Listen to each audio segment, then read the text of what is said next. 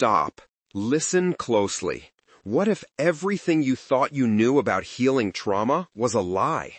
What if the root of your chronic stress, anxiety, and even physical pain isn't in your head, but etched deep within your cellular biology? You've tried the therapies, you've read the books, but you're still feeling the weight of the past. Why? Because your body is holding the score. This isn't just about mental health anymore. It's about the very fabric of your being. Dr. Aimie Apigian's #1 best-selling USA Today and Publishers Weekly phenomenon, The Biology of Trauma, is the electrifying, game-changing revelation you've been desperately waiting for. Forget outdated methods that re-traumatize or only scratch the surface. This audiobook rips open the truth. How your body absorbs fear, pain, and overwhelm on a cellular level, hijacking your health, relationships, and future. Discover the hidden, insidious symptoms, the lethargy, the brain fog, the unexplainable worry that are screaming for attention. Learn to work with your nervous system, not against it, to unleash a profound, safe, and lasting healing. This isn't just a book. It's your blueprint to reclaim your life, your energy, your authentic self.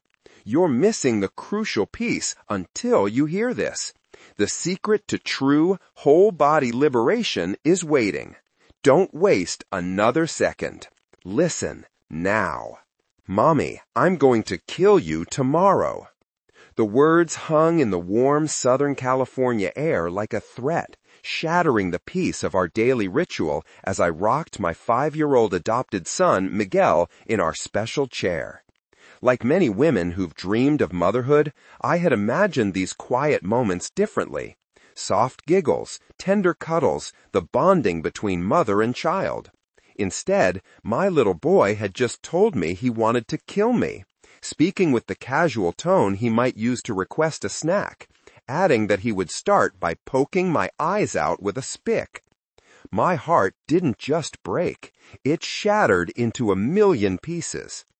Every person who has ever loved openly and deeply and been rejected knows this pain. But this felt different. This was my son, the child I had chosen, the one I was supposed to heal with my love. Despite the odds against me, being a single mom in medical school, having no experience in foster parenting, and armed only with a master's in biochemistry, I optimistically believed in the power of love. Sound familiar? I did have all the textbook knowledge about child development and attachment and the required training to become a foster parent. I had created a stable routine, bought the perfect rocking chair for bonding time, and was doing everything right. Yet here I was, holding a young child who was determined to push away the very thing he needed most, my love. Alone, feeling lost and understood by other well-meaning parents, friends, and family, I was in a low place. Yet that day in the rocking chair, I resolved to find the answers for Miguel. It would begin a journey with challenges, twists, and turns I could never have foreseen. It became both the hardest thing I have ever done and what has changed me more than anything else. It transformed not just my approach to attachment parenting and my professional career, but my growth and personal healing. As I wrestled with Miguel's expressions of trauma at home, I began noticing patterns of similar trust and attachment insecurities in my medical patients, patterns that would eventually manifest in my own life, relationships, and health in ways I didn't yet recognize. As I continued on into general surgery residency, I founded a nonprofit running weekend family camps for others parenting children with attachment and trust issues. The trauma patterns becoming clearer with the hundreds of adopted children I worked with made it impossible to ignore the similarities I was seeing in the emotional responses in my patients. This intrigued me, and it further inspired a desire to more deeply understand how trauma is held in the body. My journey led me through a public health master's, board certifications in preventive medicine and addiction medicine, and specialized training in psychosomatic medicine, functional medicine, and mental health nutrition. I even saw training in trauma therapy modalities, including somatic experiencing, neuroaffective touch, and an art narrative trauma therapy modality with internal family systems. I devoured all the information I could find. While treating thousands of patients over this time with surgical and medical conditions from autoimmunity to chronic fatigue, from pain, digestive issues, and cancer to addictions, my eyes were opening to the prevalence of unrecognized stored trauma. Through the patterns I will share in this book, I saw the common root cause for chronic health ailments being survival biology, bodies blocked from their own natural healing processes. What's more, health symptoms from stored trauma weren't just happening in those with diagnosed post-traumatic stress disorder, but in smart, capable, and otherwise high-functioning individuals, including those who never thought they had experienced trauma. I was shocked at the unrecognized epidemic of stored trauma in the body, driving chronic mental and physical health symptoms around the world. And then, in 2014, it happened to me. I became that patient. It started with a debilitating fatigue that forced me to face the background anxiety, depression, weight gain, and digestive issues I had been ignoring and pushing through. Yet labs revealed autoimmunity, and I was startled at the realization that I had the chronic health outcomes of one who had experienced childhood trauma, something to which I had never related. With my health issues at a critical point and forcing me to stop, I had to go on a different kind of journey, a deeply personal one to regain my life and health. To be honest, I was deeply afraid of it being too late for me. My body was clearly holding a large trauma burden. I went to therapy, like I had recommended to so many of my patients, and I soon found myself overwhelmed, stuck, and at times re-traumatized with the excavation of my past and childhood family dynamics.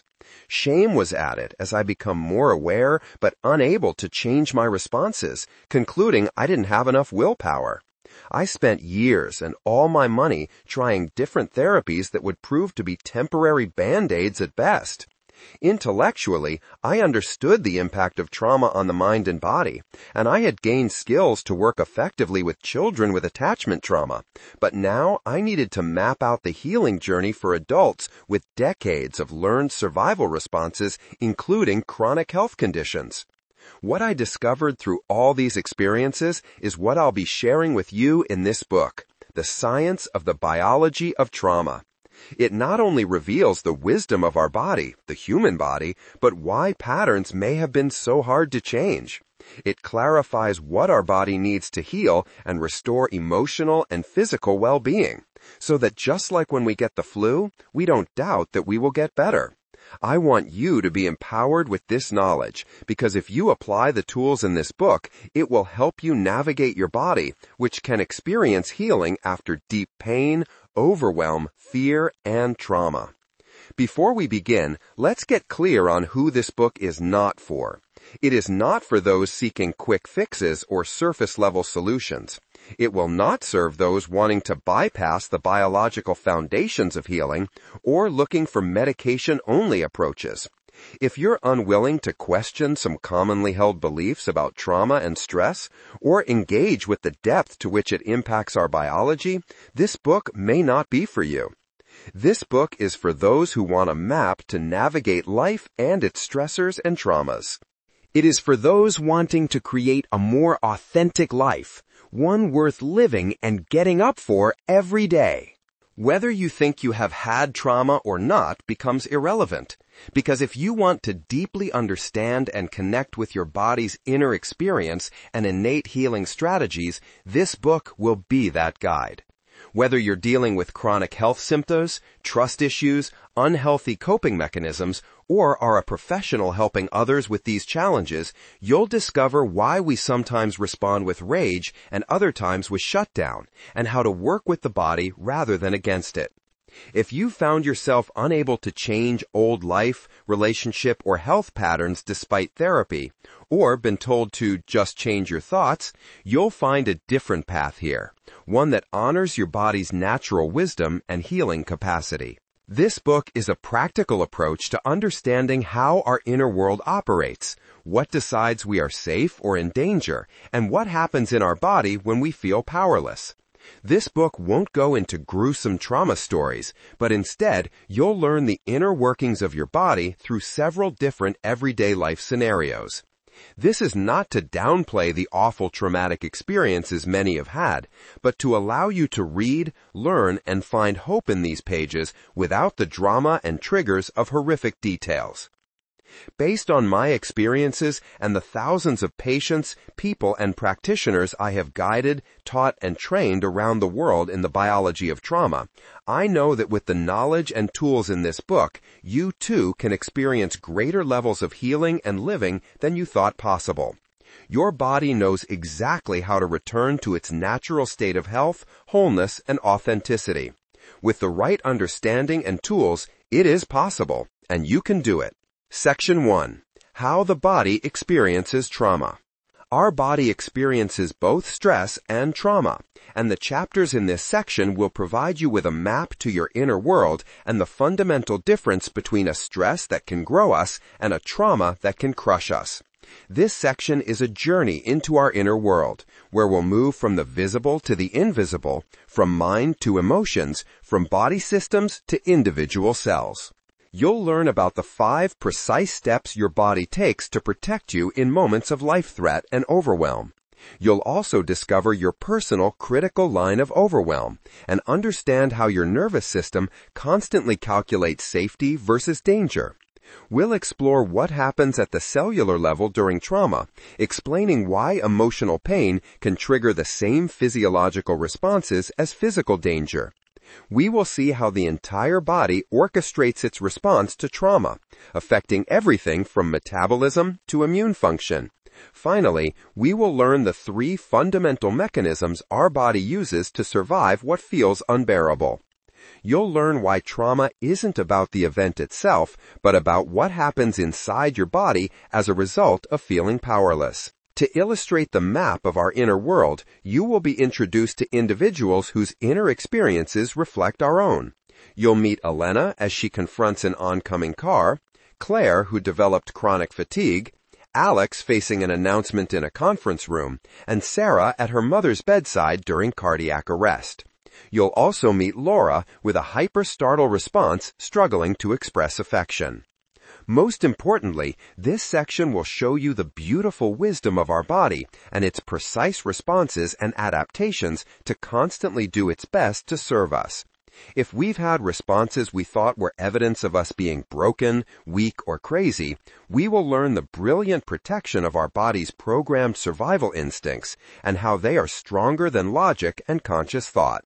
Let's start by looking at this programmed universal and instinctual trauma response that makes all trauma generate a shared inner experience between us all. The universal steps of the body's instinctual trauma response.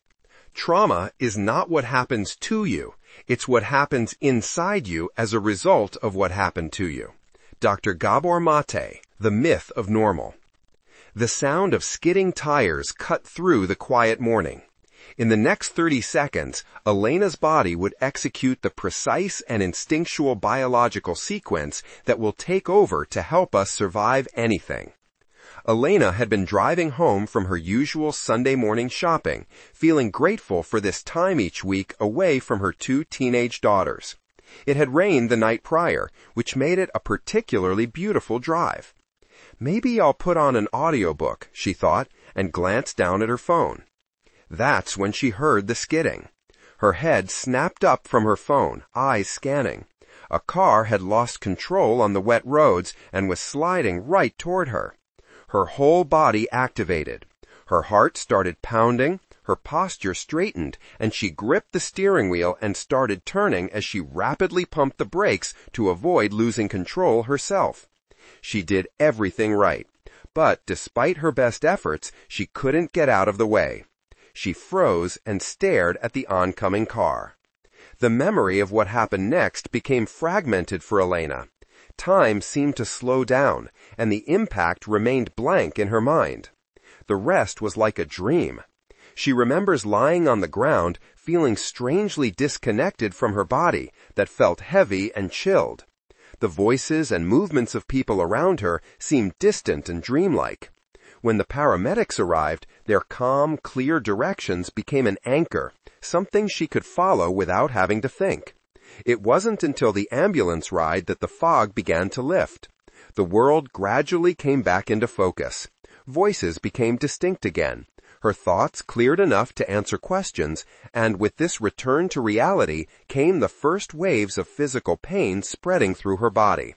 She noticed her body wanted to tremble, but, embarrassed, she blocked it.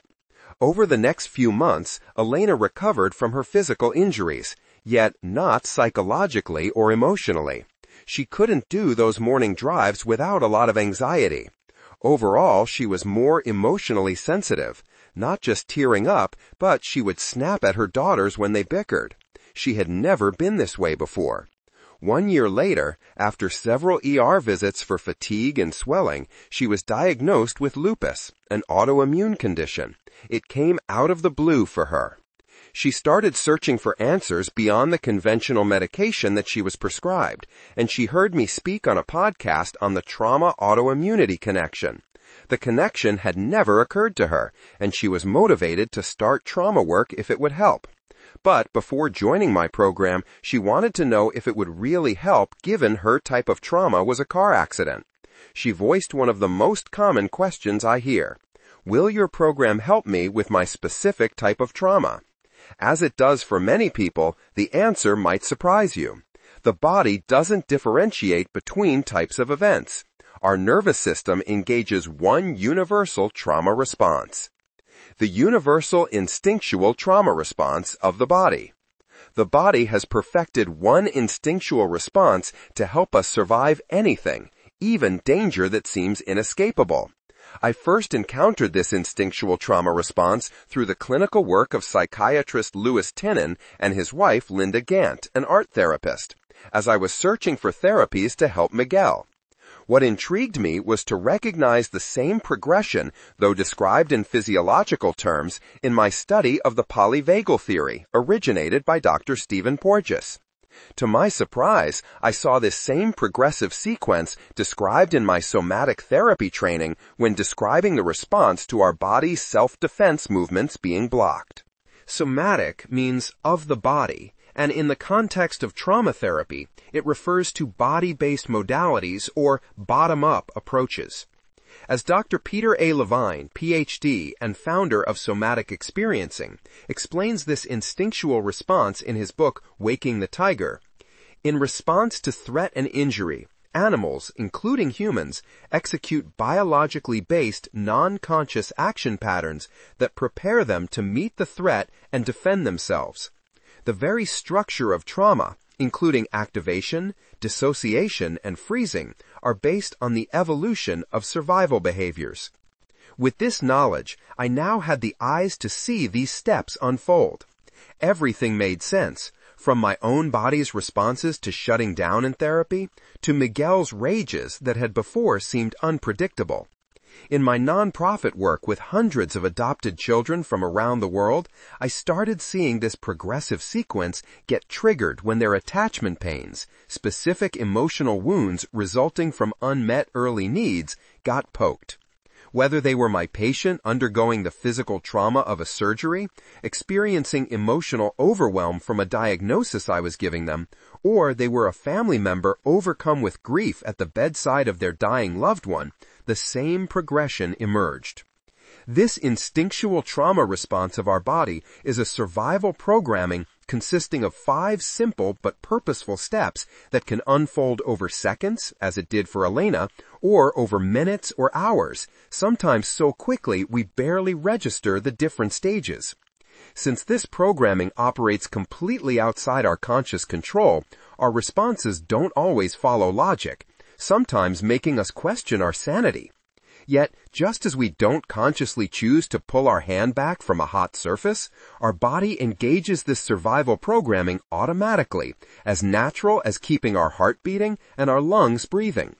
Whether we faced an oncoming car like Elena, felt powerless in our childhood family of origin, or have confronted unbearable pain in a divorce or death, our body moves through this same sequence. The triggers may differ, some being emotional and others physical, but the internal experience remains identical. This is why these 5 steps provide us with a map to our inner world, not only showing us how our body enters a trauma response, but also revealing the often overlooked path back to balance. In fact, even if our body has been holding past unresolved trauma for decades, these steps will be the map we will use to find the way back to health, wholeness, and authenticity.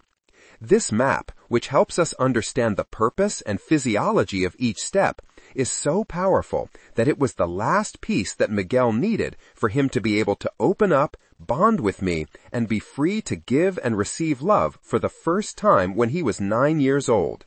At the end of this chapter, I will share with you the art narrative exercise we used for Miguel that offers these same steps of the body's instinctual trauma response.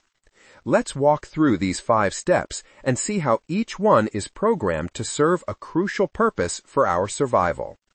Step 1. The startle.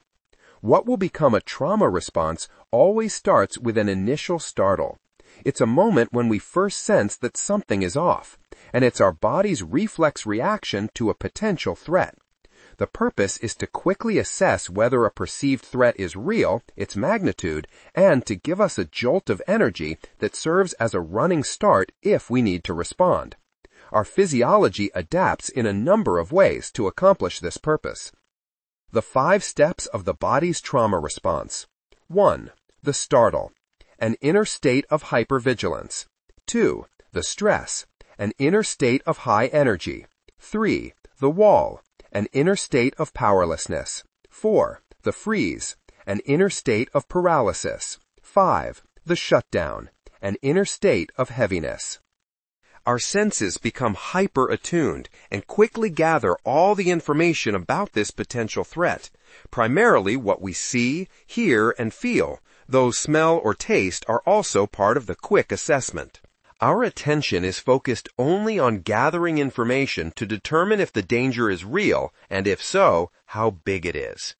This instant alertness comes from noradrenaline, a sister hormone to adrenaline that's pre-stored in our tissues, waiting for its signal.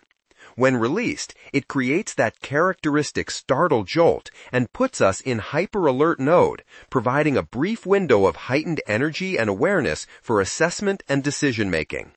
When she heard the skidding tires, Elena's body went into her startle response faster than she could consciously process the sound.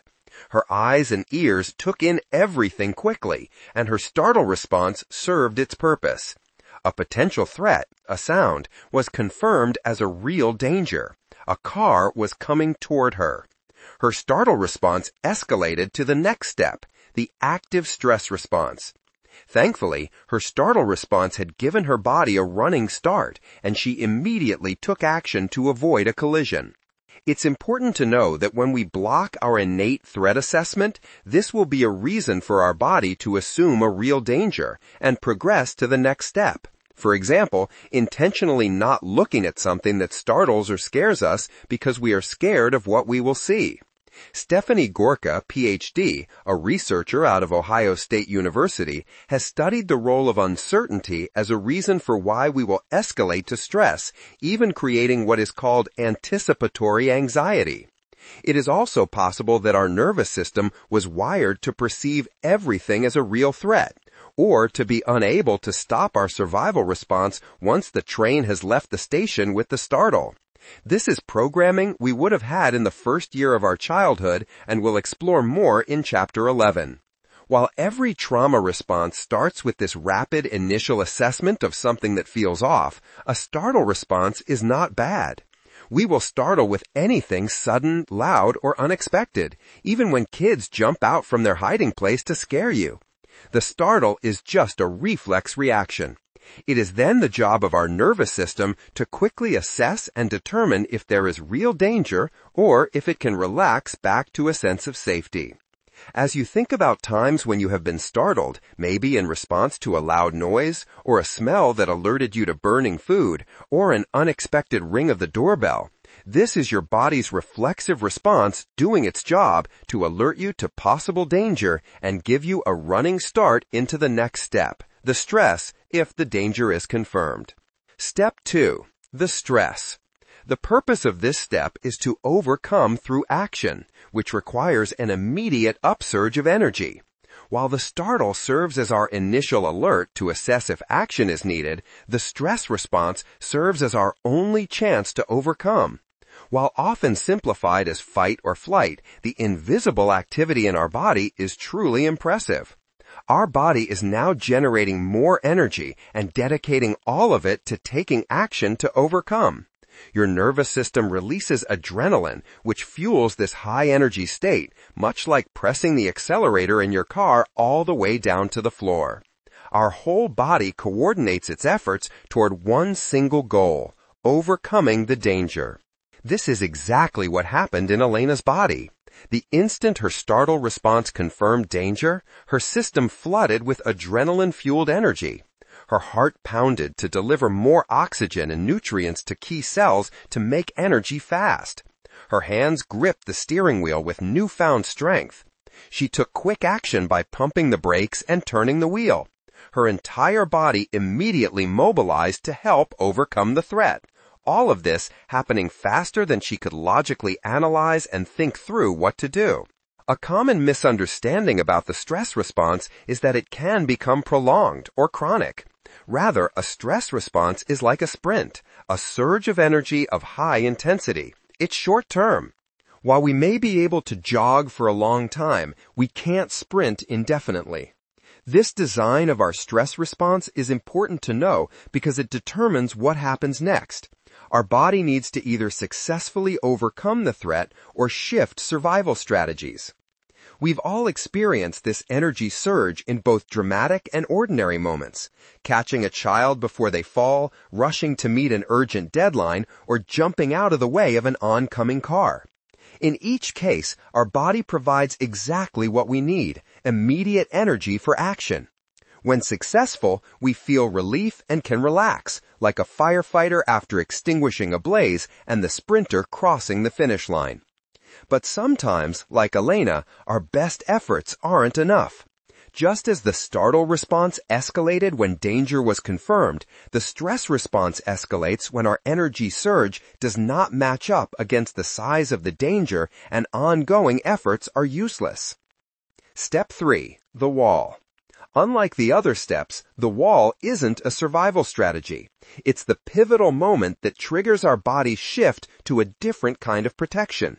From the high-energy state of stress, we hit a wall that renders us powerless. For Elena, this was the moment that, despite her stress response working perfectly, she realized she couldn't outmaneuver the oncoming car. A collision was inevitable. Imagine encountering a big dog in a dark alleyway at night. He growls, then barks, then quickly starts toward you. Your stress response activates perfectly. Adrenaline floods your system, and your legs carry you faster than you thought possible. There's a chance you'll escape. But when you turn left and face an unscalable wall, you're trapped. There is nothing more you can do. While the wall is what triggers the first step of the trauma response, it is not the wall itself nor the threat that creates the trauma. Rather, it is the internal experience of being trapped and powerless in the face of an inescapable life threat. Trauma expert Dr. Bessel van Kolk explains, preventing people from moving when something terrible happens is what makes trauma a trauma. Many experts refer to this as thwarted movement, defined as self-defense movements made ineffective. There is nothing that we can do that might make a difference. The walls we hit aren't always visible. Most often, they're invisible barriers that trap us and create just as much powerlessness. Negative self-beliefs we hold as truth from past experiences can be just as immovable as physical barriers. They are just as real and render us feeling powerless and trapped. Common invisible walls we hit can include childhood conditioning that anger isn't safe, blocking us from speaking up in self-defense. Deeply held beliefs about not being good enough, so it's best to not even try. The helplessness of watching a loved one suffer when we can do nothing to help. Can you remember moments in your life when it felt like you were powerless? When your best efforts weren't enough? This moment of hitting the wall is helpful to recognize because it changes everything. It is what makes our body change survival strategies as it crosses a line of overwhelm that we cannot uncross in the moment. Unlike the previous steps that had two possible outcomes, resolution or escalation, the wall leads to only one outcome, escalation into the freeze, the first step of the actual trauma response. Step 4. The freeze. With the wall marking our powerlessness, our body now engages its most powerful survival strategy, the freeze. While the previous steps involved energy, movement, and action, the freeze marks our entry into the trauma response, a fundamentally different way to survive when action becomes impossible. Many mistake its stillness for passive weakness, but the freeze is actually our body's strongest survival mechanism, overpowering both our adrenaline-fueled energy surge and logical thinking.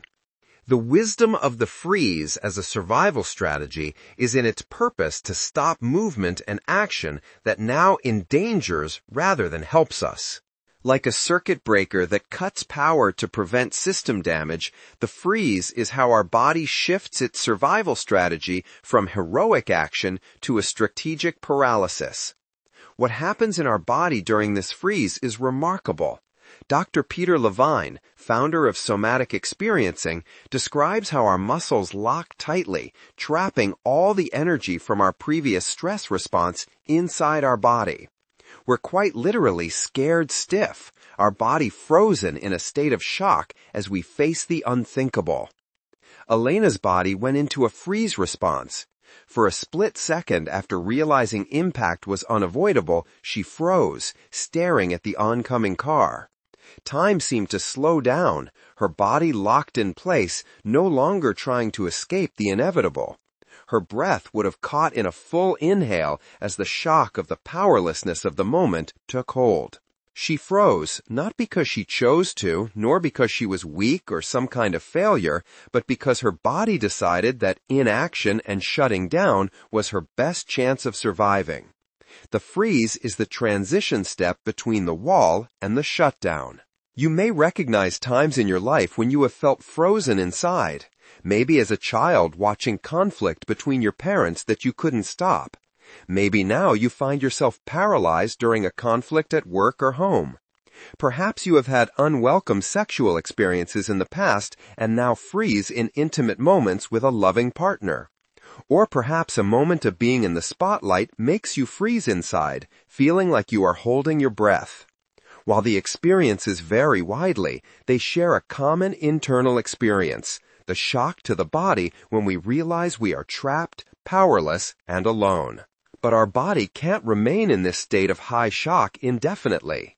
The intense internal pressure of the freeze, all that trapped energy and shock, leads our body to progress to its final protective step, the shutdown. Step 5, the shutdown. The survival strategy of the shutdown is clear. Don't die, but stay barely alive. The shutdown is our body's response to what Dr. Bessel van der Kolk defines as trauma, an experience that feels overwhelming, unbelievable, and unbearable. It is natural that a body would shut down when something feels overwhelming and unbearable. Like other mammals who freeze and shut down when trapped and powerless, our body operates on an ancient wisdom. Maybe if we play dead, the threat will go away. The shutdown helps us survive these overwhelming experiences by engaging 3 trauma survival mechanisms: dissociation, immobilization, and energy conservation. These create mental and emotional distance from sensations that feel unbearable and have us conserve energy rather than use it. These survival mechanisms, which we'll explore in depth in Chapter 6, explain why Elena felt disconnected from her body and the people around her. why she felt heavy and cold, and why even basic tasks like talking felt difficult. While the survival strategy itself is simple, managing our physiology to don't die but stay barely alive is complex. Our breath returns from the stuck inhalation of the freeze and is now slow and shallow, even irregular at times, but has to be just enough to give us the amount of oxygen to stay alive. People around us may remind us to breathe. We may feel like we want to curl into a ball. Anything that takes energy, even just talking, feels hard to do. We may feel disoriented as we have completely lost our sense of safety and don't know if we are going to be okay. We feel alone and helpless inside. You might recognize times your body has gone all the way into the shutdown trauma response. Maybe you've described this feeling as checking out, going numb, or going through the motions. Understanding that this is your body's sophisticated survival strategy can help shift how you view these experiences. The shutdown is the final step in our body's universal and instinctual trauma sequence. It shows that our bodies have an incredible innate resilience to survive, even when they have to shut down to do so. Your body knows exactly what it's doing, even if your conscious mind can struggle to make sense of the experience and the body's response. Which is why I come back to Elena's question and an exercise that can be so useful in the process to help our mind and body resolve a past trauma response. Will this help with my specific type of trauma? Remember Elena's initial question. Will your program help with my specific type of trauma? Now that we have the map of our body's universal and instinctual trauma response, we can better understand the answer. These steps reveal that trauma is not an event that happens to us, but what happens inside of us when we feel trapped and powerless. Identifying these steps clarifies times in our life we might have dismissed as just stress and allows us to understand the significance they would have had on our body when we couldn't escape a problem or change what was happening. Which is why I want to share with you a powerful exercise to reprogram that belief and record a past trauma as an event in the past for our brain and body. As it did for Miguel, it can undo the impact it still holds on us. A brain-body journey, completing your trauma response story. One of the most powerful ways to help your body know that a past experience is over and you are now safe is to draw a story of the experience with an ending that has you out of danger. To make the story make sense to our brain and feel true to our body, we draw each step, tracing the inner experience of the body through startle, stress, the wall, freeze, and shutdown. We bring in all the sensory elements of what we saw, smelled, and felt. We draw the inner sensations of our body at each of the steps. Most importantly, we draw out the story in third person, labeling each character on the page, especially ourselves, with their names. This allows us to stay in the present moment as me and not be in the story. We then draw a moment after this experience, even if it is years later or right now in the present moment, in which we are safe enough. This art narrative exercise engages both your right and left brain as you walk through what would have been the progression of the inner experience of your body. It's a way to work with both the linear memories and the fragmented sensory ones, helping to bridge what your brain still holds as an unfinished story. Using these 5 steps in a structured art narrative to bring an end to a specific story of the past is so powerful to our brain that this was the final piece that Miguel needed to shift out of survival mode and be able to open to and bond with me when he was 9. I now guide others through this same process in workshops and teach the practitioners training in my Biology of Trauma program to do the same. I want to share this process with you now, so that even with just knowledge of the body's instinctual trauma response and each of the steps, you can engage with it in a very practical and helpful way. To help guide you in how to do this powerful exercise safely, I've created detailed step-by-step instructions available at biologyoftrauma.com/book and provided a video guiding you through the process.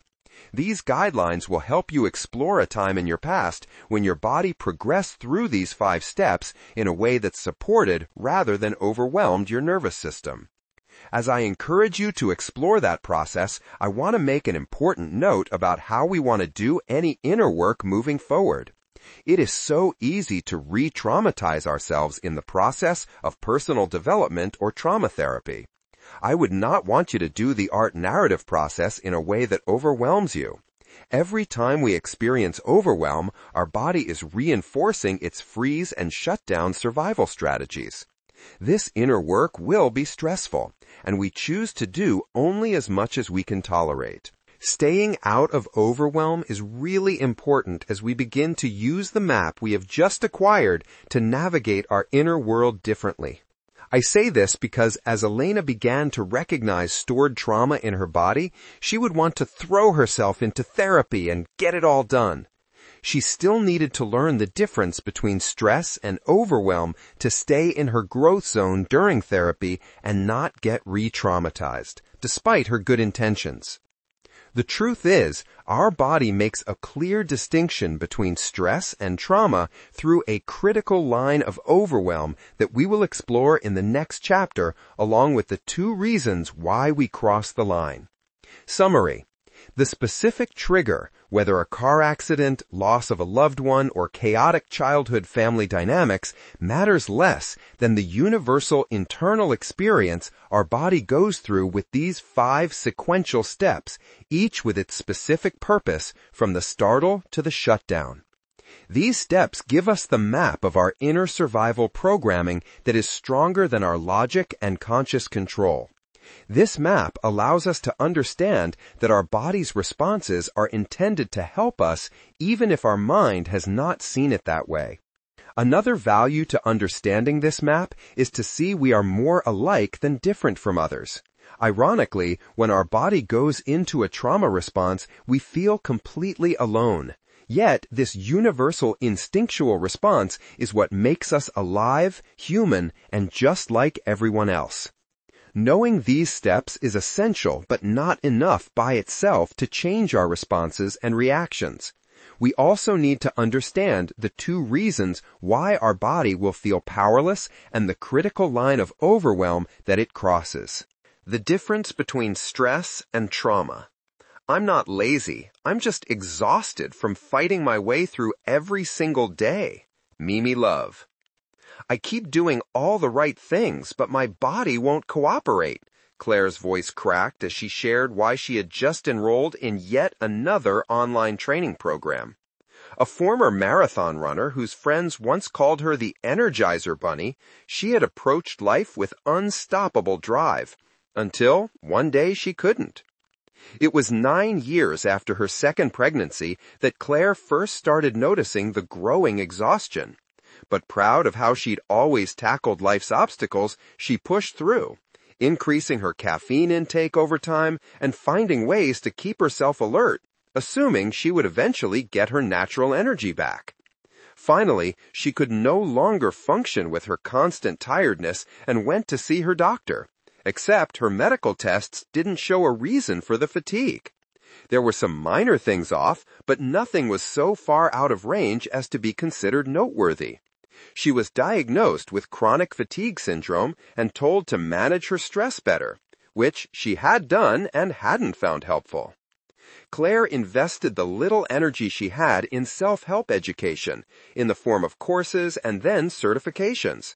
It was difficult for her to hold a full-time job with her unpredictable energy levels and the moods that came with the fatigue crashes. And her husband, Mark, helped her set up a life coaching business where she could teach the mindset, meditation, and breath work she was now a master at. Yet, this hadn't been enough, and her desperation for answers kept leading her to more and more courses, treatments, and therapies. When Claire found my Biology of Trauma program, she wasn't looking for trauma healing. In fact, she didn't think that she had experienced trauma. She was looking for answers for her fatigue. Claire secretly wondered if she was broken forever. How could someone who understood so much about wellness feel so unwell? She just wanted the fatigue to go away. What she didn't realize was the message her body was trying to communicate. A message of overwhelm that would explain not only her fatigue, but also the postpartum anxiety, mood swings, and digestive issues she'd battled, but always pushed through. As she began her foundational journey with me, she finally could hear her body's message. The fatigue was a manifestation of the shutdown state. Her body was not stressed, but in a trauma response from having crossed the critical line of overwhelm. The critical line of overwhelm.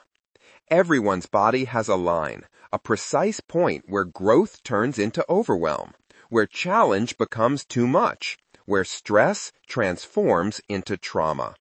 As a surgeon, I first recognized this line in the operating room. Every tissue has its breaking point. Kenneth was my first bicep repair patient at the Veterans Affairs Hospital during my surgery residency. That morning had started like any other day at the gym for him. As he began his usual weight training routine, he decided to push himself a bit more. Time to go to the next level, he thought. The first few reps felt good, challenging but manageable. But then he heard a loud pop as the weight dropped from his right arm. Looking down, Kenneth saw his bicep bunched up in the middle of his arm, no longer connected to his shoulder where it should be. He had crossed the line between what would grow his muscles and what would break them. Just as Kenneth's bicep had a precise breaking point, our body has an exact line between what grows us and what breaks us. A critical line of overwhelm marks the difference between stress and trauma. Stress energizes, while trauma depletes us. When we remain on the stress side of the line, challenges strengthen us. But when in overwhelm, there is no growth. This line fits into the universal 5-step trauma response of the body from the previous chapter. The startle and stress responses occur on the growth side of the line, when we still have the capacity to respond effectively. But when we hit the wall and experience powerlessness, we cross the critical line of overwhelm into the freeze and shutdown steps. During my years in clinical practice, I heard the difference between the growth side and overwhelm side of the line in what my patients would say. Some would come in asking, "What can we do about this?" They were still on the growth side of the line, their stress response energizing them to take action. Others would start with, "It's just too much." They had already crossed into overwhelm, their energy depleted by trauma. What fascinated me as a research physician was how consistently this distinction predicted the degree of their symptoms and their response to treatment. The more in overwhelm they were, the worse their symptoms and the less effective treatment would be. Which is why understanding this line in ourselves is important if we want to stay in growth, in positive change in our life, relationships, and health. As Claire came to realize her body was crossing the critical line of overwhelm with her chronic fatigue, she understood why her stress management techniques had fallen short. Now she needed to understand why her body was crossing the line into overwhelm so she could use more effective tools. The 2 reasons we cross the critical line. Our body crosses the critical line of overwhelm for 2 distinct reasons: too much too fast and too little for too long. Imagine holding a heavy rock above your head. Your muscles strain, engaging your stress response to meet the challenge. As long as you can hold it up, your body remains in the energy surge step to successfully overcome the stress of the weight. But the moment you become unable to hold the rock up, your inner physiology changes. Instead of holding the rock safely above your head, it comes down on you, crushing you with its weight. There are 2 reasons why that rock might crush you, and they are the same reasons why anything in life will either grow us or crush us. The first is too much too fast. If, from the beginning, the rock was too heavy, it would be an example of too much too fast for you.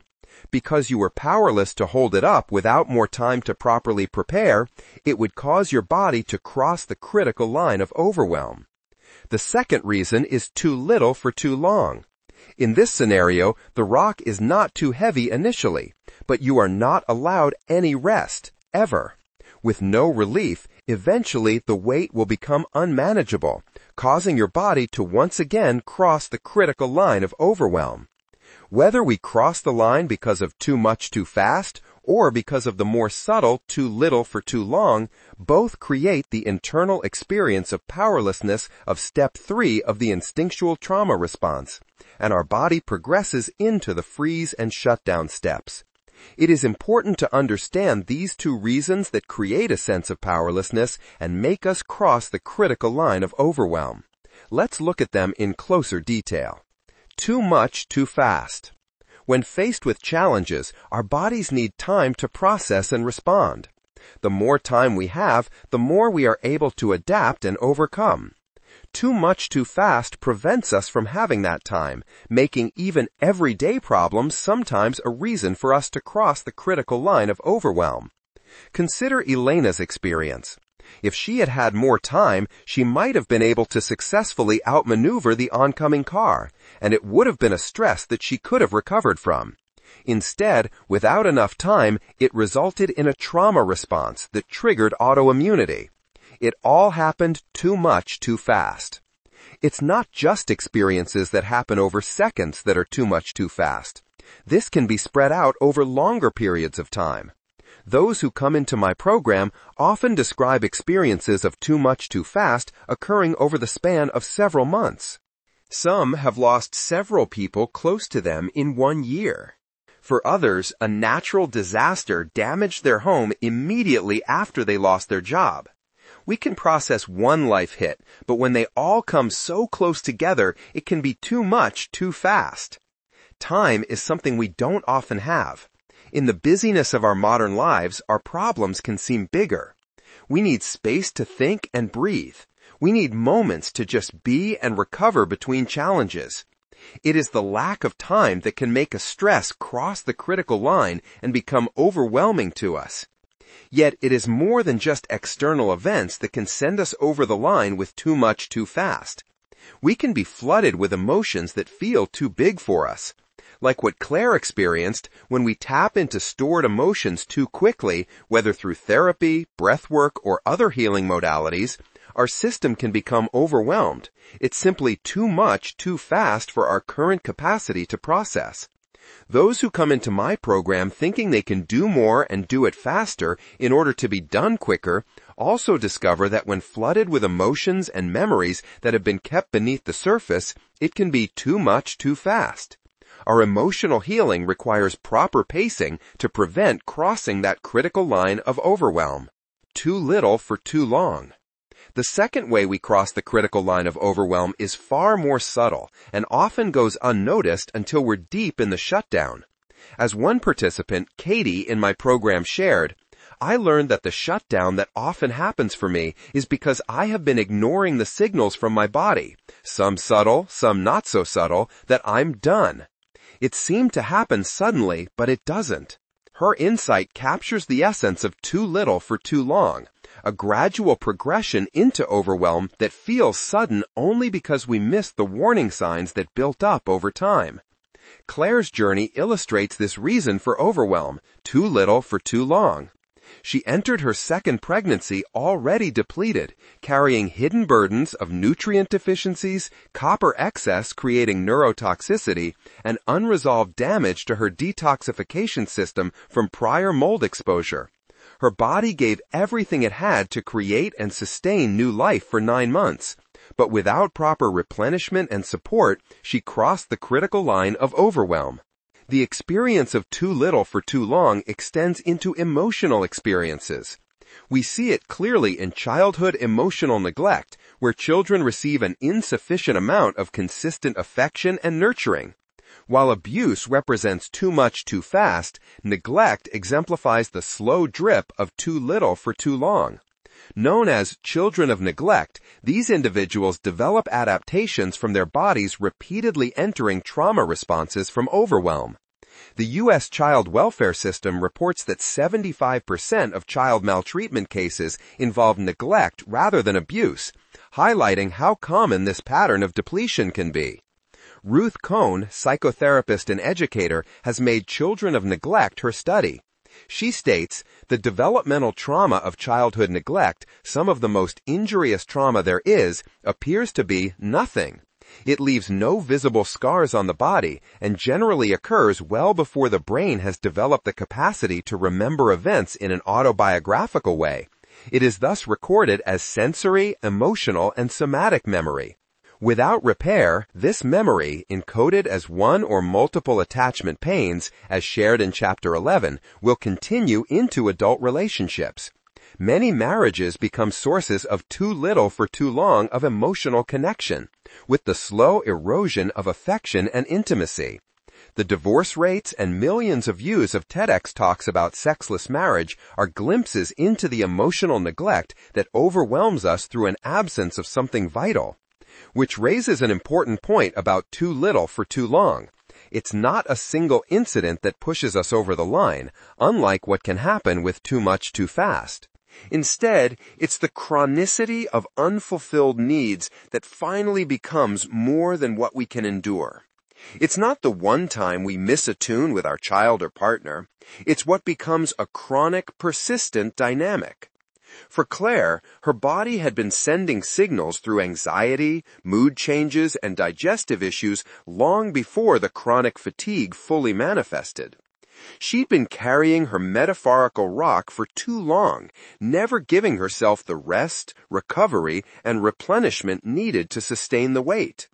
It wasn't that the challenges in her life became too much. Her capacity to meet them steadily diminished through accumulated depletion. Even a weight that initially feels manageable becomes overwhelming when we chronically ignore our body's physical and emotional needs for support and recovery. The combination. By the time individuals enter my program, they often recognize both patterns operating in their lives. Too much too fast, layered upon too little for too long. Claire's experience illustrates the combination of both reasons perfectly. While her chronic fatigue developed from the gradual depletion of too little for too long, her body would now react to any sudden increase in demand as too much too fast. Physical activity could easily become too much too fast. She had to keep her pace to walking, even if her mind told her she should jog. If she scheduled too many clients in one day, if a client became angry and demanded a refund, or if she had an intense therapy session exploring childhood-family relationships, Claire's already depleted body would find these to be overwhelming. Elena's story reveals this combination from another angle.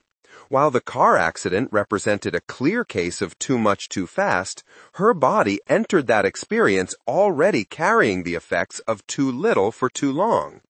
The autoimmunity that emerged a year after her accident reflected not just the acute trauma of that moment, but the combined impact of both patterns. Her immune system, already taxed from chronic depletion, could not maintain balance when faced with the overwhelming acute stress.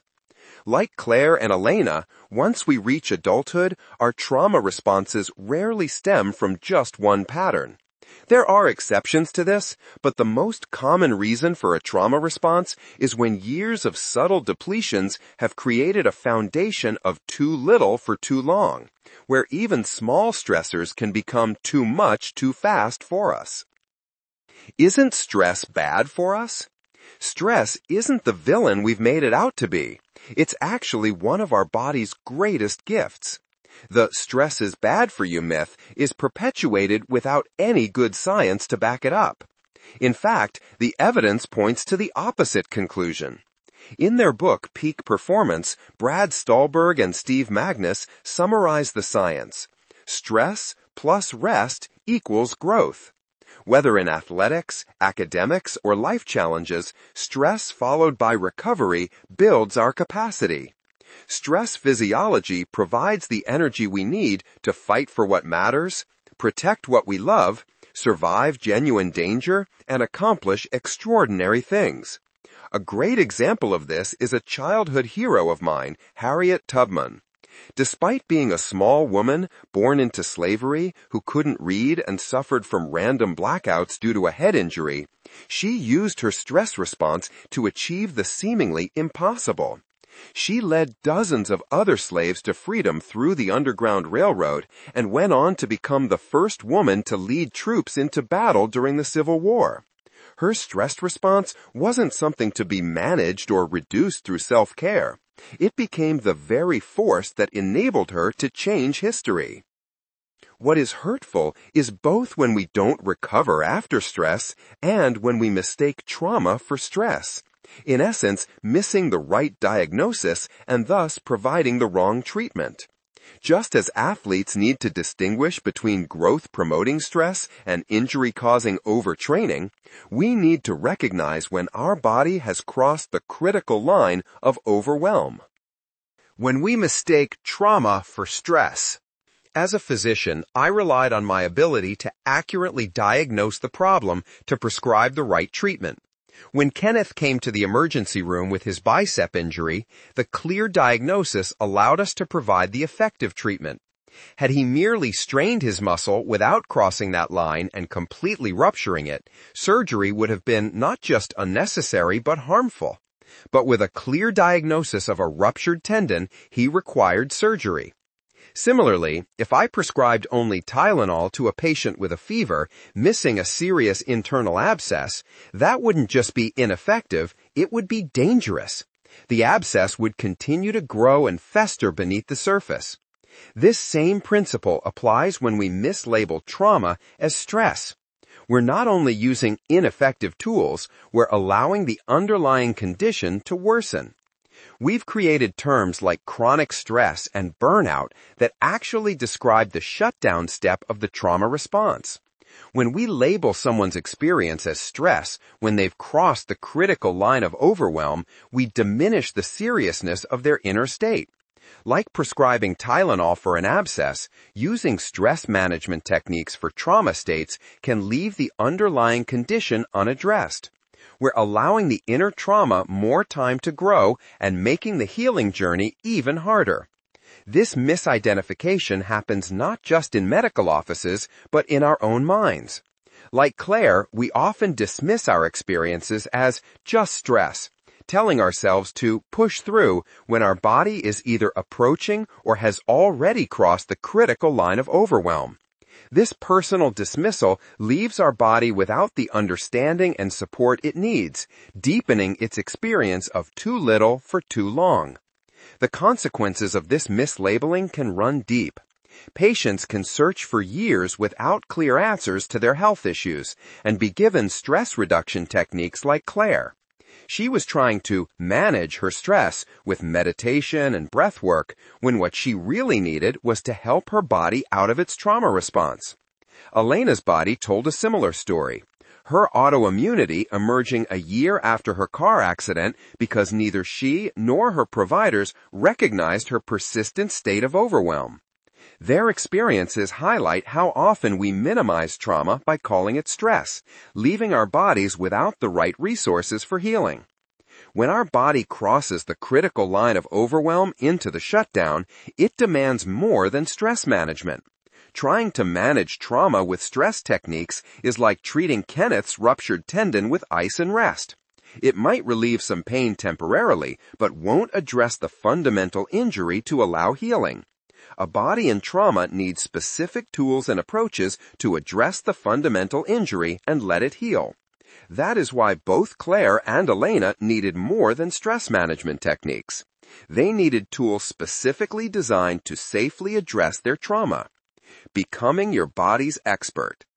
You may have had experiences of seeking assistance from practitioners, whether medical or mental health, who didn't recognize your inner state and misprescribed treatment, giving you stress management techniques when you needed tools for addressing underlying trauma. This is very common, since this science is not taught in our medical training. Until I pieced together the steps and critical line of overwhelm from my own experiences and outside training, I too prescribed stress reduction techniques for what I now recognize as trauma responses. While most practitioners don't yet understand the science of stress and the biology of trauma, I don't want to discourage you, but I want to offer you a different perspective, one that sets you as the expert in your own body. Think about your own life for a moment, the times when you felt stretched but resilient, and the times you felt crushed and defeated. These are internal experiences, not external events, and you are best positioned to discern your inner state. Rather than trusting another to assess your inner world, you can become the expert in your body, knowing when you're in a stress or trauma state. To help you become the expert in your own nervous system, I've created a nervous system journal for you. This is the same one I use with all my biology of trauma health coaching clients. This journal will help you track your inner states throughout the day, learning to distinguish between stress and trauma responses in your body. You can download this for yourself along with an instructional video at biologyoftrauma.com/book. Overwhelm or trauma? As Claire went through the biology of trauma professional training with me and learned about the critical line of overwhelm, she came to recognize many times that she had experienced trauma and had mislabeled it as stress. She had worked for over 10 years in one of the most dangerous cities as a police officer. She had witnessed colleagues die in the line of duty, survived a serious car accident, and lived with her family amid gang violence. She had always resisted using the word trauma for herself, thinking it only applied to victims of terrible crimes and frontline soldiers, something that, despite her work, she never felt applied to her. That's just life, she had thought, not trauma. We too can often minimize our experiences, missing the signs that our body has crossed into overwhelm. We can also feel resistance to the word trauma, and if so, you're not alone. Feel free to use the word overwhelm instead. What matters isn't the terminology, but recognizing when your body has crossed a critical line of overwhelm and needs different tools than stress management techniques. What determines where this critical line lies within each of us? In the next chapter, we'll explore the fascinating way our nervous system constantly assesses safety and danger through a process called neuroception, determining exactly where our critical line of overwhelm is every moment. Summary. In this chapter, we discovered that what separates stress from trauma isn't the event itself, but an internal line that our body has, called the critical line of overwhelm.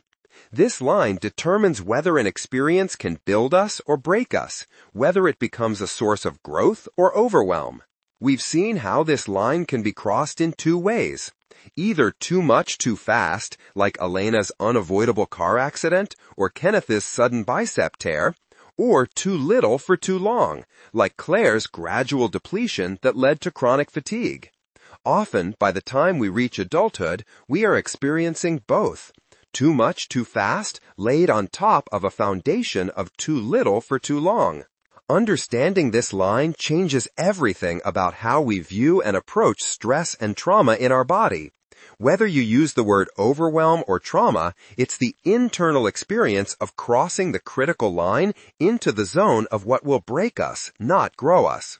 I encourage you to download your own nervous system journal that will help you track your inner states throughout the day and see how much time you spend in each. It is yours along with an instructional video at biologyoftrauma.com/book.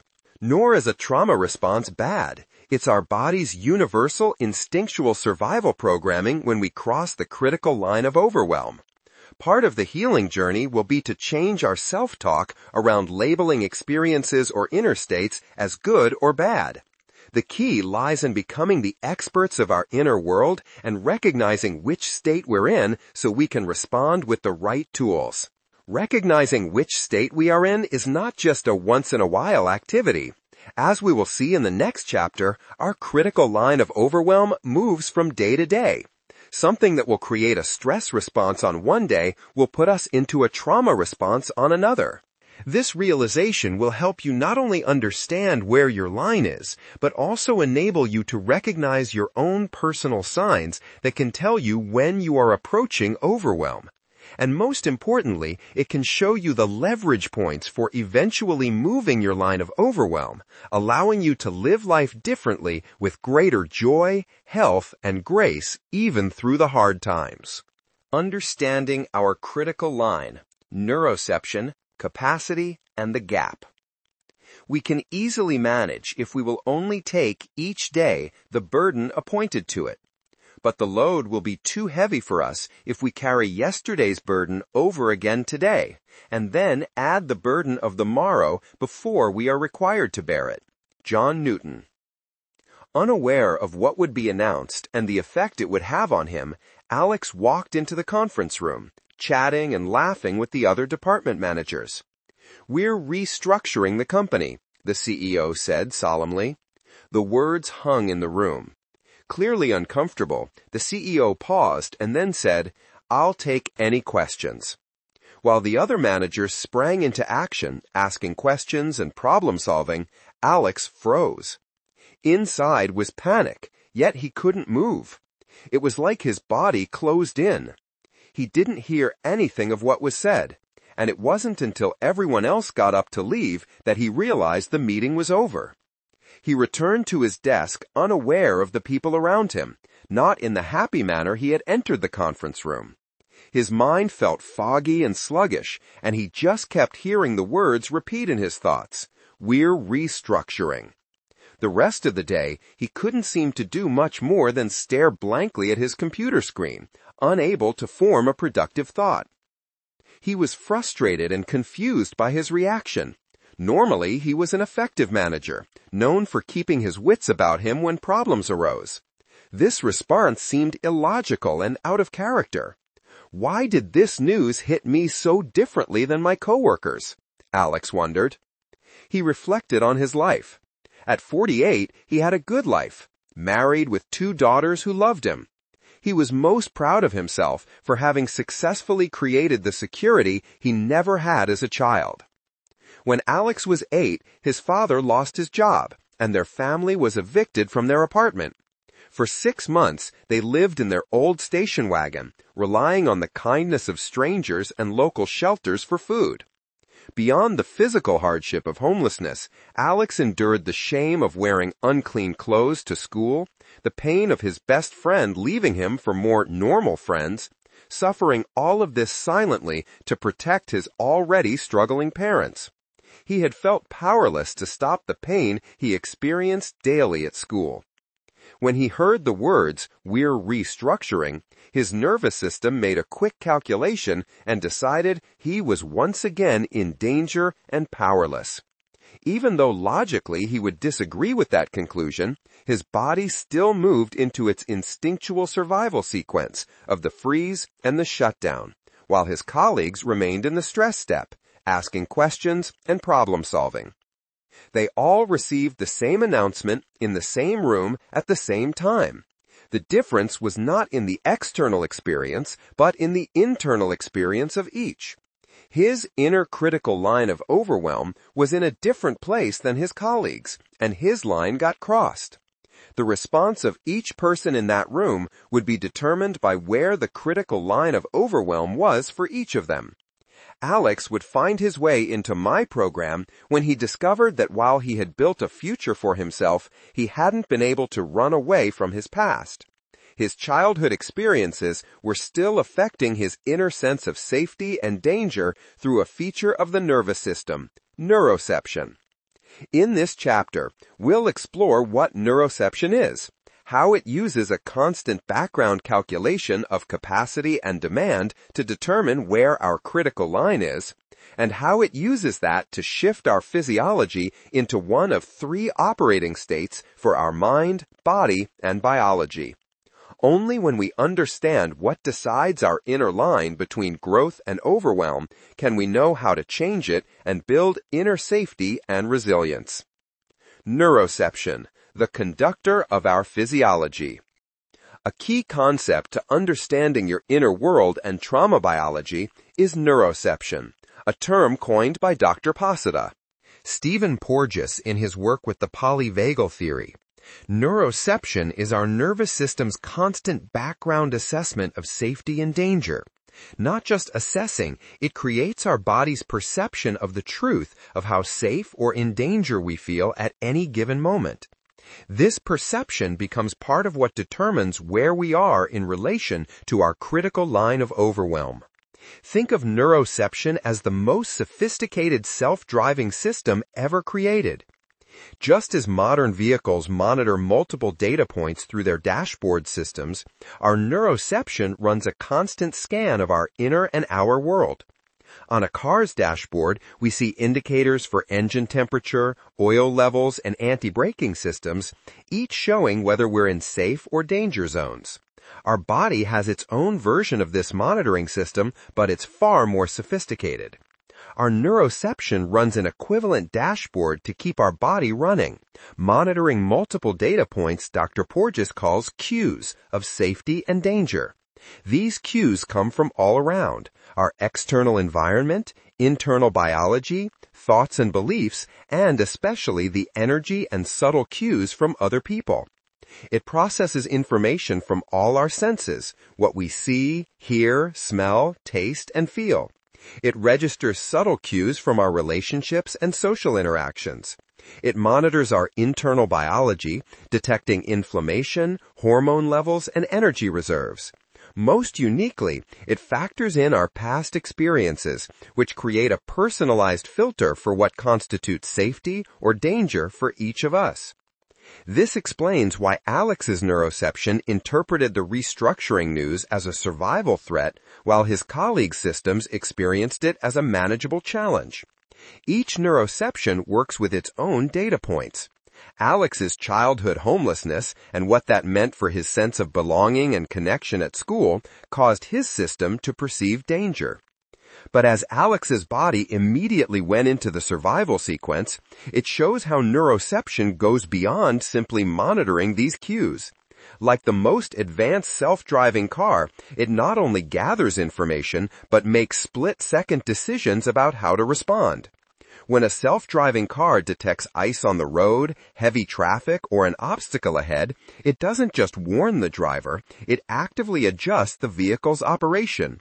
It might slow down, change lanes, or engage emergency braking, depending on the severity of the threat. Our neuroception works the same way, but with even greater sophistication. It processes all incoming data to make one crucial calculation. Does our current capacity meet the demands we're facing? Based on this calculation, it directs our physiology into the most protective operating state. When all systems show safety, we cruise smoothly in our calm, alive state. When demands increase but remain manageable, we shift into our energized stress state. And when danger exceeds our capacity, our emergency systems engage the trauma response. Before we look at its more complex role of driving itself, let's look at the two key factors in neuroception's constant calculation: our capacity versus the danger we face. Capacity. Our capacity can be understood as a bank account that receives both deposits and withdrawals. The total currency in the account reflects our ability or capacity to meet life's joys, demands, and dangers. While a financial bank account deals in dollars and cents, our capacity account deals in energy, resources, and resilience. By understanding what builds our capacity through deposits into this account, we can understand why we cross the critical line of overwhelm. The deposits that build our capacity come in many forms.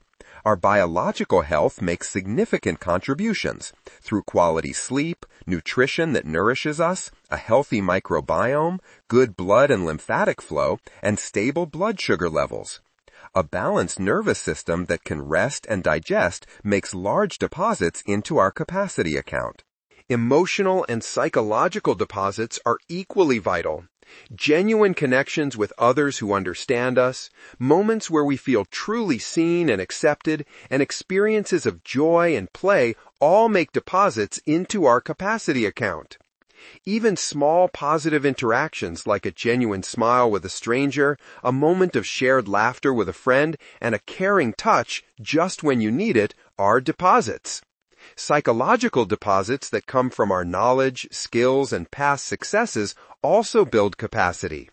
Each time we learn something new or successfully navigate a challenge, we make a deposit.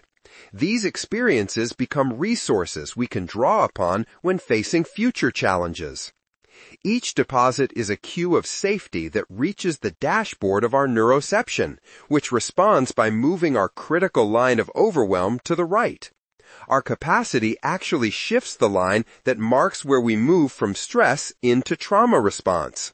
The more capacity we have, the more energy we can mobilize in our stress response before we reach a point at which we feel powerless.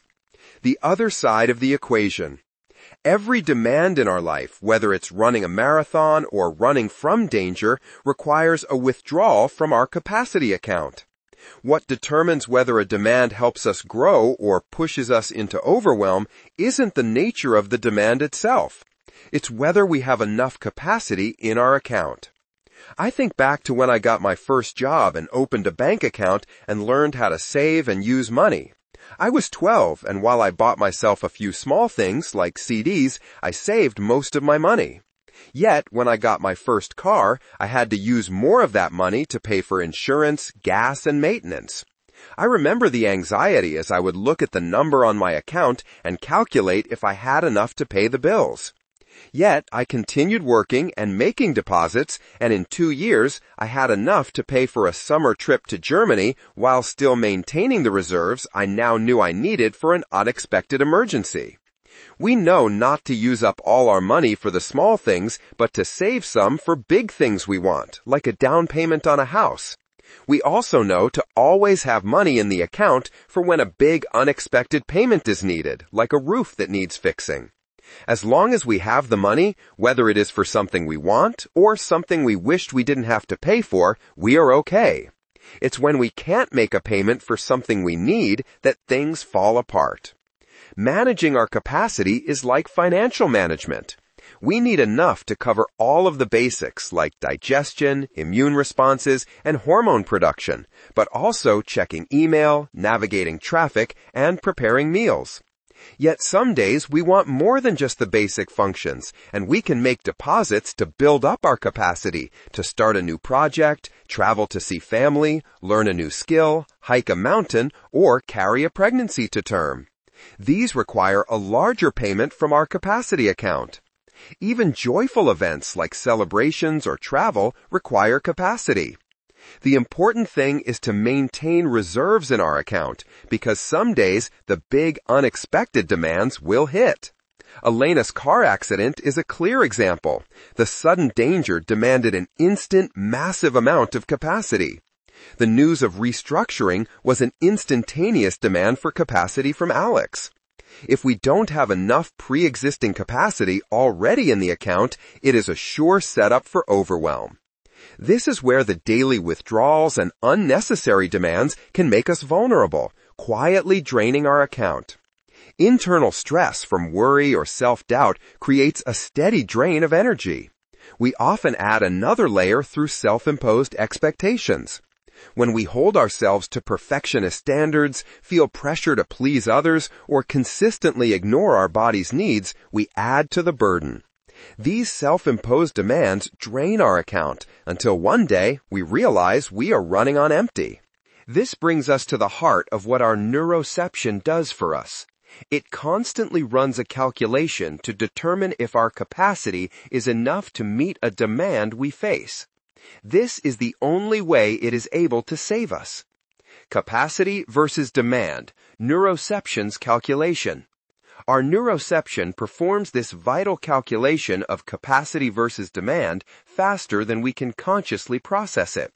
Like a car's computer system that shuts down the engine before it can implode from overheating, our neuroception steps in to protect us when demands exceed our capacity. Let's see how this calculation works in real situations.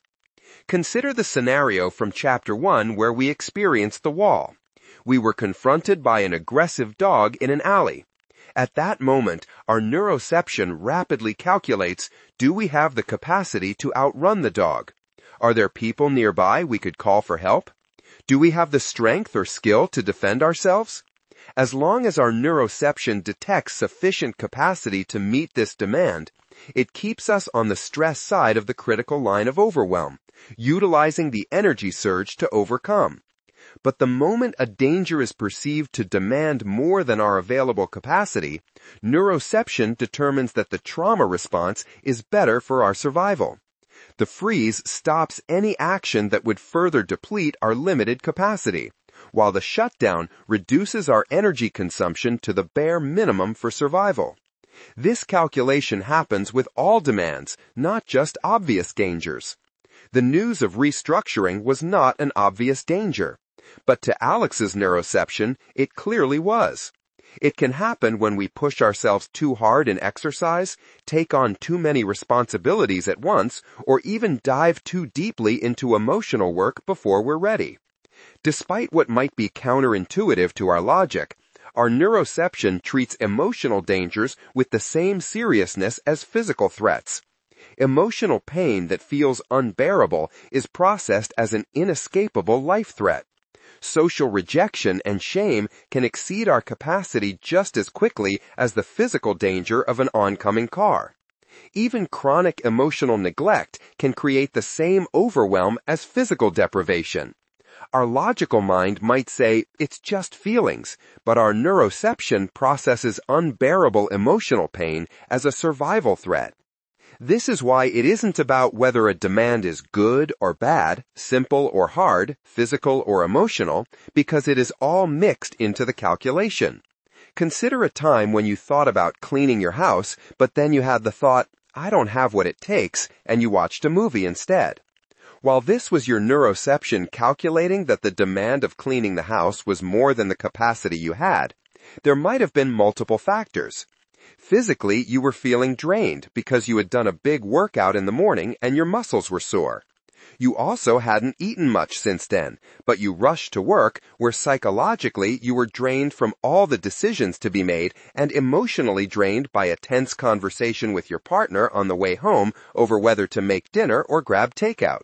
Your neuroception was looking at your capacity account and saying, we don't have what it takes now to clean the house. Yet all too often we counteract these messages from our body with logic. Perhaps driven by perfectionism, we push ourselves, telling ourselves that we are lazy if we do not clean the house right away, grab another cup of coffee, and override the message from our body. This is how Claire found herself in an experience of too little for too long, having pushed herself without making regular deposits back into her capacity account. And overriding our messages of depletion is often the reason why we cross the critical line of overwhelm and wonder why we are in the shutdown. This constant calculation considers every type of demand, the visible and invisible, external and internal, real and anticipated. Through this precise measurement of our capacity against demands, our neuroception determines which of three operating states will best serve us in any given moment. Let's explore these three states that each create specific physiology, energy, thoughts, and moods. 3 operating states directed by neuroception. Much like a car has different operating modes, our body has 3 distinct operating states that help us navigate life's varying conditions. Each state serves a specific purpose. The calm, alive state lets us cruise smoothly through daily life. The activation state provides power for life's challenges, and the trauma state acts as our emergency brake when demands exceed our capacity. These states are directed by neuroception, working through our autonomic nervous system, the branch of our nervous system that automatically controls our bodily functions without our conscious direction. While this automatic control system keeps us alive by maintaining basic functions like breathing and heart rate, the specific state we're in determines exactly how these functions operate. Just as a car performs differently in cruise mode versus sport mode, each state commands our organs, tissues, and cells to function in unique ways. Like a sophisticated vehicle responding to both road conditions and internal systems, our physiology shifts between these 3 completely different operating states based on neuroception's constant calculation of our capacity and demands. Let's explore how each state functions and why our neuroception might choose it. The calm, alive state.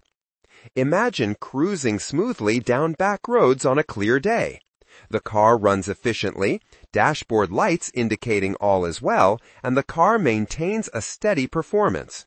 This is what I call our calm alive state, known scientifically as our ventral vagal or parasympathetic state. When neuroception detects plenty of safety cues and manageable demands, it directs our physiology into this optimal operating mode where we feel safe, secure, creative, and full of hope for the future. In this state, our body systems work in harmony, with good digestion, steady heart rate, clear thinking, and an ability to connect with others. Like a car in cruise mode getting its best fuel efficiency, this middle energy state is where we operate most effectively. This is where we have full access to our capacity account, making more deposits through rest, joy, and nourishment than withdrawals. We are in our best health and as our best selves in the calm, alive state. The activation state. Suddenly, you realize you're late for an important meeting. Because the consequences of being late are significant, you switch gears, literally. You get super focused, turn on the sport mode, and drive at high speed with precision and skill. Burning through fuel, this speed is unsustainable, but you hope the higher performance will get you to your destination on time. The dashboard displays all the signs that you are pushing the car to its peak performance. This mode is equivalent to the operating system in our body I call the activation state, which contains the first two steps of the instinctual trauma response, the startle and the stress. But like a car in sport mode and the sprint we experience with the stress response, we can't sustain this state indefinitely because of the significant demands it makes on our capacity. The trauma state. Imagine now that the car has been pushed beyond its capacity for the road conditions and starts to lose control. Like the self-driving car that it is, it engages its own emergency brake faster than any driver could consciously process the danger and respond. So it is with our body. When pushed beyond our capacity, whether we've hit the wall through too much too fast or too little for too long, our body activates its third physiological state I call the trauma state. The polyvagal scientific term is the dorsal vagal response, a whole body response we will explore further in Chapter 5. This operating state contains the last two steps of the survival sequence, the freeze and the shutdown, and its physiological function is to conserve energy. In the freeze, we're like a car with both the gas pedal and emergency brake engaged, caught in the shock of powerlessness, unable to move forward or back. The shutdown follows as our body fully commits to energy conservation, like taking our foot off the gas while keeping both the foot and emergency brakes engaged. We might experience this as fatigue, disconnection, or a sense of heaviness in this physiological state. When we find ourselves unable to engage with life the way we used to, watching from the sidelines as others seem to manage what feels impossible to us, we're likely in this protective state. It can feel sudden and dramatic like Alex in the conference room, or it can be slow and have a gradual onset like Claire with her exhaustion that grew into chronic fatigue episodes after her second pregnancy. We can try to fight our responses, analyze them, and even shame ourselves over them, like Alex did while reflecting on his response in contrast to the others. But the simple truth is, inside each of us is a calculation of capacity versus demand. While his colleagues remained in an activation state, Alex's neuroception had already engaged its emergency brake. Reality and logic did not have a role in his neuroception's calculation. It determined that shutdown was necessary for survival, and our body will always prioritize survival over performance, even when our logical mind disagrees with its calculation. This brings us to an important quality about our neuroception, its calculation, and these three operating states. They are dynamic responses that constantly shift. Any other day, Alex might have also been able to stay in an activation state, and he could learn how to do so. Let's explore how this shifting between operating states works, how this helps us, and why the same challenge might energize us one day but overwhelm us the next. The dynamic nature of our states and critical line. Think of driving the same road at different times, but as we turn a corner, there is mud from a recent flood. Or maybe we notice the engine starting to overheat. Both require us to shift our driving mode. Whether due to external or internal conditions, living, just like driving, is a dynamic process of constant adjustments. Directed by its conductor, neuroception, our autonomic nervous system operates with this level of agility, quickly or slowly shifting between states, whatever the conditions call for. Each time we face a demand, our nervous system performs a fresh assessment. How much capacity do we have right now? What other demands are we carrying? How supported do we feel in this moment? The unconscious nature of this background calculation and shifting of states will master us until we bring it to our conscious awareness. Take note of this study published in the Proceedings of the National Academy of Sciences in 2011. It looked at over 1,000 parole rulings made by 8 judges. The researchers found that after the judges took a break, 65% of cases were granted parole. The highest percentage of favorable rulings happened at the beginning of the day, steadily declined to nearly 0%, but would have a peak of 65% favorable rulings after lunch break, only to drop again to nearly 0% further out from a break. Whether we are conscious of it or not, our capacity constantly fluctuates, even just based on our mental fatigue. When we are not conscious of it, our body will respond in ways that feel confusing, frustrating, and may have consequences to others. Have you noticed that some days we handle life's challenges with ease, while other days similar situations send us into overwhelm? Maybe we handle work stress fine when we're well rested and our workspace is organized, but that same stress sends us across our critical line of overwhelm when we're fighting a cold or arrive having just been cut off in traffic. Maybe if we also took regular breaks, nourished our bodies with good food and movement, even took an early afternoon nap to restore our capacity, we would not yell at our partner for their quirks we used to find endearing. Yesterday's capacity won't help us today. This was where Claire had gotten stuck with her journey. She used to be the Energizer Bunny, but her large capacity before her pregnancies wasn't helping her now. Some days she could handle basic tasks with ease, while other days similar activities would trigger a fatigue crash. She would need to learn the dynamic nature of her capacity and to know when she was approaching her critical line of overwhelm so she could pull back instead of push through. To do this, she was learning how to connect with her body, starting in the foundational journey work with me. As she put it, I've always lived in my head. It's time to actually live in my body. While on the surface, Claire and Alex were very different, they would both come to recognize that patterns from their childhood experiences were still affecting them. Claire had not realized that she had childhood experiences that were a trauma for her body, and Alex was sure that he had left his experiences in the past.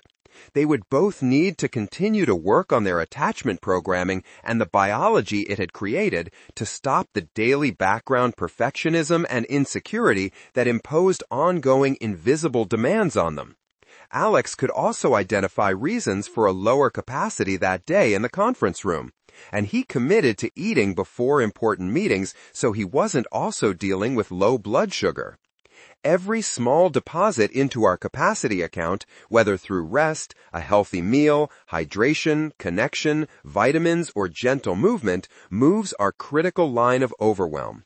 While we can't always control the demands life presents, we can work with our body's inner calculator and keep reserves in our capacity account, setting ourselves up for resilience and growth. But how exactly do these deposits and withdrawals affect our body at its deepest levels? Just as our body as a whole has a critical line of overwhelm, what if every cell in our body has its own line between growth and protection? In Chapter 4, we'll journey into the microscopic world of our cells, where we'll discover that trauma isn't just an emotional experience. It's a biological reality that reaches all the way down to our mitochondria and DNA. Understanding how our cells respond to stress and trauma will reveal why effective trauma therapy needs to include the biological repair to restore one's capacity for safety, connection, and authenticity. Summary. In this chapter, we have learned how neuroception, an inner calculator of capacity and demand, determines when and why we cross the critical line of overwhelm. Through its constant monitoring of multiple data points outside and inside of us, it determines which operating state will best serve us in every moment. When our capacity comfortably exceeds our demands, we cruise smoothly in our calm alive state. We feel like ourselves, think clearly, connect easily with others, and handle life's challenges with relative ease. As demands increase and push against our capacity, our system shifts into its activation state, a natural and healthy response like shifting our car into sport mode when we need extra power. But when demands exceed our capacity, whether through demands of too much too fast or withdrawals that created an experience of too little for too long, our neuroception engages its protective emergency brake and moves us into the trauma state. Having now crossed the critical line of overwhelm, our body is in a physiological operating state that is shut down. While we notice stress and trauma responses through our emotions, thoughts, and energy levels, they are happening all the way down to the cellular level, where we will go in the next chapter. Overwhelm at the cellular level. Your mind is in every cell of your body. Candace Pert. Like so many mornings before, Sarah squeezed out of her tightly parked SUV and walked through the wide glass doors into the ICU. But this morning wasn't like any other morning. She had worked in this ICU as a critical care nurse for 20 years, but she was not scheduled to work today. She was coming in to see her mother, who had been admitted to the ICU yesterday in critical condition, and it wasn't looking good. Her mother's blood pressure, blood electrolytes, and oxygen levels were all showing dangerous levels. Over the course of her career, Sarah had seen this play out 1,000 times. She knew all the protocols by heart. In fact, Sarah was one of the best ICU nurses on the unit, having a natural skill to stay calm, be fast, and lead effectively in emergencies. Unexpected cardiac arrests were just a regular part of her job, and she thrived on the busyness, coffee, and donuts that gave her the adrenaline to stay focused under pressure. But all that experience and skill would not come to her aid this morning. While she stood attentively by her mother's bedside, the cardiac monitor began to screech, indicating her mother's heart was stopping. Her initial startle response didn't last more than a millisecond before Sarah moved into action. She ran to the door and called for help. She rushed to the crash cart and brought it to the bedside and moved into position to start CPR. As the medical team rushed in and took over, Sarah watched as they followed the protocol: CPR, defibrillator, IV adrenaline. Sarah's heart was beating with her own adrenaline surge. Hands sweating and breathing fast, she zoned in on every move they made, monitoring closely to ensure they were doing everything right. They were, but it wasn't working. They continued for 3 minutes per protocol, and by then, it was clear. Her mother was gone. As the medical team stopped their attempts at resuscitation, they made brief but apologetic eye contact with Sarah, then left to give her space. Dazed, throat tight, she felt the room spinning around her. It suddenly felt hard to stand up, and she reached for a chair. As the heaviness bore down on her entire body, even her head felt hard to hold up, and she let it collapse on her mom's bed. Her own heart felt shocked. She felt cold, but didn't have the energy to reach for a blanket. She was usually the one to bring a blanket to a grieving family member at a patient's bedside. She sat in a chair for what could have been minutes, but might have been hours. Her body numb, exhausted, her heart felt like it was being shocked over and over. All she really wanted to do was curl up in the fetal position and cry, but the tears wouldn't come. Instead, she just felt numb. 2 days ago, she was making plans with her mom, and today, her mom was gone. She wasn't ready to say goodbye. Her coworker popped her head into the room. "Sarah, you all right?" "Yeah, I just need a minute," she said back, surprised at how much effort it took to respond. She wondered where her usual tough resolve had gone, the trait that had allowed her to survive 20 years working with the most critical patients. In recounting this story to me later, she referred to her feelings in that moment as stress, but there was so much more going on. Based on her description, it was clear her body had crossed its critical line of overwhelm and slipped into the trauma state. The external signs were there, but there was even more happening at the cellular level. There always is. While we often think of a trauma response as primarily an emotional or psychological experience, cellular processes make it a physiological experience as well. Our cells not only help us respond to the demands placed on us, our cells experience stress and trauma states with us. Our inner community of cells. Our cells are the frontline workers in a process called homeostasis, the delicate balance of electrolytes, fluids, sugar levels, and countless other physiological parameters to keep us alive and functioning. In the last chapter, we saw how our neuroception was constantly collecting data points to have a running calculation of our capacity versus demand. That was to know which of the 3 operating states would best serve us.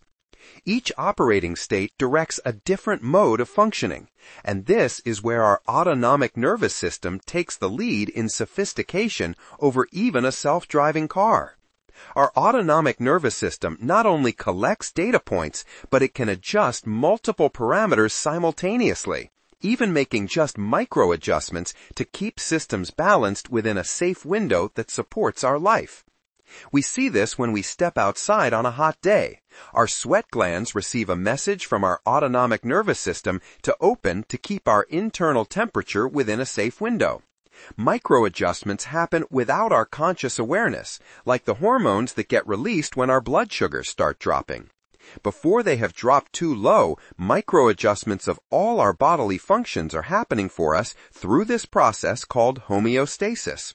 When all systems show safety and our neuroception keeps us in our calm, alive state, maintaining the balance of homeostasis is relatively easy.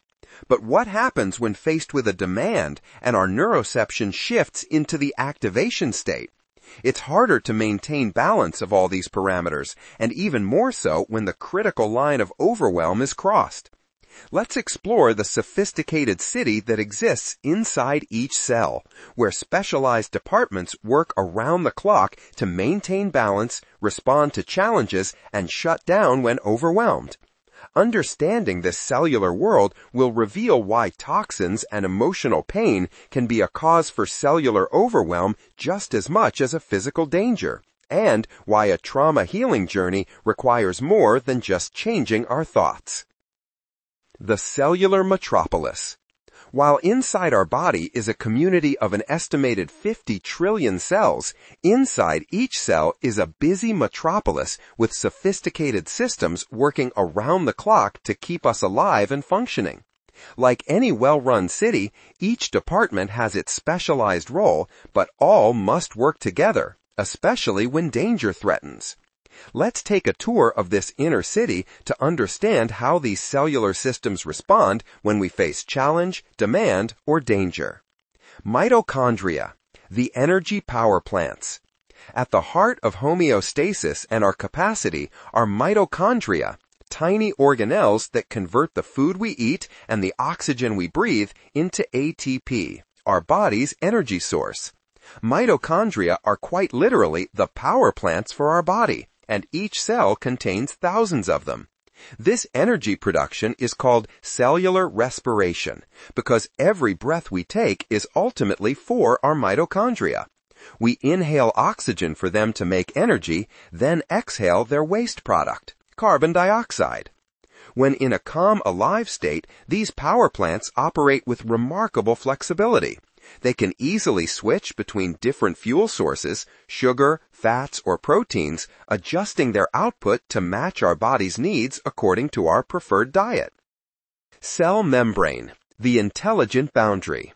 Our cell membrane is more than just a wall. It's an intelligent boundary system that manages both transportation and communication. Called the brain of the cell by epigenetic expert Bruce Lipton, Ph.D., it consists of 2 layers of fats, a lipid bilayer that allows it to be flexible. This flexibility is key to its function, to keep out bad things like toxins while allowing nutrients and signals to pass through. Nucleus, the command center.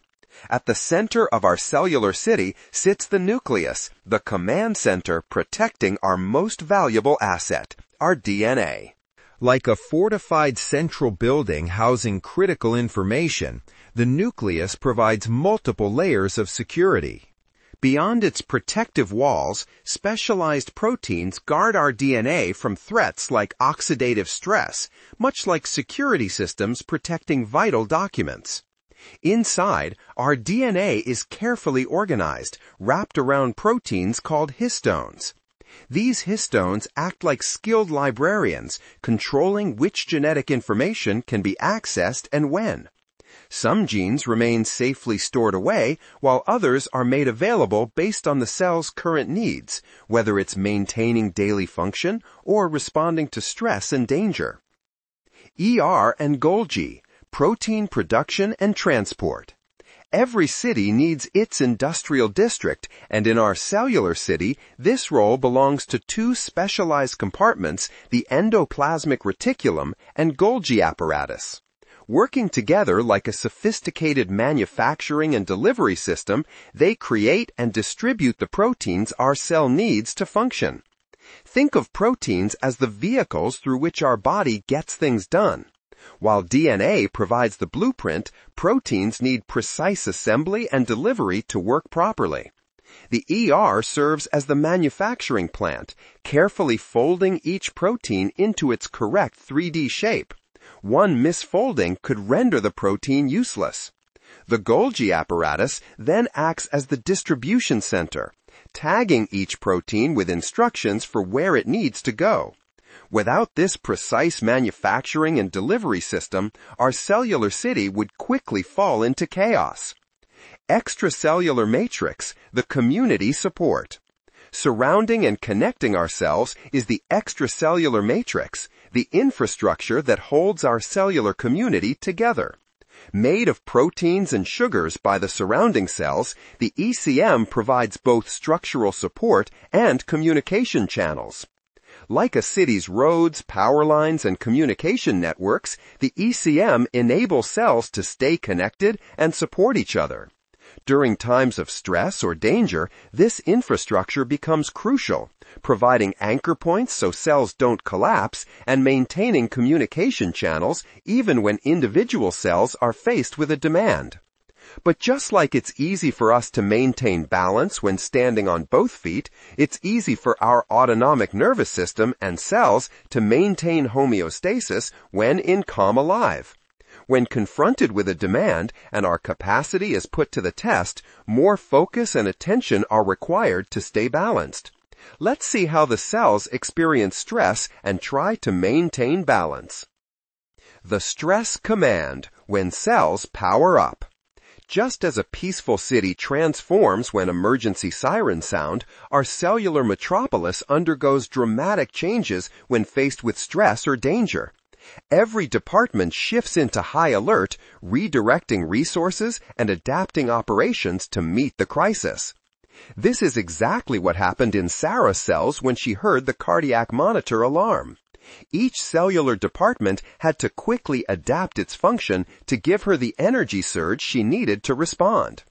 Energy power plants needed to increase output, communication systems had to speed up, and regular maintenance had to be postponed. Our cells make these profound shifts in milliseconds. Sarah felt the change instantly. Her heart racing, hand sweating, and breath quickening were all manifestations of trillions of cells, each doing their part to create an energy surge in their own way. Heart cells accelerated. Sweat glands on her arms and hands opened. Her mitochondria were revving up their energy production, and Sarah's breath quickened to give them more oxygen and exhale more of their waste product, carbon dioxide. This was how she had the energy to rush to the door to call for help as she then got the crash cart ready. Let's zero in on what happens in our mitochondria, as they are what gives our cells their remarkable ability to power up when we need them to provide us with superhuman strength, speed, and focus during the activation state. Mitochondria engage only their most efficient pathway for ATP production, called oxidative phosphorylation. Mitochondria create more space to produce more energy by folding in on themselves, cristae. The mitochondria send signals to the nucleus for stress-specific proteins to be made. The cell membrane adapts to support the increased energy demand of the sympathetic state, becoming more fluid and active, allowing faster transport of oxygen and nutrients into the cell. There are even changes in the ECM surrounding a cell to help provide support so it can sustain more stress and not fall apart.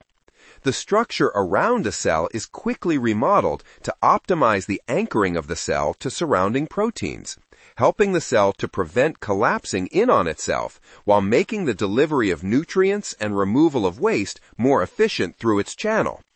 One key protein in this process that is getting more attention is galectin-3, which a cell will release into the ECM in times of stress to help build the scaffolding and structural support. This can be measured in a blood test and used to help assess the degree of trauma biology one has. Cellular capacity. Just as we have a capacity, cells have their own limits and breaking points. The degree to which an autonomic nervous system can maintain balance, homeostasis, even under stress, is what scientists call homeostatic capacity. Each individual cell has a capacity, how much of an energy surge it can generate. Beyond that point is its own critical line of overwhelm. We are reminded that the stress step of the instinctual survival response is not indefinite, but like a sprint, we must win. Two features determine our success in overcoming and not progressing into a trauma response: how fast and how long we can sprint. Both of those are directly related to our homeostatic capacity and our capacity to upregulate energy production. Sarah's experience seems to suggest her cells had the capacity to fuel her stress response through the emergency, providing energy for her to take action until the end. It wasn't physical cellular capacity that triggered her trauma response, but rather the emotional shock that exceeded her body's capacity. It was different for Claire, who showed evidence of her cellular capacity being exceeded with each recurrent fatigue episode when she scheduled too long a day of clients or overdid her workout routine. The same would be true for Elena's episodes of swelling and fatigue with her developing autoimmunity after the car accident. When a cell cannot run fast enough or long enough to keep up with demands, it reaches its limit. Even though the signal, "we need more speed now," may still be coming in, the cell has nothing more to give. Whether the demand is too much too fast, or we've neglected to give cells what they need, too little for too long, the result is the same. When demands exceed what a cell can maintain and homeostatic capacity is at risk, the cell engages its own shutdown. Like us, its best chance of surviving is to surrender rather than keep trying when its best isn't enough. It does this through the cell danger response, its cellular version of a trauma response. The cell danger response, when cells shut down to survive. Like hitting the emergency brake in a car when we're losing control, our cells have their own emergency brake system. When pushed beyond their capacity, cells shift from their high-energy state into a protective shutdown discovered by cell biologist Dr. Robert Noviak's called the cell danger response. This emergency brake completely transforms our cellular operations. Just as our body-wide trauma response overrides our conscious control, the cell danger response overrides normal cellular function. Every department in our cellular metropolis shifts from active production to minimal operation focused solely on survival. Our mitochondria undergo perhaps the most dramatic transformation. These cellular power plants physically change shape, shifting from long and flexible to round and rigid. Instead of producing energy efficiently through their normal pathway, called oxidative phosphorylation, they switch to a backup system that requires less oxygen but produces far less energy. This backup system creates more oxidative stress, which builds up and damages membranes, DNA, and even the mitochondria themselves. The cell membrane transforms from a flexible, active gateway to a rigid barrier, restricting the flow of nutrients and signals. Communication between cells decreases as these boundaries become less flexible. Even maintaining proper balance of essential minerals, electrolytes, becomes difficult as the membrane's regulatory functions decrease. Inside the nucleus, survival becomes the priority. The proteins that usually protect and repair our DNA stop their maintenance work. Combined with the increased cellular stress from less efficient energy production, this can leave our DNA vulnerable to damage. Perhaps most fascinating is how the ECM, that supportive network between cells, transforms during shutdown. The same protein, galectin-3, that helped provide structural support during stress now becomes a danger signal, triggering inflammation and alerting neighboring cells. The ECM shifts from a supportive infrastructure to an emergency broadcast system, spreading the shutdown response to surrounding cells. The wisdom of cellular shutdown. Our cells are designed with the cell danger response as an instinctual programming to protect us, following the same idea that shutting down is now our best chance of survival when we've hit a wall of powerlessness. This cellular break is why we can feel so heavy and exhausted when our body goes into a shutdown. Our cells have literally changed how they produce energy. The heaviness we feel is our cells and mitochondria powering down in a trauma state. When Sarah's foggy thinking, physical exhaustion, and emotional numbness hit at her mother's bedside, this is evidence of the cellular responses happening in her brain, muscles, and nervous system. Her cells were also experiencing a trauma response and following their instinctual programming to protect her from the inevitable pain. When our cells reach their breaking point and shut down in survival, we can't just push through or think our way out. Doing so is how many, like Claire, have ended up with chronic fatigue or other health conditions from years of pushing through without making deposits into our capacity account. Mindset will not be effective when our body is in shutdown at the cellular level. Instead, our cells will need time, energy, and safety to repair and to open back up to life. But a trauma response does not just happen at the cellular level. Trauma impacts the body on all levels, even the system level. In the next chapter, we will explore how our whole body experiences trauma in a coordinated fashion involving all the systems: digestive system, immune system, endocrine system, and more. You will not only learn the impact of trauma on the whole body, but discover the biological systems we need to address for an effective trauma healing journey. Summary. In this chapter, we've zoomed inside to witness how our cells experience both stress and trauma.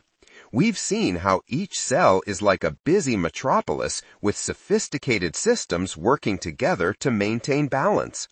When faced with stress, our cells power up through precise adaptations orchestrated by the sympathetic state. But when pushed beyond their capacity, whether through too much too fast or too little for too long, they engage their own emergency brake through the cell danger response. Understanding these cellular changes transforms how we view our responses to overwhelming experiences. What we might have previously judged as weakness or dramatic reactions are actually sophisticated survival mechanisms happening at the cellular level. This explains why emotional pain can be just as overwhelming as physical danger. Our cells respond to both as threats to survival. Taking overwhelm seriously, therefore, isn't being dramatic. It's recognizing real biological changes that require specific support for healing. In the next chapter, we'll discover how it is not just on a cellular level, but on a whole body level that trauma impacts us, and we will need to understand how to support whole systems. The whole body experience of overwhelm.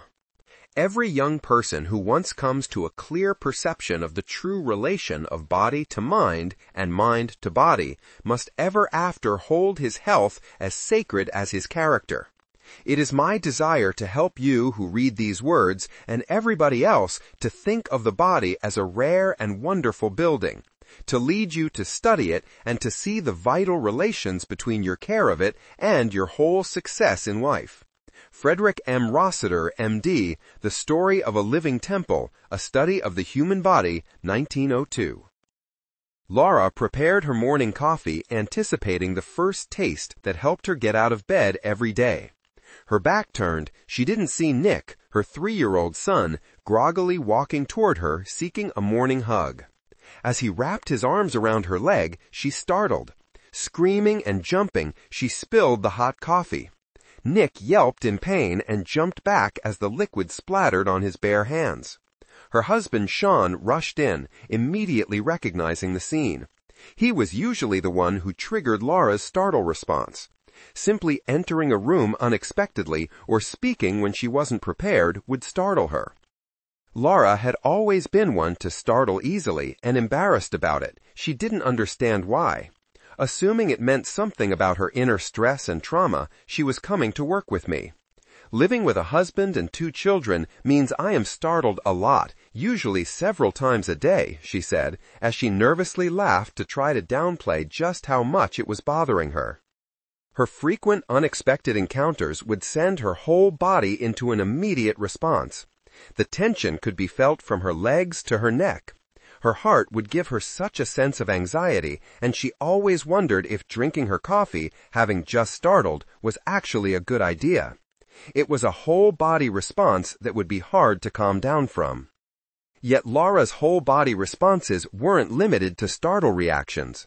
When stressed, her entire system would shift. Irritability would surface, leading to mindless stress eating despite not feeling hungry. Her temperature would rise, forcing her to shed her usual long-sleeve shirt. Her thoughts would race while her lungs and heart accelerated. It wasn't just one part of her that was activating, it was her entire being. The times when she felt overwhelmed, her body responded just as completely. It was never just her mood or her negative thoughts. Her whole body went into overwhelm. Heavy muscles kept her sitting for hours when she'd normally be active. Her gut felt bloated and heavy. Her breathing became slow and shallow. Overwhelm wasn't confined to her mind to be thought away like she would want. It was a whole body experience affecting even systems she couldn't consciously perceive. She truly felt at the mercy of her body. She didn't feel like she had any control over what it was doing. What Laura didn't yet understand was the extent to which each of these responses, startle, stress, and shutdown, were triggering complete whole-body physiological shifts through the rapid neural communication systems throughout her body. When stress left her sweating, craving sugar, and snapping at her family, her tissues and organs were also in stress mode. Overwhelm wasn't just a feeling, it was a total physiological state. The body coordinates all its systems simultaneously based on neuroception's decision of which operating state would best serve us. From energy production to immune defense, from digestion to temperature control, everything works in perfect coordination. You might recognize how your states and responses involve your whole body. Perhaps when under pressure, you've noticed changes in your appetite, skin health, heart palpitations, and mental clarity. Maybe you've noticed overwhelm seems to spread everywhere in your mind and body, even affecting your ability to connect with others. In the previous chapter, we saw how individual cells experience stress and trauma responses, either upregulating all their systems or all their organs shutting down. Now, we'll explore how the whole body experiences stress and trauma to better grasp trauma's full impact on our mind and body in the moment, and the importance of supporting our biology on the healing journey, not just processing stories or changing our thoughts. The body's united purpose. The body coordinates all its systems simultaneously based on neuroception's direction of which operating state would best serve us. Each state serves a specific purpose that requires total participation and coordination of all our organs, tissues, and systems. For example, in our calm, alive state, every system unites to support rest, digestion, connection, and creation. The activation state coordinates all systems for speed and action. Our sympathetic chain's anatomy ensures no system can opt out of this high-energy state. And when we enter the trauma state, our entire biology shifts to support shutdown and survival. This unity of purpose across the body is essential. If our digestion remained active during danger, or our immune system stayed in defense mode during rest, we couldn't effectively accomplish any state's mission. Our anatomy facilitates this coordination through its sophisticated communication networks. The anatomy of coordinated communication. Our body, like the car, includes both an accelerator and two brakes, the emergency and foot brakes. Like braking or accelerating in the car, these systems in our body create instant whole-body responses to either. But acceleration in the car, or activation in the body, without a brake system would be dangerous. And just like a car has both a regular foot brake and an emergency brake, our body has two distinct braking strategies. What is different about our body from the car is that both braking strategies are communicated through the same nerve, the vagus nerve. The first braking mechanism, the scientific term being the ventral vagal, is designed to balance the activation through more gentle opposition, like slowing down with the foot brake. When we are feeling safe, it puts a brake on activation, allowing us to cruise in a connected state. The emergency brake, known as the dorsal vagal from the polyvagal theory, engages when we cross the critical line of overwhelm. While both brakes use the same nerve for broadcasting their communication, they originate from different areas in your brain and serve different survival purposes. Thus, the different terms, ventral and dorsal. These different communication systems are what allow us to shift states, sometimes rapidly, like Alex walking into the conference room in the calm, alive state, and a minute later entering the trauma state with the news of restructuring. Laura would have an even faster shift from her calm, alive state making coffee to the activation state with Nick's hug from behind. Behind the scenes, our body's control system is doing exactly what it was programmed to do: coordinate all the systems to function together in a specific state. The anatomy of activation. The activation state is designed for the energy surge and mobilization when we need to respond to a challenge or danger. Its function and communication are carried out through a chain of nerves called the sympathetic chain. Like the tracks of a high-speed rail line, these nerves run down our spine, forming the fastest lines of communication we have. They are responsible for creating the rapid coordination of our whole body and all of its individual systems into the high-energy activation state. Sarah's response when she saw her mother's heart stopping in the ICU illustrates this system perfectly. At that critical moment, her entire body shifted into activation faster than she could think. She called out for help, rushed to get the crash cart, and positioned herself for CPR, all with superhuman speed and precision. She was fueled by more than adrenaline. Her sympathetic chain coordinated a complete system-wide activation. There are 3 key features of this communication system that allow us to respond quickly in emergencies. First, it uses a direct pathway, like a bullet train track running straight down our spine, allowing signals to reach every part of our body within milliseconds. Second, it has insulation, a thick, fatty covering called myelin that helps signals travel faster.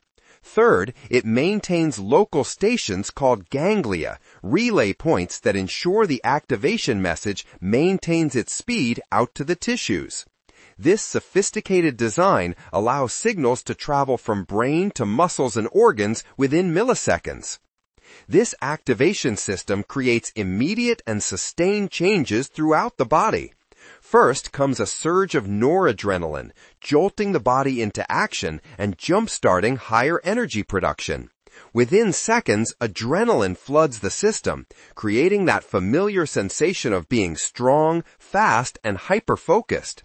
This is why Sarah could think clearly enough to prepare everything the medical team would need, even in such an emotionally charged moment. The sympathetic communication system is so efficient that it can maintain this heightened state of stress across every bodily system. Sarah's heart beat faster to deliver more oxygen while her breathing quickened to support energy production.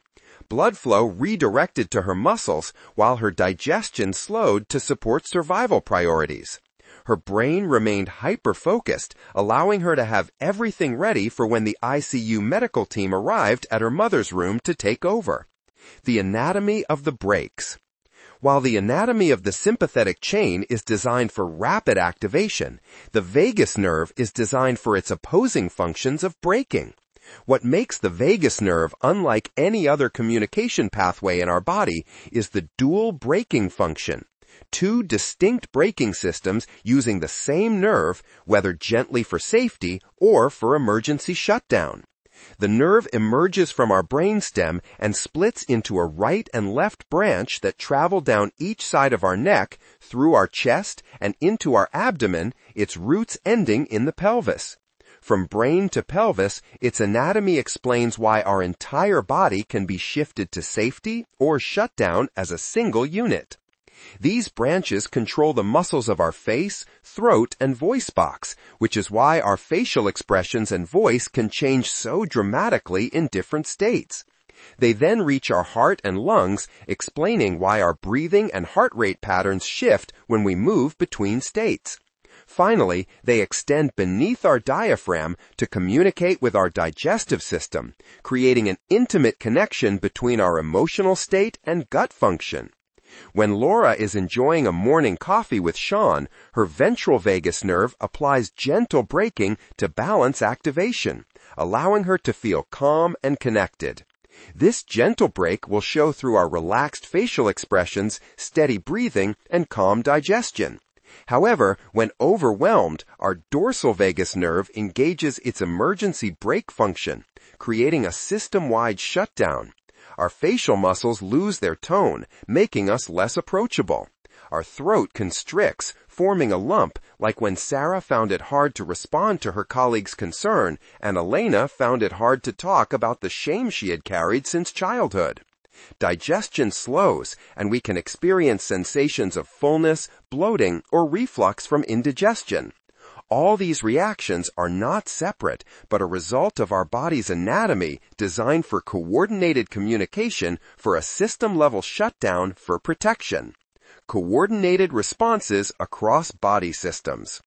Once you understand the anatomy of communication, you can better appreciate why an emotional response is connected with our physical sensations and health. We experience emotions within the context of the state of the nervous system we are in.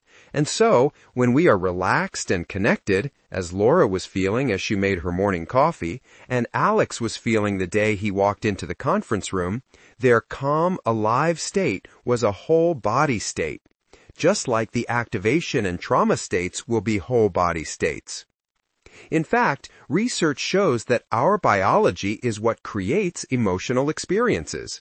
When we feel overwhelmed, it is often because our body has moved into trauma physiology. The biology of every system shifts its function. Let's look at different biological systems and what they do to play their parts in the music of survival.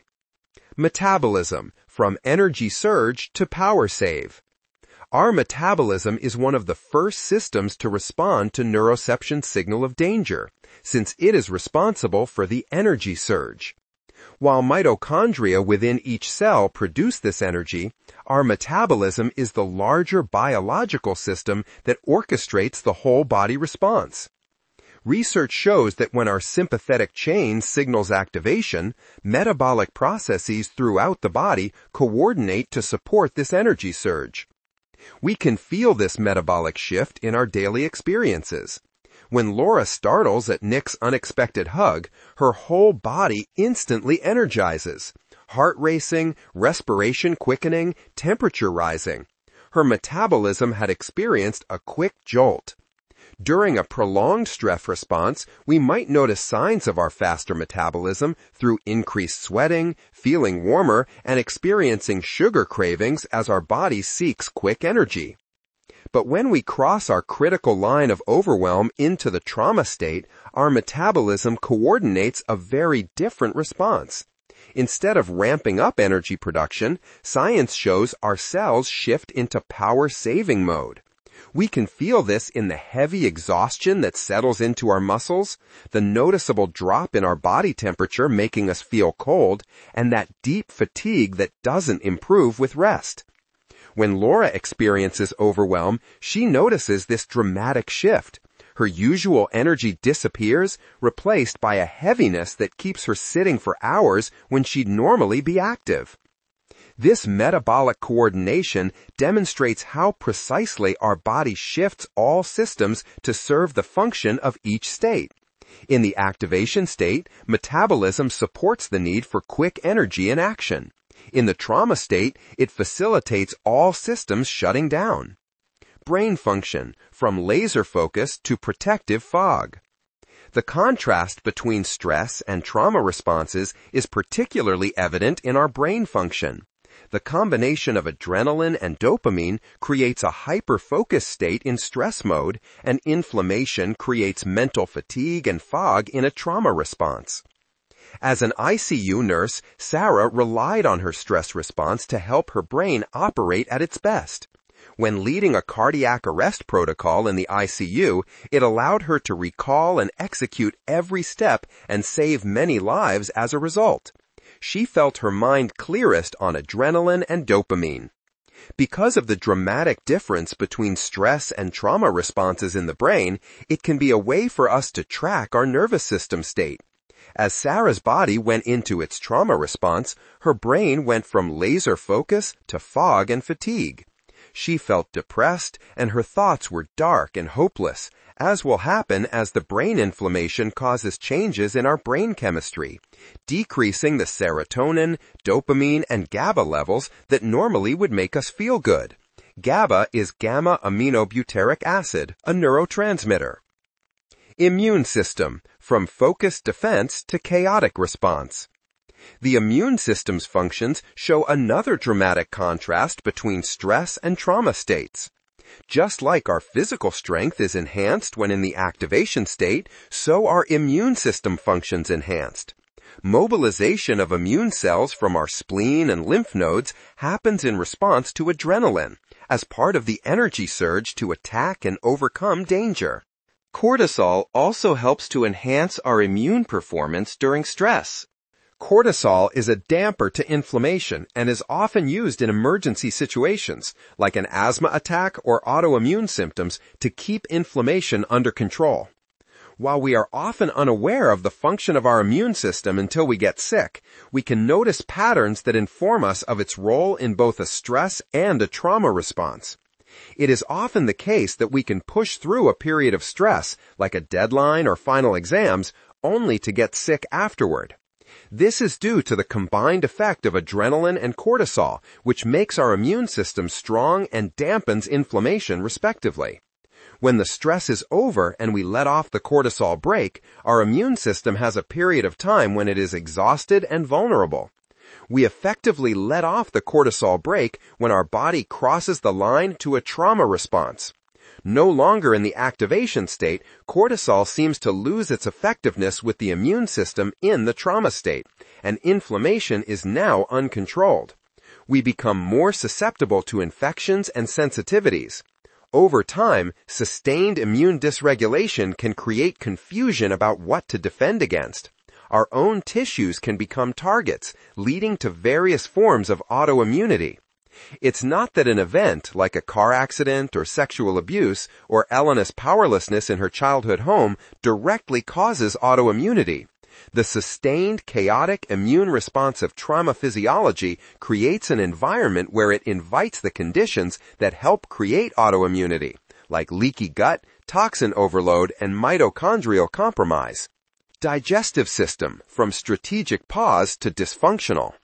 Because our gut is considered our second brain, with a vast network of nerves, the largest that exists outside of the brain, the impact of state shifts on our digestive system is dramatic.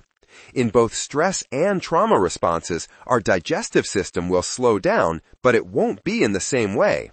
During a stress response, our digestive system is put on a strategic pause, like a timeout. Starting with noradrenaline and then adrenaline, the sympathetic chain quickly redirects blood flow away from our gut to our muscles and brain. As we experience the energy surge, this is not the time to eat, but to take action and problem solve. Our digestion temporarily takes a back seat to our more urgent survival need to respond. Our digestive system remains functional, just on pause until the danger passes. In the ICU that morning, the last thought in Sarah's mind as her mother went into cardiac arrest was that she was hungry. In fact, the activation state can often create a sensation of nausea, but because of our hyper-focus on the danger, this may frequently go unnoticed. But when pushed beyond our critical line, our digestive system experiences something far more dramatic. The vagus nerve coordinates a complete shift in digestive function. Blood flow becomes stagnant rather than just reduced. The muscles that usually create wave-like contractions to move food through our system go lax. Even the protective barrier of our intestines changes, becoming permeable or developing a leaky gut, which leads to inflammation. For days after that morning in the ICU, Sarah felt a fullness and bloating in her gut. She didn't feel great after eating, and her food seemed to sit in her stomach for hours. Her digestive system didn't just pause. The gut develops dysfunction in the trauma state. Connecting both gut and brain, the vagus nerve explains why emotional experiences are felt so deeply in our gut and create such profound effects on our digestion during a trauma response. Understanding this connection helps explain why digestive symptoms often improve as we help our nervous system find safety. Our gut isn't just responding to our emotions. It's an integral part of creating those emotions of each operating state of our nervous system. The freeze, the internal tension. Now that you understand how our body coordinates different operating states, let's examine a unique moment, the freeze. This step of the trauma response is the only time multiple states operate simultaneously. When we explored the 3 different operating states in Chapter 3, we learned the freeze was the moment when we still had our foot on the accelerator, pedal to the metal in the activation state, but also had engaged the emergency brake of the trauma state.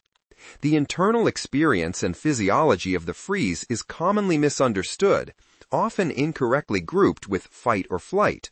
The freeze is fundamentally different. Fight and flight are still part of the energy surge of the stress, but the freeze includes both this surge and the emergency brake. This simultaneous acceleration and braking creates a distinct internal experience of both panic and paralysis. We might find ourselves unable to speak or move, standing frozen as we watch events unfold that we can't believe or stop. Because of the simultaneous opposing physiological states, however, we don't always freeze outwardly. We may continue moving or functioning externally while experiencing intense internal paralysis and shock. I think of my grandfather's experience during the Armenian genocide in 1915. One day, he reluctantly recounted the story to the church he was pastoring. As a boy, he had been led on a death march through the desert, during which he watched as both his grandparents were killed in front of him because they were slowing the group down. Horrified, shocked, and internally paralyzed, he was forced at sword point to keep marching. It was the only time he ever shared his story, and he cried as he did, allowing himself to remember and feel the pain of what he went through. But his experience reveals the incredible wisdom and power of the body to know what to do and to unconsciously and quickly coordinate his whole body into the operating state, whether a calm alive, activation, or trauma state, that would best help him survive both the emotional heartbreak and the physical demand of a death march. Which brings us to questions that will reveal our body's wisdom. How does shutting down help us survive?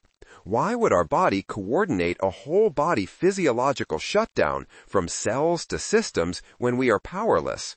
What survival advantage could there possibly be in freezing and shutting down? The answer lies in 3 remarkable survival mechanisms that require our body's response to be this precise. In the next chapter, we'll discover how these mechanisms are the means by which we survive by shutting down. Summary. Our body achieves survival through unity of purpose. Each operating state, whether supporting rest and connection, enabling rapid action, or protecting through shutdown, requires all biological systems to work in perfect coordination. With neuroception as the conductor, based on its constant background calculation, it shifts between states, with every system playing its precise role to act together in unity. Understanding this unified purpose explains why trauma impacts our entire biology, not just at the cell and mitochondria level, but at the systems level. When we get overwhelmed, it's not just an emotional response, it's a complete shift in function across all systems. Our metabolism powers down, our brain develops protective fog, our immune system loses its coordination, and our digestion shuts down. While these each create different symptoms, they aren't separate reactions, but parts of a single sophisticated survival response. In the next chapter, we look at how the united participation of all our biological systems gives us the best chance of survival when we're powerless to overcome. The 3 survival mechanisms, how our body survives powerlessness. From the Latin word vulnerare, to wound, vulnerability is our susceptibility to be wounded. This fragility is part of our nature and cannot be escaped. The best the brain can do is to shut down conscious awareness of it when pain becomes so vast or unbearable that it threatens to overwhelm our capacity to function. Gabor Mate, In the Realm of Hungry Ghosts. I have always hated what I did, just took it quietly and never told anyone. Elena sat, eyes down, her voice having to push past a lump in her throat. She finally understood what had been a source of inner shame for her whole life. As she unconsciously picked at fibers on her yoga pants, I waited, not wanting to push her or put words into her mouth. This was a key moment in her reconnection with her body. I can still see myself as a little girl, hiding with my dolls, quiet, still, and absolutely terrified. She closed her eyes as if seeing that little girl now. Hot tears then started to flow down her cheeks. How dare he have scared and hurt me like that? I wished I had done something to fight back. Her whole body spontaneously shuddered, and she grabbed a pillow to hold over her stomach. But now I know that my body was just trying to help me survive. And with this realization spoken aloud, relief spread over her face and her shoulders relaxed. She opened her eyes, looked up, and in a moment her body took a spontaneous deep breath. While Elena had started her journey to deal with the trauma that had contributed to her autoimmunity diagnosis, she was uncovering years of misunderstandings about herself. It became clear that her body's story of overwhelm started long before that day of skidding tires. Growing up with a single mother who worked long hours, Elena had often been at home alone with her mother's boyfriend, where she was unable to escape his anger and occasional physical abuse. She knew she couldn't fight him, a little girl against a grown man, and she didn't want to say anything to her mom, who was already stressed and dealing with so much. young Elena felt trapped and powerless to make it stop. In those moments of powerlessness, her body knew exactly what to do. It engaged the 3 survival mechanisms that are behind every trauma response and would help her physically survive her childhood. It is true that these same mechanisms would come at a survival cost, like the emotional scars she would have. They would come at the cost of autoimmunity in her 40s, her own divorce and struggles with intimacy, and a drive for perfectionism. Yet, these survival mechanisms are the reason she survived her childhood, despite the cost and the shame she would carry for decades. As she gently reconnected with her body, she could appreciate these survival mechanisms that had helped her younger self survive a painful childhood. Through the somatic self-practices and the foundational journey, she was learning how to support her body through strong emotions. She could feel and let go of the shame of quietly taking the abuse, never fighting back, and spending hours in fantasy worlds to escape. It was finally understanding the wisdom behind these primitive responses that brought her self-love. As our neuroception steps in to help us survive moments of powerlessness, whether as a child or an adult, the trauma response doesn't just randomly help us survive. It is designed to carry out its protection of our physical life through 3 unifying mechanisms. Like each of the 5 steps of the trauma response, each mechanism serves a distinct purpose to keep us physically alive, regardless of the emotional, mental, and physical costs that will come later if left unhealed. Understanding these 3 mechanisms, dissociation, immobilization, and energy conservation, reveals the deepest layer of our body's survival wisdom. They are how the body helps us survive the unbearable, and the patterns they create help us recognize when our body is in a trauma response, showing us how to support it effectively for our healing journey. The 3 survival mechanisms for powerlessness. How do we survive when faced with the unsurvivable? When we encounter an inescapable threat and realize there is nothing more we can do, our body knows the answer. We surrender to survive. This surrender happens the moment we hit the wall state. That moment in our body's instinctual trauma response when everything changes. It's the instant we realize we are powerless, triggering our deepest survival fears of being at the complete mercy of forces beyond our control. The wall triggers the overwhelming, unbelievable, and unbearable inner experience that launches our trauma response. Our neuroception's calculation is quick. Our capacity has been exceeded. Fighting or fleeing will not only not save us, but they are now dangerous. The freeze and shutdown become our surrender.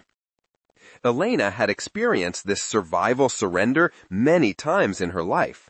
In fact, she was yet to discover it started even earlier than the experiences of the collision and being at home as a child, but even earlier when she was born as a blue baby. Each time, her body instinctively knew the situation was beyond her control. Creating a doubt as to whether this was survivable, her body engaged its 3 mechanisms through the trauma response to give her the best chance. It's paradoxical, but one's best fighting chance at surviving is surrendering. Let's look at each of these 3 survival mechanisms behind every trauma response: dissociation, immobilization, and energy conservation, DIE. They each have a distinct purpose, yet are unifying in their intention to physically survive anything despite the cost the body has to pay. Dissociation, the wisdom of distance. When we're physically powerless to escape, our body offers another way out, mental escape. Dissociation is our body's ingenious way of creating distance from what would otherwise be too overwhelming to bear. It's a sophisticated survival mechanism that helps us stop caring about things we can't control. Think of dissociation like our body's emotional circuit breaker. Just as a circuit breaker cuts power to prevent damage from an electrical surge, dissociation cuts off our presence to protect us from emotional overwhelm. This protective distance can be so complete that some people experience feeling like they're watching what's happening to them from outside their body. This distance shows up in several ways in our experience. Time might seem to slow down, like it did for Alex in the conference room, or take on a dreamlike quality, as Sarah experienced at her mother's bedside. We might feel disconnected from our surroundings, as Elena did after her collision. Our emotions might become numb or distant, protecting us from overwhelming feelings. We might even dissociate to the degree that we don't feel what is happening to us, a profound protection when physical escape isn't possible. Unable to escape the oncoming car, Elena's mind created distance from the unbearable reality. The voices around her seemed far away. Time felt distorted, and later she had trouble remembering exact details. Her body was protecting her with dissociation, creating just enough distance to help her survive what she couldn't prevent. When we're dissociating during overwhelming experiences, our memories of these events often become fragmented and hard to piece together into a coherent narrative. This is why Elena had trouble remembering both the accident and parts of her childhood clearly. These gaps weren't memory problems. They were her body's protection from what might have been too much to feel. It wasn't until years later, during an art therapy workshop, that Elena finally understood the profound wisdom of her body's response. As she processed these memories, her body trembled and tears flowed again as she realized a powerful truth. She wrote, "I was strong, not weak. I did what I had to do to survive." Whether it appears as spacing out during a difficult meeting, feeling disconnected during conflict, or having trouble remembering details of overwhelming experiences, dissociation is our body's way of creating crucial distance when physical escape isn't possible. Immobilization, the wisdom of stillness. Immobilization is another survival mechanism of the body's instinctual trauma response.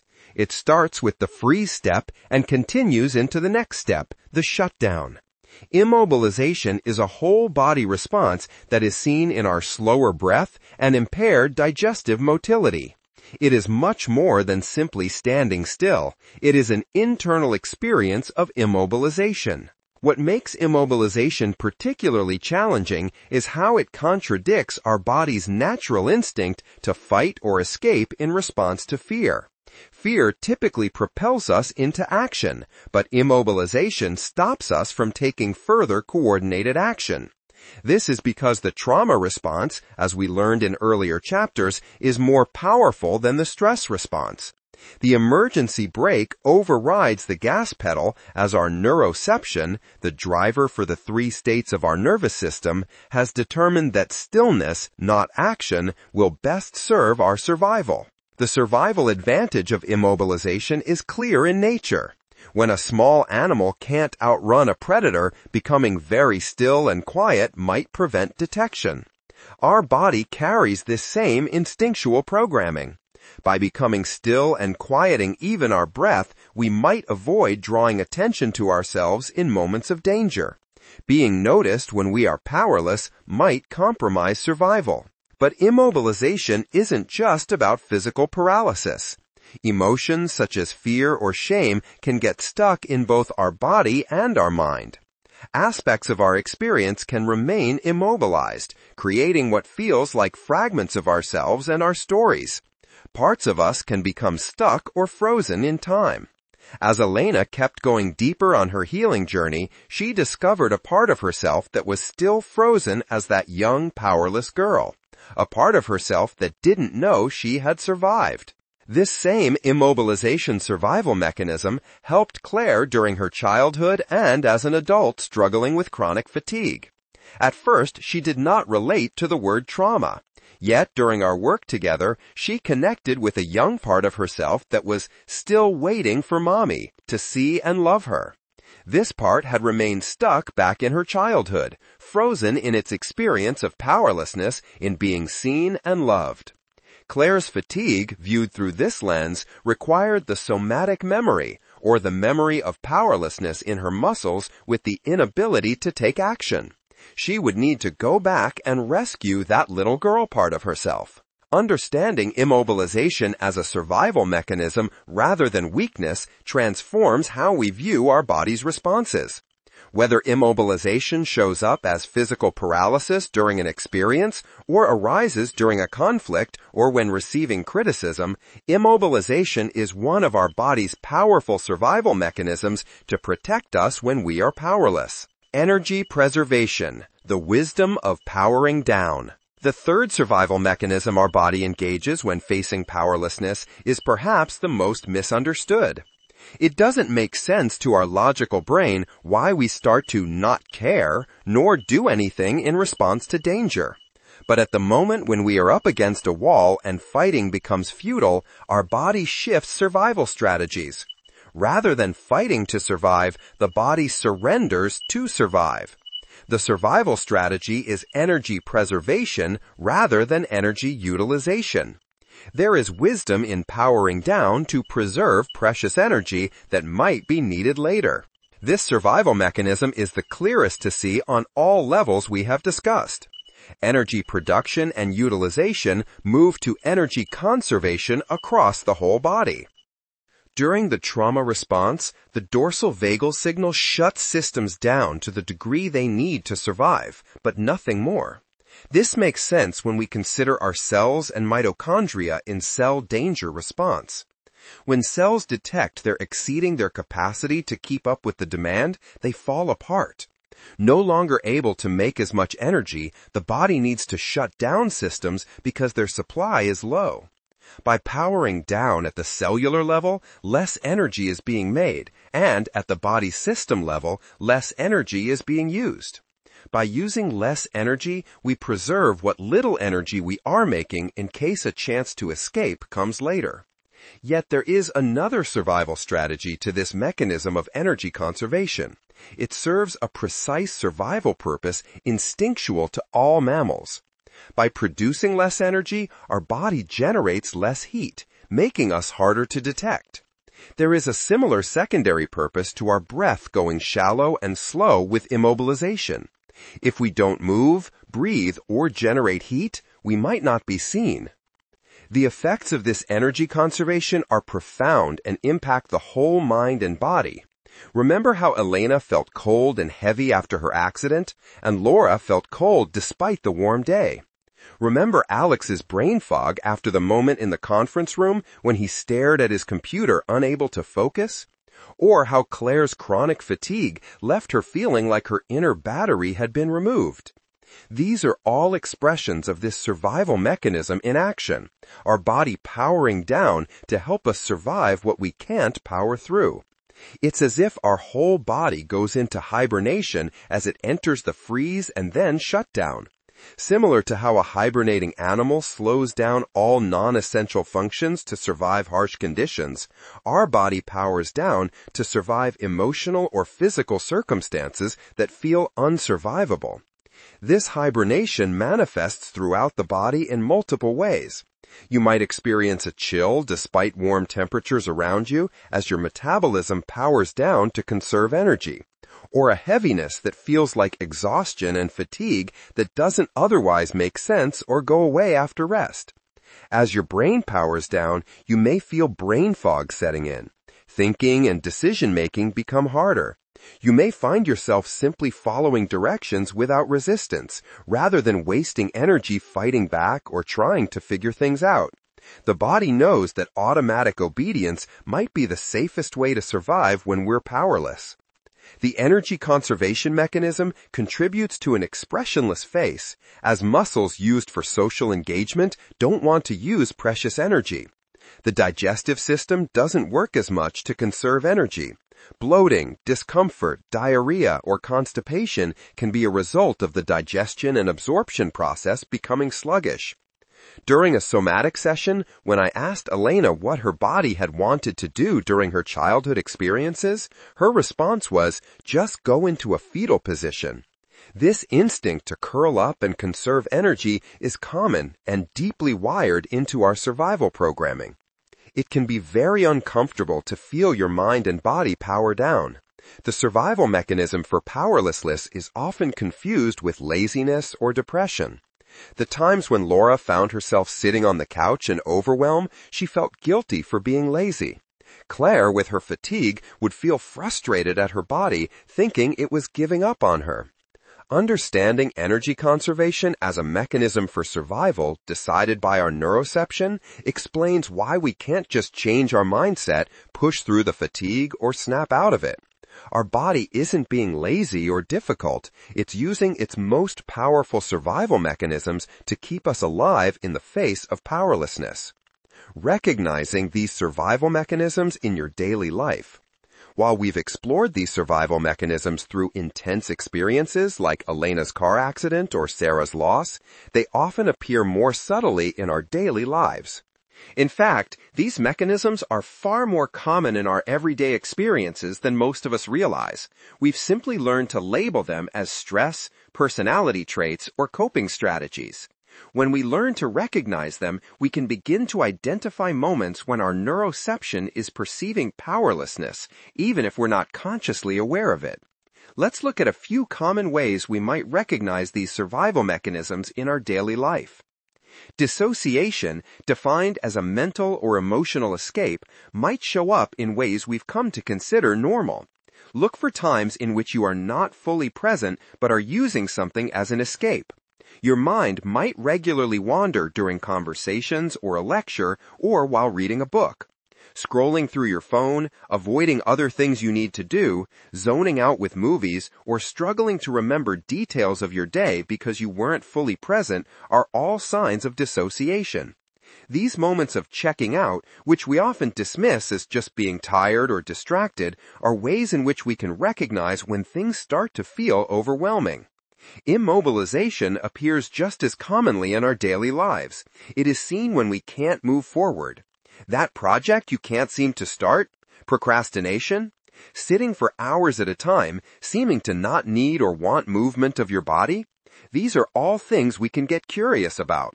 Are they associated with an inner sense of overwhelm? Energy conservation is often misinterpreted as laziness, depression, or lack of motivation, instead of our body's survival mechanisms trying to help us.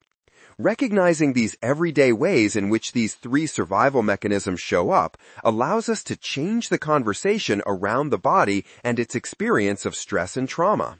No longer will we limit our view of trauma as a big, bad event that only happens to some people.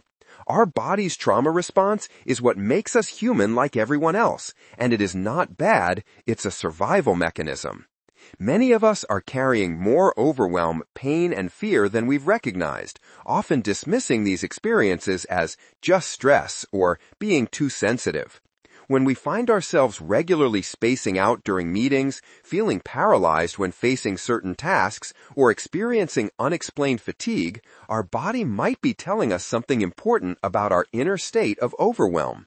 The prevalence of these survival mechanisms in our daily lives might just be the message we need that we're living with more powerlessness than we've acknowledged. As Elena discovered, these aren't signs of weakness, but evidence from our body that it has felt powerless and needs us to help it repair, regain a sense of safety, and restore our agency in life. Survival at a cost.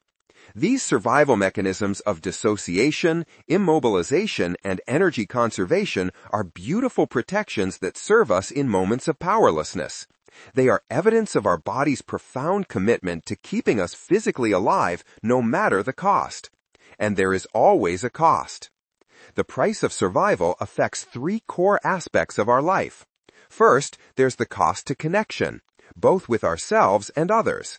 When we dissociate to survive, we disconnect from our feelings, needs, and experiences.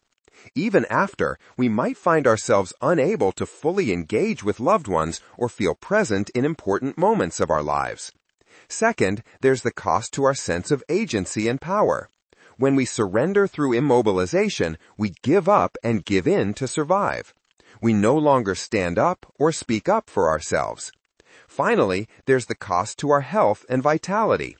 Energy conservation, while protective, leaves us with less capacity for joy, creativity, and full engagement with life. Our nervous system willingly pays these prices when survival feels at stake, which makes perfect sense in acute situations, like Elena's car accident or Sarah's loss of her mother. But why do our bodies hold on to trauma so that these survival mechanisms are not only something of a past response, but we are still paying the cost today in the form of our mental, emotional, and physical health? As we move into Section 2, we'll explore why our body holds on to experiences of fear, pain, and overwhelm, and how it gets stuck in a body trauma loop that generates 5 predictable trauma patterns. Understanding these patterns becomes our roadmap for our unique healing journey, showing us what support our body needs to restore safety, connection, and wholeness. These same survival mechanisms become predictable patterns that can tell us if our body is still holding on to the past. Just as Elena's autoimmunity led her back to her childhood experiences of powerlessness, your current patterns might be signs that your body is holding on to past trauma and still trying to protect you. Summary. Throughout this chapter, we've explored the 3 survival mechanisms behind the trauma state that keep us alive when we shut down. To be effective, these survival mechanisms occur at all levels: mind, body, and biology. Understanding them as our body's deepest survival wisdom, rather than weakness, laziness, or forgetfulness, transforms how we view our responses to experiences that are overwhelming. Consider if you have downplayed your body's experiences of overwhelm and powerlessness all along, calling it stress or even chronic stress. As we move into Section 2, we'll explore why the body turns an acute trauma response into a chronic one.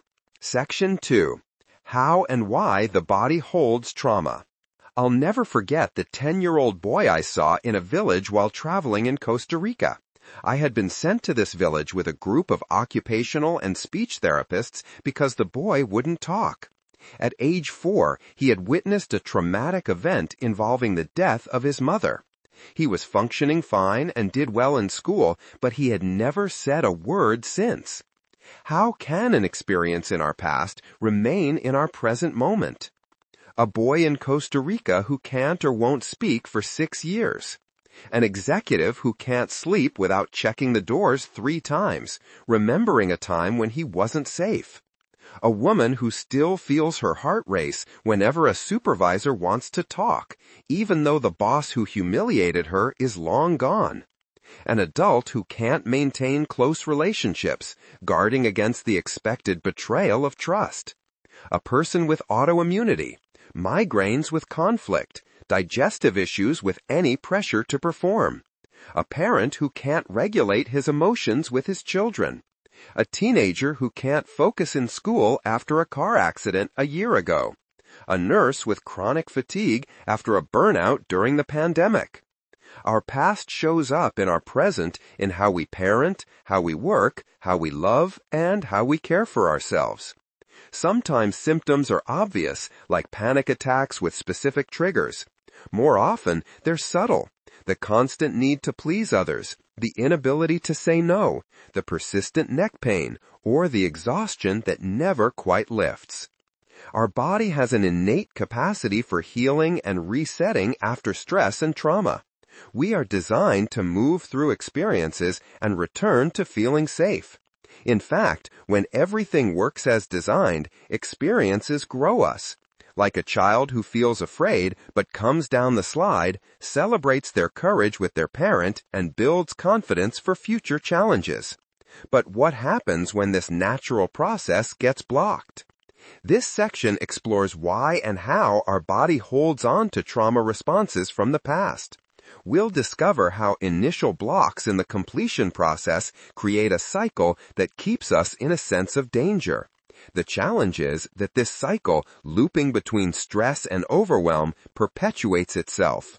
Experiencing more trauma responses with every moment we fall back into overwhelm and feeling powerless, the three survival mechanisms become chronic patterns in our life, health, and relationships that we can't seem to shake.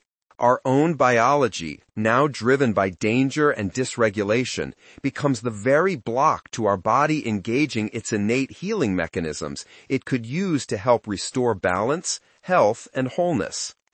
With the knowledge presented in this section, it will become clear why conventional approaches that don't include or only include the biology piece often fall short. We can't ignore how trauma has changed our biology and now blocks us. The path forward to the body's innate healing requires the foundation presented in this section on how and why our body holds past trauma responses. Let's begin by meeting Dana and, through her story, understanding why and how our body holds on to trauma. Why the body holds on to trauma? The past is never dead. It's not even past. William Faulkner, Requiem for a Nun. I don't like who I have become, Dana whispered, her eyes fixed on the floor. I feel like a shell of myself. At 39, Dana was a successful family physician, yet she sat in my office carrying an invisible weight that no medical degree had prepared her to understand. Though she knew she had unresolved childhood trauma, she couldn't comprehend why her body seemed stuck in the past, manifesting through chronic pelvic pain, digestive issues, and energy fluctuations that seemed to worsen despite her best efforts. Her body told as much of the story as her words. Within minutes, I observed her nervous system shifting between the survival states we explored in Section 1, from sympathetic activation when discussing her work to dorsal vagal shutdown when touching on deeper emotions. She struggled with pelvic pain, but that wasn't what most concerned her. My gut is not doing well. It's like it is absorbing all this stress, she said with a forced smile, wrapping her arms protectively around her stomach. Her next words revealed more about the deeper trauma her body was holding. It would be the end of the world if I gained more weight. People would know I'm out of control. I wouldn't want them to know that inside I'm insecure, empty, and angry. So I hide that part. Following an impulse, I gently asked, "When do you first remember having weight problems?" Her answer opened a door to understanding the pain her body was still holding. The first time I remember being embarrassed about my weight was when I was 12. I started comparing myself to other girls my age at school. Ironically, that's also when I first recall having constipation. Then the story emerged. Dana had played a lot of sports.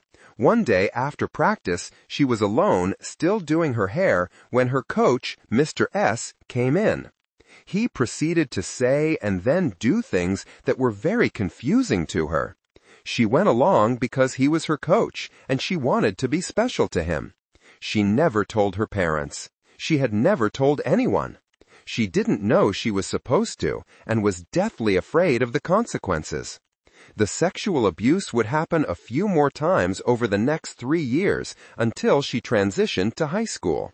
In every other way, normal life continued. Yet life was not the same for Dana's body. She assumed that now, as an adult, she should be over it. But her body was still holding that trauma, waiting to complete the response and reset to safety. Logically, she knew the events were over and that she was no longer a young, vulnerable girl. But her body was still stuck, as if she were still back in the locker room. Dana's pelvic pain, weight, constipation, and gut issues weren't random or unrelated, nor were they just symptoms from stress. These are predictable outcomes when our body holds on to experiences of overwhelm. The survival mechanisms of dissociation, immobilization, and energy conservation, intended to be temporary solutions, had become her chronic patterns. Why does our body hold on to past traumas? Why don't we naturally heal and move on?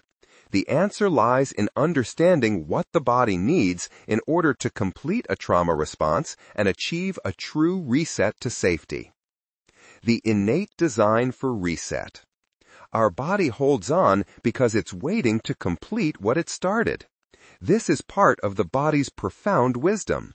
Your body is naturally designed to operate in rhythms and cycles and complete every response it starts. For example, each breath we inhale is completed with an exhale. If we only inhaled but didn't exhale, we wouldn't have completed the breath and be ready for the next inhale. This programmed need to complete even applies to each startle, stress, and trauma response we have. With a completion, like the exhale, our body is ready for the next experience. Dana's body never got what it needed to finish those survival responses in the locker room. Just as each response was a whole body response, the lack of resolution will affect her whole body, system, and cellular level. Without a completion and reset, our brain and nervous system cannot file an experience away as a memory of the past. Instead, like a broken record that keeps playing the same song, the past continues to be our present reality. What defines a true reset?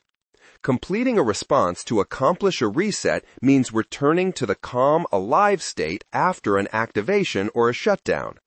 The two essential elements of a true reset are calm, achieving genuine safety, and alive, or feeling ready for whatever may come next. Finding our way to a reset after overwhelm doesn't mean retreating into safety or hiding, but rather ultimately finding our way back to a sense of readiness. Think of a firefighter after they successfully extinguish a major fire. The full completion of that experience doesn't occur at the moment the fire is over, nor when the firefighter simply drives away from the scene. While the immediate danger may be over, the experience may still be alive in the nervous system of the firefighter. A complete reset requires the time and necessary activities to recover, process, refuel, and prepare. The firefighter must rest, sleep, eat, repair any damage to their equipment, and return everything to its proper place. Only then, when all these elements are complete, are they restored to a true state of readiness for the next call. Without this reset, there's a lingering sense of vulnerability. Are we really safe? What if the next danger comes now before we have recovered from the last danger? Whether we're completing a startle response or stress or trauma response, the goal is always the same: return to that calm, alive state. Our autonomic nervous system is designed to orchestrate this reset automatically, if given the right conditions: time, safety, and energy. The completion of these responses and achievement of reset is crucial for our health and capacity. So then, reset happens naturally. Our biology returns to its natural balance. The experience gets filed as a past danger rather than a present one, our energy reserves are restored, and our capacity to handle future challenges is rebuilt and even strengthened. Without a whole body reset after powerlessness, our body remains primed for danger. This is precisely what happened with Dana. Without the opportunity to complete and reset after her experiences with Mr. S, her body remained stuck in its survival mechanisms. Her digestive issues, chronic pelvic pain, and relationship challenges were all evidence that her body had never completed those experiences to reset to safety. She would need to reset on 4 levels for her body to have the repair it needs for healing. The 4 levels of reset for completion. Since a trauma response affects every level of our being, from cells to systems, from blocked self-defense movements to parts of us, each level needs a reset to safety through recovery and repair. When I first began my own trauma work, I thought addressing my thoughts and emotions about my past would be enough. But I discovered, as Dana would too, that the mind was just one level to work with. Creating deep and lasting change requires specific elements to reset each affected level: our mind, parts, our physical body, somatic, biology, systems and cells, and most fundamentally, our neuroception, the core of our survival response system. The biology, cellular level reset. We saw in Chapter 4 how our cells engage their own emergency brake through the cell danger response when demand exceeded their homeostatic capacity. This danger response at the cellular level needs to be completed. There are natural systems built into our cell programming to recover, repair, and reset. It is when a cell does not complete the response that it can remain stuck in danger mode.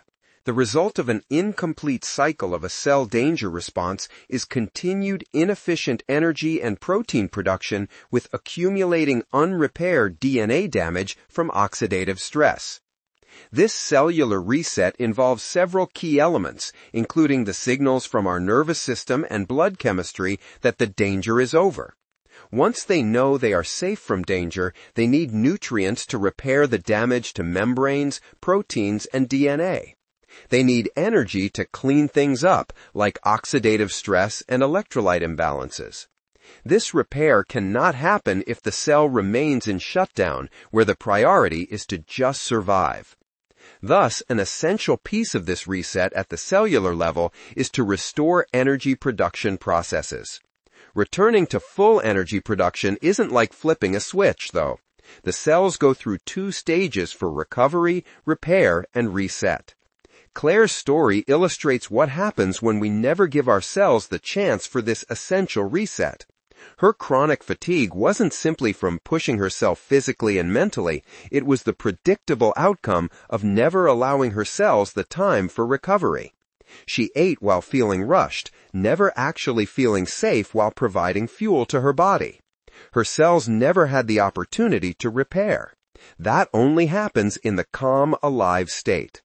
After how hard she had always pushed herself, never allowing time for rest, her development of chronic fatigue is not surprising. The biology system-level reset. While individual cells are resetting, our body systems, like the immune, digestive, and lymphatic system, also need their own completion and reset. One of the commonly missed but crucial aspects needed for completion at the system level is the reset of adrenaline that flooded our system during activation. Remember how adrenaline was the most powerful signal for activating energy and movement? That flood of adrenaline gets used up or discharged when we take action during the high-energy stress response. But what happens if we experience the wall, the freeze, and the shutdown steps in the trauma response? Since our body switches to the energy conservation survival mechanism, we don't do enough movement for the amount of adrenaline that was released. Think of adrenaline as calories you eat. Calories need to be used up and metabolized if you don't want them stored as fat. You want to take in the amount of calories that matches your level of metabolism and daily activity. Similarly, if we don't use up all the adrenaline through movement, the excess charge of that adrenaline will linger and become stored in our tissues. We will see this play out differently as we look at the moments after Sarah and Elena went into their trauma responses. Sarah, at her mother's bedside after the cardiac arrest, decided to force herself to get up and push through, preventing her body time for a reset. Rather than intentional movement to help discharge unmetabolized adrenaline, she ended up forcing her heavy body up, grabbing another coffee, and distracting herself with work, a pattern familiar to her as an ICU nurse. Elena, on the other hand, experienced trembling in the ambulance but blocked it out of embarrassment. Her autoimmunity that developed a year later was an indication that her trauma response had never been completed, as completed trauma responses don't carry the same risk of disease as those that experience a return to safety. Dana's incomplete trauma responses manifested in digestive issues and constipation. Our muscles are designed to help us with this reset. Collectively, they're the largest organ of our body and use up adrenaline the quickest. This is why our body may naturally initiate trembling and shaking, an intuitive way to discharge adrenaline released during an activation and seek reset. Our thyroid, adrenal glands, and metabolism need the time, energy, and nutrients to return to balanced metabolic function. Our digestive system needs to restore normal motility and enzyme production. Our immune system needs to resolve inflammation and return to balanced function. Our cardiovascular system needs to reestablish regular rhythms of blood flow and pressure. This coordination of system reset is precisely orchestrated by our autonomic nervous system when given the safety and resources it needs. Until we give our biological systems what they need, they will remain with the impact of trauma that will eventually manifest in health conditions. Somatic level reset. When our body hits the wall and our best attempts at self-defense become futile, incomplete protective movements become stored as somatic memory. Completing these movements for creating a memory of successful self-defense is necessary for a reset at the somatic level. Let me explain through my own experience of completing movements from a prior trauma response for a somatic reset. At age 12, I experienced a terrifying moment when a man covered my mouth and threatened my life. Decades later, despite knowing logically that this event was over, my body was still holding on to those incomplete self-defense movements. I would panic whenever I woke up in the dark lying on my right side, the position I had been in during that experience. Talk therapy had helped me process the explicit memory, but it hadn't given me the somatic completion. My muscles still held the memory of wanting to fight back but being unable to. When the body completes previously blocked self-defensive movements, it resets the somatic memory. The completion needs to include the actual physical movements our body wanted to do for self-defense but couldn't. This completion must be done carefully and at the right time. After a year of somatic training and building a foundation of regulation, I knew my body was ready. I carefully recreated the position and followed my body's impulses. I let my body move in all the ways it had wanted but couldn't out of fear. I continued until I had the sense that I had overcome my attacker. In that moment, my body let me know through tingling, tears of relief, and several deep spontaneous breaths that it had successfully completed the self-defense it had never been able to. Random physical movement or emotional release won't give us a somatic reset. Pounding pillows might provide temporary relief, but won't give our tissues the specific completion they need. The movements must come from our body's own impulses of how it wanted to defend itself in that moment of powerlessness. We must first build a foundation of regulation and learn to connect with our body's messages before attempting a somatic completion by ourselves. If we move too quickly into processing past events, we risk re-traumatizing ourselves again through overwhelm. While somatic completion is necessary for a body reset to safety, we will also need to accomplish a reset of beliefs we formed, coping mechanisms we developed, and parts of us that got created and fragmented. A reset of our beliefs and parts. In moments when we experience overwhelm, particularly when our survival mechanisms of dissociation, immobilization, and energy conservation engage, parts of ourselves can fragment and get stuck in that experience. While this fragmentation served a crucial survival purpose, helping us bear what felt unbearable, these parts can remain frozen in time, waiting for completion and safety.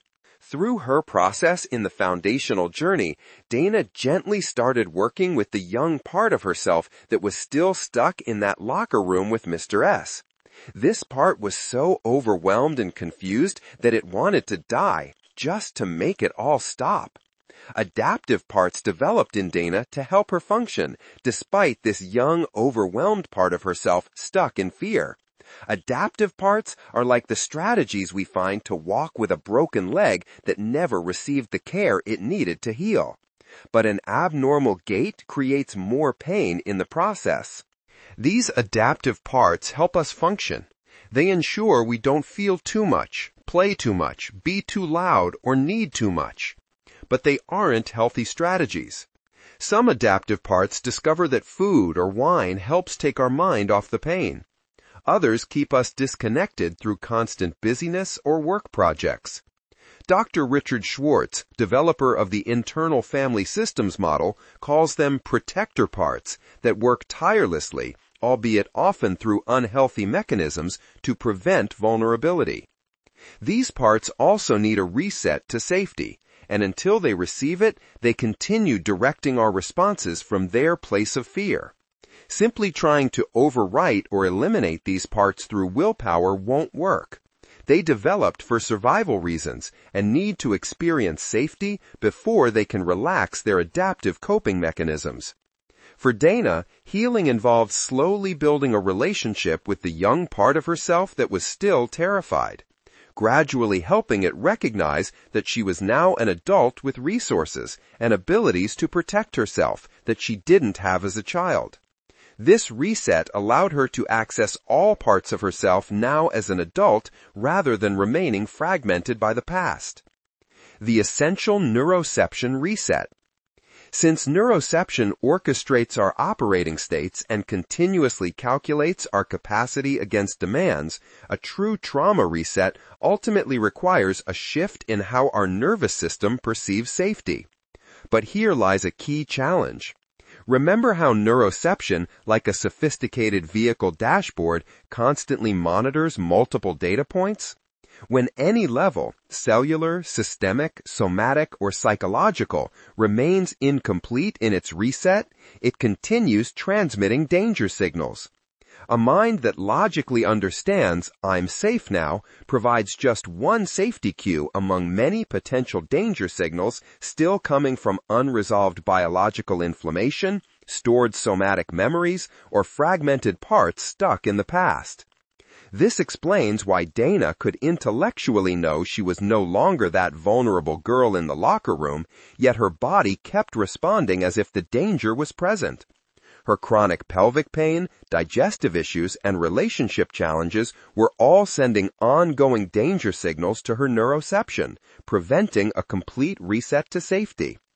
This is the similar experience of many who come into the foundational journey seeking deep and lasting change in a pattern in their life. They have told themselves they are safe and even often diligently practiced yoga, meditation, or been in therapy for decades to think their way to safety. As I guide them through the somatic self-practices and mind-body dialogues with parts of themselves, they begin to understand why safety was elusive. Our mind can't convince our neuroception of how it should feel. We can tell ourselves we have nothing to be afraid of, but when our body still reacts as if it is afraid, we know our neuroception is still receiving cues of danger. How do we know if our neuroception has achieved its reset? Not through logic or analytical thinking, but through our felt sense of safety in our body. When neuroception receives enough safety cues across all levels, it creates a visceral feeling of being both safe and ready, that calm, alive state we explored earlier. Until then, we may notice a persistent background sense of danger, vulnerability, or disconnect from our body's sensations, all signs that our neuroception is still waiting for completion. Why resets don't happen? So many of us function with uncompleted responses, still waiting for a return to safety. Although our instinctual wiring is designed to complete even these experiences of powerlessness, a block occurs when our body does not have what it needs. Challenges arise partly due to our modern world. In a culture based on busyness, fear, and disconnection, it is harder for our body to get what it needs to complete a trauma response. The three things a trauma response needs to complete for a reset are time, energy, and safety, and all three are often missing in our life. Because of our busy schedules and our fear-based media, constant cellular notifications, and the stream of information coming at us, our neuroception is never not receiving cues of danger. The cultural expectation to push through creates another barrier to resets. Like a high-performance athlete who never allows recovery between training sessions, we're taught that stopping means weakness. This athlete might rely on supplements, protein drinks, and caffeine to get them through the next workout or the next day. They might have beliefs about themselves that they don't deserve rest that contribute to pushing through. This is precisely what happens in our modern world. We go from overwhelm to overwhelm, pushing through with caffeine, sugar, or other quick energy solutions. We eat while stressed, preventing proper digestion and absorption. In addition, our food and water supplies are often filled with toxins such as pesticides, which add to cellular stress and depleted of the nutrients our biology needs to recover. We shortchange sleep that would help clear oxidative waste for a biological reset to safety. All the while, we hold the expectation that if we don't quickly get over experiences and move on, there is something wrong with us, adding shame to our emotional burden. As if all of the aforementioned challenges were not enough, the other reason why a completion and reset is often not accomplished is that we have not been taught how to do so, or more appropriately, how to get out of our own way and let our body do what it naturally does. We haven't known that we have to help calm our brain inflammation. We haven't been taught that our unsuccessful self-defense movements need to be completed, even decades later, if we never did. We haven't been taught how to rescue younger parts of ourselves without re-traumatizing ourselves in the process by going back into the story. The result of all this can be a lifetime of accumulated, incomplete responses, answering the question why our bodies hold on to past trauma. What happens as a result of these responses remaining incomplete? The implications reach far deeper than you might expect. In the next chapter, we'll explore how the body holds on to past trauma through incomplete responses, creating a body trauma loop, cycling us between the stress and shutdown trauma response steps until we provide the recovery, repair, and true reset our body needs to heal. Summary. Our body is designed to complete its protective responses and return to safety. Yet modern life often prevents this natural reset process from happening. Without the essential elements of time, safety, and resources, our responses remain incomplete. Instead of healing, our body holds on to these unfinished experiences. These incomplete responses affect us at every level, from cells still in their danger response, to muscles with somatic memories of blocked movements, to parts of us frozen in past overwhelm. Our neuroception continues receiving signals of danger from each of these levels, maintaining protective patterns rather than allowing true reset to safety. While we didn't choose for our body to hold on to pain and fear from the past, we do have a choice now. Though it will take more time and specific skills to resolve trauma responses from decades ago that didn't get completed, we can learn to complete those responses now and also prevent the accumulation of more trauma burden moving forward. The formation of a biology of trauma. If history repeats itself and the unexpected always happens, how incapable must man be of learning from experience? George Bernard Shaw. Sarah sat in the ICU beside her mother's bed. Just minutes before, she had watched her mother's heart stop beating, feeling powerless as the resuscitation efforts failed. However, truth be told, overwhelm wasn't a new feeling. Few would have known, though, because she was the picture of success and was careful to hide the days she felt like her life was falling apart. The roots of her perfectionism and people-pleasing went back to her childhood and were the reason she hadn't felt ready to say goodbye to her mother. In the prior chapter, we discovered why our body holds on to trauma. Its survival sequence never got to complete and reset to safety. But what happens next? How do incomplete responses create lifelong patterns that seem impossible to break? Sarah was proud of her 20-year career as a critical care nurse, and her colleagues knew her as someone who could handle anything.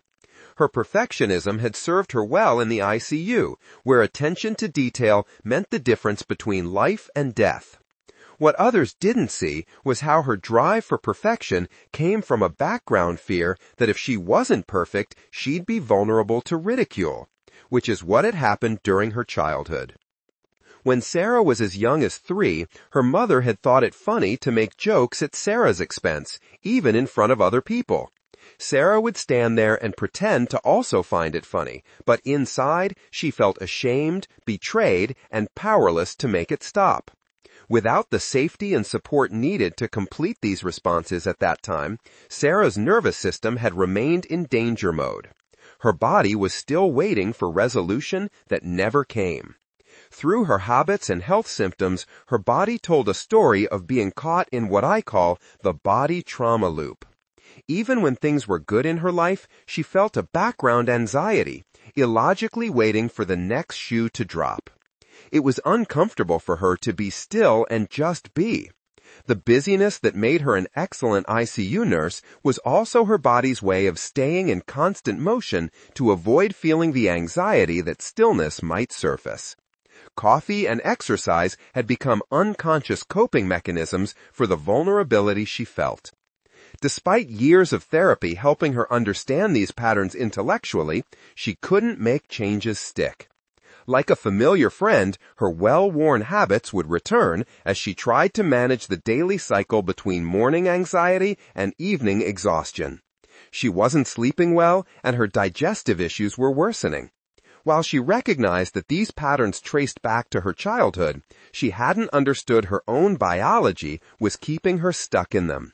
Her body was stuck in a loop of the steps of the trauma response. The body trauma loop. Sarah's nervous system told its story through the rhythms of her energy and mood. When she began tracking her nervous system states in the journal I shared with you in Chapter 2, a clear pattern emerged. She wasn't just experiencing occasional stress, she was caught in a looping cycle between stress and overwhelm. Her nervous system was regularly looping through the steps of the instinctual trauma response, moving from the activation of the startle and stress across the critical line of overwhelm and into the freeze and shutdown. The body trauma loop is what happens when our body's instinctual trauma response never complete. It is how the impact of an original, incomplete trauma response compounds over time. It's like collecting rocks while hiking. The first rock is perhaps noticeable but manageable. But as we get stuck in a loop, we experience overwhelm time and time again. Each new experience of overwhelm without completion adds to the burden. What started as a single rock becomes a backpack full, then a wheelbarrow full that makes each step forward increasingly difficult.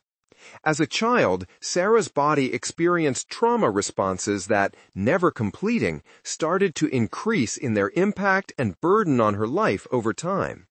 Her perfectionism, the people-pleasing tendencies, her inability to relax, and hypervigilance got stronger over time. The trauma burden gets heavier over time, not just because of the original trauma response, but now because of the years of continuing to cycle through the sequence. This is why our reactions, coping mechanisms, and even health symptoms often progressively worsen over the years. Every time we experience overwhelm without completion, we add to both the cellular danger response and systemic dysregulation our body is carrying. The digestive symptoms that would send Sarah to bed early in pain and fatigue, the anxiety that prevented her from relaxing, and the poor sleep that left her exhausted were all manifestations of her body accumulating more burden over time. The creation of a body trauma loop, the danger-colored glasses of neuroception. Neuroception and its ongoing reception of cues of danger keeps our nervous system looping between the activation and trauma states. When Sarah first started working with me, she said, "I always feel like the next bad thing is just around the corner." This insight into her background anxiety actually reveals the answer to how the body trauma loop is created, taking us back to neuroception, the driver of our nervous system states. Since her childhood experience of powerlessness in the face of her mother's ridicule, Sarah's neuroception was programmed to view the world through danger-colored glasses. Even if everything is good in our life, without a reset to safety, the perception of danger remains. Just like a person wearing rose-colored glasses sees everything positively, Sarah's neuroception saw danger everywhere, even if it wasn't real. This creates two problems that create and feed the body trauma loop. First, neuroception will always have us sensing danger. If we have the capacity to respond, it has us in the upper part of the loop, in the activation state with anxiety and stress. If we don't have enough capacity for the perceived level of danger, either because of too much too fast or too little for too long, we experience a state shift to the lower part of the loop, the trauma state.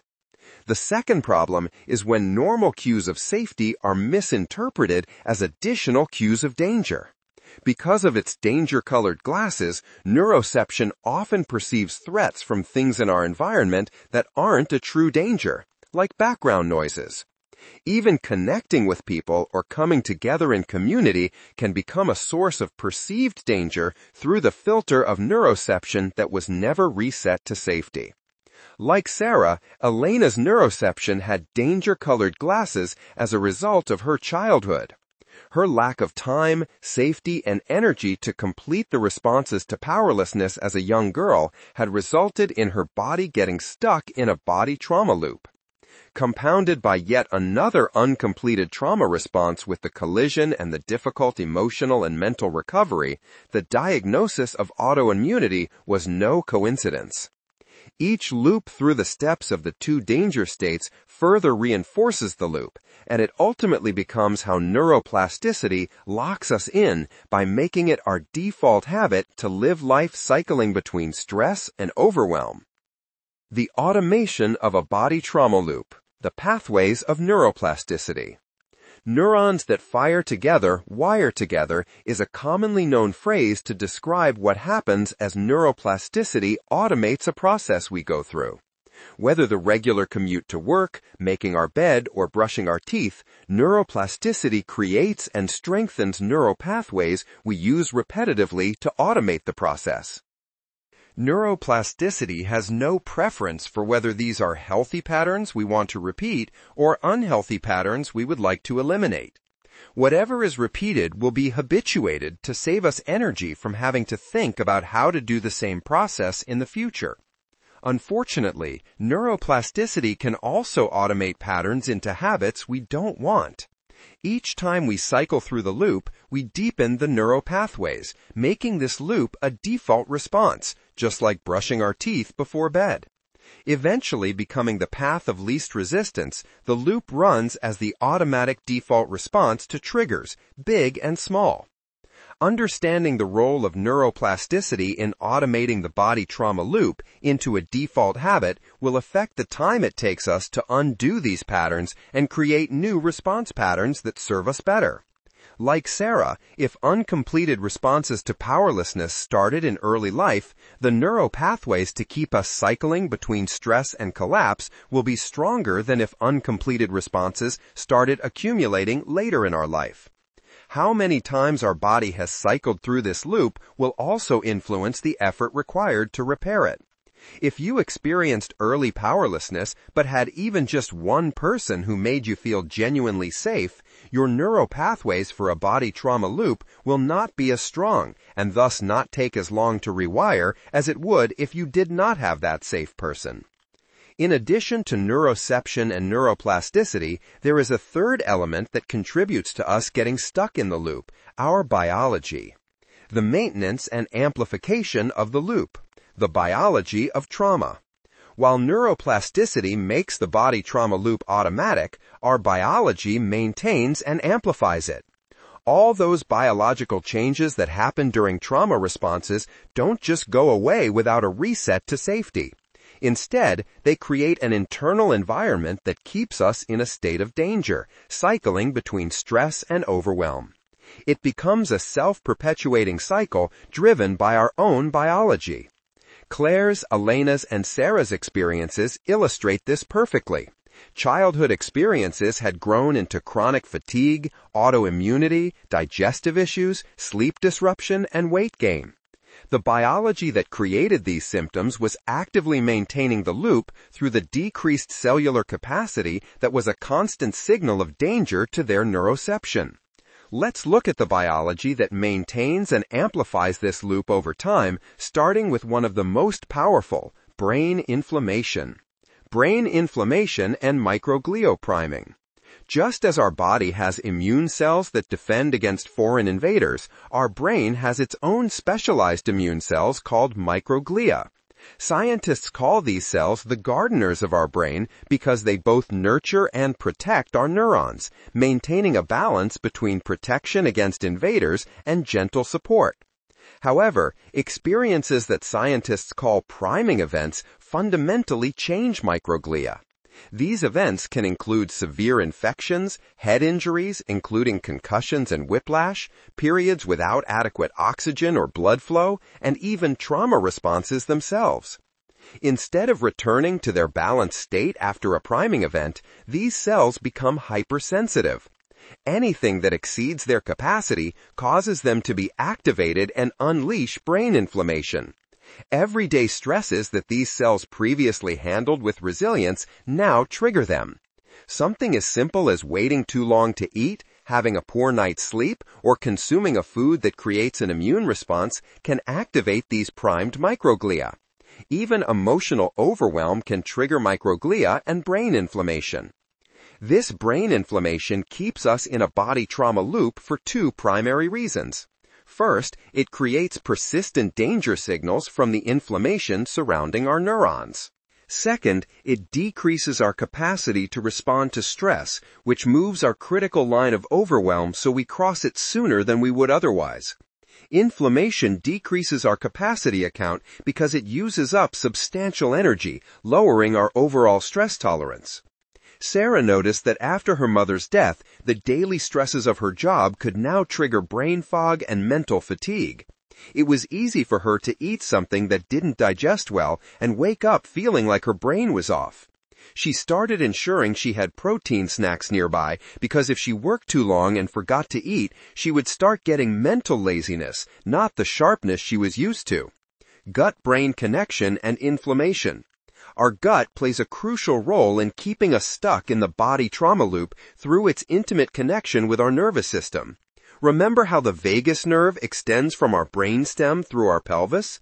This connection makes our digestive system particularly sensitive to our operating states, but it also means gut dysfunction becomes a powerful source of danger signals sent back to our neuroception. The compromised intestinal barrier, or leaky gut, allows substances into the bloodstream that trigger inflammation upon entering the brain. Inflammation in the gut is a strong cue of danger, as are the imbalanced microbiome and neurotransmitter levels in our gut. Each digestive disturbance becomes another withdrawal from our capacity account while simultaneously signaling danger to our neuroception. Mitochondrial compromise and energy depletion. Our mitochondria play a central role in maintaining the body trauma loop through both direct and indirect cues of danger to our neuroception. When trauma responses remain incomplete, these energy producers become compromised in ways that keep us stuck in the loop. Think of mitochondrial compromise like a car engine that's been damaged. Just as a compromised engine can't efficiently convert fuel into power, compromised mitochondria can't efficiently produce energy anymore. This happens for several reasons. They may still be stuck in their cellular danger response, they may have accumulated toxins they can't clear, or they may have sustained damage to their energy production machinery from oxidative stress.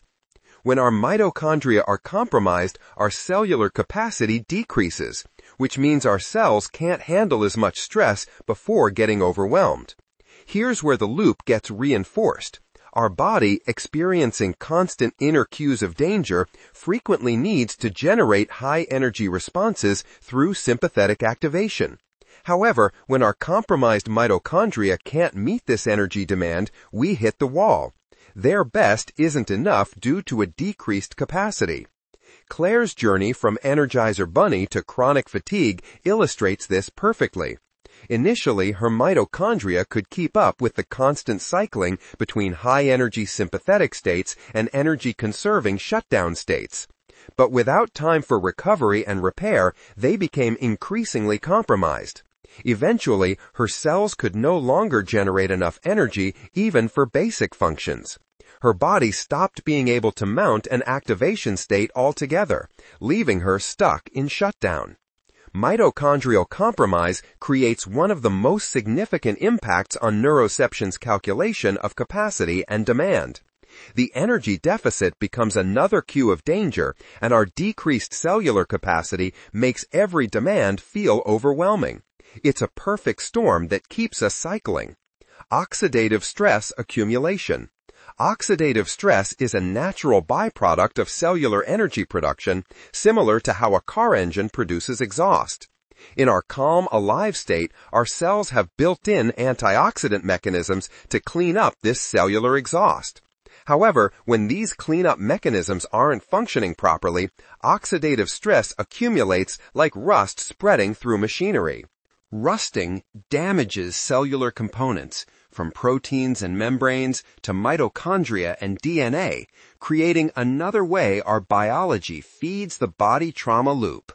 Each incomplete trauma response adds more oxidative stress, making our cells increasingly vulnerable to future stressors.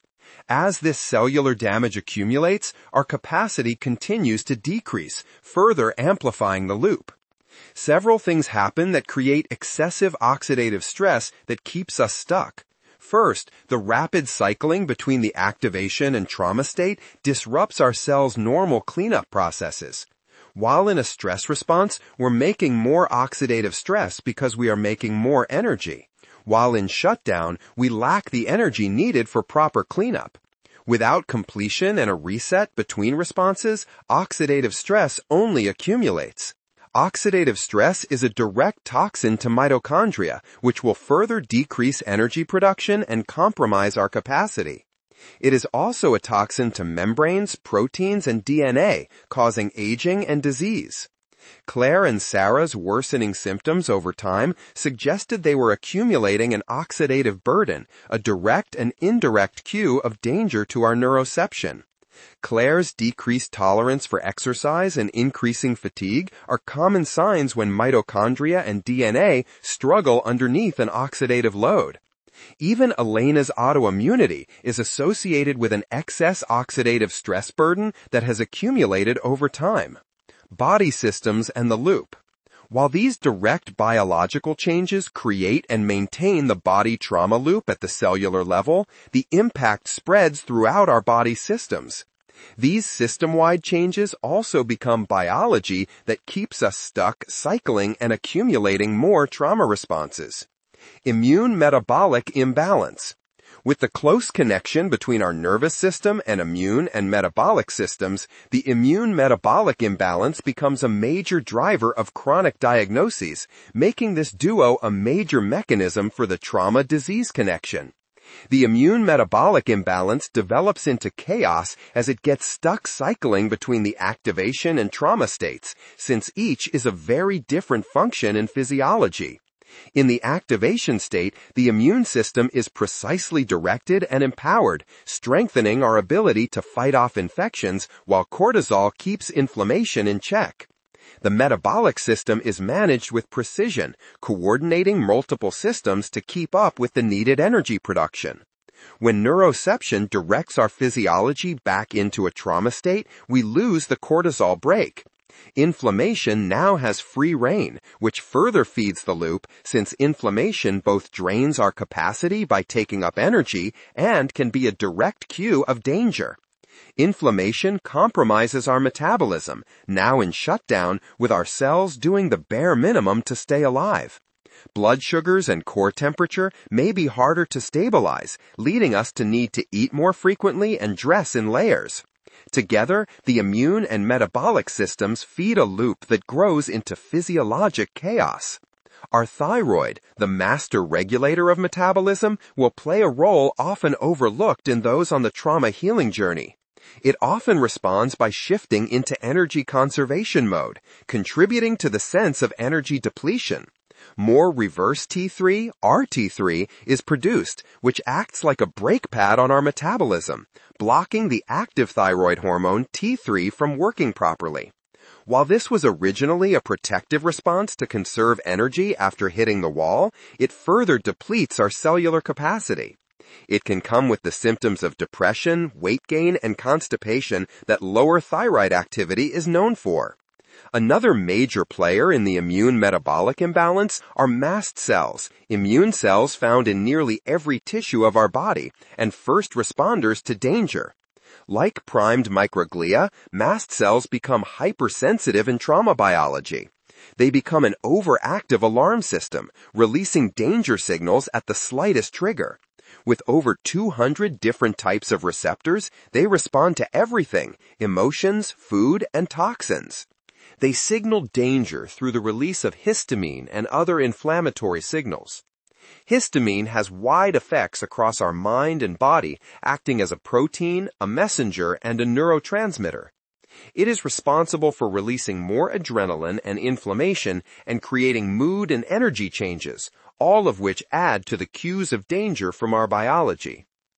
Insulin resistance is a key feature of immune metabolic imbalance that deserves attention in trauma biology. It occurs when our cells stop responding to insulin's message to take in sugar from the blood. Not only does this cause high blood sugar, it impacts the cell's ability to have the sugar to make energy. The resulting blood sugar fluctuations and energy deficits further reinforce our state of overwhelm. Insulin resistance is one more data point on the neuroception dashboard that is a cue of danger. Elena's development of autoimmunity is a predictable outcome of the immune metabolic imbalance that persists and grows when our physiology doesn't get back to a baseline sense of safety. Her immune cells began mistaking parts of her own cells as threats. For each of the patients in this book, the immune metabolic imbalance persisted and grew over time, contributing to Dana's chronic pain, Claire's chronic fatigue, and Sarah's digestive issues. Digestive system dysfunction. The digestive system becomes another major player through a cascade of disruptions that feed into each other. What starts as decreased digestive function becomes a complex web of dysfunction that creates more cues of danger to our neuroception. This digestive dysfunction begins with our stomach acid, which is essential for breaking down proteins and killing harmful bacteria, and can become decreased while in a state of danger. Low stomach acid, or hypochlorhydria, creates a perfect environment for opportunistic organisms to thrive.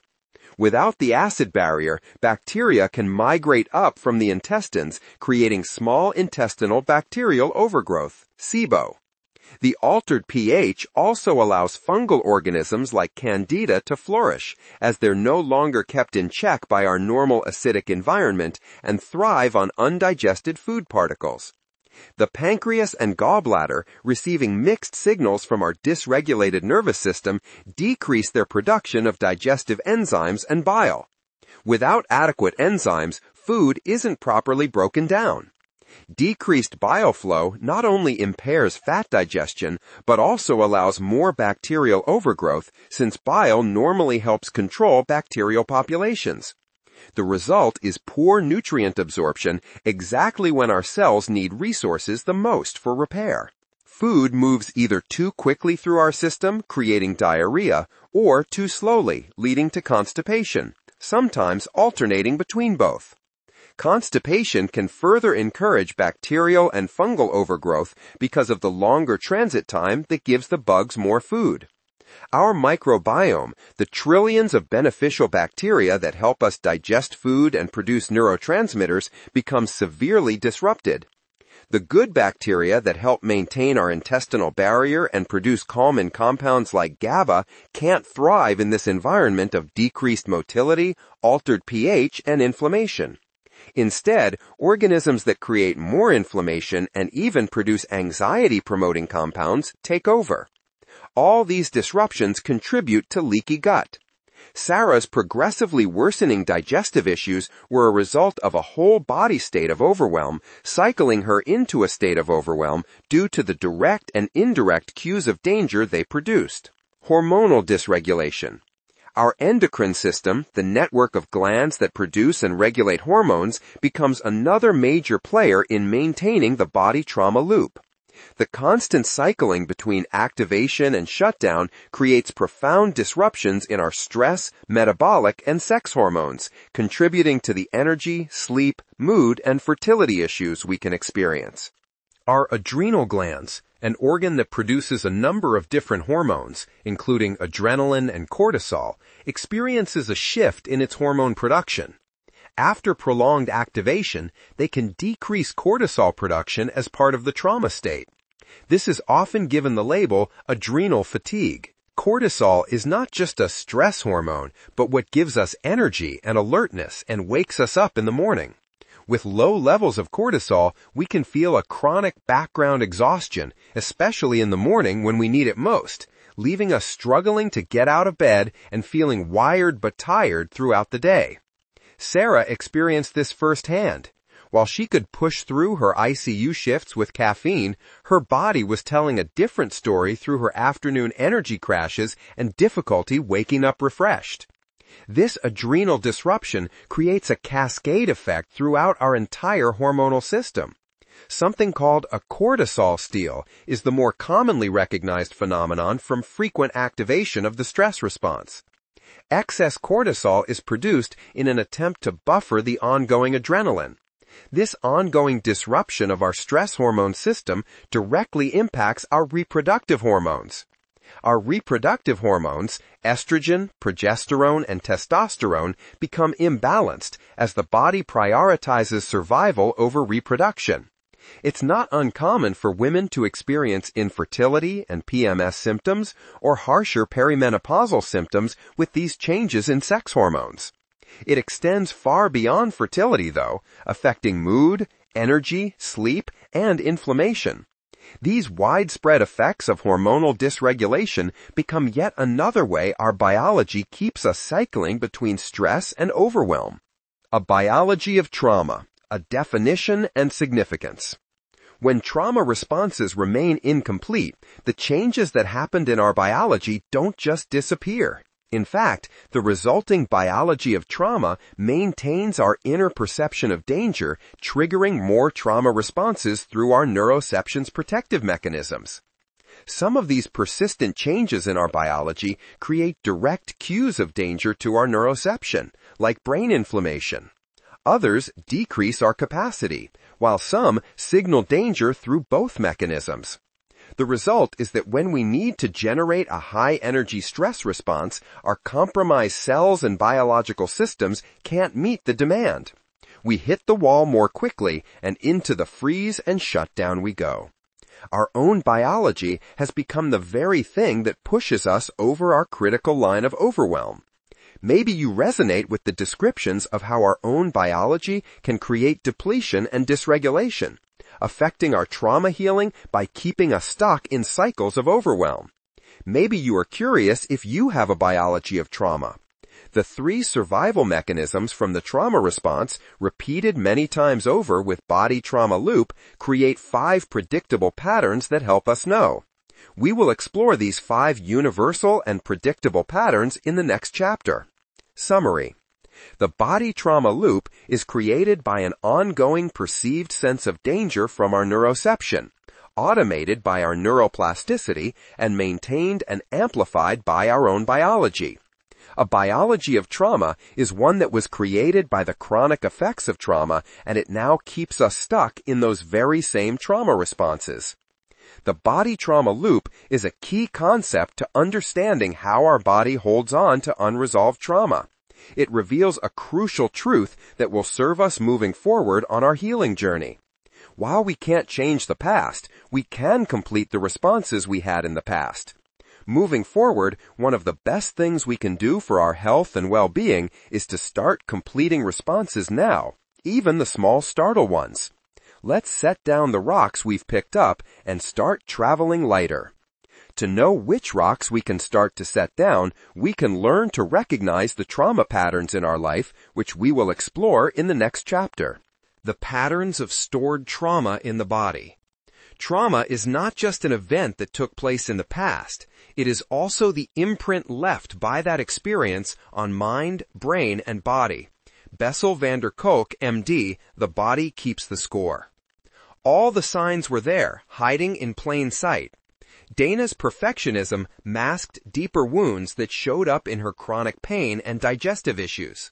Alex's freeze response in the conference room revealed a nervous system still carrying the insecurity of childhood homelessness. Laura's heightened startle response to her son's hug wasn't just anxiety, it was a trauma pattern. Each had a different history, but similar patterns were emerging from their lives, relationships, and health. As a physician, learning to recognize patterns is central to my training and process. Seemingly separate symptoms form a meaningful pattern, guiding me to the right diagnosis. Arriving at the correct diagnosis is key. It is the only way I can prescribe the right treatment. This skill ended up opening my eyes to see and work with stored trauma in the body. I realized that seemingly separate emotions, thoughts, and behaviors are all predictable patterns that surface from stored trauma in the body. It started with my journey with Miguel, who was my first foster child and whom 8 months later I adopted. His early trauma created behaviors that initially seemed random and chaotic. But as I studied his responses, I began to see how these behaviors were patterns, predictable and consistent with a nervous system stuck in fear. I started to notice how patterns in my patients all came together. Individual symptoms, personality traits, and coping mechanisms like dots that connected to create a picture. It helped me to see how Dana's perfectionism was connected to a larger trauma pattern showing up in her physical pain, digestive issues, and relationship challenges. I saw how Alex's freeze response and Laura's hyper-startle reflex were connecting dots that formed a larger pattern from a nervous system stuck in survival mode, waiting for a reset to safety. When I began recognizing these patterns throughout my own life, I was stunned. Despite being a physician trained in human physiology, I had never connected my relationship challenges and health problems to trauma. Yet my body told a different story. The dots began connecting as I saw how my perfectionism, push-through philosophy, chronic fatigue, and autoimmunity formed a predictable pattern of stored trauma. Understanding these patterns will help us recognize stored trauma. Instead of asking, have I experienced trauma, we can ask, do I have trauma patterns in my life right now? This shift to present-day patterns transforms how we view ourselves and our symptoms. What we once saw as personality quirks, coping mechanisms, or relationship struggles reveal themselves as an interconnected web of patterns, all springing from a nervous system still in protection mode, waiting for safety. When we get curious about how our inner puzzle pieces come together, we can relieve ourselves of the guilt and shame of thinking we are crazy, broken, or not trying hard enough to change. Instead, we can use the tools available to us to repair these patterns and relax into the healing process. If this feels surprising to you, that's because it's quite different from the standard paradigm used by most medical professionals to diagnose. Even those who seek to be trauma-informed are more likely to look for a past event or assess the degree of adversity you had as a child by calculating an adverse childhood experiences score than they are to look for present patterns of trauma in your life, even those patterns paint a much more complete picture. There are 5 distinct patterns, what I call the 5 Ds, that emerge when our body holds on to trauma: disconnection, disruption, depletion, dysregulation, and disease. These patterns directly emerge from the 3 survival mechanisms of the trauma state we explored in Chapter 6, where dissociation, immobilization, and energy conservation are how our body helps us survive unbearable pain. Our nervous system continues to help us survive through these mechanisms, which now develop into chronic patterns that become so natural we often can't remember when we didn't feel this way or weren't this way. Let's explore these 5 patterns as the key to recognizing stored trauma, enabling us to find the truth without needing to excavate the past. Disconnection, creating distance. Let's look at more ways disconnection can show up in our relationship with our body. You might struggle to identify basic needs like hunger, thirst, or fatigue until they become extreme. "I forgot to eat today," or "I didn't realize I was so tired," are common refrains. When I ask my patients how they're feeling, many automatically respond, "I'm fine," even when their symptoms and lab work clearly indicate otherwise. When I touch their shoulders and feel all the knots, yet they haven't realized the tension they carry, this tells me they've become so disconnected from their body that pushing through discomfort has become their normal. This pattern also reveals itself in how we handle emotions. Many people find themselves giving quick, automatic responses when asked how they feel, struggling to identify or describe their emotions beyond fine or okay. Yet it is not uncommon to experience a persistent numbness or emptiness inside, even during important moments that should bring joy or sadness. Others discover they need alcohol or food to feel comfortable in social situations, or they use busyness and work to avoid feeling anything too deeply. After all, when our body holds trauma, stillness becomes dangerous. It's in moments of quiet and space that our inner sensations surface, threatening to flood us with emotions that our neuroception believes could overwhelm us. Our own mind can aid in the survival pattern of disconnection. Perfectionism serves as a shield against feeling vulnerable or rejected, as it did for Dana. We can develop parts of ourselves that incessantly drive us, wearing the ability to power through as a badge of honor while our body is neglected. Perhaps most tellingly, disconnection patterns show up in how we relate to others. We may keep people at a safe emotional distance or disconnect from our authentic self in order to preserve a connection with another. When disconnected from life, we might feel alone even while surrounded by family or a crowd. Some people describe feeling like an observer in their own life, watching events unfold but never fully participating. The cruel irony is that these very attempts to protect ourselves through disconnection often create the experiences we fear most, feeling isolated, misunderstood, or not fully alive. The survival benefit of disconnection. Disconnecting from ourselves and others does have a survival benefit, and avoiding pain lies at the heart of how disconnection helps us. The strategy is elegantly simple. Don't feel the pain. This isn't weakness or a lack of willpower, but a well-refined process for protection. Consider how disconnection helped Dana continue functioning as a physician despite her past, or how Alex's disconnection allowed him to build external success despite his persistent inner insecurity of childhood experiences when he felt powerless. We can fear the emotions and sensations themselves, but hold a belief that if we were to allow ourselves to feel the stored pain, we might fall apart. So we are caught in our internal powerlessness against our inner pain, our neuroception having come to perceive the feeling of our inner stored pain as an escapable danger that could threaten our very survival.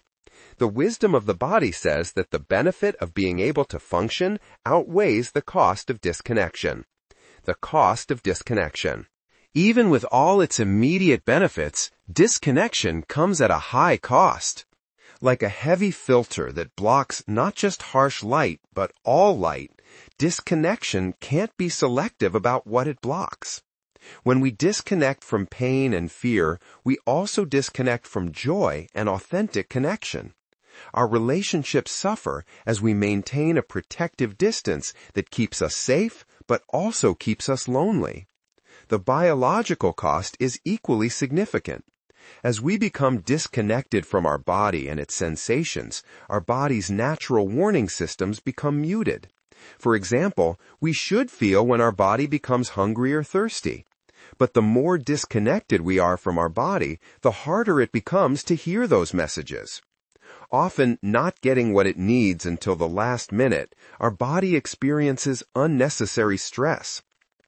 How do we know if we are disconnected?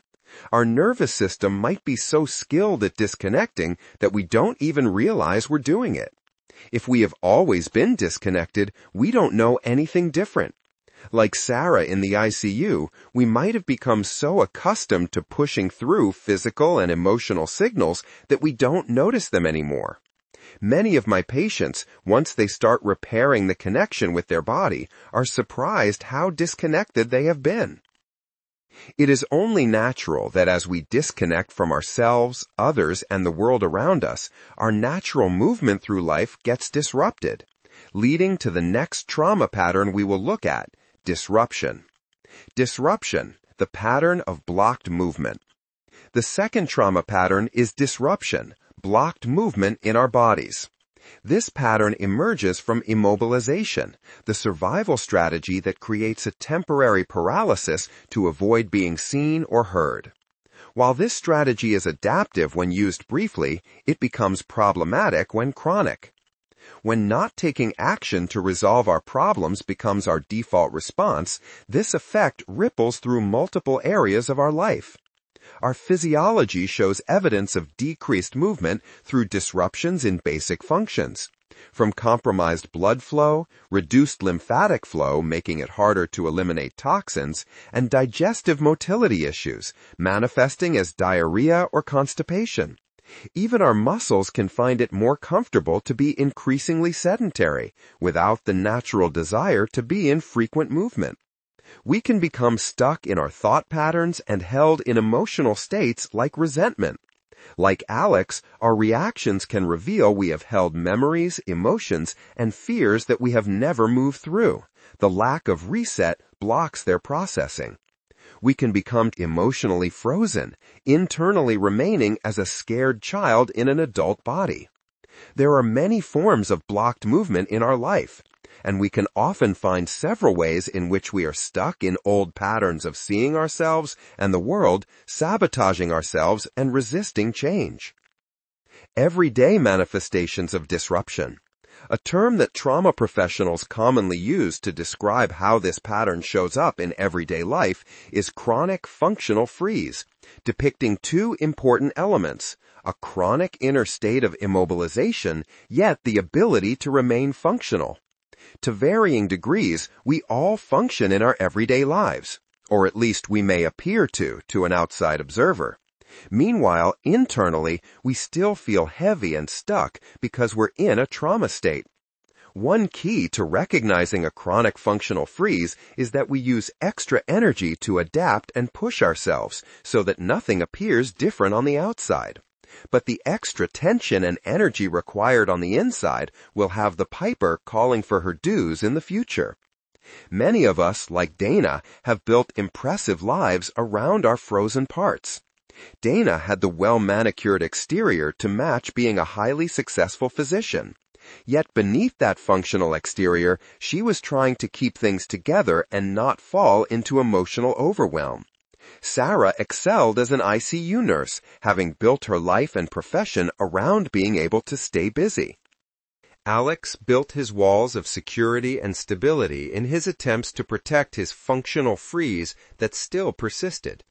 I had also lived my life like this, uncovering a large degree of chronic functional freeze that prompted me to start trauma therapy training to learn how to free it.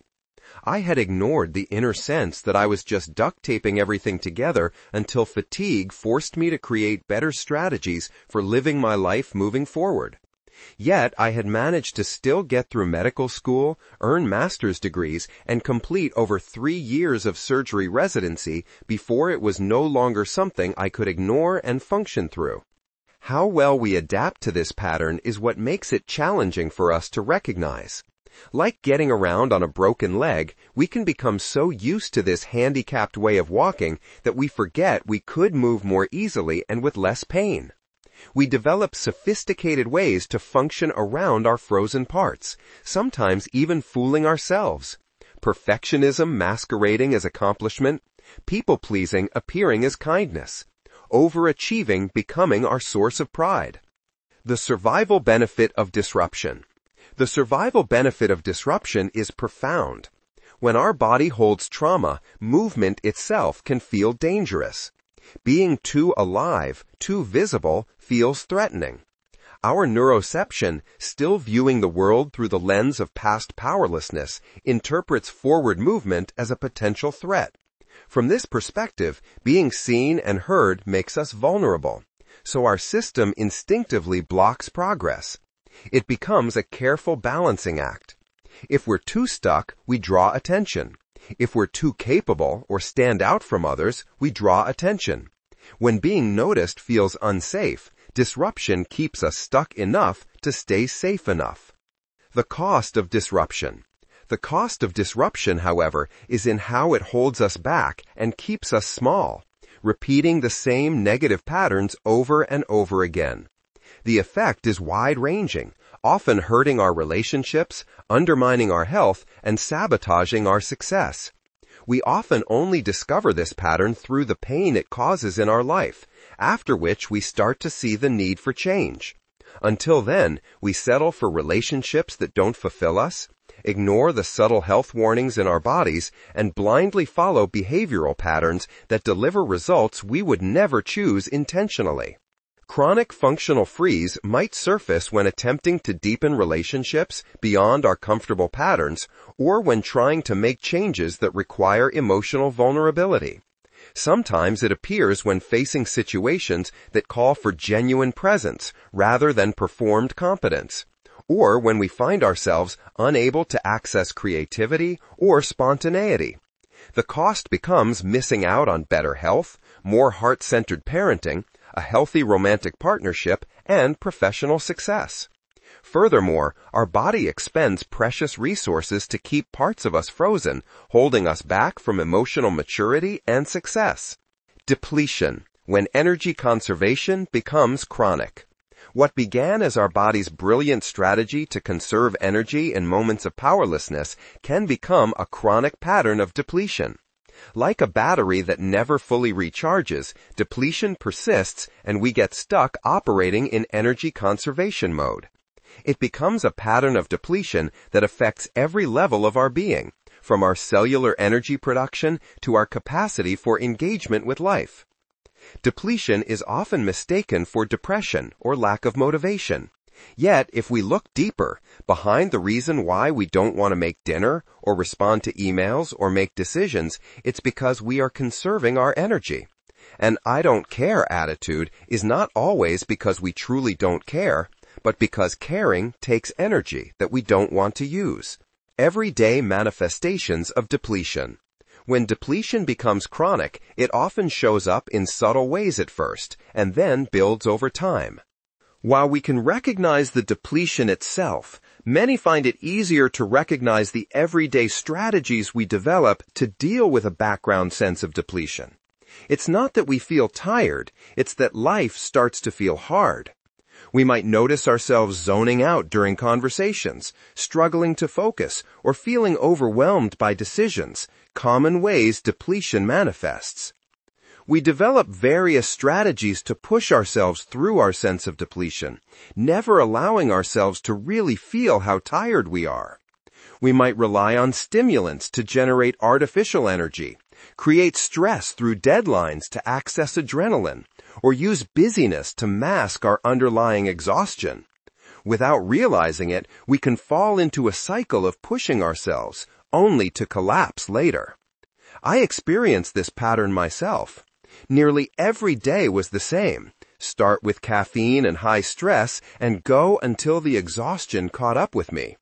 I had unconsciously developed countless strategies to manage my energy, including, as I would discover, eating foods that I was sensitive to because of the histamine and adrenaline response that would give me quick energy.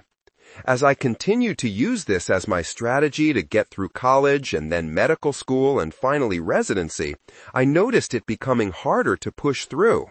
It required more effort to stay out of the collapse. If I had been aware and listening to my body, I would have seen the chronic fatigue coming. You may recognize this through having become an expert manager of your energy, carefully rationing your resources throughout the day, reserving your energy for when you need it. This can look confusing to others who don't understand the internal energy budget we are constantly managing. They don't understand the changes in our energy, focus, or intensity over the course of a day or a week. For one thing, we can be all in and super focused, and in the next hour have a lackadaisical attitude. The survival benefit of depletion. Like our other patterns, depletion serves a survival purpose. When our body holds trauma, full aliveness can feel dangerous. Operating at reduced capacity helps us stay under our critical line of overwhelm by limiting how much we can engage with life. Just as disconnection protects us from feeling too much and disruption keeps us from moving too far, depletion protects us from experiencing too intensely. Consider how this helped Claire continue functioning despite her system's signals for rest, or how Alex's depleted state after the conference room incident protected him from having to engage with overwhelming emotions. The wisdom of the body says that staying depleted is safer than accessing full vitality. The cost of depletion. The price of chronic energy conservation creates a painful paradox. The very things that might help us heal and thrive, connection, creativity, play, joy, feel too energetically expensive. We might long for deeper relationships, but find ourselves too depleted to maintain them. We desire to pursue our dreams, but lack the energy to take the first step.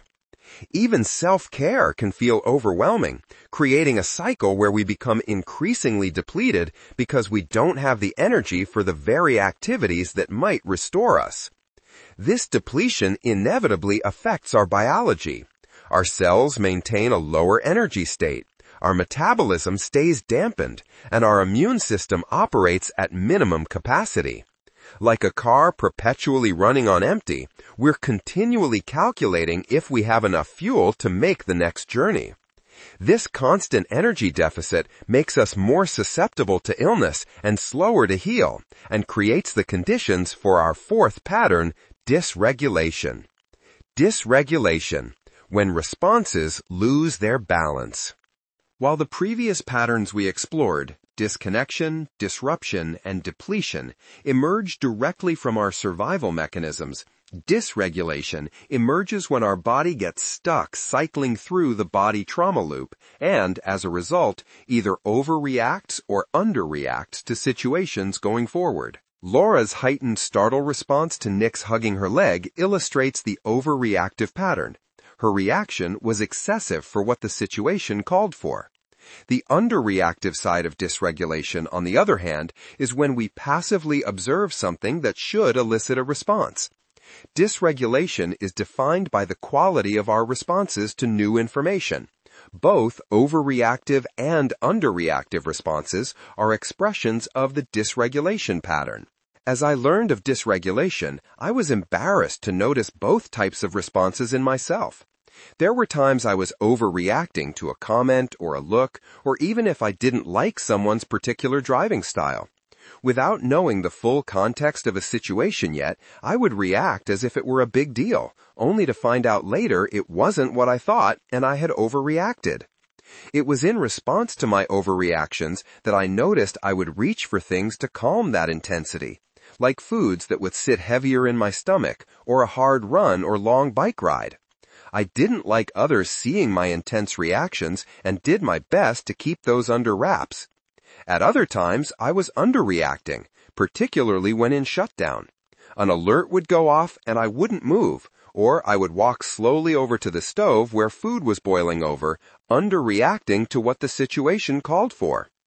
Dysregulation was a common theme in my patients, and you may recognize yourself in the frequent under- and overreactions I observed. While it would show up in their physiology, for example, a blood sugar that would go too high when they ate and bottom out when I gave them insulin, it was their reaction to their results and what they meant that made me curious. Some would overreact, get flushed all over, become distraught, stand up and pace, or angrily tell me I must be wrong. Others would just sit there with no expression on their face, and I couldn't even tell if they had heard me. What is dysregulation? When working with Miguel and his healing journey, an attachment therapist shared a powerful metaphor that helped explain his seemingly disproportionate reactions. Each person is born with a tiny black bag inside, she explained.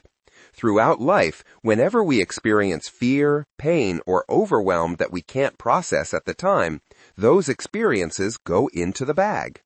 For Miguel, early experiences of neglect and fear filled his bag. Later experiences of shame at school, fear of abandonment, and moments of feeling powerless all added to what his bag contained. When the black bag overflows, the therapist explained, it doesn't take much for someone to bump it and things to spill out. This explanation helped Miguel understand why he would sometimes react so intensely to seemingly minor triggers. It wasn't just about the present moment, it was about all the stored overwhelm inside him spilling out when his bag got bumped. Everyday manifestations of dysregulation.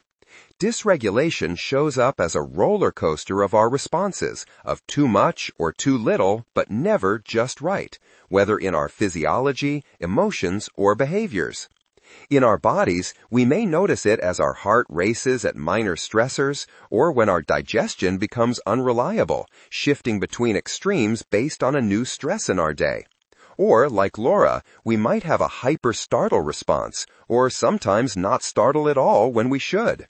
Our core temperature can become dysregulated, forcing us to dress in layers or always bring a sweatshirt because we are either too hot or too cold. Migraines, insomnia, and racing thoughts can be signs of physiological dysregulation. Emotionally, we might feel as if we're constantly tiptoeing around our internal bear, lest we accidentally poke her and experience an explosion of emotion. Alternatively, we may feel like we are poking the bear, but she just rolls over and falls back asleep. Empaths and highly sensitive people can notice exaggerated responses to the energy and emotions of those around them. The key to recognizing dysregulation is the tightrope we walk from which we are easily thrown off balance into a dysregulated response. We may do everything we can to stay on that tightrope. The survival purpose of dysregulation. Just as Miguel's explosive reactions serve to protect him from perceived threats, dysregulation keeps our body ready for danger. Being quick to react means we don't get caught off guard. Even underreaction serves a purpose. When our neuroception determines something is beyond our capacity to handle, shutting down preserves precious energy. However, dysregulation often creates more problems than it solves. Like having an overactive alarm system that either blares at the slightest movement or fails to sound during actual danger, it makes it particularly challenging to navigate daily life, relationships, and our own inner world. The cost. The price of dysregulation ripples through every aspect of our lives, especially affecting our relationships with ourselves and with others. When Miguel first came to understand his dysregulation through the black bag story, it transformed his relationship with himself. Rather than seeing himself as a bad kid who couldn't control his reactions, he began to understand that his responses made sense given what his nervous system was carrying. In relationships, like Laura's experience with her family having to tiptoe around her startle response, dysregulation creates particular challenges. Our dysregulated responses make it hard for others to feel safe with us and equally hard for us to trust ourselves. At work, like Alex, we might find ourselves either overreacting to minor changes or becoming paralyzed by important decisions. Most significantly, persistent dysregulation affects our biology in ways that create an environment for chronic health conditions to develop. When our nervous system can't find its natural rhythm of response and reset, our body systems begin to show the strain. The same dysregulation that makes Laura jump at unexpected sounds affects her sleep, digestion, and immune function. The paradox of dysregulation. Perhaps the most insidious aspect of dysregulation is how we each find what level of dysregulation is our comfort zone. Like someone living in a noisy city can become uncomfortable with quiet, we can grow so accustomed to dysregulation that regulation feels foreign and unsettling. The drama and intensity of dysregulated states become familiar, even preferred, while calmness and stability feel boring or produce anxiety. Sarah discovered she preferred chaos when first learning regulation tools. When things are calm, she shared, I feel more anxious than when there's chaos. At least in chaos, I know what to expect. This probably explains why I decided to become an ICU nurse. This paradox explains why many of us unconsciously create drama in our lives or seek out high-intensity situations. Like becoming dependent on caffeine, we can become dependent on a certain level of stress, adapting to it as our normal operating state and unconsciously inviting or even creating it. Dysregulation coexists with the other patterns. We see this illustrated with Dana. Still with a chronic functional freeze from her childhood experiences of sexual abuse, Dana's constant drive for perfection wasn't just about disconnection. By giving herself deadlines and pressuring herself to get it right, she maintained a level of intensity. The familiar intensity of stress felt more comfortable than the unfamiliar territory of calm, and certainly the heaviness of a shutdown response. With all the stress on our body that dysregulation creates, not to mention the contribution of other trauma patterns, it is no wonder that it is not only predictable, but inevitable that the next and final 5D pattern will emerge. It is not if, but when.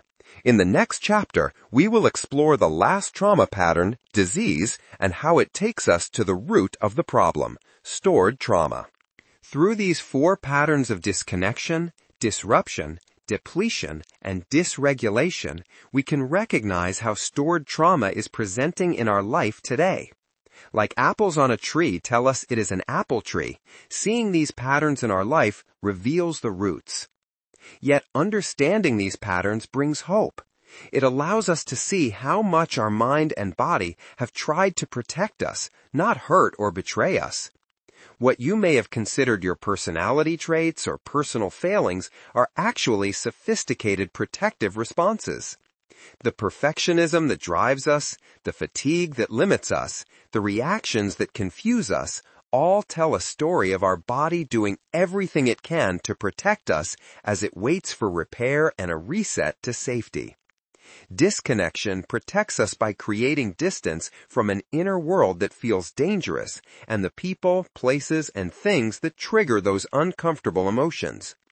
Disruption keeps us safely small by blocking forward movement. Depletion maintains survival by not letting us do more than what we can handle. Dysregulation keeps us reactive rather than able to settle into balance and will eventually lead to the final D pattern of stored trauma, disease. Understanding these patterns and how to recognize them brings clarity to the fact that our body is still holding trauma, and with that, hope that we can now apply the right treatment since we have the correct diagnosis. When trauma becomes disease, the 5th pattern of stored trauma. What you think is the problem has been the solution to the problem. Dr. Vincent Folletti reflecting on the discovery that would change medicine's understanding of chronic disease. I couldn't believe what I was hearing. I have autoimmunity? As a physician, I had spent years studying how the body works. During 3 years of surgery residency, I came to intimately understand how to stabilize one's physiology. Yet there I was in June 2014, unable to get out of bed in my Portland apartment just blocks from the teaching hospital where I was training. The chronic fatigue that had gradually been building had finally collapsed into a complete shutdown that I couldn't push through anymore. Looking back, the signs had been there all along. What started with a viral infection in college had evolved into recurring episodes of fatigue that felt exactly the same, a deep, dull ache accompanied by brain fog that made staying awake nearly impossible. Over the years, these episodes became more frequent and lasted longer. By 2014, I had developed anxiety, depression, chronic constipation, and cycling abdominal pain. I was 30 pounds overweight and had chronic right shoulder pain from a year-old collarbone fracture. When blood work revealed elevated ANA levels, autoantibodies attacking my own cells, it came as a shock. With my health as it was, I was forced to take a 3-month medical leave from residency, and during this enforced stillness, insights began to surface. I saw a larger pattern. My conditions weren't random or separate. They were signs my body had stored trauma. Like many people, I hadn't thought I had trauma. My childhood seemed mild compared to others. Yet, my body had a similar presentation to someone who did have a hard childhood. It was showing me a different way to recognize stored trauma, through a precise pattern of physical symptoms and conditions. This pattern of disease, what I've come to recognize as the 5th D pattern of stored trauma, is perhaps the most profound way our body communicates an unresolved past. The history and science behind the trauma-disease connection. The connection between trauma and disease wasn't discovered in a laboratory or through genetic research.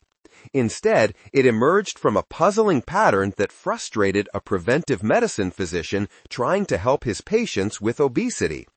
In 1985, Dr. Vincent Folletti was running a highly successful weight loss program in San Diego, California, when he noticed something that didn't make sense.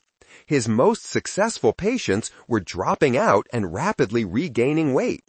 As one patient explained, her excess weight protected her from unwanted attention. As she lost weight and became more attractive, she had started to feel increasingly anxious. Her weight was a layer of protection that made her feel safer in the world. She dropped out of the program and rapidly regained all her original weight plus more. This insight challenged everything medical professionals thought they knew about chronic health conditions. The prevailing belief had been that lifestyle choices, i.e. diet, exercise, smoking, and drinking, were drivers of disease and conscious decisions that people could choose to change. Yet the numbers proved that wrong. Among the most shocking findings of the Adverse Childhood Experiences, or ACE study, was that childhood adversity increased the risk of these adult diseases independently of behavioral factors. Even in patients who didn't smoke, drink, or struggle with weight, a history of childhood adversity still predicted higher rates of heart disease, cancer, autoimmune conditions, mood disorders, diabetes, digestive disorders, and other chronic illnesses that led to an earlier death. The ACE study revealed another crucial pattern. The more adverse experiences someone had, the higher their risk of developing multiple chronic conditions. This dose-response relationship suggested that trauma's impact on health isn't random at all. It is systematic and predictable. The ACE study didn't just identify a problem, it opened the door to new science on the origins of chronic disease. Trauma wasn't just creating disease through unhealthy coping behaviors. It was changing something fundamental in our biology, building for years and often decades beneath the surface before presenting itself. While my health crisis had seemed to come out of nowhere, it hadn't. I would discover it had been building for 3 decades since my early childhood, just as Elena's autoimmunity wasn't just from the car accident a year prior, but from decades of overwhelm. Our chronic conditions reflect a deeper issue, the blocking of our body's innate healing abilities for a long time. Many chronic conditions are a result of a biology of trauma and can point us to its root, a dysregulated nervous system. This new understanding transforms how we view chronic conditions and what they can tell us. The trauma our body holds creates a vulnerability to disease.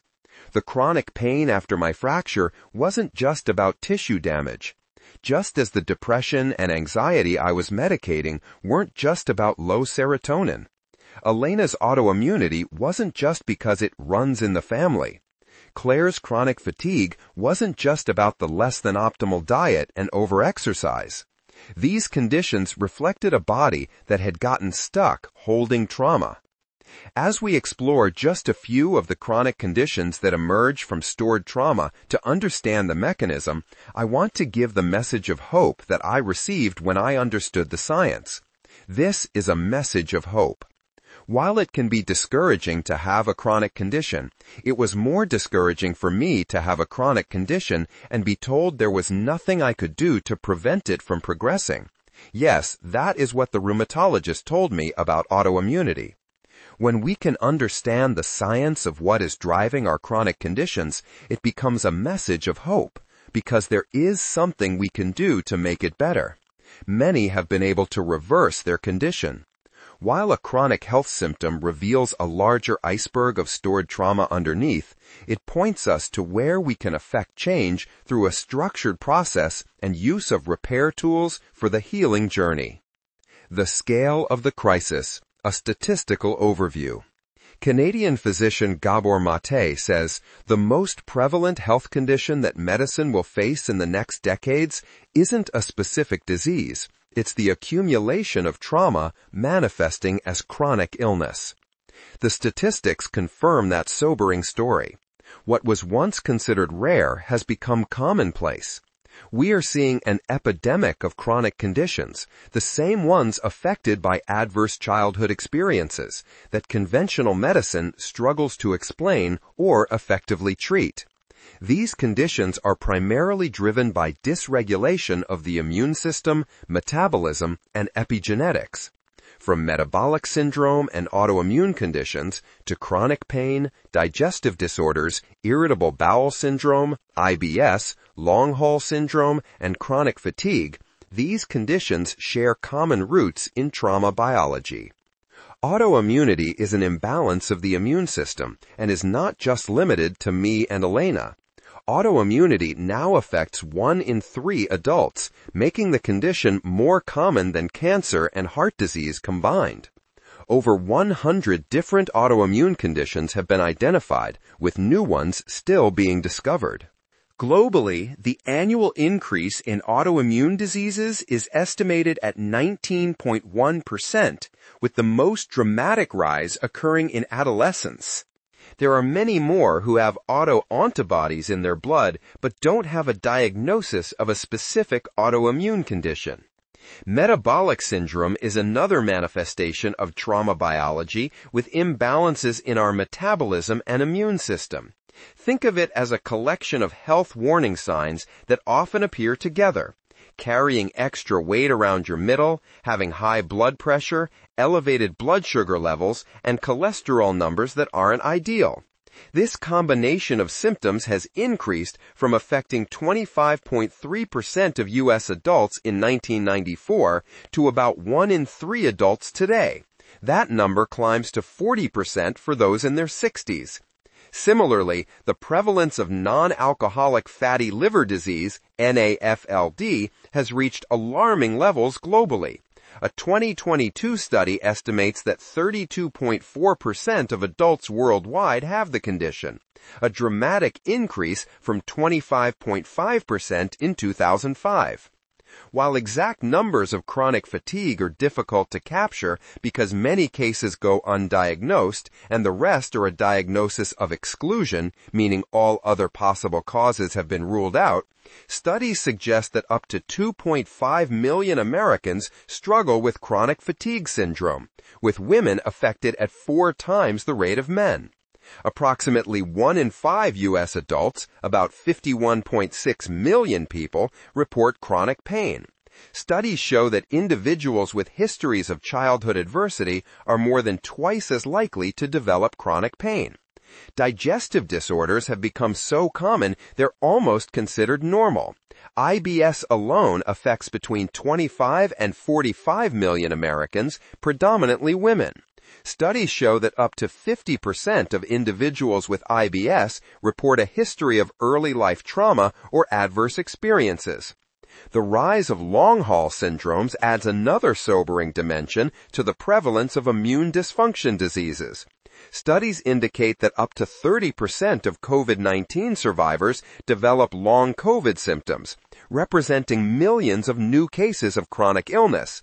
Even more concerning, mold-related illness affects an estimated 10 million Americans, while chronic Lyme disease adds hundreds of thousands of new cases annually. Their common root reveals itself in how most people who have one condition have another. 75% of autoimmune patients have symptoms of more than one chronic condition, with the most common symptom among all autoimmunity being fatigue. 60% of chronic pain patients also report digestive issues, and 80% of chronic fatigue patients show signs of immune dysregulation, with some experts saying that number approaches 100%.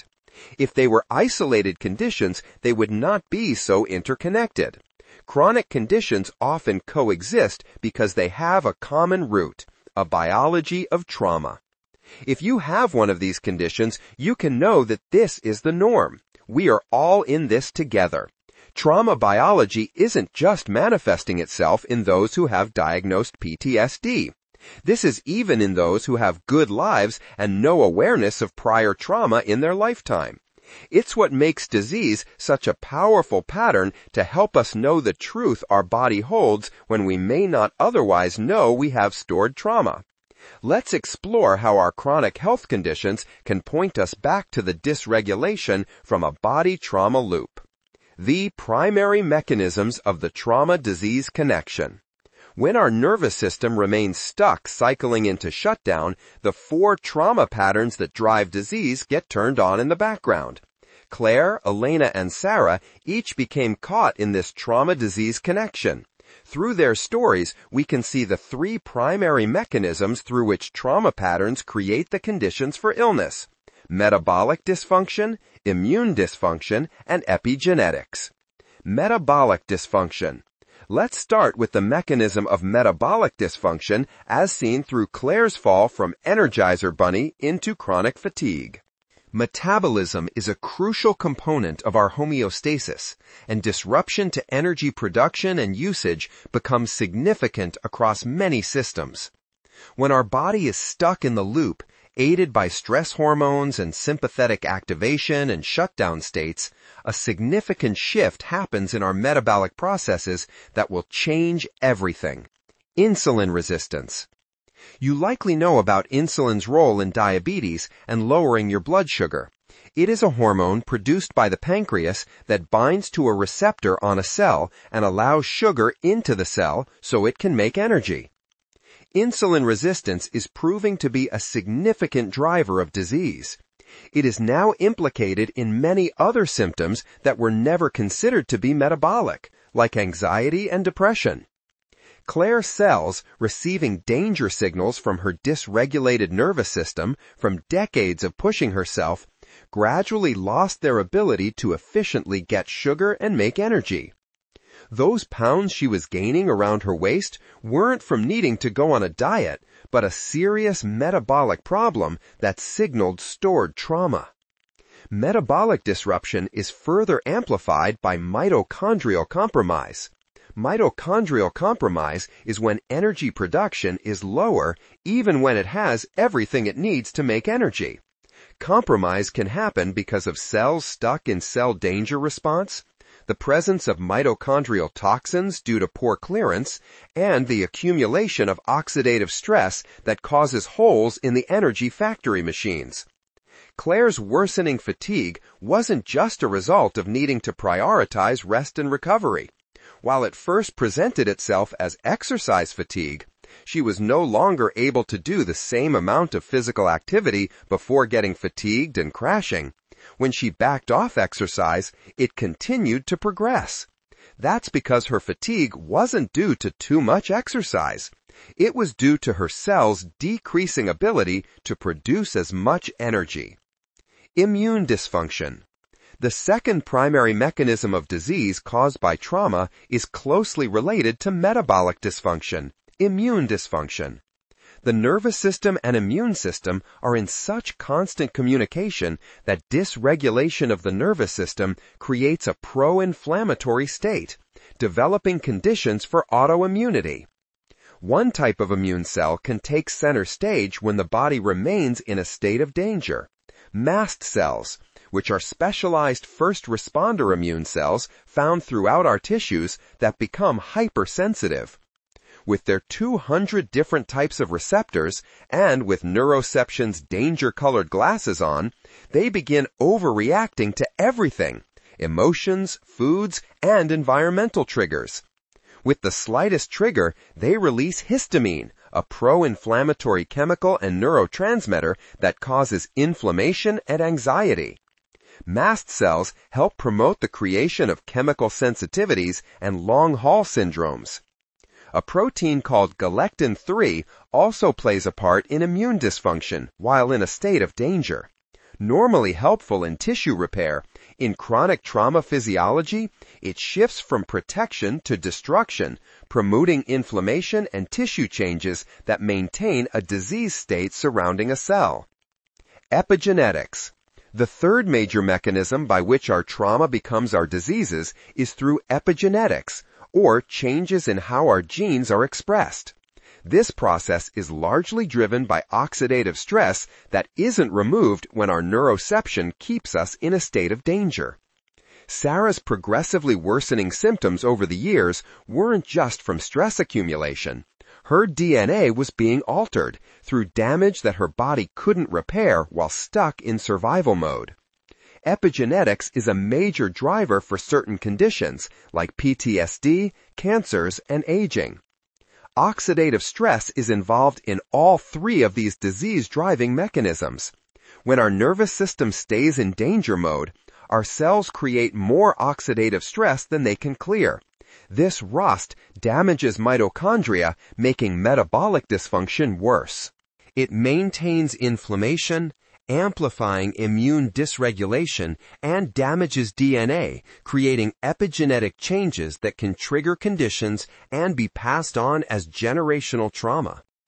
Each mechanism feeds into and amplifies the others, creating a self-perpetuating cycle of disease. This explains why chronic conditions rarely travel alone. Claire's fatigue was accompanied by digestive issues. Elena's autoimmunity came with brain fog and pain. Sarah's symptoms progressively encompassed multiple systems. These weren't separate problems to be addressed by different specialists. They had common disease processes, all driven by nervous system dysregulation. Of course, other biological processes are involved in disease. Yet the four trauma patterns, especially dysregulation, drive these three primary mechanisms. And all chronic conditions involve at least one of these mechanisms as part of the disease process. The strongest predictor of disease is not weight, lifestyle, or even genetics. It is how much trauma burden our body is carrying. Let's look at how these mechanisms manifest in specific conditions, understanding that each condition reflects these same underlying processes in different ways. Diseases of dysregulation. There are numerous ways that dysregulation can lead to and express itself in ill health and disease. The specific health conditions one may develop are a confluence of a lot of factors, but it is where one is most vulnerable. For example, if our lifestyle or environment exposes us to toxins, that creates a vulnerability for a certain health condition. That would be different than if one had a genetic vulnerability to a condition. It is important to know that it is not the vulnerabilities that created the conditions, but the dysregulation that took it beyond just being a weakness to developing a chronic health condition. Let's look at some major ones. Autoimmunity, a mirror of early fear. Autoimmune conditions aren't simply about inflammation or an overactive immune system. Autoimmunity occurs when the immune system loses its ability to know what it should attack. Instead of protecting you against foreign invaders, it attacks your own tissues as if they were the enemy. Some autoimmune conditions affect specific organs, like the thyroid in Hashimoto's or the joints in rheumatoid arthritis.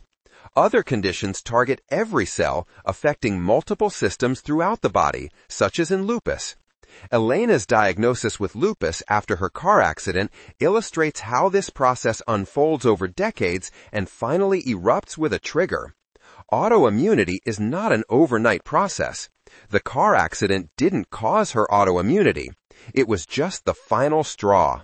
For her, immune dysregulation had been developing through decades of chronic trauma physiology. Symptoms of fatigue and brain fog had plagued her for several years, but she had thought it was just part of getting older. Instead, these were signs of building metabolic and immune dysfunction underneath the surface. The often unrecognized process building beneath the surface before a diagnosis is made is called predictive autoimmunity. Predictive autoimmunity can go unrecognized as other symptoms or can be dismissed by some practitioners as inconsequential findings. The same is often true for neuroautoimmunity, when antibodies attack different parts of our nervous system. One form of neuroautoimmunity is multiple sclerosis, where myelin, the fatty covering of our neurons, is the target.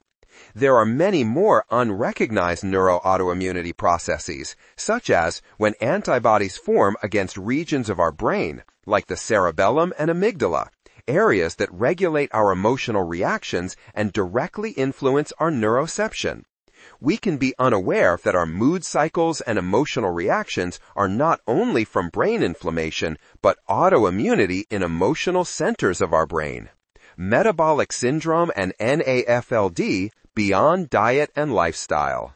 Metabolic syndrome and non-alcoholic fatty liver disease are metabolic disorders often misunderstood as simple consequences of diet and lifestyle. The reality is more complex and quite serious. Metabolic syndrome is a pro-inflammatory state throughout the body, affecting multiple systems that eventually leads to multiple diseases. Metabolic syndrome is diagnosed when 3 or more of these metabolic imbalances are present: elevated blood pressure, high blood sugar levels, excess belly, visceral fat, low levels of the good cholesterol, HDL, and elevated triglycerides. Even before meeting the diagnostic criteria for metabolic syndrome, individuals may present with general symptoms like insomnia, acid reflux, weight gain, and fatigue. While these conditions can progress to diseases like diabetes, hypertension, and obesity over time, they are telltale signs of dysregulation driving metabolic chaos that needs to be recognized early. Unfortunately, that diagnosis is not what we can expect from health providers who, at this point, will tell us what is still being taught to them. If obesity is the condition, patients will be told to exercise more and eat less. Obesity, however, is not the root problem of metabolic syndrome. A dysregulated nervous system is at the root, causing metabolic, immune, and epigenetic imbalances, creating insulin resistance, belly fat that is strongly pro-inflammatory, and mitochondrial compromise. Non-alcoholic fatty liver disease is yet another diagnosis of metabolic and immune dysregulation. NAFD is abnormal fat accumulation in the liver and is now the most common cause of chronic liver disease, CLD, and the second indication for all liver transplants. This rapid increase in disease has coincided with the alarming increase of obesity and type 2 diabetes, other diseases also driven by nervous system, metabolic, and immune dysregulation. The progression of NAFD to liver damage, scarring, and failure is a complex interplay of factors driven by dysregulation, including oxidative stress, mitochondrial dysfunction, insulin resistance, and chronic low-grade inflammation. The liver, normally adept at processing and storing fats, becomes overwhelmed, leading to excessive fat accumulation. Alex, who froze in response to the news of restructuring in the conference room, would discover he had NAFD after starting to work with me. He knew he was a little pudgy, but he had no idea his physical health was expressing his past, as was his immediate reaction to financial insecurity. Laura, with the hyper-startle response, would also discover she had NAFD when we did labs to evaluate her biology of trauma. She was very surprised, as she had thought it was a disease of overweight people, and she was quite thin. Chronic pain, when protection becomes prison. Chronic pain is less about damaged tissue and more about a dysregulated nervous system that has created metabolic and immune dysregulation in neural pathways. A year after my clavicle fracture, I no longer had tissue damage, yet I still had pain. Dana also did not have pelvic tissue damage, but had chronic pain. Chronic pain is a metabolic and immune system imbalance driven by a nervous system looping between stress and overwhelm. Studies show that emotions influence pain perception. Dana's chronic pain often flared with emotional stress. Sarah, in her work at the ICU, would get an episode of severe chronic back pain once or twice a year, which she had assumed was from not following protocol for moving a patient. As she explored this disease pattern with me, she realized there were many other times when she would move a patient the same way and not get back pain. She came to realize that the real trigger for her chronic pelvic pain was an unconscious powerlessness that was connected to the same powerlessness from her locker room experience with her coach. Laura, with the hyper-startle response, would also discover she had NAFD when we did labs to evaluate her biology of trauma. She was very surprised, as she had thought it was a disease of overweight people, and she was quite thin. The common belief that we just need to find and fix the structural cause of pain overlooks how trauma physiology creates chronic pain through multiple mechanisms. Microinflammation, muscle tension, and even mitochondrial compromise all contribute to persistent pain driven by a nervous system stuck in protection mode. Chronic fatigue, when the batteries die. Chronic fatigue isn't simply being tired or needing more rest. It represents a fundamental breakdown in how our body produces and manages energy. Claire's progression from Energizer Bunny to being unable to perform basic daily tasks illustrates how this condition develops through multiple systems becoming dysregulated. At its core, chronic fatigue reflects mitochondrial dysfunction maintained by trauma physiology. This mitochondrial dysfunction will come with other symptoms like brain fog, apathy, depression, unrefreshing sleep, and post-exertional malaise, the correct term for when even minor activities trigger devastating energy crashes that can last for days. Of course, what makes chronic fatigue particularly challenging is how it creates a vicious cycle. The less energy available, the more our body perceives danger, leading to protective shutdown, which further compromises energy production. This explains why simple stress management or energy supplements often fail to create lasting improvement. IBS and digestive issues, the second brain in survival mode. Digestive issues like IBS aren't just about having a sensitive gut. They reflect a reactive nervous system that makes the gut, our second brain, more sensitive to emotions, food, and infections.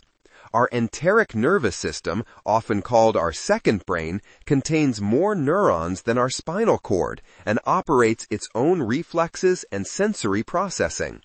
Both stress and trauma physiology fundamentally alter our gut function. However, the frequent cycling between sympathetic activation and dorsal vagal shutdown in the stress overwhelm loop contributes the most damage and seems to drive the symptoms of IBS. Even more significantly, chronic trauma physiology affects our gut barrier function, leading to increased intestinal permeability, commonly called leaky gut. This is a significant contributor to the pro-inflammatory state that can be part of the development of insulin resistance, brain inflammation, and autoimmunity. The myth that we just need to identify food triggers or manage stress overlooks how deeply trauma physiology affects our digestive function. A dysregulated gut environment creates parasites, bacterial overgrowth, and microbiome imbalance. It also promotes poor digestion and nutrient absorption, contributing to the overall energy depletion.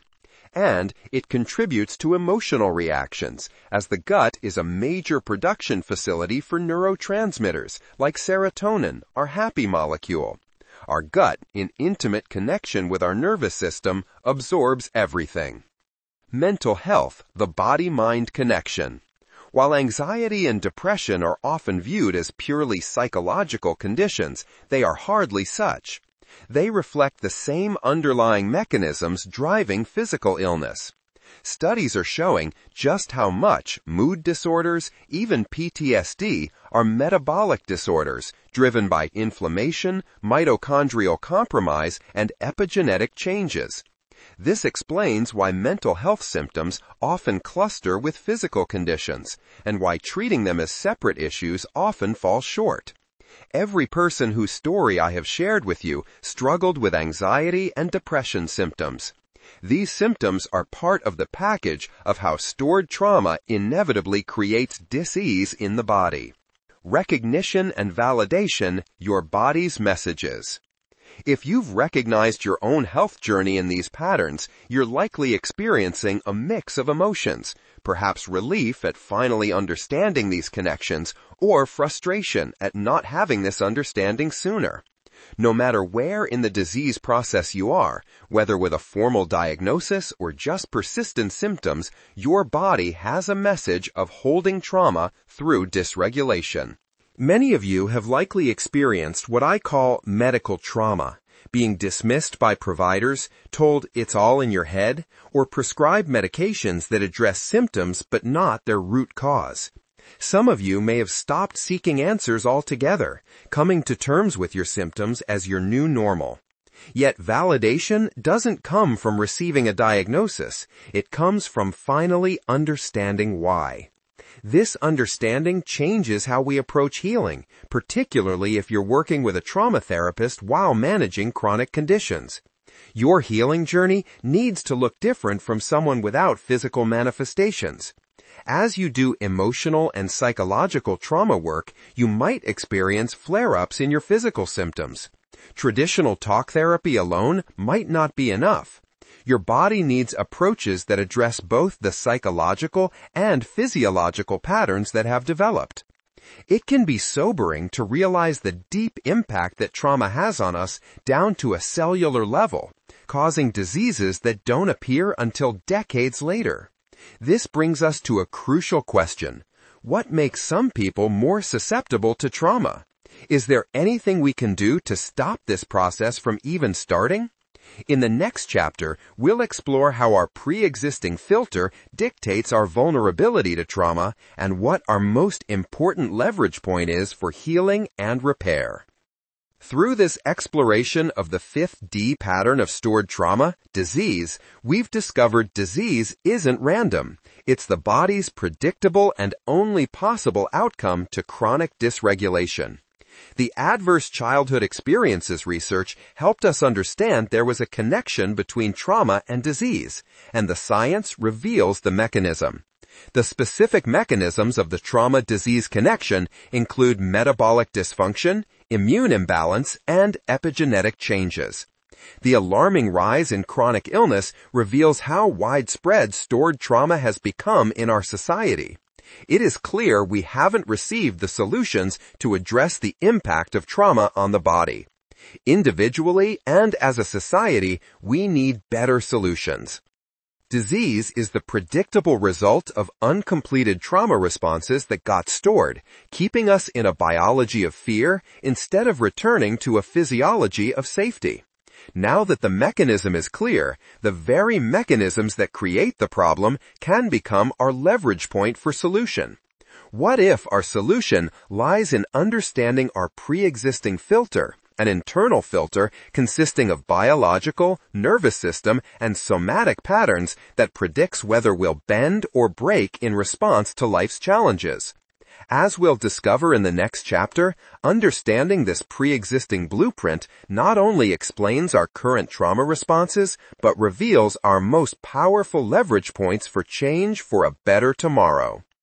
Vulnerability for trauma, early life, and pre-existing filters. It's not what happens to you, but how you react to it that matters. Epictetus. Elena sat in her rheumatologist's office, staring at the lab results that confirmed her autoimmune diagnosis. Though she'd suspected something was wrong, the news hit her like a physical blow. Her heart raced, yet she froze as she held the paper in her hands. She didn't hear a single word the doctor was saying as he pointed at the number on the page. Despite her usual sharp focus and professional composure as a successful executive, she couldn't process his words. Elena's story began long before this moment in the doctor's office. Her difficult birth resulted in fetal distress requiring resuscitation. She spent her first 24 hours in the NICU, separated from her mother. Those critical early hours were spent not in the comfort of skin-to-skin contact, but under bright lights, experiencing painful procedures with no co-regulation to help her nervous system recover. This early pattern of dysregulation without repair would set the stage for her future responses to life's challenges. Her childhood brought more experiences that would shape her nervous system's templates. Her mother, overwhelmed with working long hours as a single parent, often missed Elena's subtle cues for connection and regulation.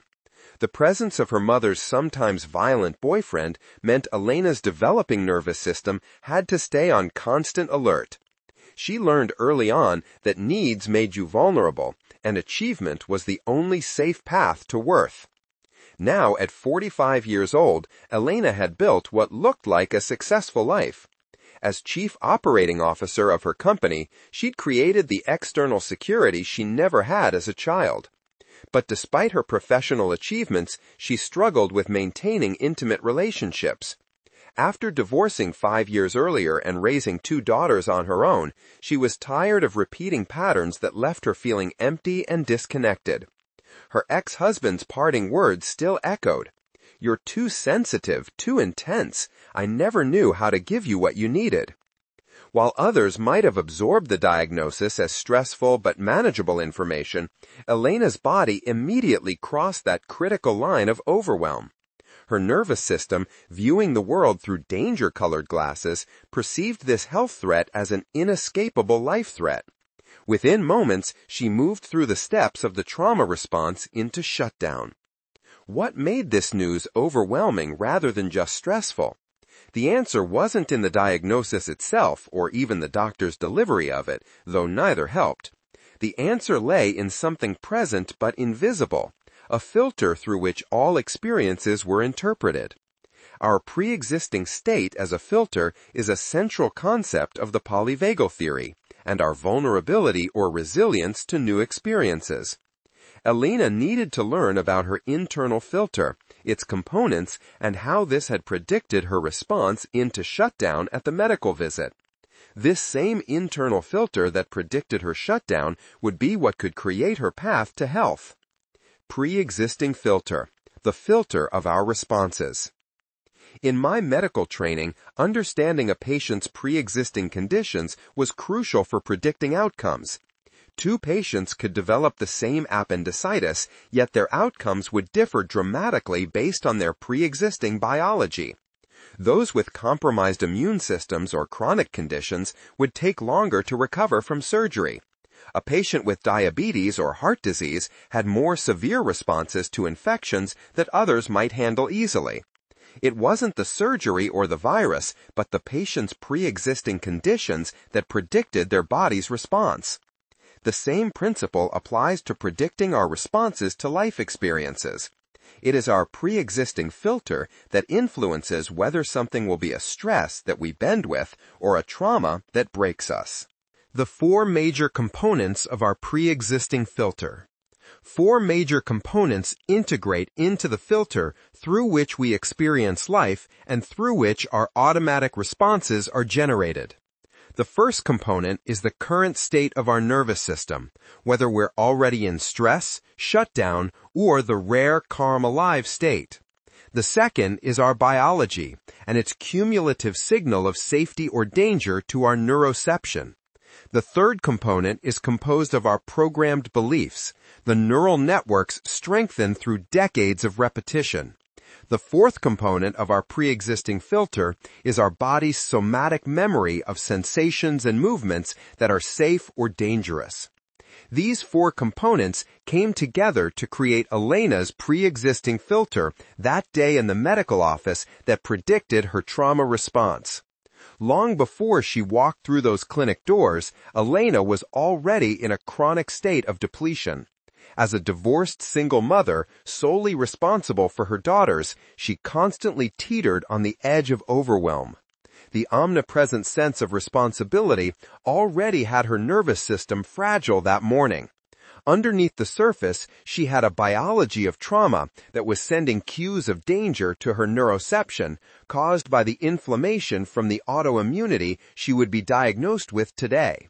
Her programmed beliefs about having to shoulder things herself and that no one would be there if she did reach out for her were part of her filter. With this as her pre-existing filter, Elena predictably crossed her critical line of overwhelm when receiving her diagnosis. These 4 components can be simplified to our mind, beliefs, body, somatic, biology, and neuroception. Our psychology, somatic memory, biology, and the state of our nervous system coalesce to form our pre-existing filter, the filter that determines the perception of our capacity for responding to a danger and the perception of the size of the danger. Attachment, the template for health, relationships, and responses. What is attachment? It is our view of ourselves, others, and the world. We can have either a secure attachment, a view of the world that is generally safe and enjoyable, or an insecure attachment that sees the world as generally dangerous and hard. This isn't a version of positive psychology where we choose how to view the world. It is a deep-rooted truth that our nervous system writes into our blueprint before we can even talk. Think of attachment as the blueprint for the 4 components of our pre-existing filter. Our attachment wiring creates the template for our neuroception, biology, beliefs, and somatic memories. This template is formed through specific developmental needs that must be met during our earliest months and years. When these universal needs aren't met sufficiently, they create what I call attachment pains, patterns that persist in both our emotional responses and physical health throughout life. Attachment pains. Our early nervous system development depends on specific needs being met in a predictable sequence. Our most foundational need is to be held. In those earliest hours, days, and weeks, being held isn't just about comfort. It's how we survived.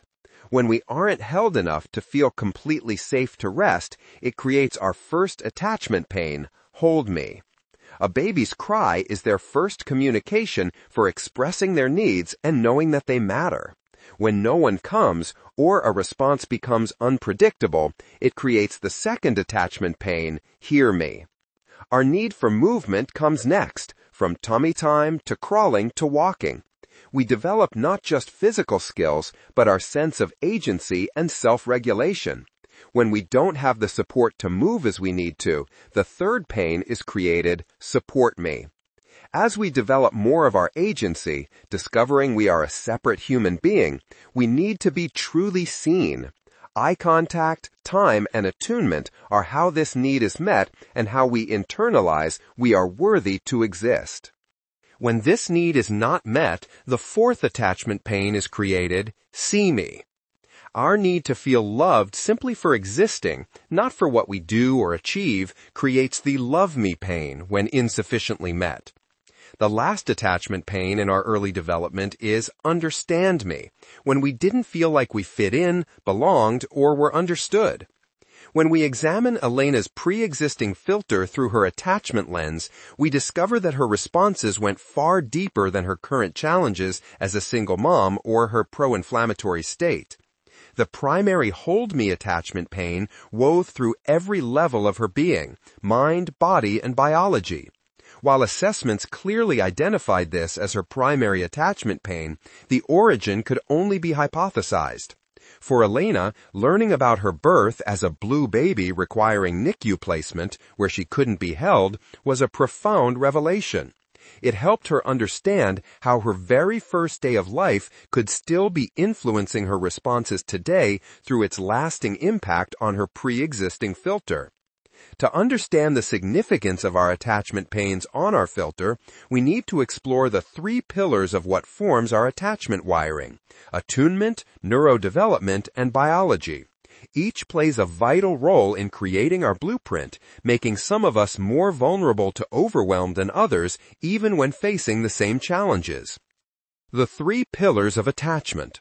There are 3 pillars to attachment formation, and just like a 3-legged stool, a weakness in any one affects the stability of the whole system. Attunement, neurodevelopment, and biology together form our inner experience of safety or danger in our earliest months and years to establish our unique degree of regulation coming out of our childhood, my working definition for attachment. Attunement, the dance of co-regulation. Attachment isn't just about emotional bonds, it's about survival itself. We are born before our nervous system is fully developed, requiring our mother's more mature nervous system to help us regulate and develop. Our nervous system is developed enough to keep us alive, i.e. breathing, our heart beating, and other vital physiological functions, but even these physiological functions are not yet regulated. Regulation of our physiology is accomplished with attachment bonding. This explains why separation from caregivers in early life isn't just an emotional stress. For an infant needing help to regulate their breath and heartbeat, it's a survival threat. Thus, through thousands of daily interactions, the way they're held, the tone of voice they hear, the eye contact they receive, babies' nervous systems are regulating their physiology through co-regulation. When a mother is chronically stressed, distracted, or struggling with her own dysregulation, her infant's nervous system receives that input. Science shows us the profound effect of attunement for co-regulation. By 2 months of age, infants of mothers experiencing postpartum depression show measurable differences in their behavior. They're fussier and less physically active. By 3 months, their brain patterns already mirror those of adults with depression. By age 1, there are clear gaps in developmental milestones, and by age 3, we find notable differences in cognitive development and language skills. Perfect attunement is not helpful for a baby's nervous system either. It is the occasional rupture with repair that helps build the flexibility and regulation of a developing system. Every parent does their best with what they have at that time, and no mother chooses to share dysregulation, just like no mother chooses postpartum depression or anxiety. But it happens anyway. Knowing if this was our experience tells us what within us needs repair. As Claire started working on her attachment wiring with me, she discovered her mother had dealt with postpartum depression. As we looked at her mother's pre-existing filter that made her postpartum depression predictable, Claire came to a place of compassion for her mother. She found it meaningful to share what she was learning about biology and helped her mother identify a copper excess, which greater than 95% of mothers with postpartum depression have been found to have. This allowed Claire to understand that as a child, she would have been looking into a mother's face that was flat and into eyes that looked empty, leading Claire to have somatic memories of connection being dangerous because no one was there. For Elena, her early attachment template was shaped by inconsistent regulation. Her mother's overwhelm meant not noticing Elena's subtle cues for connection. Each time her mother was too overwhelmed to notice her, Elena's young nervous system had to rely on the only other option a young system has, to move into a trauma response and shut down. When her mother's boyfriend came into the picture, Elena already had her template formed that led her to shut down instead of reaching out for connection with her mother. Sarah had the opposite early attachment experience. Rather than emotional absence, Sarah's mother was too clingy and demanding of constant connection. Still, this is a lack of attunement for the natural need that babies have to both make eye contact and connect, and then be able to look away to avoid overstimulation. By her mother seeking constant connection, Sarah was led to form neural pathways of connection being overstimulating and overwhelming. It makes sense that Sarah would develop an unconscious habit to stay busy and not allow herself to feel the desire for connection with others.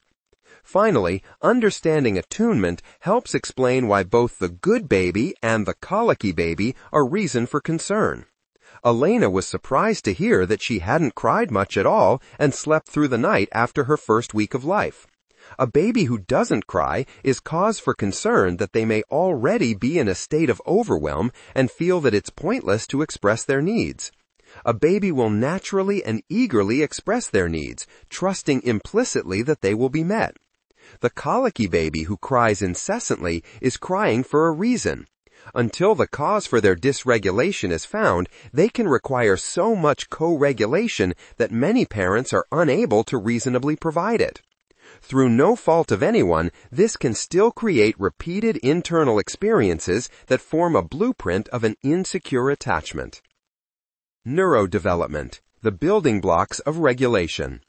Neurodevelopment is our progression of movements, speech, and cognitive function throughout our childhood. But it is more than just checking off milestones on the pediatrician's chart. Neurological development, including movement patterns like crawling and walking, are just as important for regulation as the emotional attunement from a mother. Our brain develops from the bottom up, starting in the brainstem, with each stage requiring specific types of movement and experiences to organize properly. When early development is interrupted or rushed, it creates specific gaps that affect our ability to regulate and connect throughout life. Elena's birth story offers us our first glimpse of how early these patterns begin. Her crucial first minutes of life were experienced in a state of survival panic rather than regulated connection. While medical intervention saved her life, her time in the NICU under bright lights and with painful touch created what we call global high-intensity activation, a nervous system pattern of heightened sensitivity and reactivity that would be a large influence on her pre-existing filter. GHIA develops when an infant experiences high degrees of fear that necessitate shutdown, specifically in the first few months of life. Whether from birth trauma, medical procedures, or gaps in consistent regulation, this pattern creates a nervous system that oscillates rapidly between overwhelm and fight or flight responses. Even into adulthood, an individual can have a hair-trigger response to stress, rapid oscillation between overwhelm and fight or flight responses, and a notably small window of tolerance for any kind of activation, even joy. For Elena, this pattern helped explain why she could move from competent executive to overwhelmed shutdown so quickly. Her nervous system had a blueprint of rapid escalation to panic and shutdown. The first level of neurodevelopment occurs in the pons region in the brainstem. Tummy crawling and other movement patterns while on our tummy during our first 6 months develop our ability to feel basic survival sensations: heat, cold, pain, hunger, and thirst. Claire's early life gives us insight into how her neurodevelopment informed her blueprint to disconnect and push her body. Since she couldn't feel her body, she didn't know when she was hungry and needed food or when she was tired and needed to rest. Also during the first 6 months of her life, she experienced recurring ear infections that required frequent medical procedures, preventing her from being active or spending as much time on her belly. Some people manifest these gaps through high-risk activities or by continuing to move through injuries, while others develop patterns of physical aggression or disordered eating. These aren't conscious choices, but reflections of how their nervous system organized around early gaps in development. The midbrain period is when we develop our capacity for social engagement through facial recognition and emotional cues, and this occurs from 6 to 12 months through hands and knees crawling.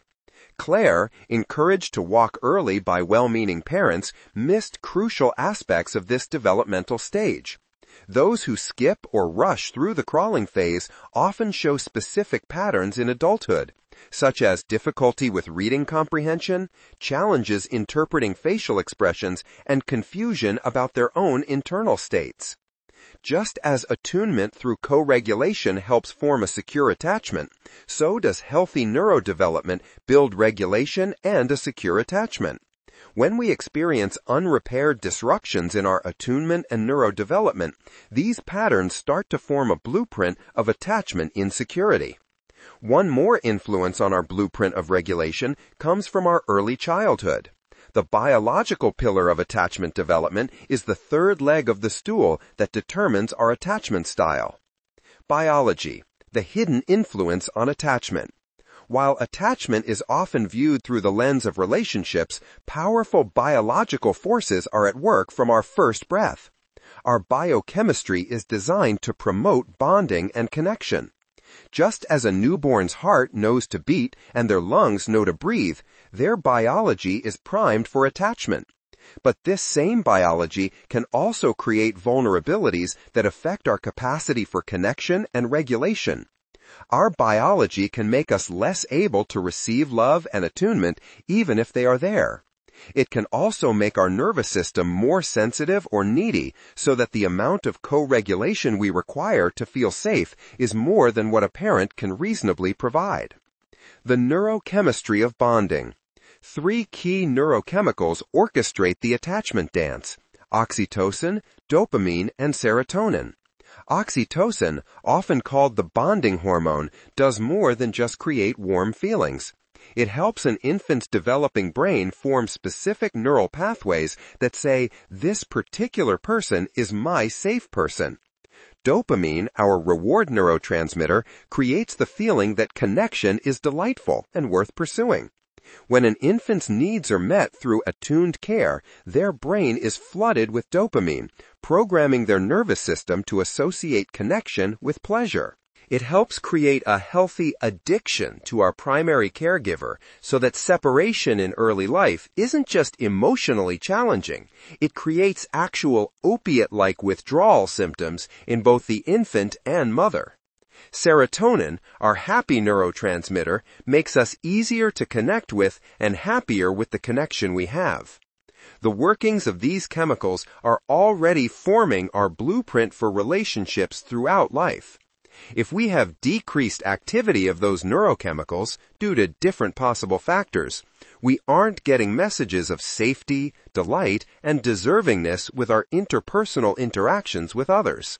Thus, we aren't motivated to connect more, and the natural neural pathways for attachment and connection are disrupted. The power of these neurochemicals explains why early separation is so impactful. When these neurochemicals create the secure attachment blueprint, it has a lasting impact.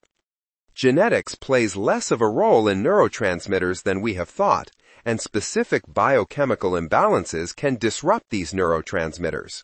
Pyroluria, which Elena discovered she had, creates increased loss of zinc and vitamin B6, nutrients crucial for producing these bonding neurochemicals. This explains why she often felt overwhelmed by emotional connection even when she logically wanted it. Her biology was making it harder for her to maintain regulation in relationships. I have found 2 other biochemical imbalances that frequently contribute to attachment insecurity: undermethylation and copper excess. All 3 disrupt normal activity of neurochemicals and are reasons for greater dysregulation, affecting attachment. Brain inflammation also impacts regulation and thus attachment. Brain inflammation can first occur during our early life if an event is overwhelming, whether due to a physical reason like lack of oxygen or toxic emotional stress. Such an early event primes our microglia and they become more sensitive. Elena's difficult birth was indication that she had a priming event, such as a head injury or decreased oxygen from having forceps used during delivery, or being born premature, or with the cord wrapped around her neck. The high stress of separation from our mother after birth is by itself enough to cause brain inflammation. The increased sensitivity to stress and inflammation in a developing brain can contribute to a baseline dysregulation and attachment insecurity. Just like gaps in our neurodevelopmental movements, our own internal biology influences our attachment wiring. From our neurochemistry, biochemical imbalances, brain inflammation, and more, our biology can specifically influence our capacity to bond, regulate, and be in relationships. Understanding the biological pillar of attachment and her specific biochemistry brought hope for Elena. It shifted her perspective from shame about her relationship patterns and sensitivity to knowing that she needed specific biological support for her nervous system. She couldn't change the past and her early experiences, but she wasn't stuck with her attachment patterns forever. This third pillar of attachment development, biology, works together with attunement and neurodevelopment to create our attachment blueprint for life. Together, these three pillars determine whether we develop a secure or insecure attachment style, which becomes the thread throughout our filter. Let's explore how these patterns of attachment security or insecurity manifest in ways that help us recognize them in ourselves. How attachment becomes our template. The still face studies with Dr. Ed Tronick, a researcher, show that our attachment begins to serve as a construct for us and our responses as early as 4 months of age. Ongoing family dynamics, environments in which we live, and our own biology continue to create experiences that make that construct become a self-evident truth that becomes the thread throughout our pre-existing filter. Let's look at one of the factors, the state of our nervous system. We learned that neuroception is the driver for our body's nervous system and decides which of the 3 states we will be at each moment based on cues of danger and safety, its perception of our capacity, and the size of the danger. Well, our attachment template calibrates our neuroception's assessment of both safety and capacity. Let me explain. When early experiences teach us that connection brings regulation and repair, we develop a template that perceives challenges as manageable and connection as a resource. But what if early experiences teach us that help isn't reliable? We develop a template that associates challenges with overwhelm and connection with fear. Elena's case illustrates this perfectly. When she received her diagnosis, her template of insecure attachment influenced her response in several key ways. First, through her perception of the challenge itself. Her danger-colored glasses, developed through early experiences of unreliable safety, made the diagnosis feel not just concerning, but catastrophic. Without an internal sense of, I'll be supported through this, her neuroception immediately categorized the situation as a threat bigger than her capacity could handle. Rather than reaching out for support, her template activated familiar patterns of freeze and shutdown because connection wasn't a resource.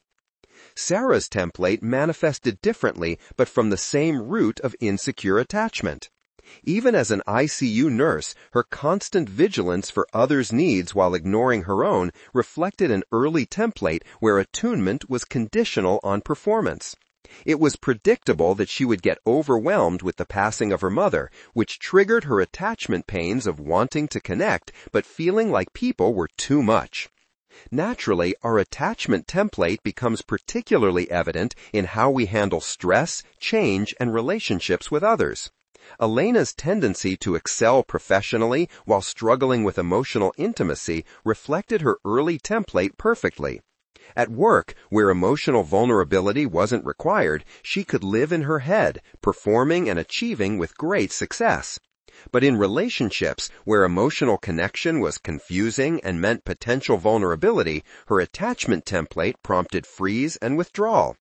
While we might have different details of our triggers and insecurities, we can be like Elena, powerful in her professional life, but powerless in the face of big emotions in relationships. The filter that predicts our responses. Now that we understand the role of attachment as the foundation for the 4 elements of our pre-existing filter, we can look at how this model predicts our responses. For every stimulus, there is a response that first passes through a filter. This filter operates constantly. We can't ask it to step aside when it is inconvenient. And it is always changing based on how well we slept the night before, our food choices for that day, and how many hugs we received that day. This explains why the same situation might overwhelm us one day but feel manageable another. This raises an important question. If our responses are determined by our inner filter, what if we want change in our life? What if we want to become a better version of ourselves or live more authentically? We will need to change the filter. In the next section of this book, you will learn exactly how to do that.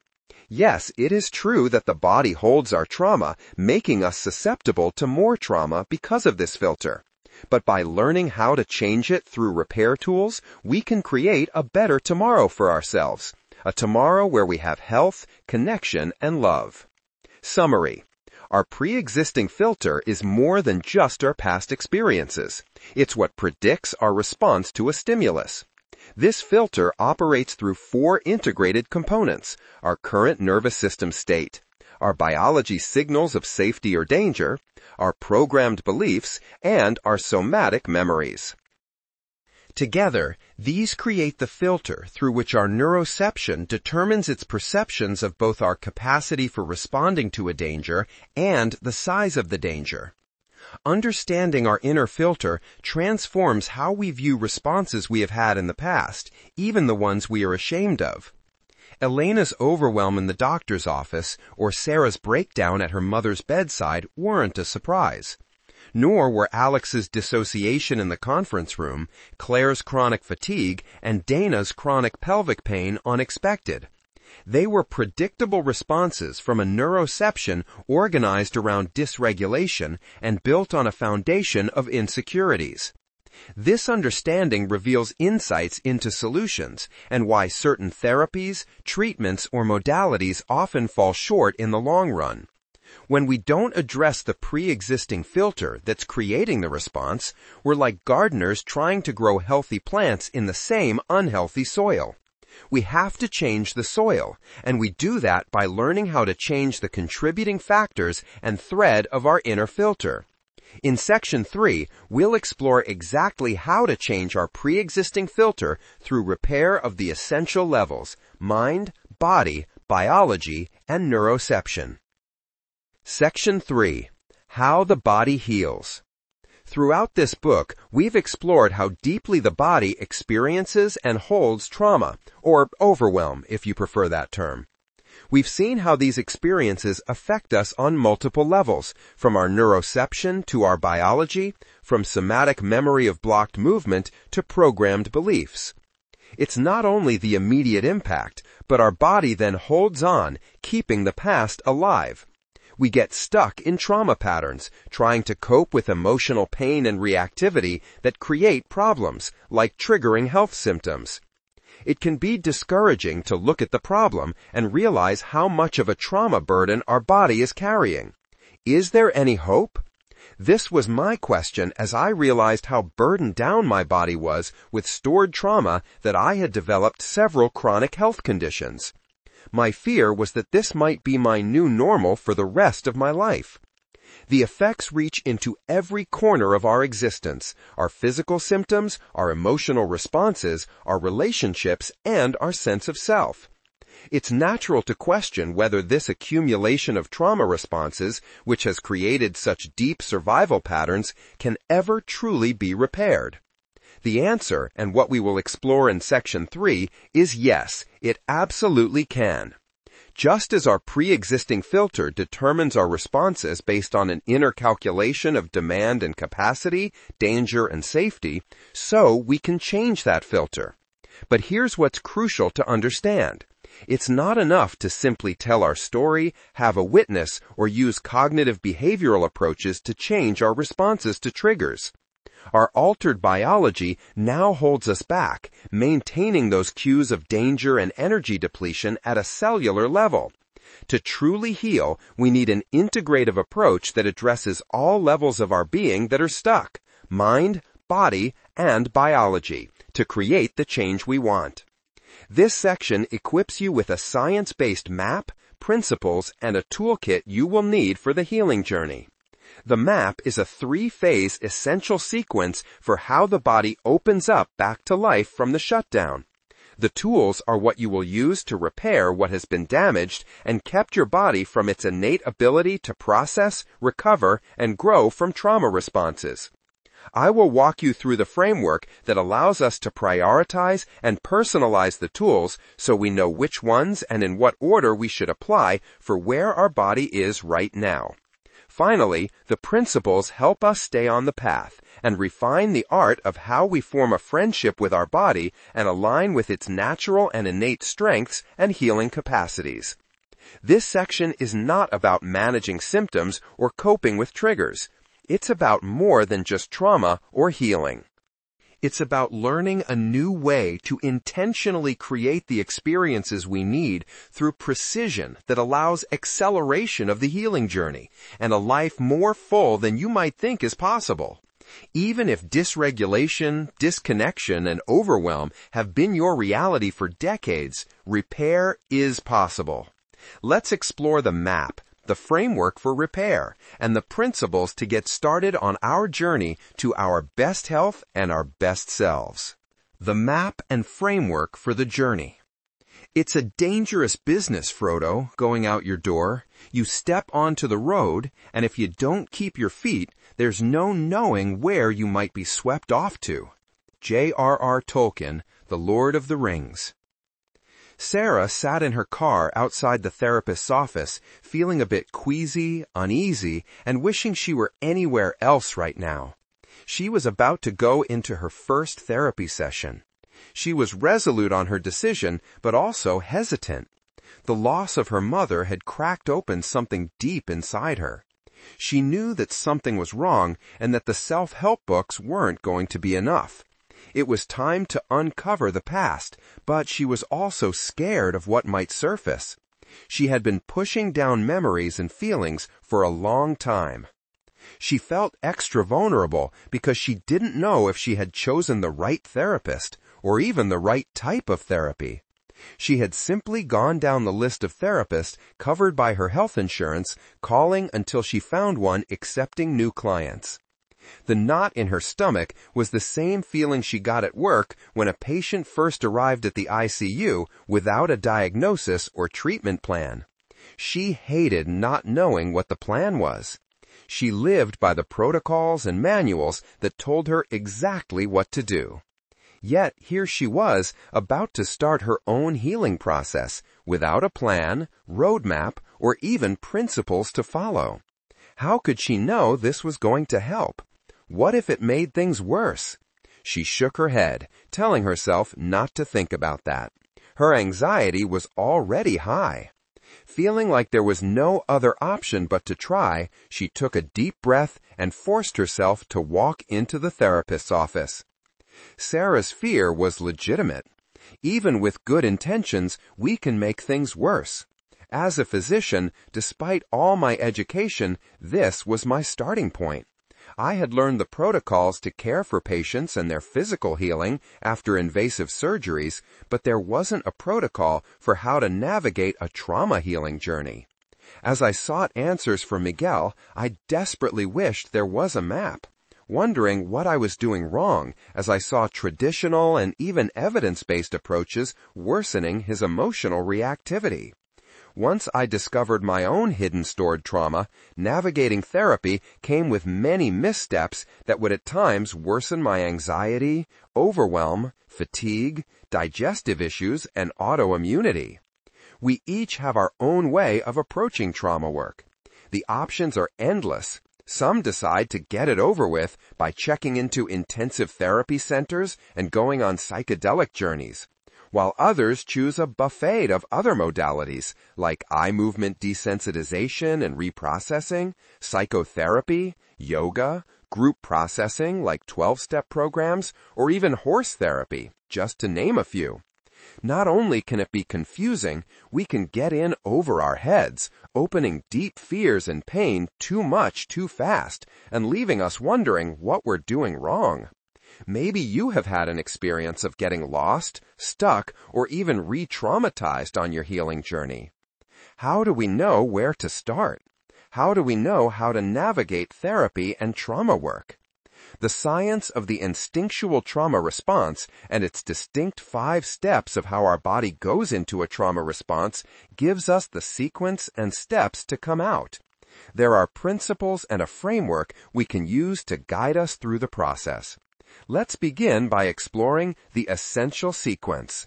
The essential sequence. Nature has encoded within our nervous system not just how we respond to danger, but how we return to safety and growth. This is not something we have to teach our body to do. The instinctual trauma response sequence is wired into our survival programming. The body is designed to complete its own trauma responses. We just get in the way, leading our body to hold on to rather than process and release an overwhelming experience. The body comes out of a trauma response following the same precise sequence it followed to go in. From the startle, through the stress, to the wall, the freeze, and into shutdown, the 5 steps of the trauma response showed us the path into the trauma state. Our body must trace these same steps in reverse to fully open up back to life again. Tracing these steps back through what I call the essential sequence that consists of 3 steps is how we open and release the stored trauma in our body. It comes with principles to guide us safely through these steps, and the framework will provide specific repair tools to prevent us from getting stuck. The car with its acceleration and braking systems helps us understand the essential sequence of coming out of a trauma response. In the shutdown, the emergency brake is fully engaged. No amount of pressing the gas pedal will create productive movement until this brake releases. Safety is the first step that informs our neuroception we are no longer trapped at the wall and powerless. It begins releasing the brake and moving out of the shutdown. As we create safety and come out of shutdown, a phenomenon happens that few are prepared for. Since the body must trace the same steps in reverse, the activation state prior to the shutdown starts to emerge. The emergency brake didn't remove the sympathetic activation of the anxiety and panic. It was just overpowered by the shutdown. This is where the second step, support, becomes crucial. Support helps us navigate through the stress step without getting overwhelmed and crossing the line back into the trauma state. As we successfully support the stress and back our foot off the accelerator, our neuroception shifts our body into the calm, alive state. This is the state where we rest, recover, and create. It is the state where we can enter the 3rd step of the essential sequence, expansion, which is where we build our capacity and can experience life even more fully than we did before. A common mistake that holds us back as we navigate through trauma work is to not follow this order. When we engage in therapies and interventions that are deep, intense, or going into stories without successfully establishing safety and support, we overwhelm our body. This is what happened to Sarah. As she walked into her first therapy session, she jumped right into talking about her mother's death. She left the session feeling like she did great work, but she was exhausted emotionally and physically. She spent that evening as she would many evenings after therapy. Buying brownies, ice cream, and a bottle of wine on the way home, she spent the evening mindlessly scrolling on social media with the TV in the background. She was tired but wired. These were all signs that her body didn't feel safe with what had been explored in therapy, but she didn't know yet how to recognize that message. This sequence isn't arbitrary, nor is it optional. These are the body's natural principles of coming out of overwhelm when it has been in a state of shutdown, even from the physical trauma of a surgery, concussion, or the physiological shutdown induced by addictive substances. My patients waking from surgery followed this same sequence. They first looked around to see if they were safe. As their bodies trembled and shook, we provided support. They were then able to engage in conversation and rest before they started the recovery phase of expansion and building their strength to a healthier version of themselves. It was the same sequence with those patients I was helping detox off a substance and through their withdrawals. We can't cut corners or decide to do things in a different order and expect positive results.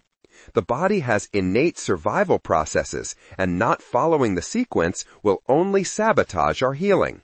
It serves us to align with our body. Let's explore each step of the essential sequence so we can successfully navigate the journey. Step 1 of the essential sequence, safety.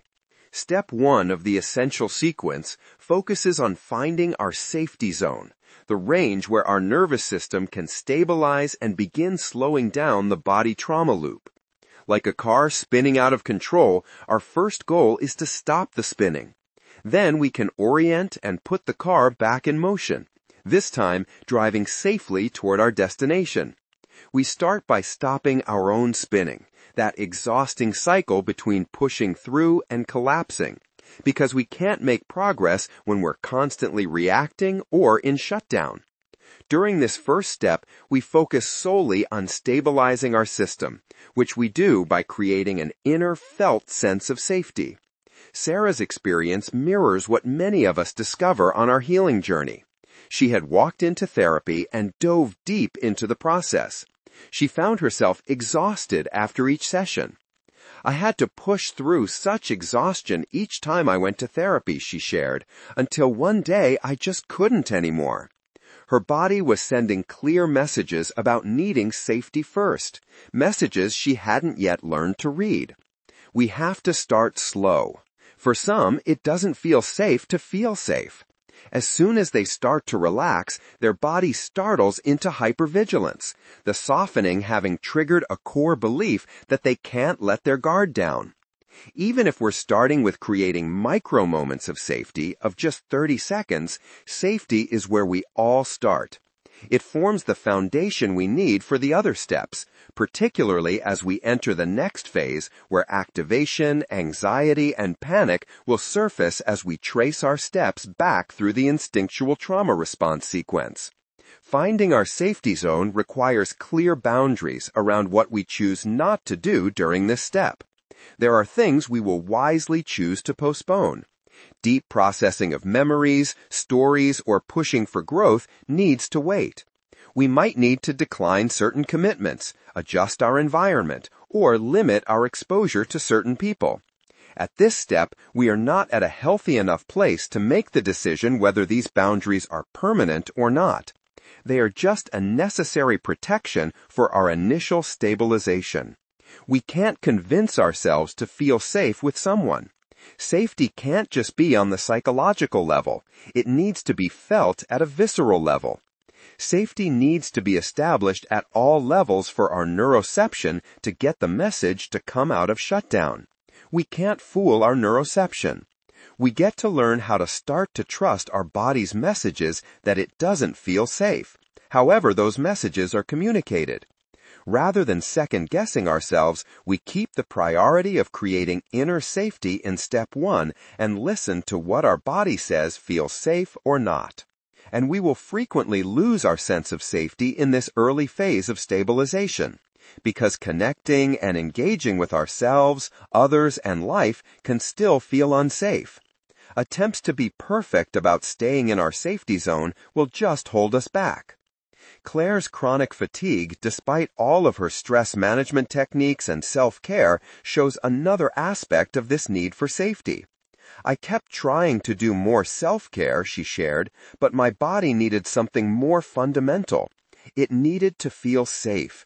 It had never felt safe enough to come out of survival mode. How do we know if we're establishing safety? Our body gives us clear signals. Initially, we might notice our shutdown becoming more predictable rather than chaotic and constant. Moments occur, maybe for the first time, when we can feel really present with someone, maybe ourselves. We start to feel and listen to our body, the beginning of a friendship. Physical symptoms like digestive issues or sleep disruption may begin to ease. These are all indications we are successfully creating inner safety in our body. As we learn to read and respond to our body's messages of safety, we prepare for the natural emergence of activation as we come out of shutdown. This is where we begin to understand the vital role of support in our healing journey. Step 2 of the essential sequence, support. Step 2 of the essential sequence for opening back up to life emerges naturally as we establish enough safety to release the emergency brake. Most people, unaware that the body traces its steps back through its instinctual trauma response, are surprised at the anxiety, energy, and even anger as they emerge from the shutdown into the stress. We discover that the panic and anxiety of the stress when we hit the wall never went away. It had only been overpowered by the stronger trauma response of the freeze and shutdown. This realization threw Claire off.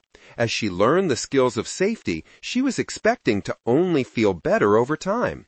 When I first started feeling anxiety after feeling nothing for so long, I thought I was getting worse, Claire shared. Like many, she initially interpreted the emerging stress state as a setback. I didn't understand this reaction was because my body finally had enough safety to begin releasing old patterns. There are two aspects that make this step particularly challenging and that may block our healing journey. As our nervous system lands back in stress on its way back to calm alive, the question is if it has what it needs to now overcome and complete the trauma response. This is where support becomes crucial. Without support, our neuroception will perceive that nothing has changed, the danger still exceeds our capacity, and we will be back at the wall of powerlessness, freeze, and then shut down. As Sarah reached this step, she noticed she was more anxious. Dana noticed she became more restless. Elena became angry, which created anxiety since she is a chronic people pleaser. Claire noticed her blood pressure was higher, and Laura noticed herself needing more jogging time. They had never learned how to stay with stress. They had only ever tried to avoid feeling stress. This new state of learning new skills and supporting their bodies in ways they had never done before. This step requires learning how to stay present with and move through stress, anxiety, and anger to completion, without allowing those feelings to take us back down the familiar pathway to overwhelm and shut down. The second challenge is the sheer scope of all that needs repair. We not only have to learn how to be with and complete stress responses, but we must repair all that has been damaged. Often, we need to work our way through a long list of repairs. Let's look at Sarah, walking into her first therapy session. As much as she would need repair of somatic movements, an inner child part, and attachment reprogramming, she would also need support for her gut, sleep, mitochondria, and neurotransmitters. All this repair cannot and should not be implemented all at once. What is important is to prioritize the tools available to us. This is where the biology of trauma framework becomes essential, helping us identify which repair tools to use and in what order. The biology of trauma framework, guiding the support. As I worked more with stored trauma, I discovered an increasing number of biological factors that could block the body's healing process. While this deeper understanding was valuable, it also made personalizing support more complex. I needed a systematic way to organize and prioritize these various factors to effectively support each person's unique healing journey. From this need, I developed the biology of trauma framework. Designed to help me triage the different forms of repair to support regulation, this framework can help us know which tool to use in which order. There are 3 steps that allow us to both prioritize and personalize support for continued progress through the essential sequence. Recognize, reasons, and repair. Recognize. The framework starts by recognizing the presence of one or more of the trauma patterns in our life today. Rather than searching for past events or isolated symptoms, we look for the presence of patterns across multiple areas of our life. Whether disconnection, disruption of movement, energy depletion, dysregulation, or chronic disease, they each indicate our body is holding on to trauma and its survival patterns. If we have a chronic disease indicating dysregulation, do we see the other survival patterns in our life, like disconnection in our relationships, a sense of exhaustion, or limiting beliefs about ourselves? When we view symptoms through the lens of the biology of trauma, we see how they connect. Sarah's perfectionism, busyness to avoid emotions, and digestive issues were pointing to a pattern of dysregulation, cycling between the stress and the shutdown. Claire's chronic fatigue, the disease pattern, was connected to deeper patterns of depletion in her sense of loneliness in relationships and personal sense of failure. Elena's autoimmunity was connected to a larger pattern of disconnection that included brain fog, avoidance of intimacy, and frequent overwhelm with retreating into herself. The nervous system journal you began using in Chapter 2 provides a practical tool for identifying a pattern of stored trauma. By tracking your nervous system states, you can recognize your patterns of cycling between activation and shutdown, or predominantly in shutdown. Reasons. We then identify the underlying reasons that maintain these patterns even after finding basic safety. Remember how our inner filter from Chapter 11 influences every response? We look for the reasons we are stuck in the body trauma loop that creates the persistence of the trauma patterns we just recognized. Some of these reasons will be direct cues of danger to our neuroception. Others will be indirect because they decrease our sense of capacity. Identifying the underlying reasons allows us to avoid making the mistake of focusing on a problem that is just the symptom, like stress eating or difficulty expressing affection. Sarah's perfectionism and Elena's intimacy issues were just symptoms, and the underlying reasons needed to be identified and then repaired to create lasting change. Repair. Knowing which underlying reasons have the strongest influence on our trauma patterns, we can now be strategic as we apply the third step in the framework, repair. There are 3 kinds of repair tools we will use: somatic, parts, and biology. An integration of the 3 simultaneously creates a balanced and holistic approach addressing mind, body, and biology together rather than separately. The precision of this integrative approach to repair allows us to safely accelerate the healing journey compared to traditional approaches that are neither integrative nor precise. Tools are prioritized based on their impact and practicality. Those that would have the most impact get prioritized while balancing the realities of time, money, and energy. We simplify the prioritized list to those few things that we will actually be successful in implementing.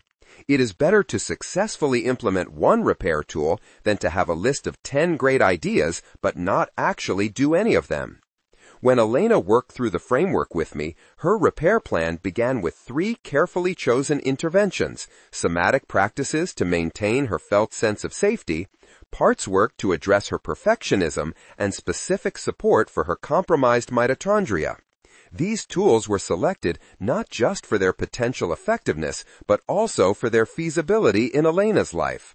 When we're implementing the framework effectively, our body shows many signs that the support is helpful. Physical health symptoms start to shift, not just temporarily, but sustainably. Energy becomes more stable, inflammation decreases, and instead of immediately shutting down when stressed, we find ourselves able to stay present longer. We gain the skills to not be afraid of our body's freeze and shutdown, knowing how to complete those as well as our stress. Life starts to become more of a flow than the daily uphill battle it was before. This is the sign we are to enter into expansion, the 3rd step of the essential sequence. Step 3 of the essential sequence, expansion. We can step into the 3rd step of the essential sequence confidently when we have created a solid foundation of regulation with safety and support. Expansion is our growth into deeper levels of connection, health, and vitality in life. It can best be understood as the growth of a baby duck developing in its egg. A perfect example of how we want our growth during expansion to happen from the inside out.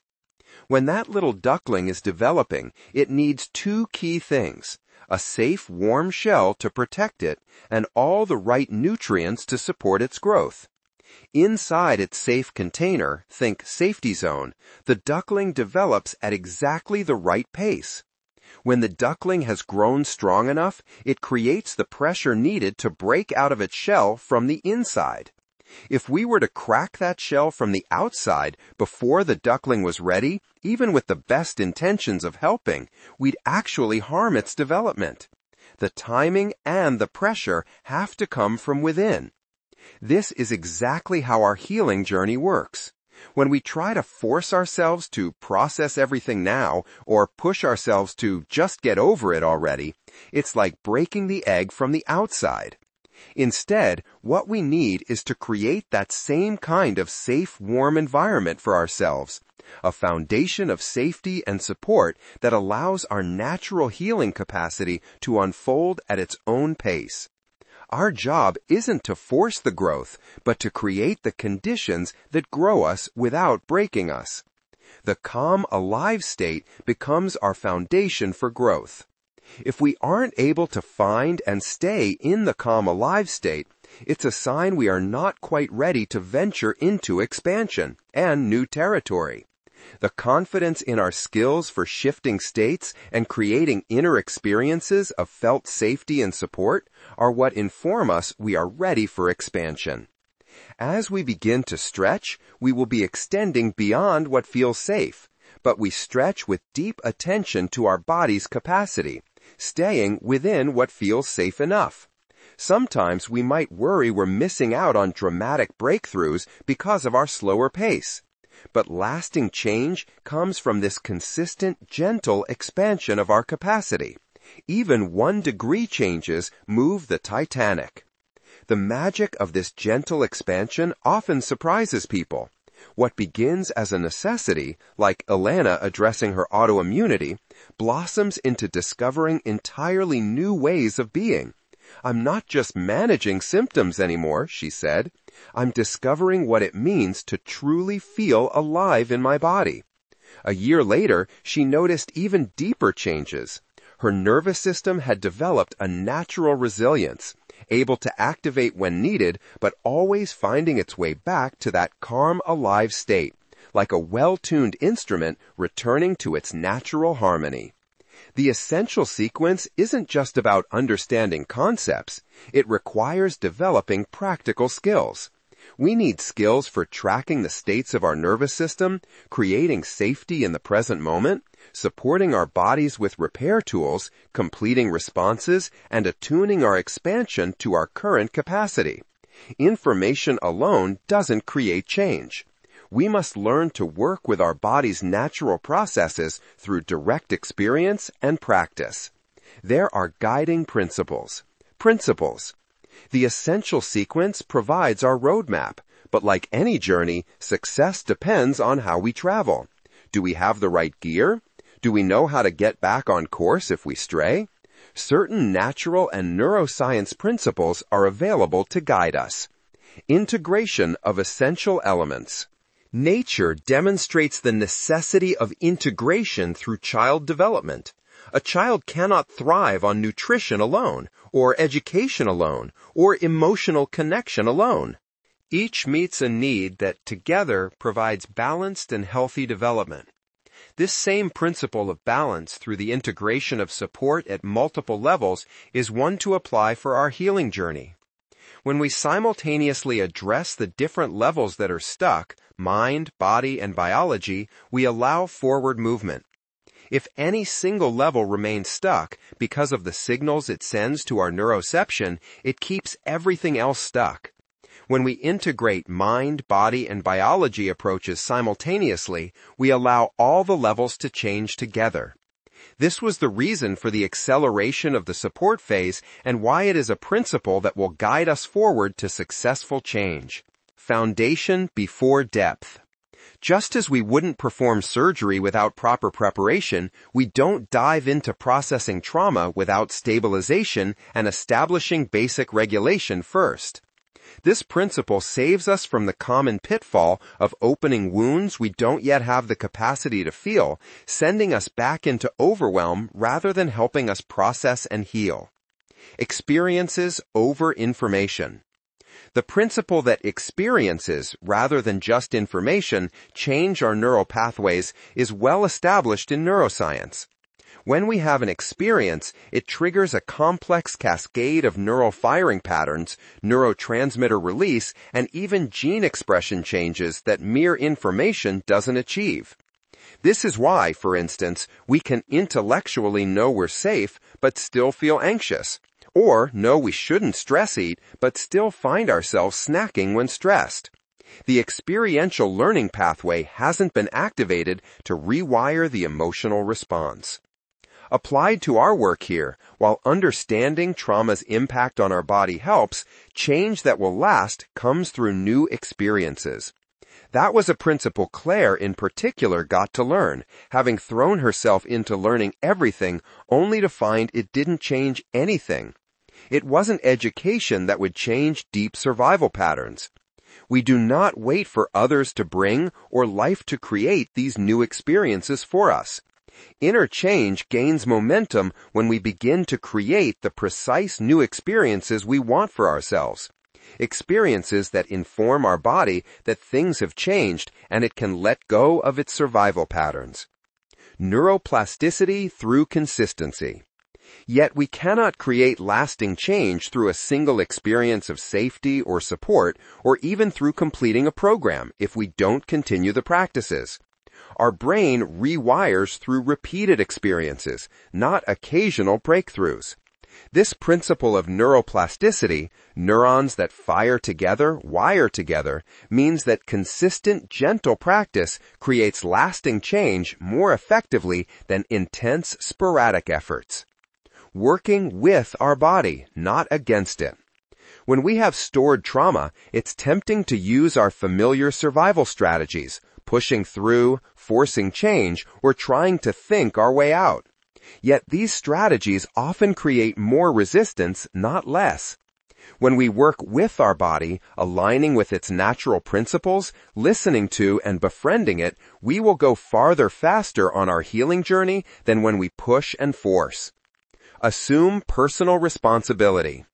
It is through assuming complete personal responsibility for ourselves and our healing that we create the space for being empowered. When we learn what we can do for ourselves with the right skills and tools, we become agents of change in our life. By connecting with our body, tracking our nervous system states, and developing tools for shifting our state, we create the very experiences needed for change. No one else can do our journey for us. They can share what they have learned with us, be a mentor or guide, and show us the next step. But no one is able to take that step for us. While we can't change what has happened to us or the impact it has had, now is when we can choose to become responsible for how we are currently responding. We can choose to learn the skills and tools that will create the change we want. Personal responsibility is the foundation of agency that is essential for the success of our healing journey. This does not imply hyper-independence, but a radical responsibility to own our reactions and not expect or ask others to do for us what we can do for ourselves. It is a way to regain our agency after having experienced such powerlessness in the past. Personal responsibility reinforces that we're the ones we've been waiting for. Pacing to build capacity. Every system has its window of capacity, the range within which it can handle challenges while maintaining regulation. Working at the edges of this window while respecting the limits of our capacity allows us to stay in our growth zone. We may feel like it slows us down to limit the intensity of an intervention or the depth to which we want to go in a therapy session, but when we exceed our capacity, we cross the line into overwhelm. There is no growth in overwhelm. Community. Because trauma evolved from a sense of being completely alone, healing happens in community, not in isolation. This does not replace the inner work we each have to do ourselves. Nor do the experiences we learn to create for ourselves replace the need to create different experiences with others. Through this process, we can learn to reconnect with our own body and learn to open up and connect with others in a safe way. All of these principles work together as guideposts, not as rigid rules, but as ways for us not to fall off the path. Each principle supports and enhances the others, helping us avoid the common pitfall of approaching healing through our old survival strategies. How do we actually apply all of this to our own journey? How do we walk through the phases of the essential sequence, applying the framework, repair tools, and principles?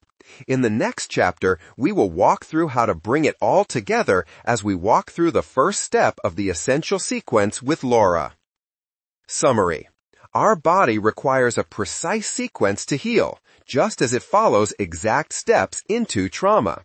The essential sequence, safety, support, and expansion, is our map for how to get out of the trauma patterns and body trauma loop that we have found ourselves in.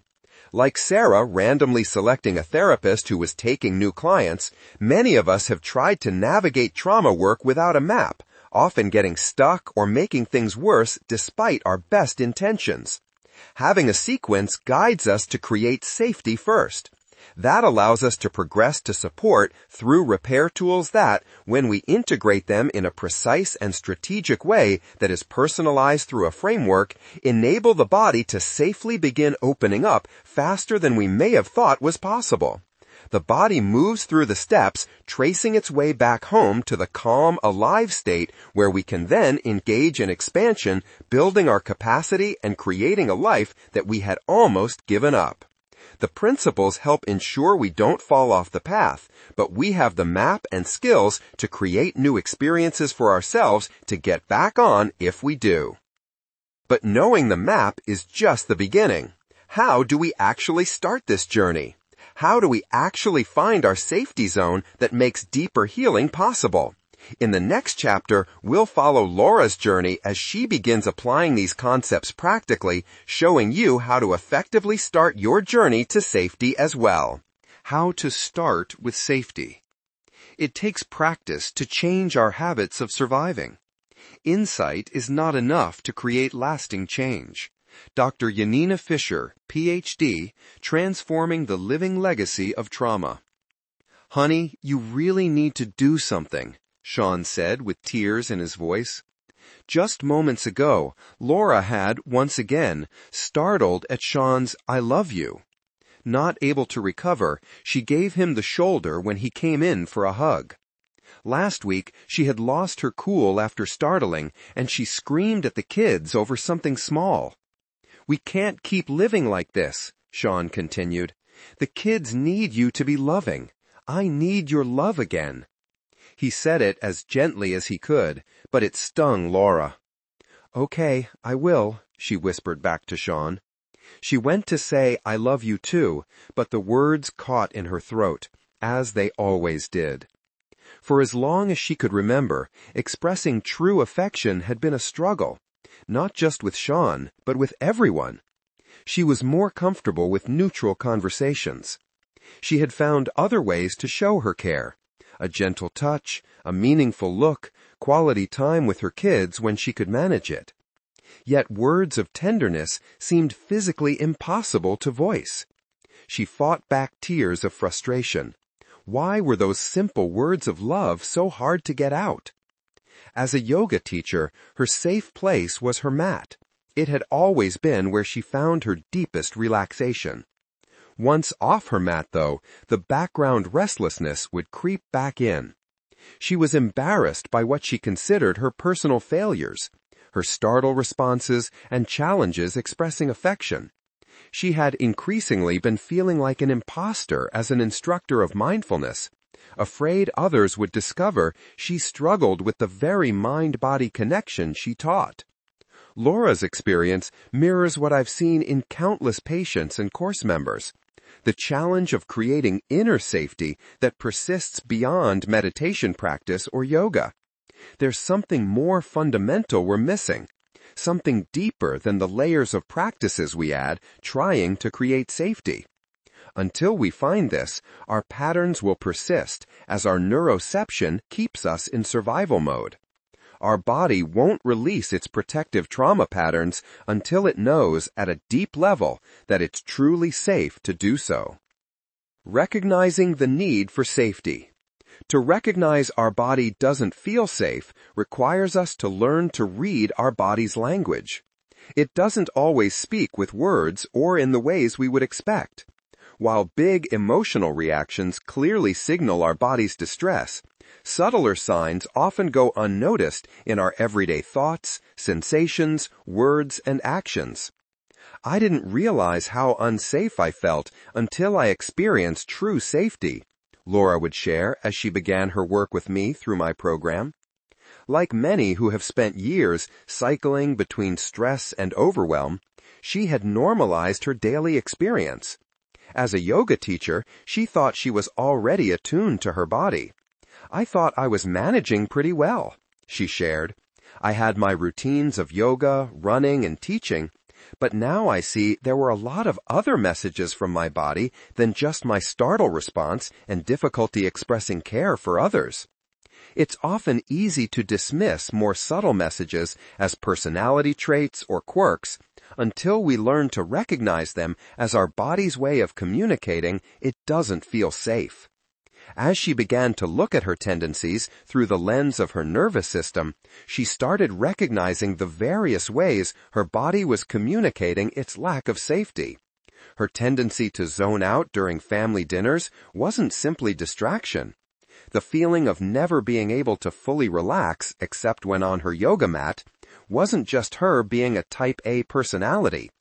These were all signs her body didn't truly feel safe. Each person's journey begins with recognizing their own unique signals. Sarah noticed her pattern of over-apologizing and taking on too many work shifts. Elena learned that her autoimmunity flares were her body's way of speaking. Claire's recurring fatigue became her body's messenger. Alex recognized his inability to focus at work as a signal. Even comments on my YouTube channel reveal these patterns. "I'm adopted and I'm 55 now. I've never been able to form friendships or relationships." These were all ways people finally understood their bodies weren't feeling safe. Our body's signals can appear in familiar activities, a racing heart during routine conversations, fidgeting hands in meetings, or tension in our shoulders. We might notice ourselves chewing our nails, feeling knots in our stomach, or tightness in our chest. Sometimes the message comes through racing thoughts that keep us up at night, or exhaustion after pushing through another demanding day. We might find ourselves scrolling mindlessly on our phone when emotions feel too big, or we hear an inner critic emerge with thoughts of never enough.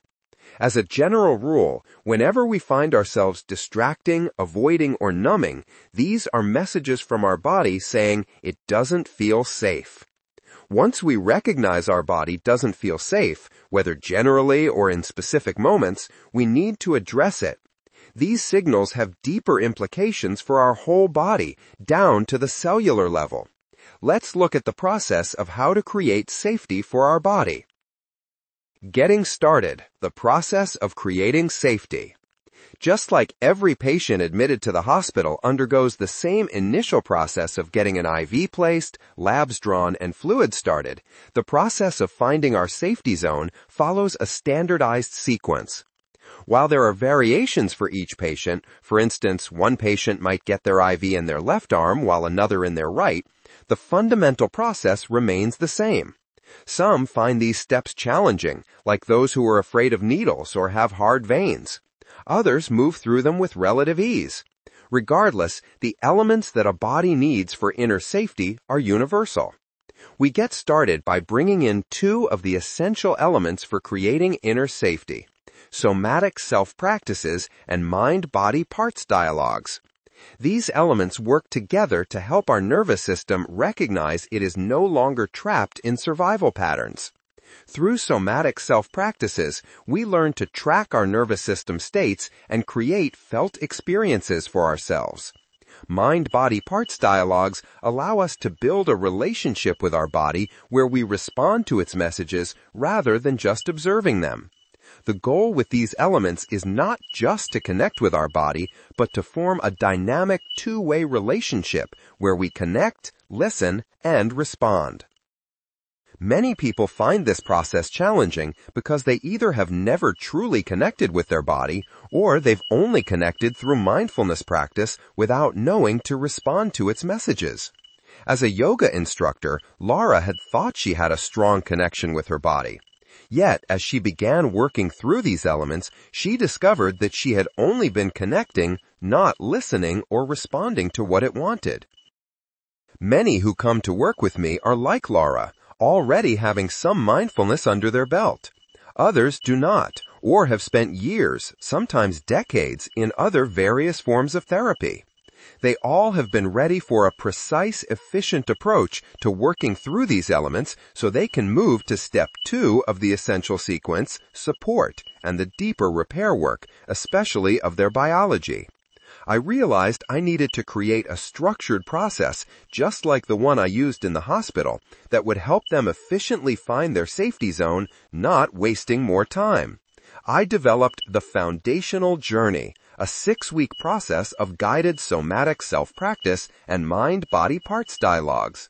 The process follows the essential sequence structure, systematically building somatic self-practices of safety, support, and manageable expansion through attunement. In the process, it helped them develop the ability to listen and respond to their body and break through a common sense of isolation. Laura chose to join the next group going through the foundational journey rather than try to figure out the elements and skills on her own. The process did what it was intended to do. It helped her develop a dynamic relationship with her body of responding, not just connecting. She came to value practicing the somatic and parts work alongside others who shared similar experiences. For the first time in a long time, she found she wasn't alone in her inner challenges, fears, and frustrations. I never realized how many others also struggle with feeling truly safe, expressing feelings, and imposter syndrome, she shared with the group. Somatic self-practices. For Laura, this practice began with learning a new sequential somatic self-practice every day. The first day, Laura learned to track her nervous system, gaining the ability to recognize which state she was in at any moment she paused to notice. In the 10-minute exercise, she discovered her body didn't land in calm alive easily. As she created a little stress and then let it calm down, she noticed her body went all the way into the lowest energy state, shutdown. This was her first clue that this shift was going to be harder than she thought. With her newfound ability to track her inner state, she went into the second day learning how to know when she was grounded and if not, how to ground herself. She had heard this word, grounded, a lot, and even used it in her yoga teachings. But it was new for her to ask herself, how do I know I feel grounded? Playing around with her sense of gravity, her feet firmly on the ground, and her hips centered, she began noticing her body in a way she never had before. She was intrigued by the science of grounding that took her connection with her body to a new level. Who knew that the body has proprioceptive neurons, specialized sensory receptors that tell us our location, position, and movement in space, which she could work with to create specific signals of safety to her neuroception? As each day built on the next, increasing her level of curiosity about her body and the wisdom it contained, she learned to orient in a specific way to her environment, looking for and confirming the absence of danger, which allowed her brain to receive visual evidence rather than relying on assumption. She learned practices that felt a bit weird at first, but then became surprised at their power to create an immediate shift to the calm, alive state, physically creating space for herself that seemed to then create space to think and pause. She practiced marking her territory, or physically touching and claiming her space. She hummed in a specific way that vibrates the vagus nerve behind her vocal cords. These exercises went beyond her yoga practice. These were engaging her body's survival system to receive powerful cues of safety, and she could feel the immediate difference in her body. It would respond with deep sighs, yawns, or a spontaneous deep breath. As she continued through the process, now into the specific somatic self-practices for support, Laura discovered new layers of awareness. I never thought about my feet needing support, she shared, or that my eyes, neck, back, and even my heart might need attention. I could hear the excitement in her voice. With every new exercise, she was making discoveries about herself as she explored her inner world.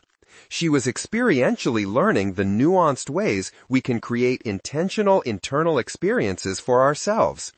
The remaining somatic skills she learned to create inner safety were to understand her limits so she could find her safety zone. She practiced finding what felt like the safe amount of breath, joy, discomfort, and even anger. She learned how to shift her attention between sensations to keep things manageable and use gentle jaw movements to tap into just the right amount of anger or play to be helpful but not be too much. She was learning to navigate the edge between safe and safe enough, comfort and growth, knowing exactly how long she could stay present to something uncomfortable before choosing to shift her attention to something more pleasant. With the foundational somatic skills for the essential sequence, she was now ready to layer in the next element, the mind-body parts dialogues. Mind-body parts dialogues. Laura started the structured process of identifying different parts of herself. She discovered each part had a role. Some parts liked to hide, others wanted to play, accomplish, or criticize. She began to understand that what had felt like an inner war of conflicting desires actually came from different parts of her wanting different things. What once seemed like exhausting back-and-forth decision-making now made sense as parts of herself with different needs and intentions. The process led her to notice how different body sensations connected to different parts and their emotions and thought patterns. The tightness in her throat was the part of her that felt afraid to express love. A twisting in her upper stomach was a younger part of her that felt scared. A tension headache in her forehead was associated with her inner critic part, who reminded her of how she was an imposter. Identifying the parts is just the first step, and she learned the skills to dialogue with them, listening to their fears, desires, and needs. As she came to understand, she could learn to respond to them, give them what they needed, or negotiate with them when they were blocking her progress out of fear. Just like the process she had just learned with her body, she was not just connecting, but listening and responding. All parts of her became welcome as she learned to respond and communicate with them like she had with her body. She learned and practiced the skill of having her authentic self be the benevolent director of her other parts to work together harmoniously. As she came to a close of this 6-week process, the changes were dramatic. She realized that a major reason for that was the design of the process to create a daily practice, which she committed to continuing. The relationship with her body and parts of herself needed regular attention and care to maintain the sense of safety and connection she was building. Making safety a daily practice. Like learning any new skill, from playing an instrument to speaking a new language, creating safety follows a specific progression and needs to be done daily for optimal results. Neuroscience and experience tell us that 10 minutes of daily practice is better than once a week for an hour. I didn't understand why it needed to be daily until I started, Laura shared. I learned that not only did I not feel safe in my body, but how quickly I would lose my sense of safety after class. She discovered she needed to repeatedly bring her nervous system back to safety.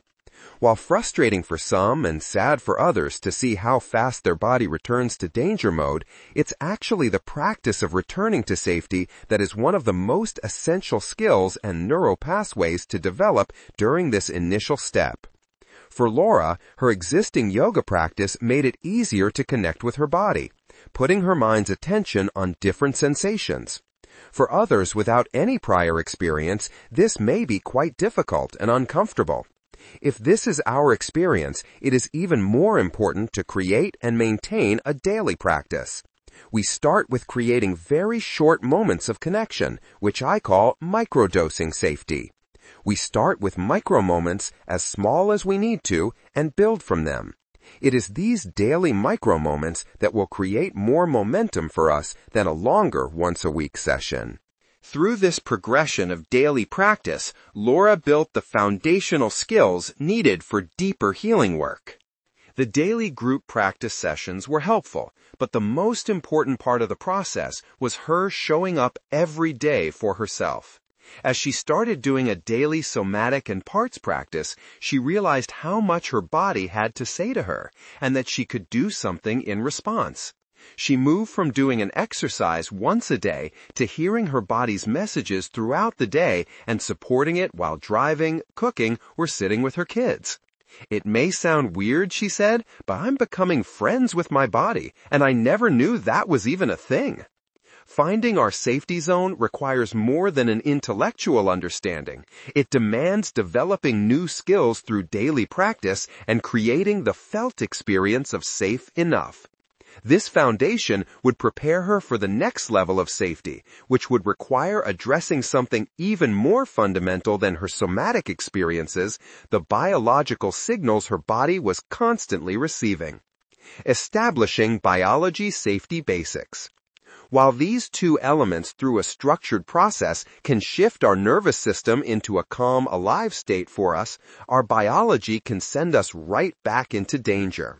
Sometimes our biology is so dysregulated that systems need stabilization even before we get to step 2, support.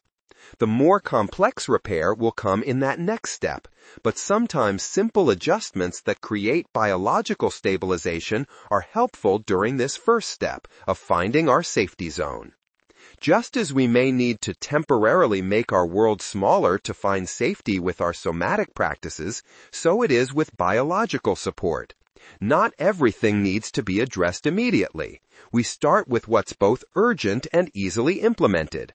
For Laura, this meant focusing on a few key areas creating constant dysregulation while leaving other aspects for the later, deeper repair work. Laura's blood sugar instability was creating daily havoc. She hadn't connected her mid-morning anxiety and afternoon fatigue to her food choices.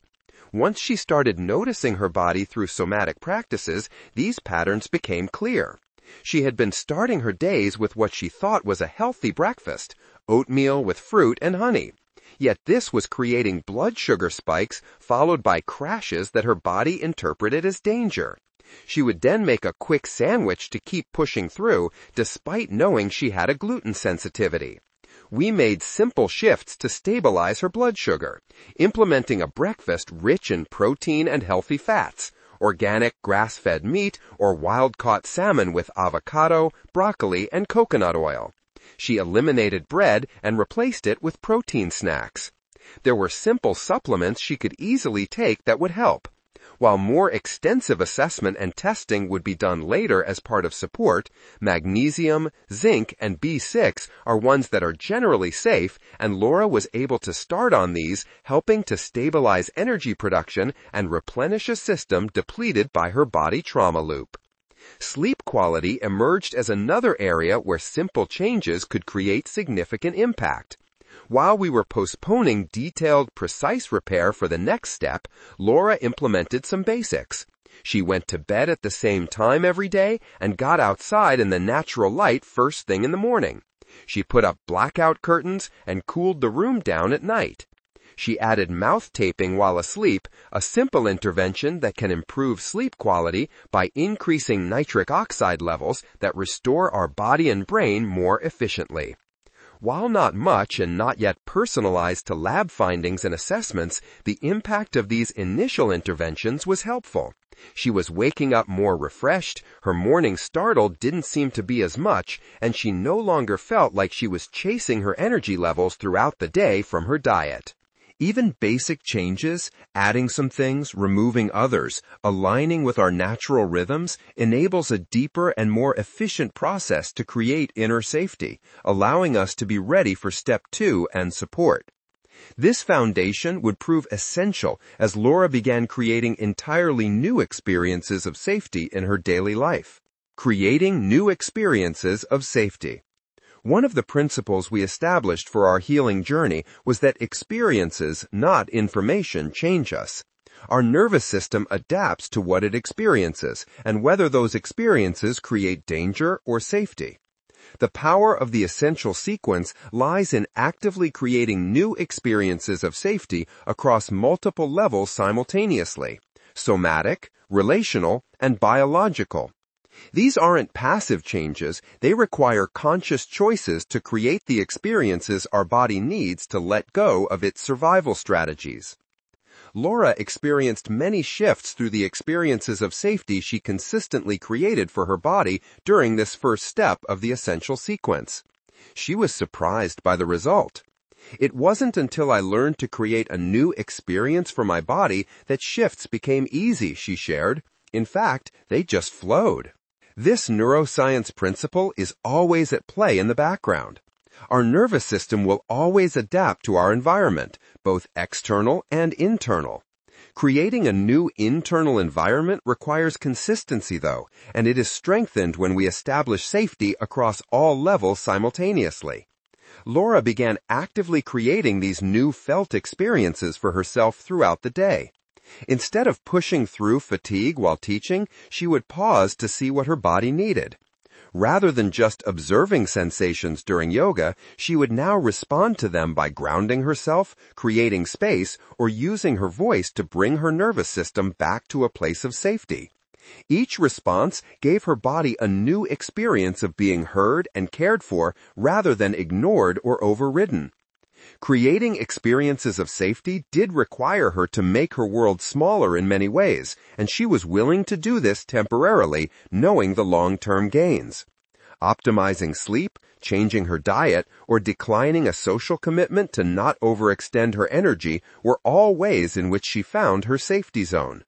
Even in her relationships with others, she started practicing creating inner safety.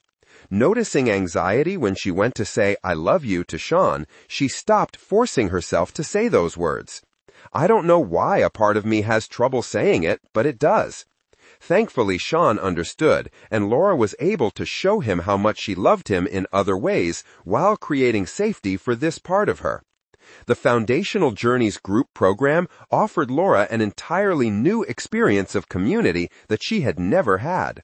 Through the implementation of 5 specific agreements, Laura was able to experience safety within a community for the first time.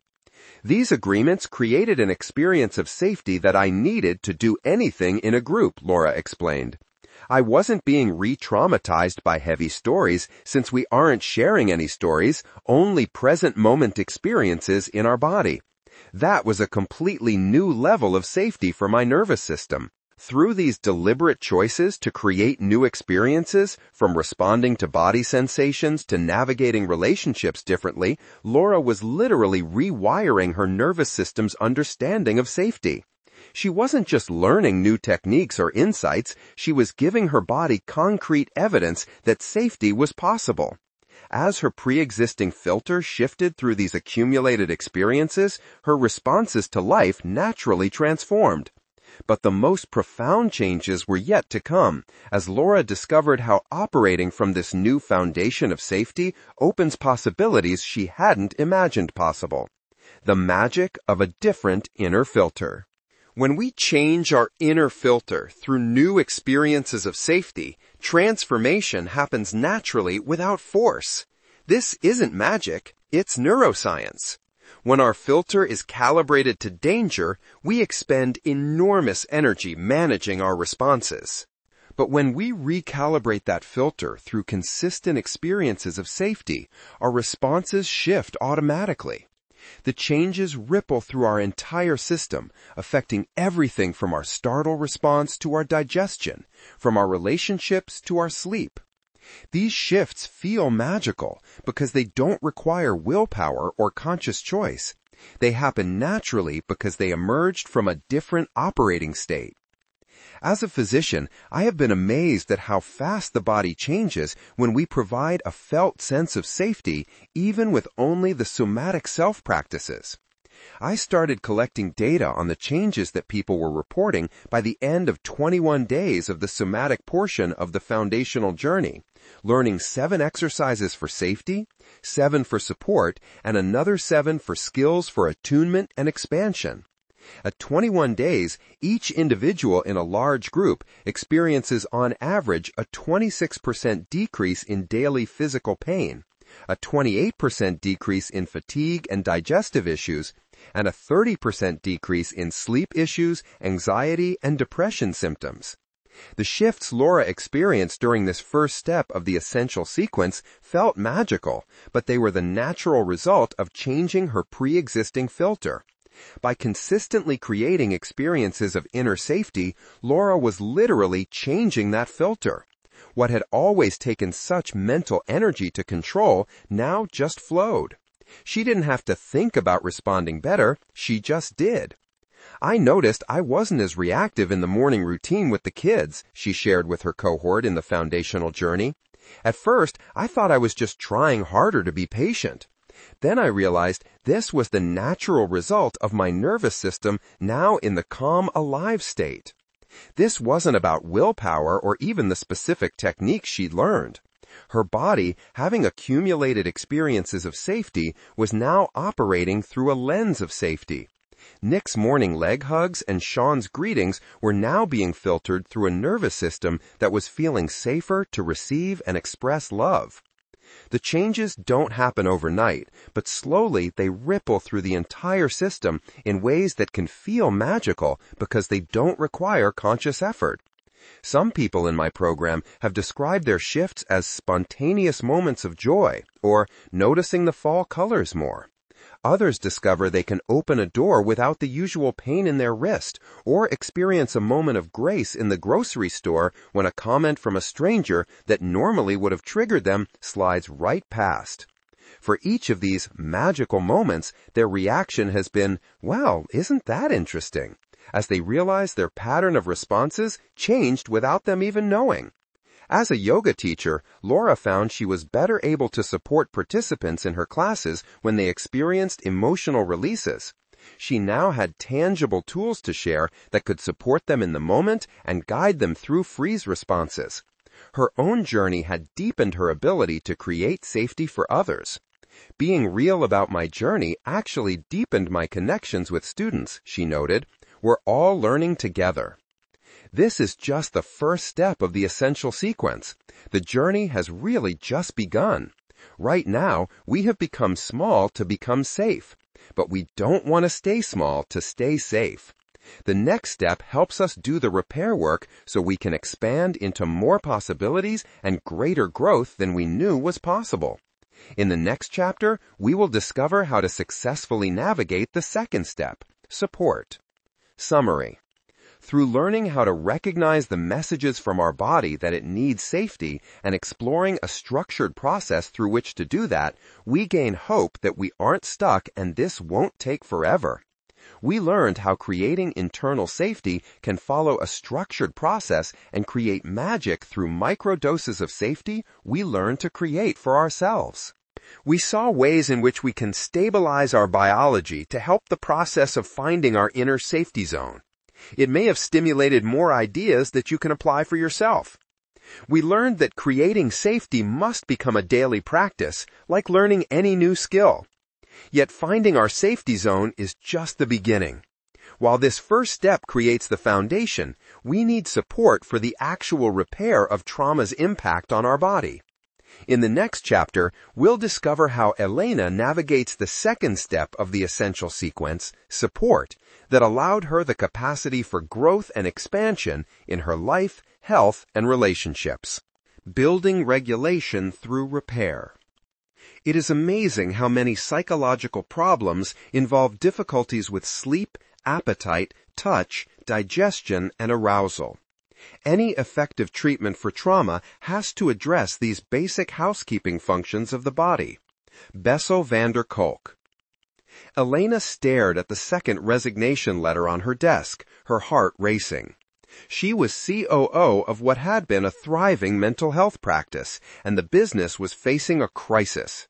In the past 3 months, 4 of the 10 clinic therapists had taken extended medical leave citing burnout. 2 more were showing signs of following suit. Clients were complaining about the quality of sessions and canceling their sessions at the last minute. The practice was hemorrhaging money, and Elena was struggling to keep it together. She had made progress during the 6 weeks we'd worked together on the foundational journey. The program had given her skills to track her nervous system and find her safety zone. But she had not been able to maintain regulation, and she noticed herself crossing her critical line of overwhelm several times a week with the pressures of work and home. Brain fog and her autoimmune inflammation combined with overwhelm and made her unable to think, make good decisions, or be present for her team of therapists. Lack of support was what they were listing as a major reason for their burnout. That evening, the school counselor called about her 13-year-old daughter, Sophia. "Elena," the school counselor said quietly over the phone, "Sophia came to talk to me today. She said she's been having thoughts of suicide, but didn't feel she could talk to you about it because you have been distant and fatigued lately." The counselor's voice trailed off, but Elena heard the unspoken truth. She was emotionally unavailable, just like her own mother had been. It was the final straw to motivate Elena to continue building her regulation through the next step of the essential sequence, support. The words hurt deeply. Any remaining illusion of having things under control disappeared. She felt like a failure as a mom. Elena recognized the familiar and strong urge to go into shutdown, as she had always done since childhood. But another part of her didn't want to do that anymore. Her daughters needed her. The practice needed her. Her body needed her. And she needed something more than just to come back to her safety zone. She needed to be able to stay regulated. Elena wrote in her journal that night, "I can't keep disappearing and staying small to stay safe. I know it's time for me to change this now." Building on safety, she now needed to learn how to support her body's innate healing at every level, from cellular energy to brain inflammation, from attachment patterns to inner child work. She would need to learn the skills of step 2 of the essential sequence, support, to stay in regulation and not lose it with the pressures at work and home. When safety isn't enough. The skills to find our safety zone are essential, like stopping a car that is spinning out of control. But if we want a fuller life, step 1, the stabilization phase, is just the beginning. We don't want to stay here. We want to get the car pointed in the right direction and resume driving. Step 2 of the essential sequence helps us do exactly that, pointing us toward creating the fuller life we want. Safety skills help us get out of the overwhelm of a chronic shutdown, but to maintain this progress, we need to support our body to trace its steps from the stress back to the calm, alive state rather than returning to shutdown. Elena wrote in her journal that night, "I can't keep disappearing and staying small to stay safe. I know it's time for me to change this now." Building on safety, she now needed to learn how to support her body's innate healing at every level, from cellular energy to brain inflammation, from attachment patterns to inner child work. She would need to learn the skills of step 2 of the essential sequence, support, to stay in regulation and not lose it with the pressures at work and home. When safety isn't enough. The skills to find our safety zone are essential, like stopping a car that is spinning out of control. But if we want a fuller life, step 1, the stabilization phase, is just the beginning. We don't want to stay here. We want to get the car pointed in the right direction and resume driving. Step 2 of the essential sequence helps us do exactly that, pointing us toward creating the fuller life we want. Safety skills help us get out of the overwhelm of a chronic shutdown, but to maintain this progress, we need to support our body to trace its steps from the stress back to the calm, alive state rather than returning to shutdown. When safety isn't enough. The skills to find our safety zone are essential, like stopping a car that is spinning out of control. But if we want a fuller life, step 1, the stabilization phase, is just the beginning. We don't want to stay here. We want to get the car pointed in the right direction and resume driving. Step 2 of the essential sequence helps us do exactly that, pointing us toward creating the fuller life we want. Safety skills help us get out of the overwhelm of a chronic shutdown, but to maintain this progress, we need to support our body to trace its steps from the stress back to the calm, alive state rather than returning to shutdown. Elena's foundational journey to establish inner safety was challenging in a different way than it had been for Laura, who had already been connecting with her body through yoga. Elena's challenge was connecting without shutting down. Initially, she had to keep making the practices shorter, slower, and smaller, microdosing safety until she could stay present. As she stayed consistent and gradually was able to shift to moments of a calm, alive state, changes emerged. Her energy began improving, but this also came with emotions she didn't like to feel, particularly anger. People-pleasing had been her default. The safety she had created was good and was making space for suppressed energy of the activation state to surface. The anger was uncomfortable for her, but it was evidence of her nervous system emerging from carotid shutdown. Her body was tracing its steps back up into the activation state and was ready for support and deeper repair. But her lack of capacity to allow herself to feel the intensity of that anger sent her back into her familiar shutdown state. This is where support, the second step of the essential sequence, becomes crucial. Support serves to repair what is blocking the nervous system from returning to calm alive as its default state. To accomplish this, the body needs to come out of the body trauma loop and needs two types of support to do this: completing stress responses and repairing the biology that decreases our capacity and keeps us stuck in the loop. For Elena, she couldn't yet sustain the demand of the high-energy surge of the activation state. While she could now find her safety zone and emerge from shutdown, she would quickly return to shutdown as most stress made her cross her critical line of overwhelm. Her body remained stuck in a body trauma loop because she couldn't go from activation to calm alive and not go back to shutdown. You might recognize your own version of this pattern. Perhaps your body doesn't go so quickly into shutdown, but you notice the pattern of push-collapse or stress overwhelm. This is how we know we need step 2 of the essential sequence to support our ability to move from activation to calm alive and not go back to shutdown. The biology of trauma framework gives us a triage system for this repair work, helping us identify and prioritize exactly what our system needs to get out of the loop. Let's explore how this framework guided Elena's journey from struggling with frequent overwhelm to building sustainable regulation. Applying the biology of trauma framework. The biology of trauma framework helps us identify the specific reasons why our body's innate ability to return to the calm alive state has been blocked.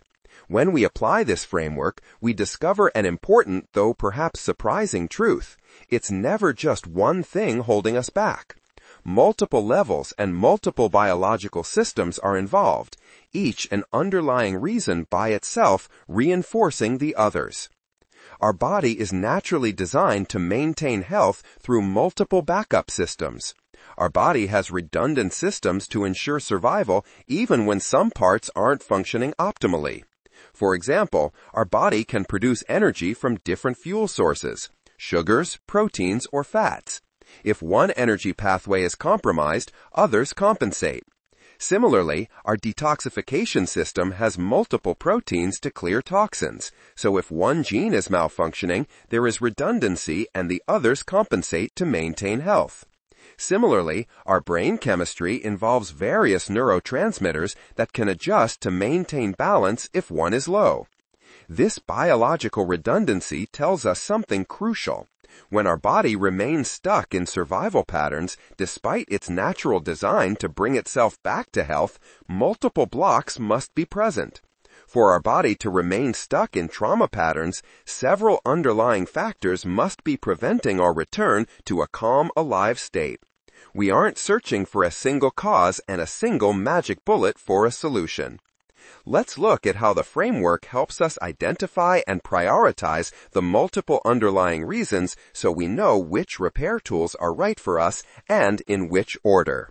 Underlying reasons. Building on our understanding of how trauma affects us on multiple levels, we can identify specific underlying reasons that keep our bodies stuck in trauma patterns. Each represents a leverage point where we can apply repair tools to create lasting change. At the mental level, our thoughts and beliefs are driven by parts carrying specific survival strategies. These parts can create internal blocks, like a part believing being seen is dangerous, that drains our energy in public situations, or a perfectionistic part that drives us toward acceptance but triggers shame and eventual shutdown. Our body holds somatic memories of uncompleted protective responses, another category of underlying reasons. These implicit memories manifest differently for each person. Laura's hyper-startle, Dana's chronic tension, Alex's freeze response, each reflecting an incomplete trauma response seeking resolution. Even Claire's chronic fatigue contains somatic memories contributing to her persistent trauma patterns. Biological factors constitute multiple underlying reasons, from compromised cellular energy to inflammatory cascades that maintain survival patterns at a cellular level. These physiological alterations create concrete blocks to regulation that require specific repair strategies. Attachment pains form another crucial category of underlying reasons, particularly significant because they influence our inner filter. These core emotional wounds from our earliest years fundamentally form our neuro blueprint, creating our perception of what is safe and dangerous in relationship to ourselves and others. It is the thread that weaves through all the levels: mind, body, biology, and neuroception. While the biology of trauma framework encompasses all these categories of underlying reasons, we'll focus primarily on the biological factors, as they represent a critical missing piece in current trauma therapy. Other modalities address mental, somatic, and attachment components, but the biological piece often remains overlooked. Let's explore the categories of underlying biological reasons, understanding that they operate in constant interaction with all other levels. Categories of underlying biological reasons. Brain inflammation as a result of hypersensitive microglia, our brain's immune cells, becomes a trigger for shutdown through cues of danger and compromises our energy and neurotransmitters. The brain fog and decision fatigue that result in forgetfulness and mistakes can trigger our other trauma patterns of self-criticism and shame. It all leads to crossing into overwhelm more easily.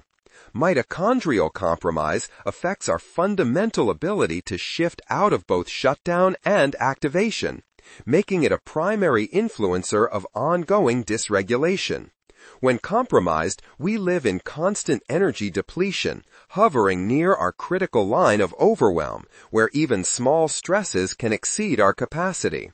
Our brain chemistry plays a crucial role through neurotransmitter balance.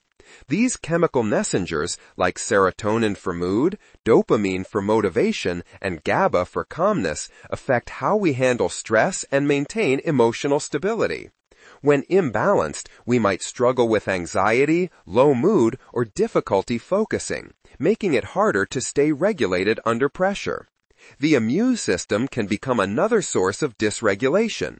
Whether through a general pro-inflammatory state or specific conditions like autoimmunity, immune imbalances are cues of danger to our neuroception. Oxidative stress is like rust building up in your body. It happens when there are too many harmful molecules, free radicals, and not enough antioxidants to clean them up. This damage can lead to more inflammation, which keeps the body in a stressed-out state. 3 primary biochemical imbalances, methylation issues, copper excess, and pyroluria, can profoundly affect our regulation. These conditions, whether inherited or developed through stress, influence everything from how we detoxify to how we make brain chemicals for mood.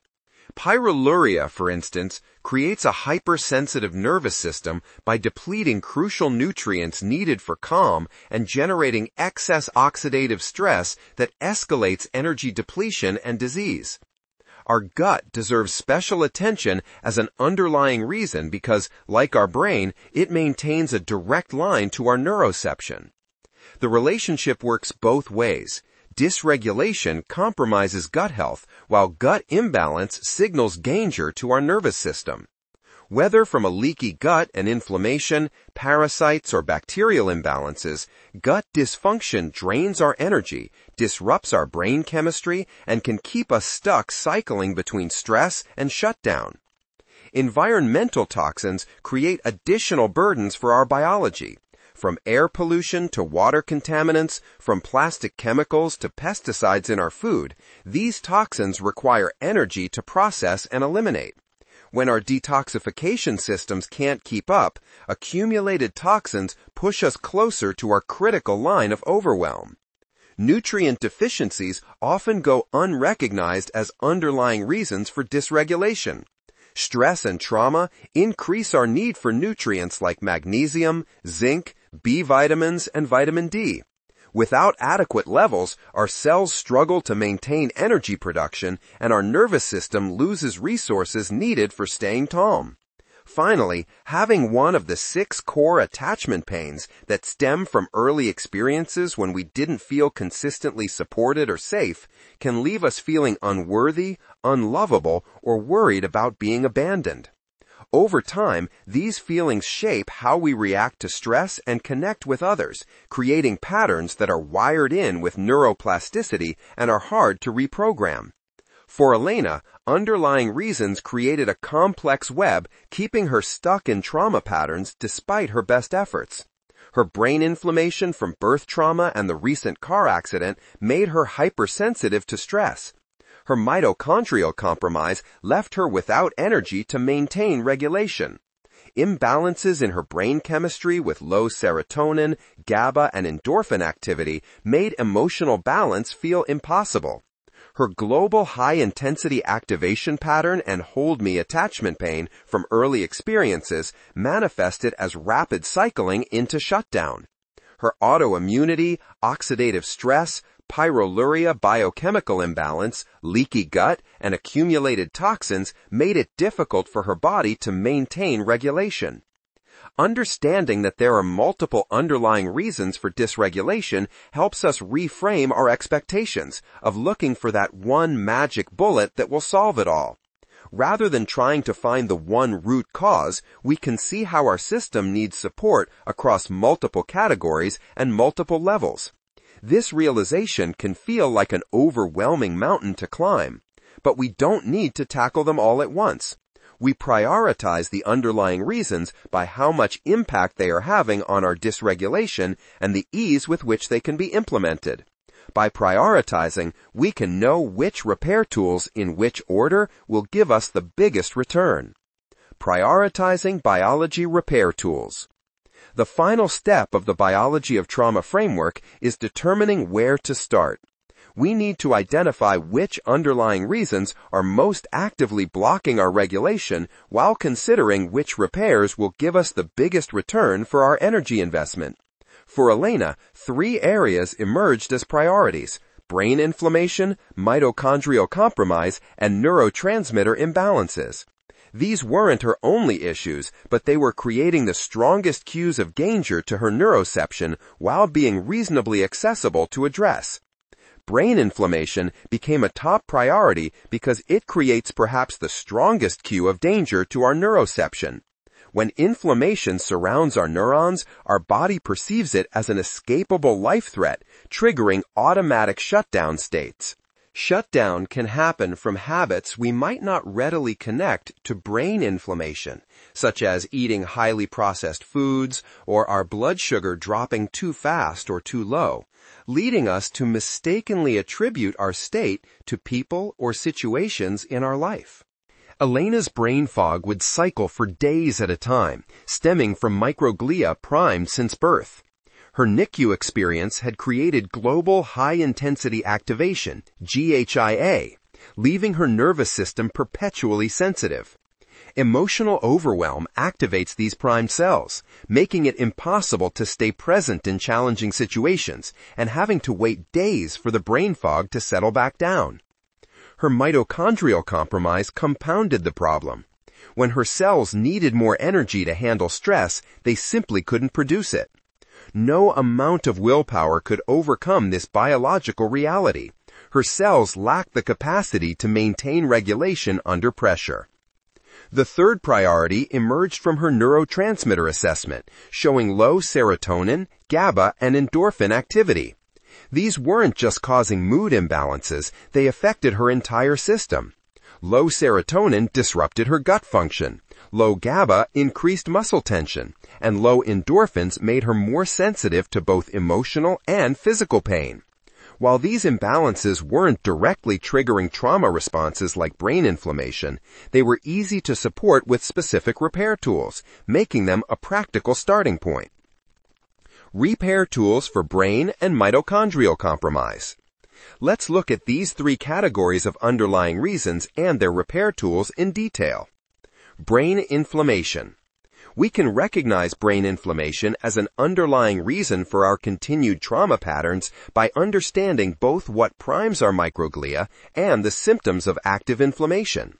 Microglia become primed through physical trauma like concussions or whiplash, oxygen deprivation during birth or surgery, nervous system infections, and even gut inflammation. Heavy metal toxicity and electrical shock can also create this priming effect. We experience brain inflammation through symptoms that typically come in cycles, lasting several days. During these cycles, we might notice our brain feeling foggy in a way that's different from regular tiredness. Light and sounds can become overwhelming, even in environments that normally don't bother us. Finding words becomes exhausting. Decision-making feels exhausting. Many people describe their brain feeling like it goes offline, especially during important conversations that require sustained attention. Studies show that if you have symptoms of depression, anxiety, or PTSD, there is a chance brain inflammation is present. Even headaches, poor balance, and delayed reaction times can all be signs of brain inflammation. If you relate to these symptoms or notice they worsen with stress, or, like Elena, after her head injury in the accident, your brain's immune cells likely need support. Our brain and microglia respond well to specific repair tools, and in a week or two of applying them, a difference is noticeable. The first goal is to calm the inflammation by getting our microglia into their resting state. Then, the goal shifts to avoid triggering them back into activation and inflammation. We do both through nutrients, sleep, and energy support, knowing that we have to do more when we are trying to calm the inflammation back down than when we are just trying to prevent another trigger. While everyone knows sleep is important, it's essential for healing brain inflammation. The brain does its primary cleanup of inflammation during sleep, but it needs the right conditions: a cool, completely dark room with no disruptive sounds. Even small amounts of light or noise can prevent this crucial cleanup process. Our quantity and quality of sleep needs to improve, and this can be enhanced by adding naps to our early afternoon. Midday to early afternoon naps are part of a sensory rest for resetting our brain with energy for the rest of the day. Even if a full nap is not possible, a sensory rest can be accomplished with finding a quiet spot, making it dark, or using an eye mask, lying down, and eliminating disruptive noises. Many find this a good time to do home red light therapy, apply heat on the spine to calm the sympathetic chain and anxiety, or use a weighted blanket to feel grounded. Nutritional support can significantly help calm inflammation. Key nutrients include N-acetylcysteine, NAC, for its anti-inflammatory properties, and magnesium L-threonate, which uniquely crosses the blood-brain barrier. Other supportive nutrients include luteolin, GABA, resveratrol, and turmeric, all of which help maintain microglia in their resting state. One simple but powerful tool is ocular cardiac reflex, or eye support. By gently pressing on closed eyes, you activate the vagus nerve, which can create an immediate sense of calm. This practice can be used throughout the day to provide visual rest and prevent overwhelm before it escalates. If you find yourself frequently experiencing brain fog or becoming overwhelmed by noise, lights, or everyday decisions, brain inflammation may be a key factor to address. If you know you have had a priming event due to a head injury or another reason, you want to learn how to keep your primed microglia resting. Start with optimizing your sleep environment and incorporating regular sensory rests and naps, and consider taking supplements while tracking your symptoms to see what helps you specifically. Mitochondrial compromise. We can recognize mitochondrial compromise as an underlying reason for our continued trauma patterns through understanding what caused the compromise and learning the symptoms of energy inefficiency. Mitochondria become compromised with shutdown, toxin exposures, viral infections, and nutrient deficiencies. Poor sleep quality, especially disrupted circadian rhythms, can also significantly impact their function. We feel mitochondrial compromise across multiple systems because every cell, except red blood cells, uses mitochondria for energy. In the brain, we experience mental fatigue, a general heaviness that won't shake. We may notice exercise intolerance, where we aren't able to tolerate as much physical exertion as usual. The good news is that mitochondria respond well to support. We want to both improve our energy production and remove what drains our energy. Nutrients are important, as is providing stable sugar and oxygen through blood flow and getting quality sleep. For nutrient support, focus on those that help our mitochondria make more energy. Supplements like ubiquinol, CoQ10, and PQQ, and B vitamins also help us make more energy, particularly B1 and B2. Selenium protects mitochondria from damage and supports new mitochondrial growth.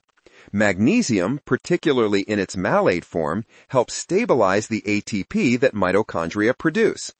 NAD, one of the best longevity tools, is one of the most powerful inducers of mitochondrial energy production and can best be used, albeit carefully, intravenously under physician guidance. Red light therapy offers another powerful tool, stimulating mitochondria to produce energy more efficiently while reducing oxidative stress. Movement, when appropriately paced, helps strengthen mitochondrial function, but it must be carefully balanced to avoid depleting an already compromised system. If you have discovered that your body is going into shutdown regularly, mitochondrial compromise is a major underlying reason. A good place to start is a magnesium combination of malate, glycinate, and alpha-ketoglutarate, plus other supplement combinations of rhodiola, ubiquinol, CoQ10, and PQQ, and B1 and B2. Consider seeking a provider for IV NAD if your energy level is so low you are having a hard time getting started with anything. You will want to work with an informed health coach or practitioner for personalization. Neurotransmitter imbalances. We can recognize neurotransmitter imbalances as an underlying reason for our continued trauma patterns through understanding both what disrupts them and the symptoms they create. Neurotransmitters become imbalanced through brain inflammation, gut dysfunction, chronic stress states, and blood sugar fluctuations. Even certain biochemical imbalances and poor sleep quality affect their production and function. We experience neurotransmitter imbalances through distinct patterns depending on which systems are affected. Serotonin imbalance shows up as feeling down despite having a good life, with digestive issues often accompanying since our gut produces most of our serotonin. Sleep quality suffers, and we have difficulty feeling content or grateful. Low GABA activity creates restless anxiety with racing thoughts and physical tension that's hard to release. When our endorphin activity is low, both emotional and physical pain feel more intense, and we often find ourselves seeking comfort through food or other quick fixes. If you relate to any of these patterns or notice persistent trauma reactions despite having safety skills, your brain chemistry likely needs support. Neurotransmitters respond quickly to support. We want to improve their current production and function while addressing factors that block their natural balance. We do this through amino acids, cofactor nutrients, and lifestyle practices that support their natural rhythms. For neurotransmitter support, we focus first on providing building blocks through specific amino acids. For serotonin, we can use either tryptophan or 5-HTP, choosing 5-HTP if we have active brain inflammation. Supporting GABA helps calm anxiety and tension, while tyrosine supports dopamine for motivation and focus. Just as important are the cofactors needed. Vitamin B6, magnesium, and vitamin C help ensure our body can effectively use these building blocks. Regular sunlight exposure, especially in the morning, plays a crucial role in serotonin production. Stable blood sugar through regular meals helps maintain steady neurotransmitter function. Quality sleep is essential as our brain uses deep sleep to replenish neurotransmitter stores. If you're experiencing persistent anxiety, depression, or emotional sensitivity that seems out of proportion to situations, neurotransmitter imbalance may be a key factor to address. Start with stabilizing blood sugar, getting morning sunlight, and establishing consistent sleep patterns while working with an informed practitioner to develop a targeted amino acid protocol. Remember that while neurotransmitter support can provide quick relief, lasting balance requires addressing the factors that created the imbalance. Personalization. For Elena, implementing these repair tools created shifts that surprised her. She started with brain inflammation support through supplements like magnesium L-threonate, luteolin, huperzine A, and 2,000 milligrams of N-acetylcysteine daily. She also prioritized sleep by making her room completely dark and cool at night, took a sensory rest at midday, and used the I-Support somatic self-practice. Immediately, this started helping her stay present rather than shutting down at work. The support of her biochemical imbalance, pyroluria, started with optimizing her supplements. She discontinued her multivitamin that didn't have effective dosages of nutrients and began targeted supplementation with zinc and B6. Knowing the increased oxidative stress that pyroluria creates, she added 1,000 milligrams of vitamin C and antioxidants to her daily regimen. For her Hold Me attachment pain from early life, she started 5 minutes of daily tummy crawling and pons level movements to reprogram her neurodevelopment. She found a weighted neck shawl, a sense of containment stabilized her global high-intensity activation pattern, and she grew less reactive. She started sleeping with a weighted blanket that allowed her nervous system to relax even deeper into sleep, helping her feel more refreshed. Working with her younger parts became easier as she learned to contain the emotions that would get triggered. With time, she was feeling more skilled in directing her nervous system rather than being at its mercy. She underwent an art narrative process to bring resolution to specific stories of her past.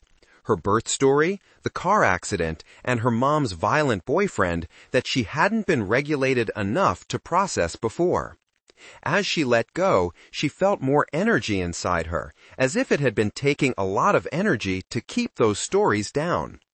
She still had to work at staying connected to her body, but she found ways to support her body's movement. Now that she understood her body's relationship with stress, she could take action to discharge the adrenaline. She brought a yoga ball and treadmill into her office and took more breaks to walk around, being careful not to do too much and exceed her exercise capacity. Her mitochondrial support became more structured. Weekly visits to a medical spa included hyperbaric oxygen and red light therapy. Her dietary changes were comprehensive, removing gluten, dairy, eggs, and almonds. Even without gluten sensitivity, she understood its impact on gut health and autoimmunity.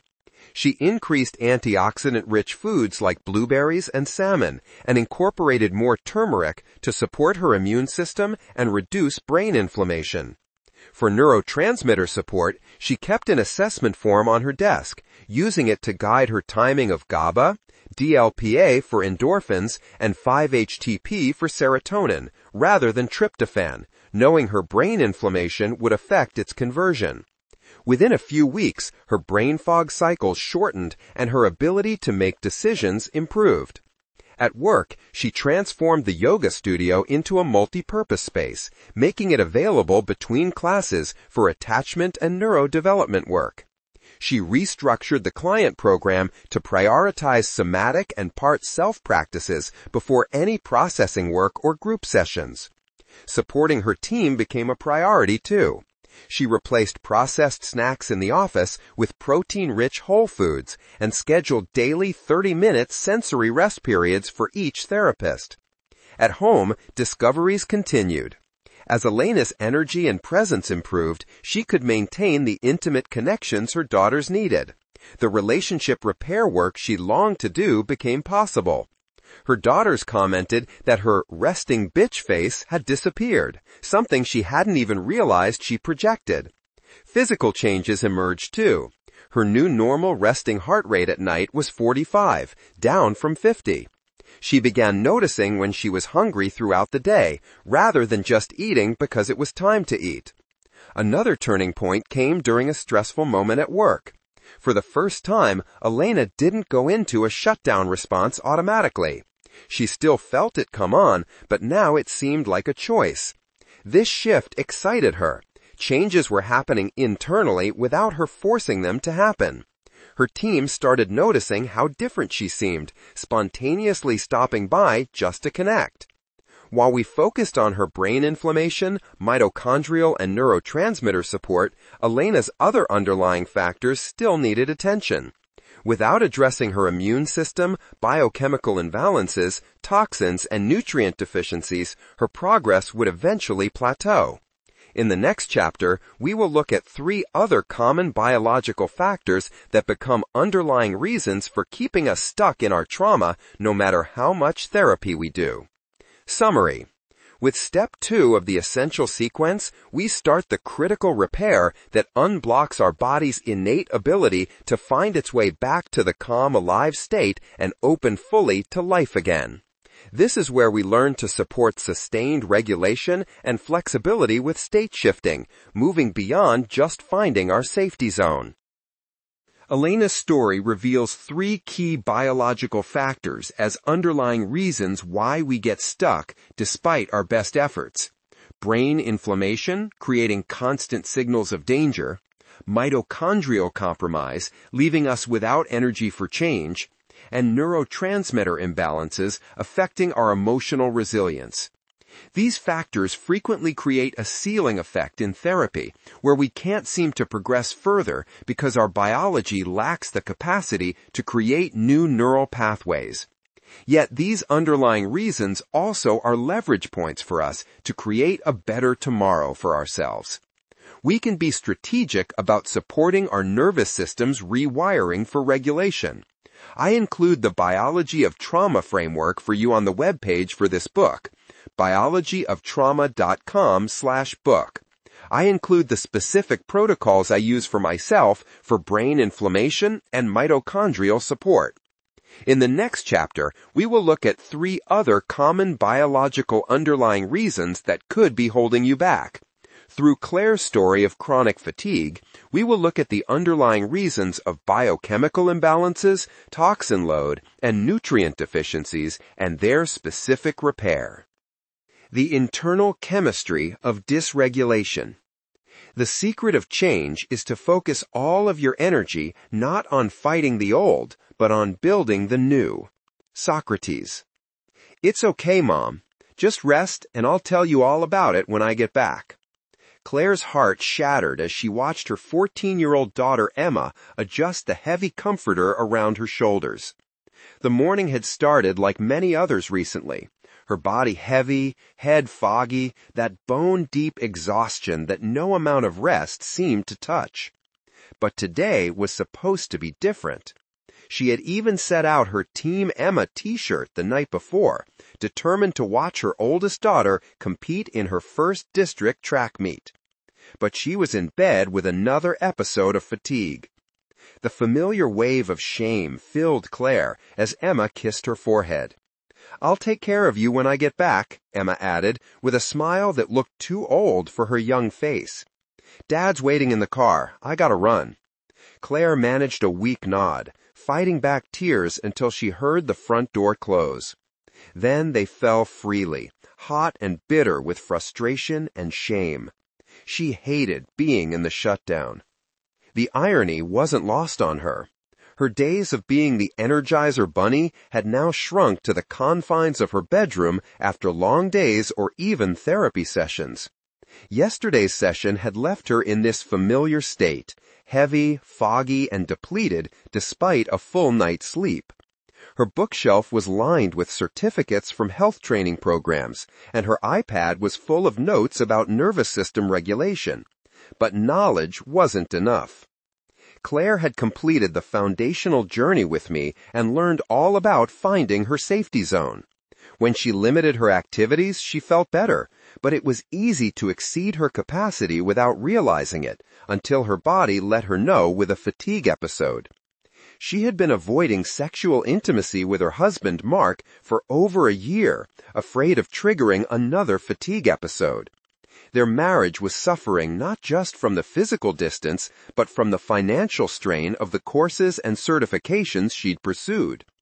Step 1 of the essential sequence had taken longer than she expected, requiring her to slow down and go through the foundational journey twice. Though she had succeeded, she could not stay small to stay safe, and she was ready to learn how to provide support to her body through specific repair tools.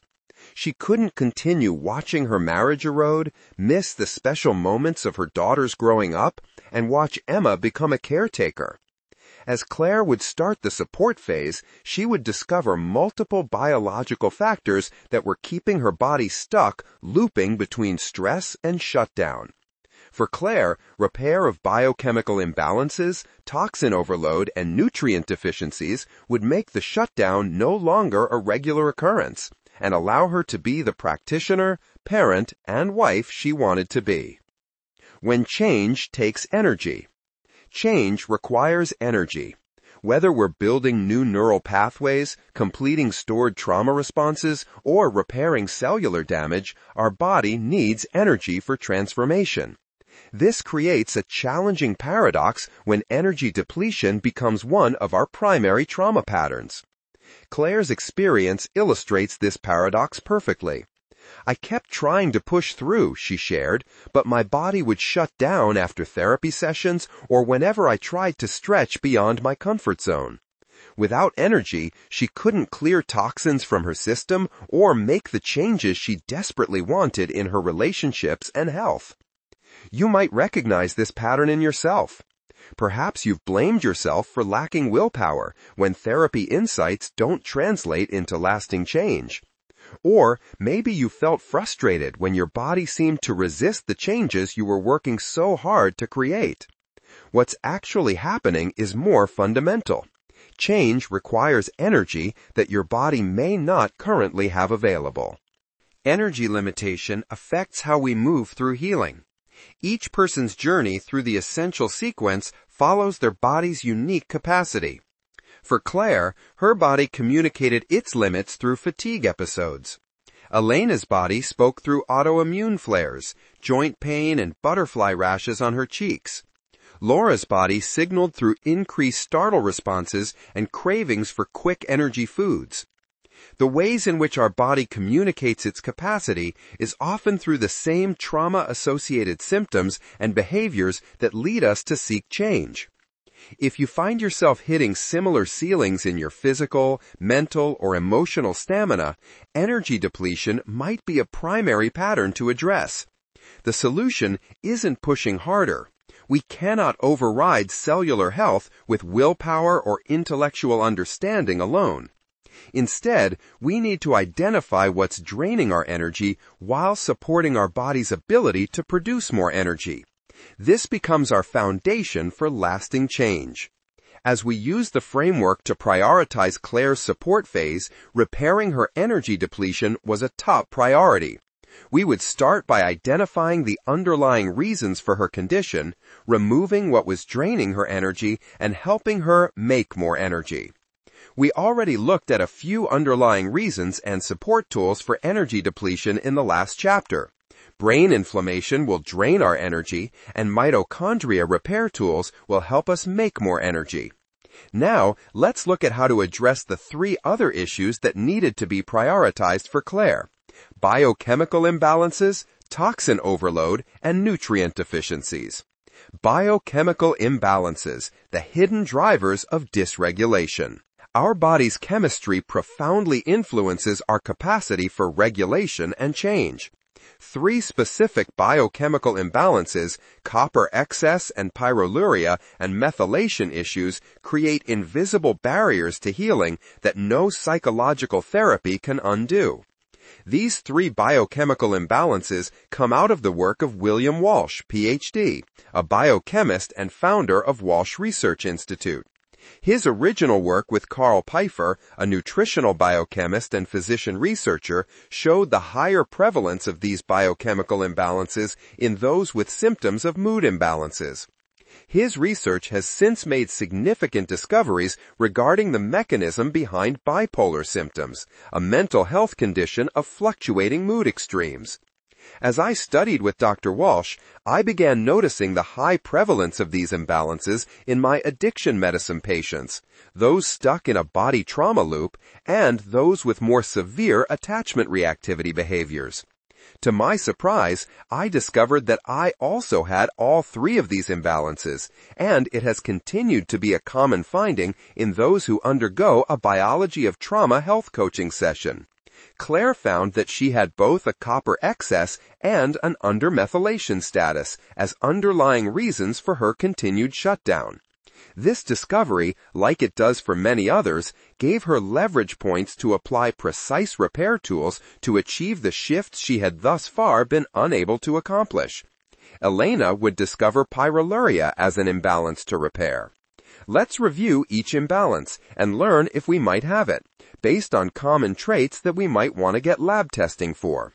Directions on how to get lab testing for any of these are on the resource website for this book, biologyoftrauma.com/book. Copper excess. Copper, while essential for health, becomes a powerful neurotoxin when present in excess. This excess can occur in two ways, through a high copper to zinc ratio in the blood, or through high levels of unbound free copper circulating in our system.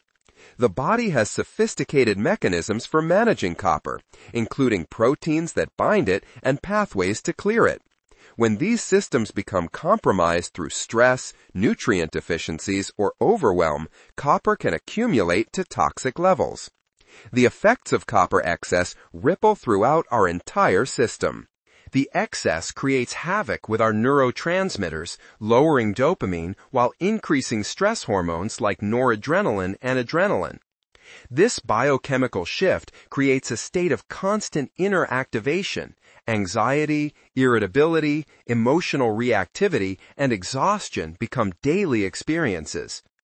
Many people with copper excess notice specific signs: ringing in their ears, sensitivities to cheap metals or clothing tags, difficulty sleeping, and frequent infections due to a compromised immune system. For Claire, discovering her copper excess brought an unexpected insight into her family history. Her mother's postpartum depression suddenly made sense. As mentioned in Chapter 11, studies show that over 95% of mothers with postpartum depression have elevated copper levels. Claire had experienced her own postpartum anxiety after both pregnancies, but since it manifested as anxiety rather than depression, she hadn't connected it to her mother's experience. Her chronic fatigue had developed after her second pregnancy, when hormonal changes typically increase copper levels. I had always tracked my cycle because I knew I'd be angrier and have less energy certain weeks, Claire told her foundational journey group. But I didn't realize this was not normal for premenstrual syndrome and that it pointed to a deeper biochemical imbalance that I could do something about. Blood testing confirmed her suspicions. Her copper to zinc ratio was 1.5, significantly higher than the optimal ratio of less than 1.3 needed for emotional stability and nervous system regulation. Supporting copper excess requires a careful approach. Moving too quickly can temporarily worsen symptoms, just like opening emotional material too fast. Claire began with low doses of zinc, starting at 50 milligrams daily and gradually increasing to 125 milligrams. She added 200 milligrams of vitamin B6, split between regular B6 and its activated form, P5P. Recognizing the oxidative stress copper excess creates, she also incorporated antioxidants into her daily regimen. Sources of copper exposure often surprise people. Some women discover their copper IUD is contributing to their symptoms. Others find their copper cookware or low-protein diet is part of the problem. Even chronic viral infections can play a role by depleting zinc, copper's natural balancing mineral. Like Claire, it is not uncommon to have multiple biochemical imbalances. Knowing what imbalances we have affects the specific dosages we should receive and how we support our biochemistry. Let's look at the other two, pyroluria and methylation imbalance. Pyroluria. Pyroluria is a genetic condition that affects how our body breaks down the iron ring in red blood cells. When these rings are not broken down properly, the large fragments pull zinc and vitamin B6 with them as they're filtered through our kidneys into urine. This zinc and B6 deficiency makes our nervous system more sensitive and reactive. However, the impact extends beyond these deficiencies. Pyroluria creates oxidative stress that lowers our energy levels and causes DNA damage, potentially leading to disease. Further, it disrupts our brain chemistry, causing lower levels of serotonin, dopamine, and GABA. These effects get more significant during times of stress, and having pyroluria makes it a lot easier to cross our critical line of overwhelm. The traits of those with pyroluria are predictable. They tend to be less tolerant to emotional stress and sensory overwhelm from lights, sounds, and even radiation and electromagnetic fields. They can be highly sensitive to others' energy and often feel drained in group settings due to the overwhelming sensory input. Common physical traits include increased susceptibility to sunburn and low morning appetite. Oxidative stress can lead to premature graying, and research has shown a strong association between pyroluria and autoimmune conditions. Elena had never thought to evaluate her biochemistry for her sensitivity. She just had self-identified as an empath and a highly sensitive person. Yet, as she reviewed the traits with me, our suspicion was high, and a urine test confirmed she had pyroluria. Normal levels of pyrols in the urine are less than 10 mcg per deciliter. Hers were 40. She started taking 100 milligrams of zinc and 100 milligrams of B6 daily and noticed she was less sensitive within a week. To support her body with the increased oxidative stress, she was disciplined about bringing antioxidants into her diet and supplementation regimen. Methylation. Methylation is one of our body's most fundamental biological processes, acting as a master regulator of multiple systems. As part of a methylation cycle, it is involved in multiple processes like detox, energy, and mood.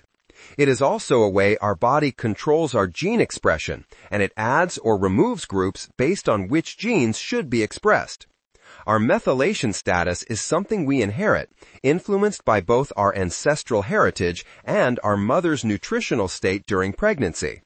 Research has linked methylation imbalances to a wide range of conditions, including depression, anxiety, ADD/ADHD, autism spectrum disorders, schizophrenia, and various autoimmune conditions.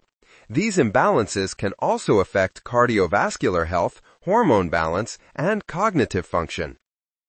It is no surprise that methylation imbalances would become a hindrance to our body's innate ability to complete both stress and trauma responses. Research shows that over the last several decades, it is more common to have an undermethylation imbalance, where there is less methylation of our DNA overall. This creates a recognizable pattern of traits related to the effects on our biology. Key reasons for the common traits of undermethylation are histamine and glutamate. Histamine, a signal for both the immune system and the brain, can lead to allergies and digestive sensitivities, but also an inner drive for achievement, perfectionism, and even obsessive and addictive tendencies. The increased glutamate creates an inner restlessness and makes brain inflammation more likely. It is not uncommon to have lower activity of dopamine and serotonin in undermethylation. The anxiety also comes with adrenaline-seeking activities and a background depression. Creating a puzzling picture if you don't know about undermethylation, these individuals usually appear composed on the surface but describe a high level of inner anxiety. When Claire and I reviewed the signs of undermethylation, many pieces of her puzzle started fitting together. She had always been competitive and pushed herself to perfectionism. Several physical clues pointed to high histamine levels. She was allergic to cats, sensitive to certain foods like tomatoes and peppers, and her nose would run during exercise. She even noticed her eyes watered more than others when in sunlight. She was also taking Zoloft for anxiety and depression, which is common for people with undermethylation, since they often have lower serotonin levels. Given how strongly these traits resonated with her experience, we decided to test her blood histamine levels. The results confirmed undermethylation. Her level was 120 ng per mil, nearly double the normal range of 40 to 70. Supporting undermethylation is done by providing methyl groups, which can be done through a supplement SAM, S-adenosylmethionine. While SAM has been shown to be helpful for things like depression and pain, changing one's methylation status requires time, often a month or more. Claire started with a daily maintenance dose of 400 milligrams of SAM. These imbalances don't just affect our mood, they create real barriers to regulation. Copper excess impacts our stress response by increasing adrenaline and oxidative stress. Pyroluria depletes nutrients essential for neurotransmitter production and stress resilience.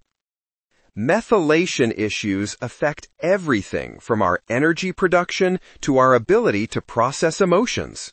These biochemical factors aren't the whole story, but they form a crucial foundation for stopping the constant drain on our energy.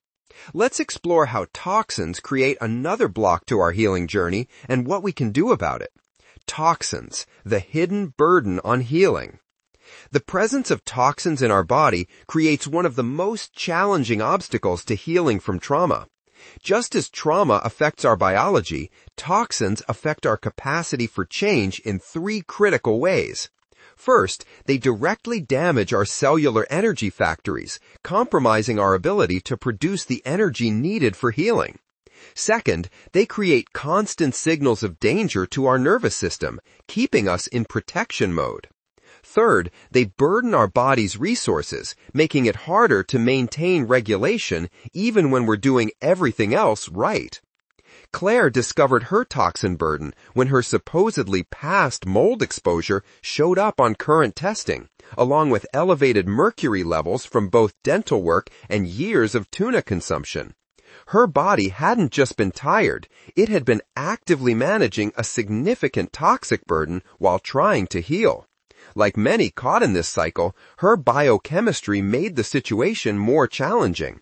Her undermethylation status meant certain detoxification pathways weren't working at full capacity, making it harder to clear these toxins naturally.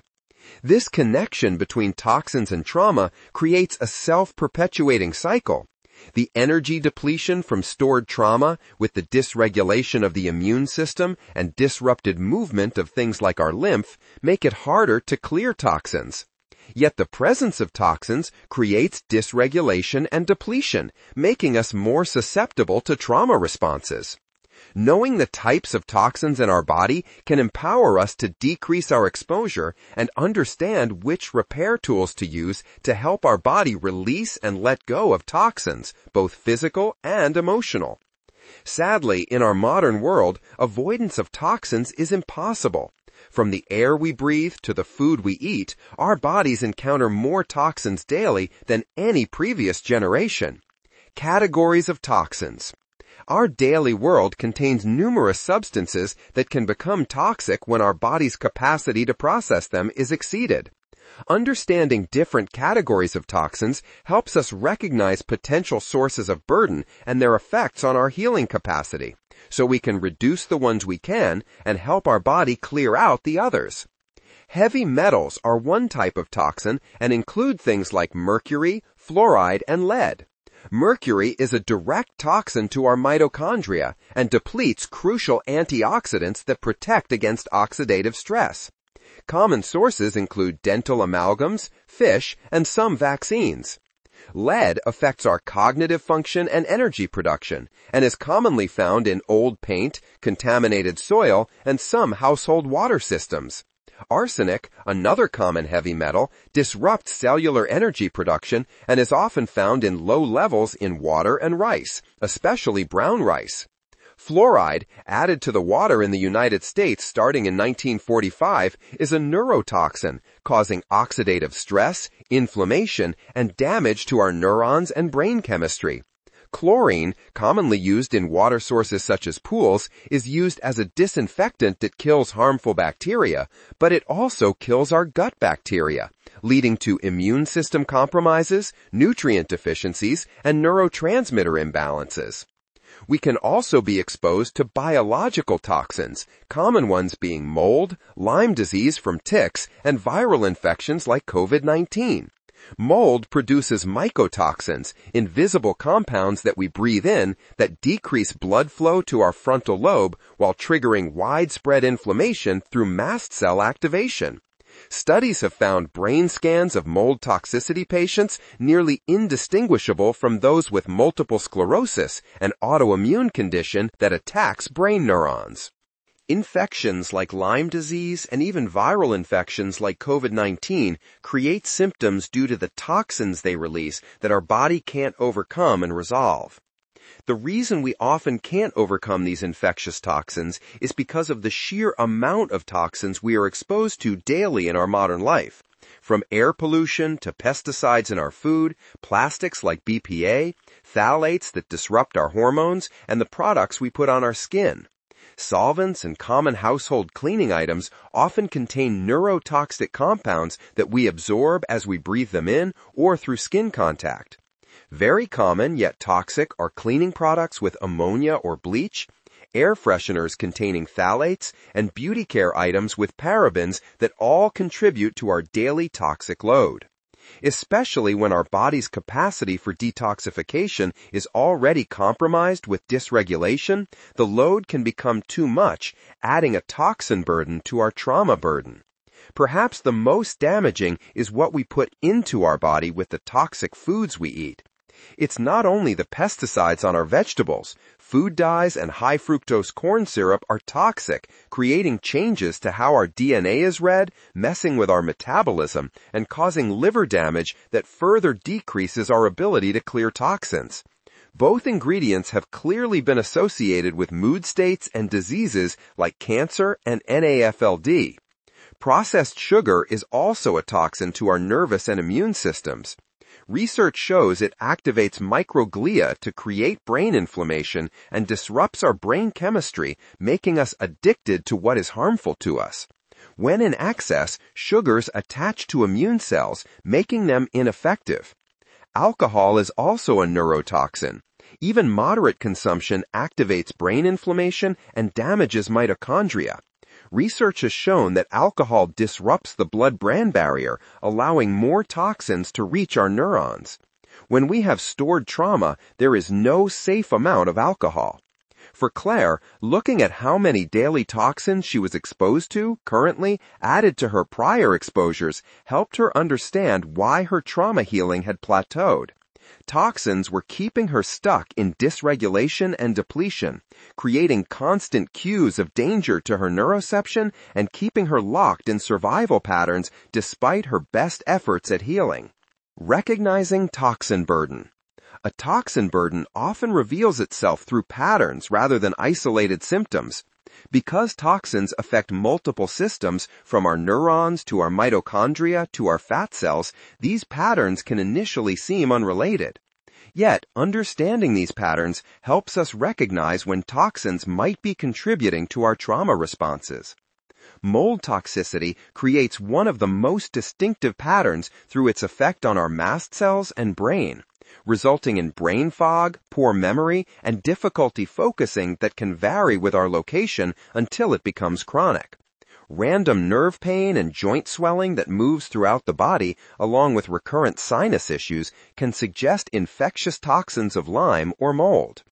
Digestive issues like bloating, cramping, diarrhea, or constipation are common, but the impact on mood is near universal. When anxiety or depression seems to be happening without a clear cause or feels more intense than the situation warrants, it should serve as a sign of infectious toxins, especially when accompanied with forgetfulness, clumsiness, and fatigue crashes after physical or emotional exertion. Chemical sensitivities often indicate a broader toxin burden. What starts as sensitivity to perfumes or cleaning products can expand to include reactions to foods, medications, or electromagnetic fields. This heightened reactivity stems from overactivated mast cells attempting to protect us from perceived threats.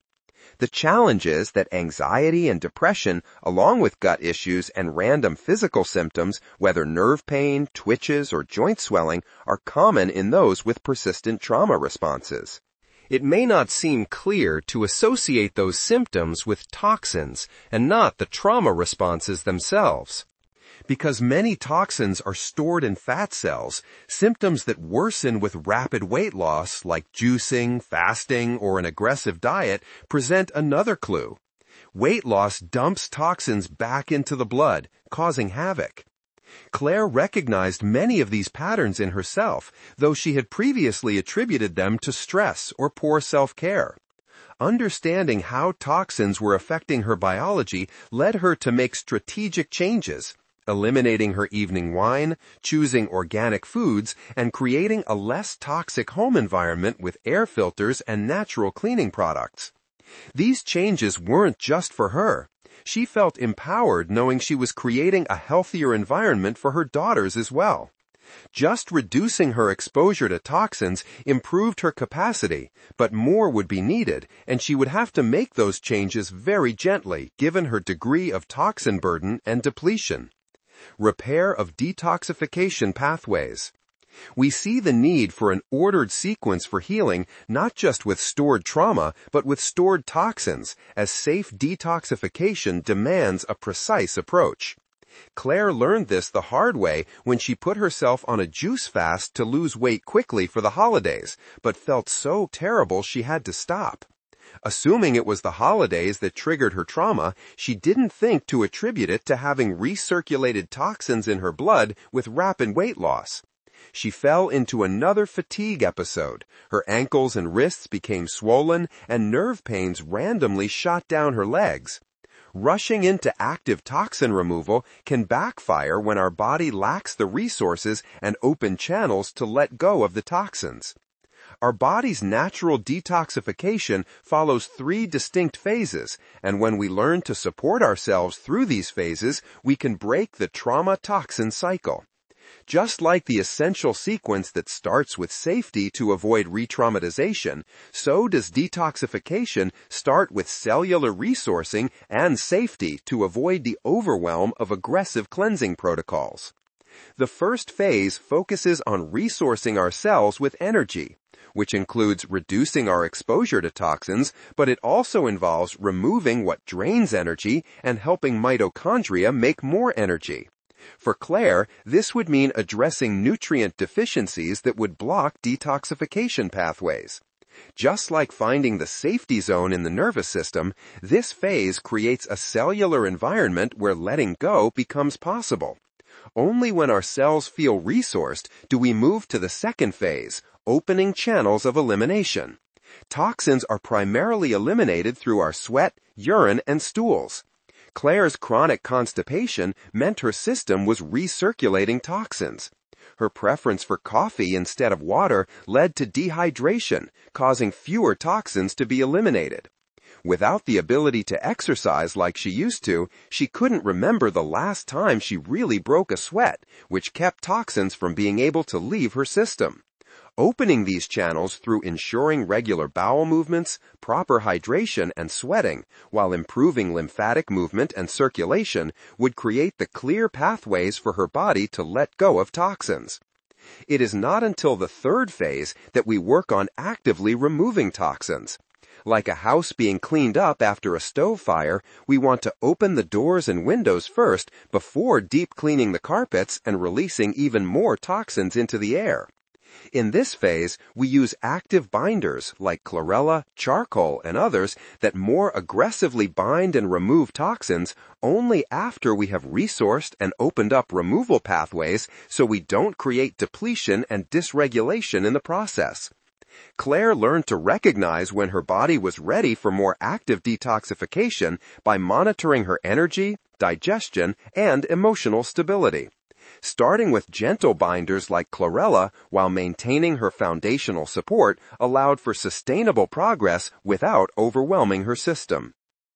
As Claire established this foundation, she found her energy more stable, her thinking clearer, and her nervous system more regulated. This created a positive cycle where better regulation supported better detoxification, which supported building more regulation, gradually lifting the ceiling effect that toxins had placed on her healing. If she hadn't known which nutrient deficiencies to repair to support her body, she would have remained stuck in the trauma toxin cycle, unable to successfully accomplish phases 2 and 3 of safe detoxification. Nutrient deficiencies. I can't think of one person who has come to work through their trauma with me who hasn't had at least a few nutrient deficiencies.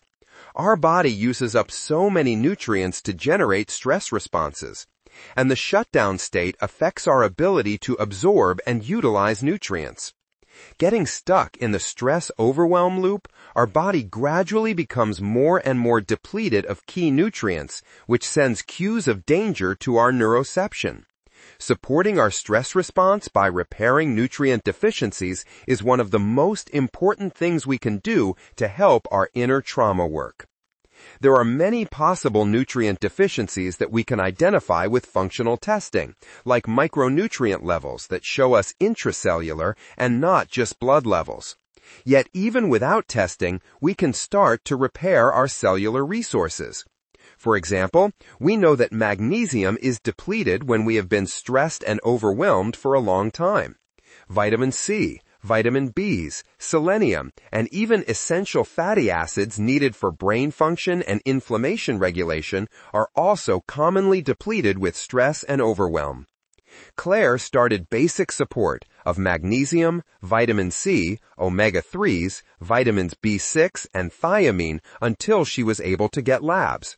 When Claire's regular health provider ran basic labs, everything came back normal. It wasn't until she had micronutrient testing that she discovered significant deficiencies in B3, choline, CoQ10, and selenium. When she saw the results, it made so much sense. Low selenium will affect thyroid hormone and contribute to fatigue, weight gain, and feeling cold, all things she was experiencing. Deficient B3 would contribute to fatigue and weakness, CoQ10 to fatigue, and choline to cell membrane stability and memory problems. Letting go to make room for joy. Toxins aren't just physical, like microplastics in our food, or biological, like mold toxins from previous water damage. For our body's physiological detoxification, we must look at the relationships in our life and our beliefs about ourselves that are also toxic. Whether it's toxic chemicals, relationships, or self-judgment from our inner critic, we need to let them go so we can replace them with joy and authenticity. We all know that it can be incredibly hard to let go of relationships and even self-berating habits, even when we know they are toxic. If only we could do a celery juice detox and have it release the toxic relationship we have with our family of origin, friends that support our negative habits, and the toxic belief that we aren't good enough. There is always a reason why we hold on to something toxic. It serves us in some way. We stay in toxic relationships because we ask ourselves, who would we have if we didn't have them? We hold on to memories of the past that are now toxic to our growth because they allow us to not have to show up 100% in our life today. We hold on to our toxic inner critic because it's how we know to remind ourselves to stay small to stay safe, or we'd rather beat ourselves up than to hear it from someone else. The battered wife who stays may be doing what feels best for her survival, given the energy and resources she has. When working to eliminate toxins, we want to integrate the somatic self-practices and parts work that support letting go at all levels needed for healing. Without integration of the 3 levels, mind, body, and biology, our ability to let go is very limited. Claire worked with me to learn specific somatic practices that created inner felt experiences of honoring her body's pace of letting go. Starting with her heart and gut, she learned to create a felt sense of safety and support for letting go, rather than forcing. Simple practices of placing her hands over and on the side of her heart helped relax her body. Supporting her shoulders and hips, the areas where we often brace and hold tension when we don't want to let go of something, allowed her body to begin releasing. Yet somatic practices alone weren't enough. She came to identify parts of herself that were terrified of letting go, convinced that holding on was keeping her safe. I realized I had a young part that believed holding on was how to survive and not let myself get hurt again, Claire shared, and another part that was certain that letting go meant losing control and having nothing. Working with these parts required patience and understanding, helping her see that release could happen gradually, safely. Claire saw how connected her therapeutic work around letting go of toxic relationships and self-talk was to her fatigue episodes. The first time the somatic and parts work around letting go triggered a fatigue episode, she thought it was a coincidence. But when she methodically repaired her detoxification, she found more capacity to stay present with uncomfortable sensations and emotions, and she could do more with her body's implicit memories and parts that also needed support to let go.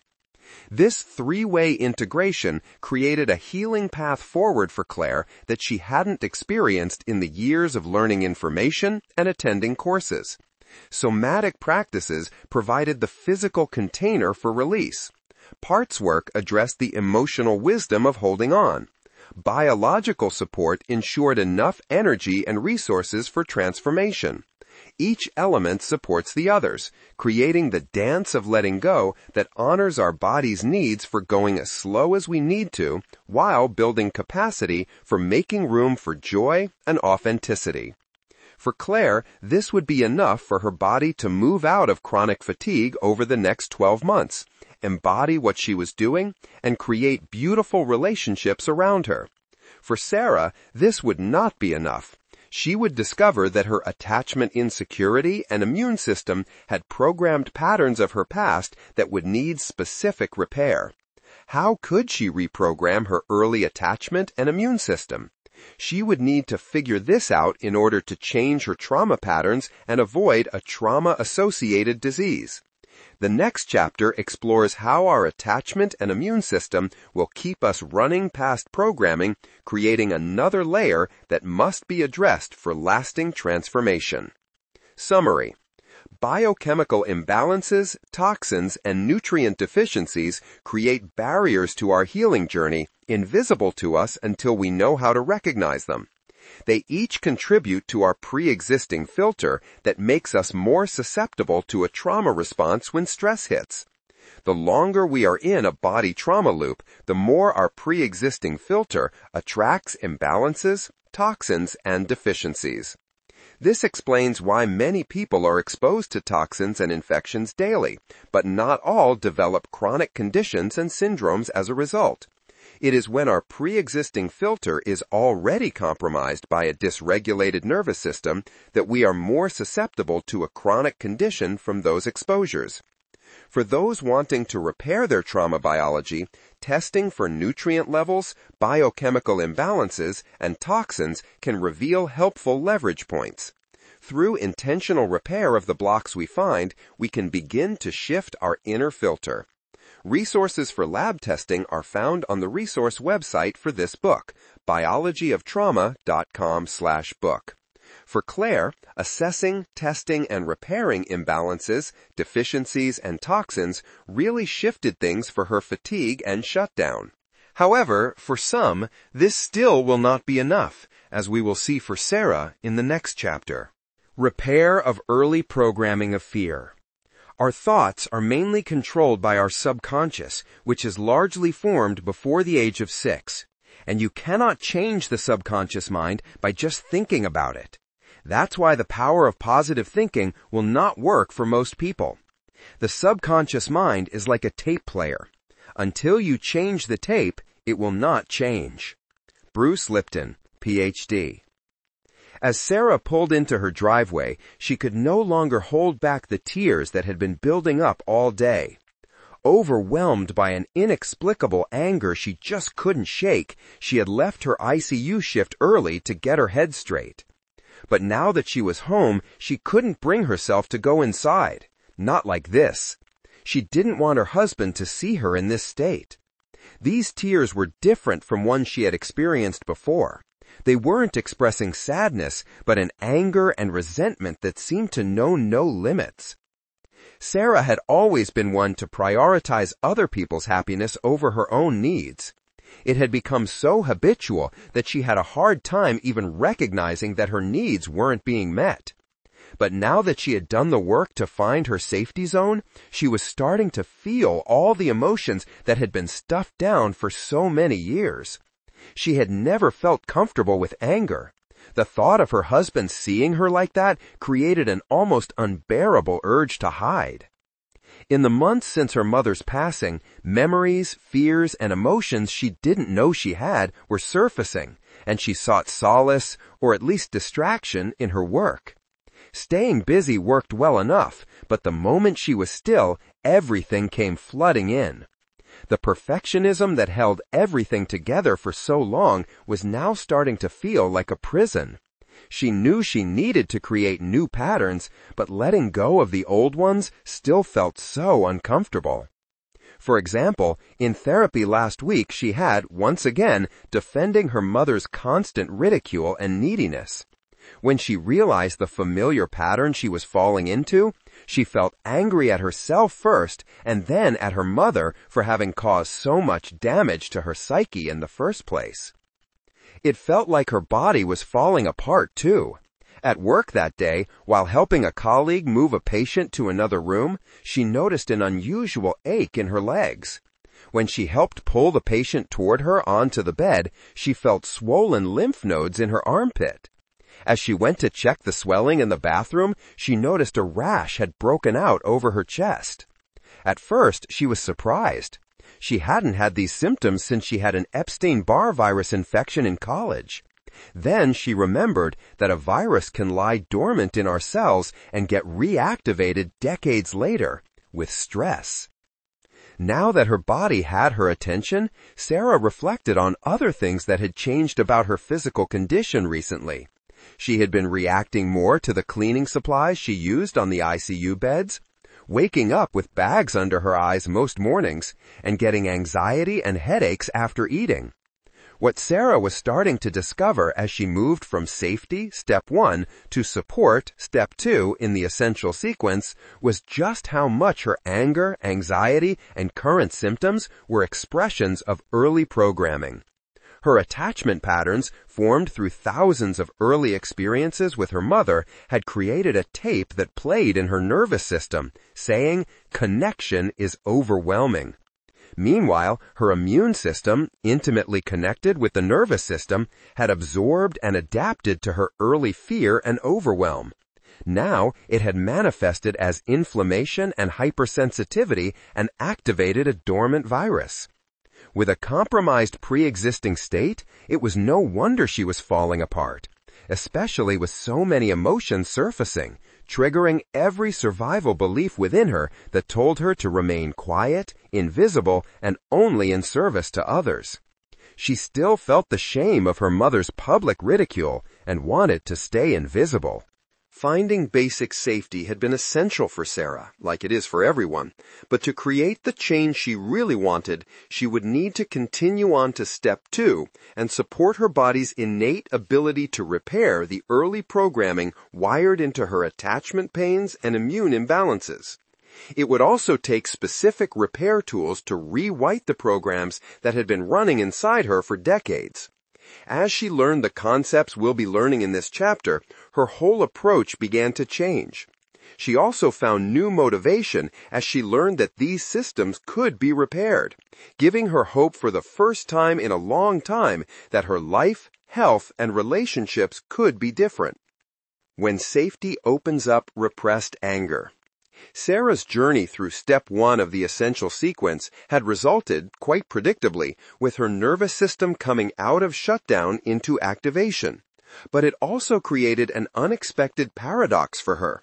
Using her new skills to create inner safety had also opened the door to something she'd spent a lifetime avoiding: anger. Before learning these skills, Sarah had found a sense of safety in busyness, perfectionism, and being invisible. These are the qualities she had developed to help her survive her childhood. Turning her anger inward instead of toward her mother was the most adaptive way to avoid compromising her attachment relationship with her mother, a relationship that was fundamental to her survival. Does this sound familiar? Maybe you too have found safety in being busy, in trying to do everything perfectly, or in staying invisible. These patterns often emerge when we learn early on that expressing our authentic needs, especially anger, feels threatening to important relationships. The more we create genuine internal safety, the more our system will emerge from its chronic shutdown state and into sympathetic activation, where we're able to feel all of the anxiety and anger that was being muted before. For Sarah, anxiety didn't bother her as much, as she had always lived with inner tension. She could manage with her usual coping strategies of busyness and perfectionism. But anger? Even the thought of expressing anger to someone triggered her body's instinctual trauma response. Just as she had learned in childhood to suppress her needs to maintain connection with her mother, her adult system still chose shutdown over anything close to expression. The changes started happening in subtle ways. At first, she'd manage to express her anger, but then react and instinctively recoil into older patterns. For example, she would complain to a colleague about her mother, and how when she calls or visits, it is all about her and never about Sarah. "Can't she see I have needs too?" Sarah would say. But when her colleague suggested that perhaps her mother was a narcissist, Sarah vehemently defended her. Her body knew the script well. Blame yourself, stay small, keep the connection. What Sarah was discovering with the emergence of these new physical symptoms was that this early programming wasn't just psychological, it was also encoded in her biology, and specifically in her immune system. The same pattern of suppressing her authentic self to maintain attachment had created a parallel pattern in her immune system. The reactivation of Epstein-Barr virus and a new diagnosis of mast cell activation syndrome were expressions of the immune imbalance programmed in her early life, triggered by those early fears. Sarah is not the exception. Her experience is quite common. There is extensive research demonstrating the connection between personality traits and immune function. Perfectionism, for example, has been associated with diseases of chronic inflammation, like ulcerative colitis or Crohn's. Those who feel lonely have worse immune function and are more likely to develop metabolic syndrome, a condition with a pro-inflammatory state, and type 2 diabetes. Adverse childhood experiences lead to chronic inflammation, which is known to predict a variety of health conditions, including metabolic disorders, heart disease, mental health issues, and greater all-cause mortality risk. Perfectionism, people-pleasing, and a tendency to suppress or even unconsciously repress emotions with dissociation are symptoms of early programming that embedded deep into our nervous system, immune system, and epigenetics. Thus, the same mechanisms that helped Sarah survive attachment pain had also created a biological template for inflammation, viral reactivation, and heightened immune sensitivity. But early programming shows up in different ways for different people, based on their specific adaptations. For Elena, her attachment survival mechanisms came with an autoimmune diagnosis of lupus as an adult. Laura developed chronic brain inflammation. Alex developed metabolic syndrome, and Claire developed the chronic low-grade inflammation that's associated with chronic fatigue. While awareness of these patterns was important, Sarah found she couldn't change them with the skills she had to create inner safety. Deeply rooted survival programs can't be healed through awareness alone, nor just by learning how to create inner safety. While creating inner safety is an important first step, it's not the only step. Unless we learn the appropriate steps of repair and support, our attachment issues will continue to get triggered with everything in our life that might compromise our connection with ourselves or others. We need additional skills to support a comprehensive repair process within our bodies, ones that go beyond nutrient replacement and dietary changes. We need to learn skills to complete rather than short-circuit the stress responses that emerge with anger. Learn to discharge the increased adrenaline circulating in our blood, and most importantly, repattern both learned helplessness and our specific attachment pains. This work will require new experiences at every level, from neurodevelopmental movements to immune system reprogramming at the cellular level. You might be feeling apprehensive now about how deep these issues go and what it means to change such deeply ingrained patterns. Or you might be feeling some relief in understanding that your physical symptoms and relationship patterns make sense given your history. Both responses are completely normal and valid. One of the amazing things about our nervous system and body is how they continue to adapt to new environments and experiences no matter how old we are. Repair of our attachment programming is possible. Let's look at what the experience was like for Sarah. Attachment repair, rewiring our core programming. As we come to repair our attachment, the important truth emerges that we can't go back and change what has happened, but we can create a new internal environment that satisfies the needs we have now that have been waiting years and even decades to be met. It's easy to fall into the trap of believing that we can repair our attachment by finding the perfect partner or therapist. But there is nothing external that will rewrite our programming for us. We need to learn how to create that repair within ourselves. This isn't about choosing self-reliance instead of connection. It's about building an internal foundation that makes room for genuine, expansive relationships rather than dependent ones. Until we learn to see, hold, and love ourselves, we'll keep seeking others to do this healing work for us, often recreating the very patterns we're trying to escape. The 3 pillars of repair. Just as our early attachment template was formed through 3 pillars simultaneously, attunement, neurodevelopment, and biology, genuine repair also requires addressing all 3 at the same time. Insights into our attachment patterns, triggers, and default reactions alone, insights commonly gained through traditional talk therapy, often fall short of creating lasting change. Our early programming isn't just mental or even emotional.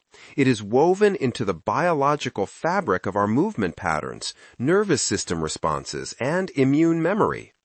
Real and lasting repair is found by listening to the wisdom of our bodies. While our minds alone may forget or suppress difficult memories, our bodies hold the truth of our inner experiences. They communicate through immediate physical reactions, i.e., the sudden trembling when someone makes a certain comment, the tightness in our throat when trying to speak up, or the freeze response when facing conflict. And through our physical health symptoms and illnesses, like Sarah's viral reactivations, Elena's autoimmune condition, or recurring digestive issues. When our body trembles, freezes, or reacts in ways that feel beyond our control, it's guiding us to something stored that is ready for repair. Self-attunement is the foundation to this repair, the ability to hear, understand, and respond to both our body's immediate messages and longer-term health patterns with the care that we would give a small child. Self-attunement, becoming who we've been waiting for. Self-attunement becomes a new relationship with ourselves that sets the foundation for repair through the creation of new internal experiences.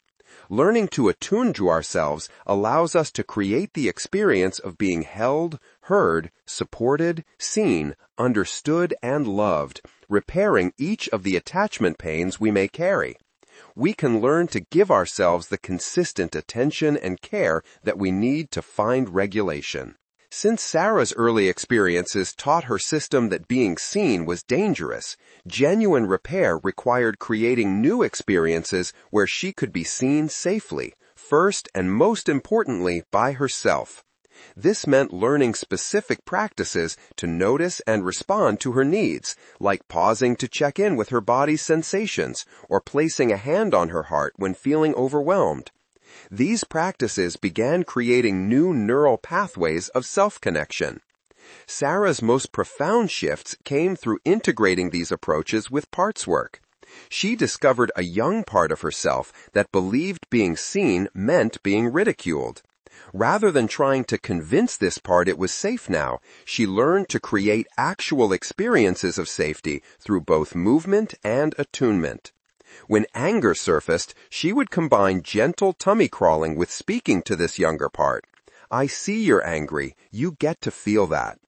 Sarah had another part of her that was terrified to be seen and would shut down to avoid it. And she had other parts that had developed to protect that part from being seen, namely a perfectionistic part, a multitasker part, and a part that deflected with humor. Learning to identify, communicate, and then negotiate with these parts, she could support the adaptive parts by helping them feel safe enough to not engage, while she communicated and provided attunement and relationship repair with the younger part. Working with these parts requires a delicate balance. We can't simply dismiss the protective parts that kept us safe for so long, nor can we push too quickly to connect with vulnerable younger parts. Instead, Sarah learned to create safety for all parts of herself.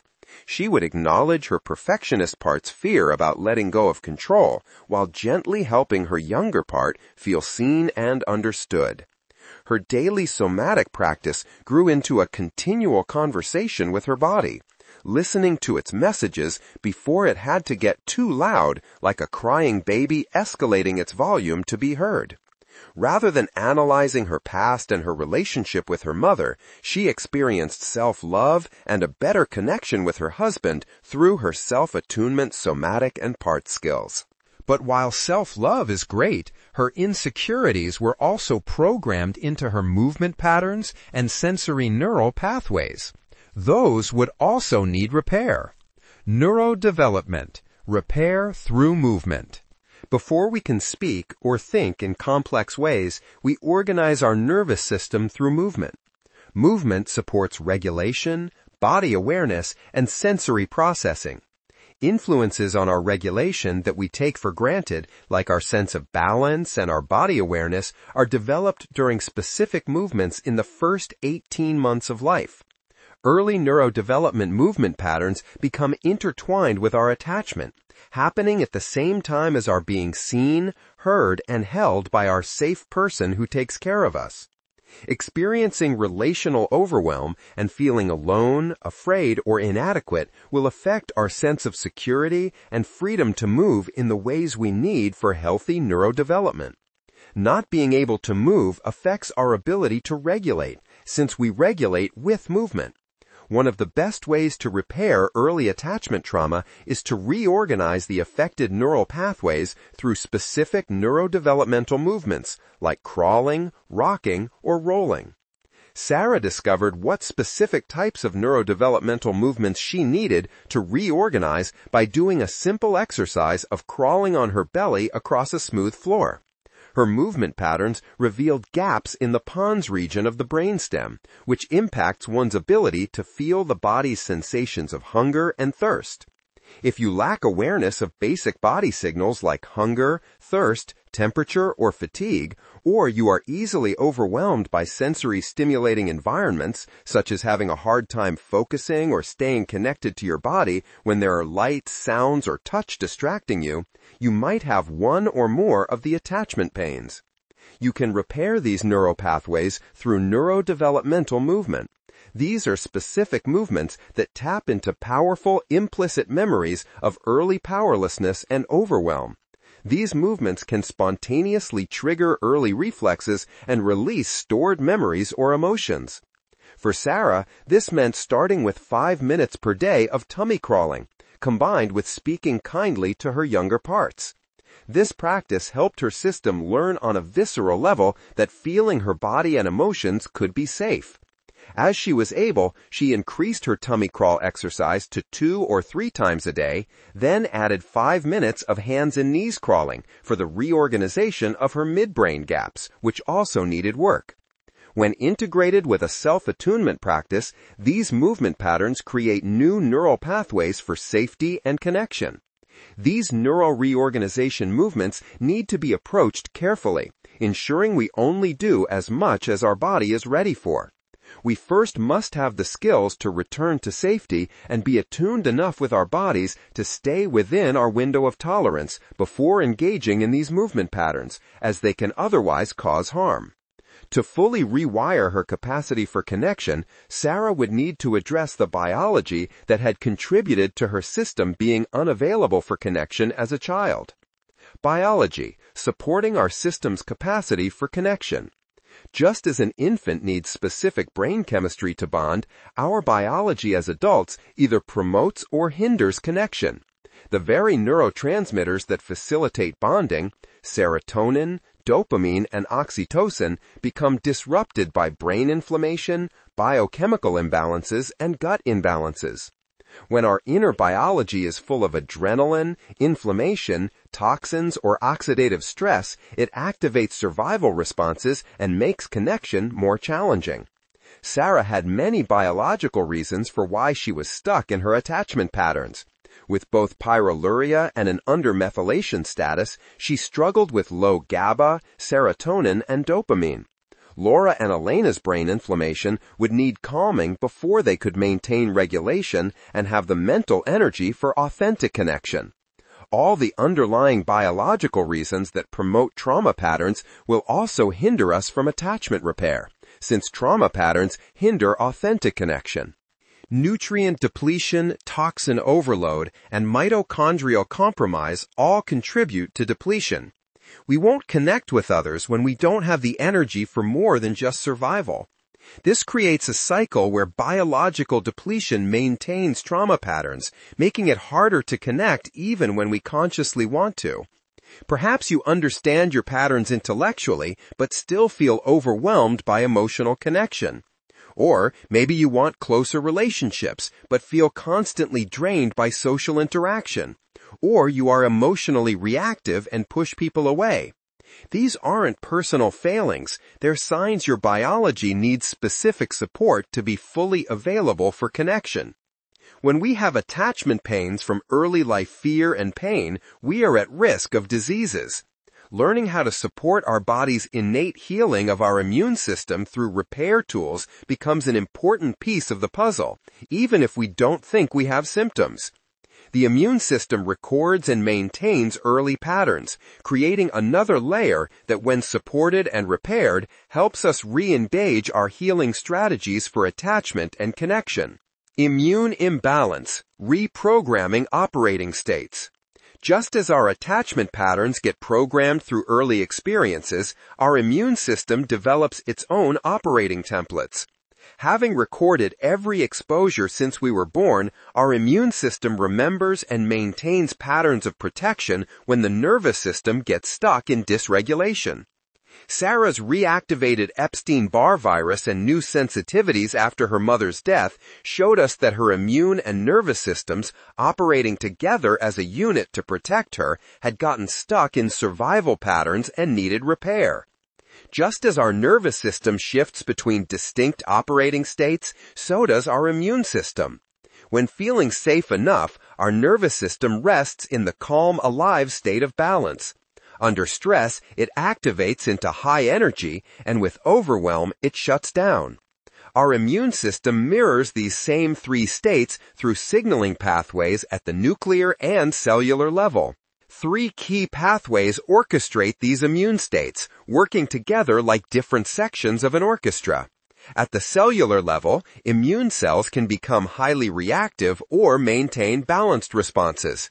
At the nuclear level, molecular switches inside cells direct inflammation or repair. And through cell membrane signaling, messages spread throughout our body to promote either inflammation or healing. Let's look at how Sarah's experience after her mother's passing reveals these operating states in action. Sarah's initial emotional shock activated not just her nervous system, but her entire immune army. What began as digestive issues and fatigue soon progressed to new sensitivities to foods and chemicals she'd previously tolerated. For some, immune dysregulation will become autoimmunity. For others, mold sensitivity, Lyme disease, long-haul viral syndromes, type 2 diabetes, cancer, etc. The presentation won't be exactly the same for everyone. It depends on our unique pre-existing state. It is not nervous system patterns of overwhelm and stress that cause these diseases. However, our nervous system dysregulation makes us more susceptible when we are exposed because of the relationship between the two systems. You've already learned about two important players in this immune system orchestra, microglia in your brain and mast cells throughout your body. When overwhelmed by early experiences, these cells become hypersensitive, overreacting to minor triggers. For Laura and Elena, this showed up as cycles of brain inflammation as a result of emotional overwhelm.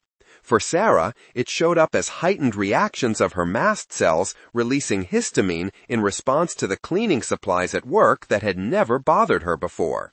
Drivers of immune states. Inside every cell in our body lies a control center, the nucleus, where two important switches help determine whether we're in a state of stress and inflammation or healing and repair. These molecular switches, called transcription factors, direct which genes turn on or off in response to what's happening in and around us. The first switch, NF-kappa B, think of it as our stress switch, turns on our body's alarm system. When activated by stress, infection, or injury, it signals our cells to produce inflammatory compounds, a lot like calling in the troops for battle. While this response is vital when we face real threats, the problem comes when our nervous system stays dysregulated. Then, this inflammation switch can get stuck in the on position, maintaining a pro-inflammatory state even when the threat is gone. Balancing this switch is NRF2. Think of it as our immune repair switch. While NF-kappa B calls in the troops for inflammation, NRF2 activates our body's natural repair crew.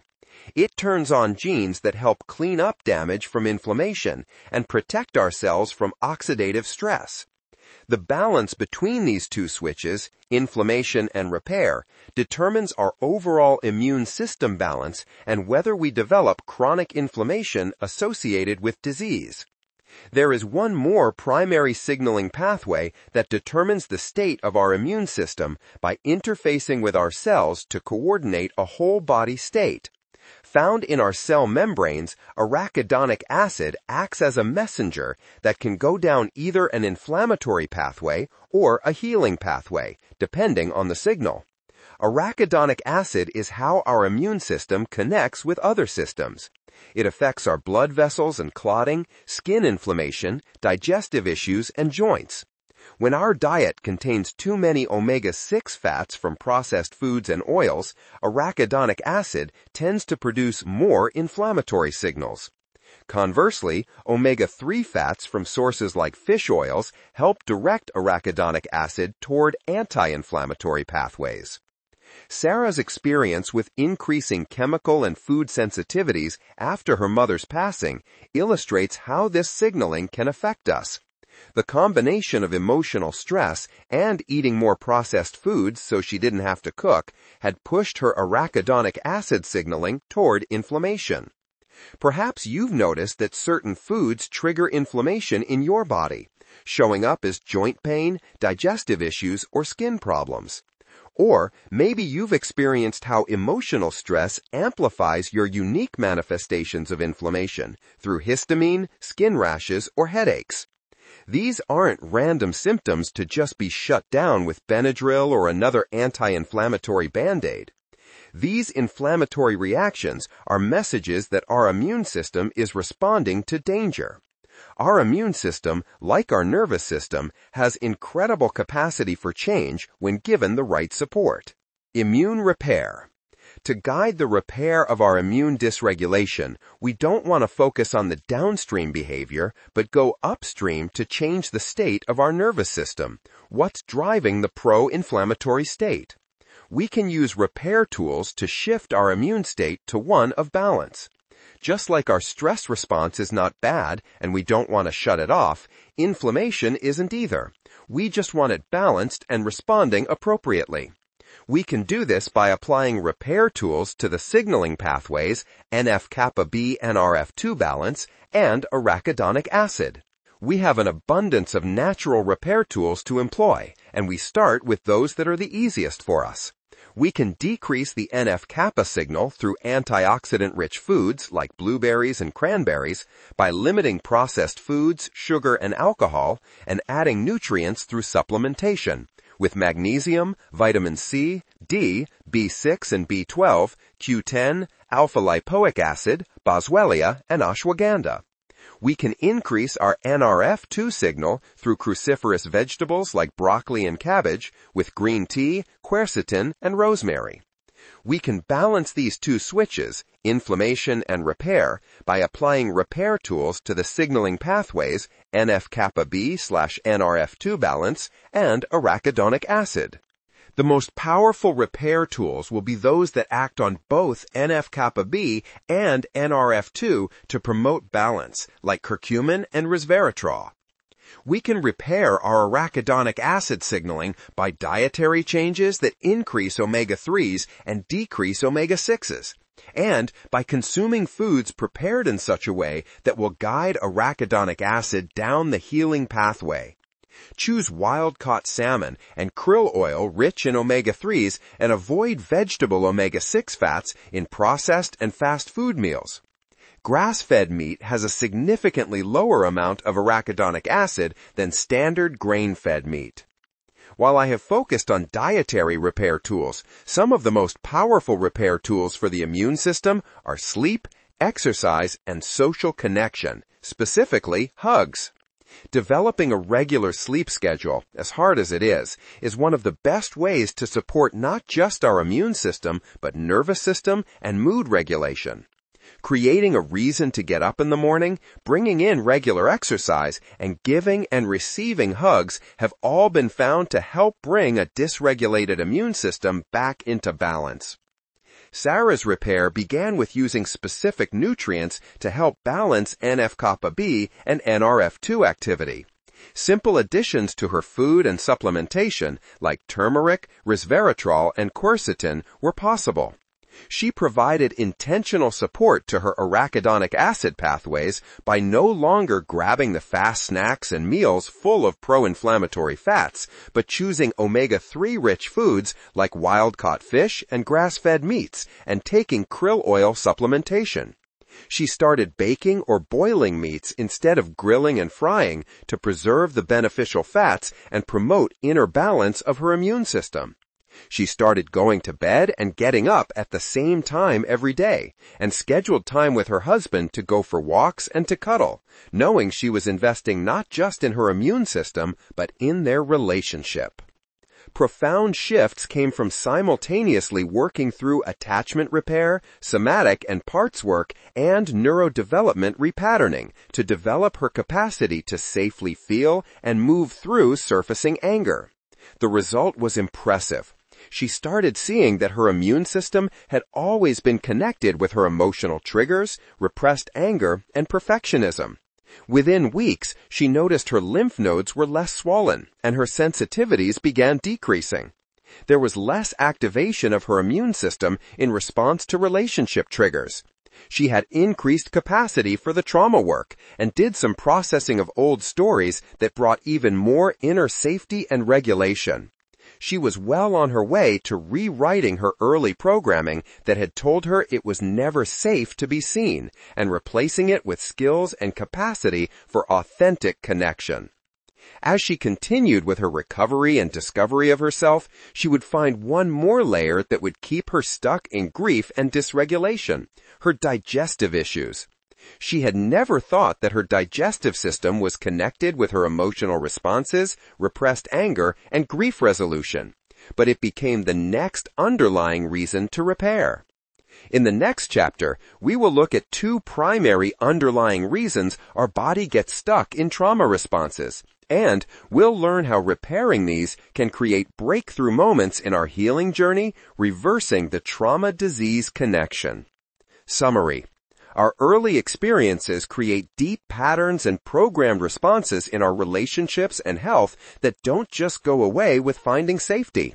In fact, those responses can paradoxically bring up long-suppressed emotions, particularly anger. Through the healing process, we discover how our emotions and shutdown responses are closely connected with our immune system. Sarah's reactivated Epstein-Barr virus and new sensitivities due to mast cell hypersensitivity were ways in which she could gain insight into just how terrifying anger and repressed memories were for her body. We've seen how repair is possible for both our attachment and immune programming. We can work with all three pillars of attachment, attunement, neurodevelopment, and biology, to rewrite the script. And we can learn to shift our immune signaling pathways, NF-kappa B/NRF2 balance, and arachidonic acid, to engage innate healing programs. We can make choices about our lifestyle and diet that will help us rewrite these early programs to bring in balance and build regulation.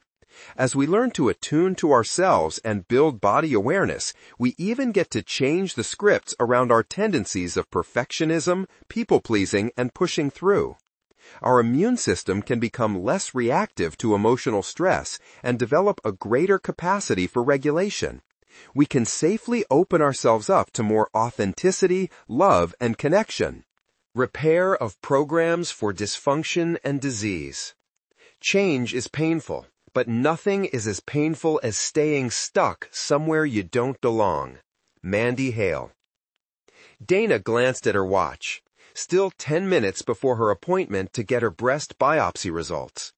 Just enough time to grab an antacid from her glove compartment, a habit that had become as automatic as her morning coffee.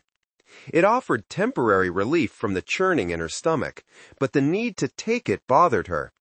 Instinctively, she rubbed her belly. Something was going on that she didn't understand. Acid reflux, bloating, and pain had become constant companions, just like the chronic pelvic pain she'd struggled with since she was a teenager.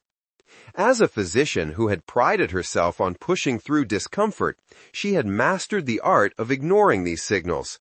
Now that she had been connecting with her body and creating inner safety, she was no longer able to do that as well. What she had considered a superpower was now softening. She was becoming aware of just how much her gut was upset, and it was always worse when she felt uncertain or insecure, like now as she waited to see if she had breast cancer. The discovery of the lump had shaken her deeply. She knew the statistics, and she knew the research linking childhood sexual trauma to increased cancer risk. She sighed and moved her hand over her heart as she felt the sadness of not having taken the steps to start healing that wound earlier. Was it too late? Would she be starting cancer treatment soon? What Dana was beginning to understand was that her digestive system was more than the mechanical system she'd studied in medical school. It was holding on to and re-experiencing the overwhelm from her past. Her gut was communicating that it needed deeper support. Her symptoms were messages of decades of cellular damage and biological programs that could be repaired with intentional support. She was ready for step 2, support, and to change the patterns of dysfunction and dysregulation that were driving disease and keeping her stuck in emotional and biological survival patterns. Her journey would lead her to discover things she never learned in medical school, like why cancer is more prevalent in those with adverse childhood experiences and things that can be done to reverse these effects of trauma on one's biology. Despite her growing inner safety with her work through step 1, safety, her biology was maintaining a state of danger through two powerful mechanisms, digestive dysfunction and oxidative stress. The biopsy results would turn out negative, but this scare would become the wake-up call she needed. Dana's journey would reveal two of the most powerful ways our body manifests unresolved traumas, and how we can provide intentional support through repair tools to change those survival strategies to our innate healing strategies instead. From safety to support for deeper healing. If you have ever dismissed physical symptoms as just stress or a part of getting older, Dana's story might feel familiar.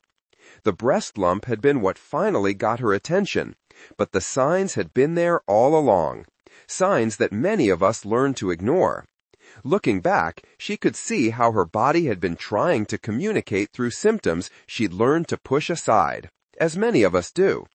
As a family physician, she had been trained to see digestive issues, depression, and cancer as separate conditions, requiring separate treatments. Yet, as she worked through step 1 of the essential sequence, creating safety in her nervous system for the first time, a different pattern emerged. I started noticing how my gut would clench before conversations that felt confrontational, like arguing with a colleague about a patient's treatment plan, Dana shared. The acid reflux would get worse when I was stressed about not getting out of work on time, and the bloating happens when I get really depressed and just want to hide from the world. She had been prescribed Lexapro 10 years before when she was having thoughts of how nice it would be to not be alive. When those thoughts went away, she had stayed on the medication because of the withdrawal symptoms she experienced, including pain and bloating in her gut. The digestive issues had started subtly in her teens, around the same time as the sexual abuse. First came the constipation, then years of irritable bowel symptoms that doctors attributed to stress. By medical school, she was rotating through different antacids and laxatives. I just assumed it was the stress of being a doctor, she explained. I never connected it to the sexual abuse. But her body had been keeping score. Following the negative breast biopsy, she did a full trauma biology assessment and comprehensive blood work to identify the underlying reasons for why she was stuck in her trauma patterns. Labs revealed markers of high oxidative stress, systemic inflammation, imbalances in her gut microbiome, and a suspicion for a parasite. These findings painted a clear picture of what we call a trauma body, when the nervous system has become trapped in the stress-overwhelm loop for so long that chronic dysregulation has now created disease. The connection wasn't random. It was like pieces of a puzzle finally fitting together. Dana began to see how her entire life story was interconnected, from her emotional patterns to her physical symptoms. She recognized that her ability to ignore her body and push through wasn't actually a strength. It was a sign of attachment trauma. This early programming had set the stage for what happened later. When the sexual abuse occurred with her sports coach, she already had deeply ingrained patterns telling her not to speak up, that she wasn't worth the trouble, that she was unlovable. The sexual abuse was just one more reason on top of her attachment programming to disconnect from her body, which was later trying to protect her through physical health problems. The gut problems and the pelvic pain that became chronic never had a clear medical reason. The fatigue from years of cycling between stress and overwhelm had also caused nutrient deficiencies and collected toxins. Even her neurotransmitter imbalances made more sense now. Her gut, responsible for producing most of the body's serotonin, had been caught in its own trauma pattern, and the brain inflammation and undermethylation biochemical imbalance contributed to her low serotonin and dopamine. Working with me, Dana began to see how these biological patterns were maintaining her in a state of danger, even as she developed more safety in her nervous system. Her brain inflammation affected her gut through the vagus nerve. Her compromised digestion couldn't provide the nutrients her mitochondria needed for energy. The oxidative stress from years of pushing through was damaging her cell's ability to repair. The parasite confused her, though, as did the gut microbiome imbalance. How had that happened? What did that mean? Did it have anything to do with her mood, energy, and the breast lump? While thankful the biopsy results were negative, Dana now understood that creating nervous system safety was just the first step. Her body needed specific repair tools to transform these biological programs that had kept her stuck in survival mode. Two key underlying reasons for persistent dysregulation emerged as priorities for her: repairing digestive dysfunction and oxidative stress. If you have gut issues or want to prevent them, digestive imbalance and oxidative stress are underlying reasons you will want to repair. The gut's hidden language. When Dana first learned about her gut microbiome imbalance and possible parasite, she was skeptical. As a physician, she had been trained to look for obvious infections or clear disease processes. Yet she also had felt butterflies in her stomach during stress or nausea before exams that were evidence that the digestive system was responding to emotions as well. Think of the digestive system not just as a tube for processing food, but as a second brain, one that some experts consider our primary brain because of the extent of its neural activity. It's an intricate ecosystem that both responds to and creates our internal state of safety or danger. When our body gets stuck in trauma patterns, this system develops patterns that make sense for survival, but actually maintain states of dysfunction. If you've struggled with digestive issues, you might recognize some of these 5 key patterns of dysfunction: decreased digestion, dysbiosis, hidden infections, barrier dysfunction, and motility disruption. Each represents a different way our body adapts to chronic stress and trauma. Decreased digestive capacity. Dana's chronic acid reflux wasn't just about excess acid. It was about imbalances in the lower esophageal muscle groups and in the stomach acid. Just as trauma can make us shut down emotionally, it can also shut down our digestive processes. Low stomach acid, decreased production of digestive enzymes, and reduced bile flow are all ways our body can use to conserve energy when stuck in survival mode. Dysbiosis and overgrowth. The imbalance in Dana's gut bacteria tells a story many of us share. Years of stress, poor digestion, and survival patterns create an environment where problematic organisms thrive. These imbalances create vicious cycles affecting everything from mood to immune function. Whether it is small intestinal bacterial overgrowth, SIBO, with its telltale signs of upper belly bloating and food sensitivities, or fungal overgrowth like Candida, showing up as white tongue coating and intense sugar cravings, these imbalances create their own vicious cycles of inflammation and symptoms. They disrupt our neurotransmitters, deplete crucial nutrients, and release toxins that can contribute to more serious conditions, including a risk of cancer. Hidden infections. The parasite found in Dana's testing highlighted another way the digestive system becomes compromised. Like many of us, Dana assumed parasites were only a concern in developing countries. I kept thinking, how could I have a parasite? I'm so careful about food safety, she recalled. What she discovered challenges this common misconception. Parasite infections are quite common, even in developed countries, and a dysregulated nervous system makes us more susceptible to these infections. Signs of intestinal parasites can include recurring gut issues that won't clear, teeth grinding at night, mysterious skin problems, sleep disturbances, or mood swings that seem to cycle monthly with the full moon. Once present, they can maintain states of inflammation and danger in our body, creating all types of symptoms from headaches to mood imbalances and bloating. Barrier dysfunction. Perhaps most significantly, trauma and chronic stress can compromise our gut's protective barrier, what's often called leaky gut. This isn't just about food particles entering the bloodstream, but bacteria and their toxin called LPS or lipopolysaccharide. When our gut barrier is compromised, it creates a constant state of immune activation and inflammation that sends powerful signals of danger to our nervous system. Food sensitivities develop that then sensitize mast cells and microglia, triggering brain inflammation on top of gut inflammation.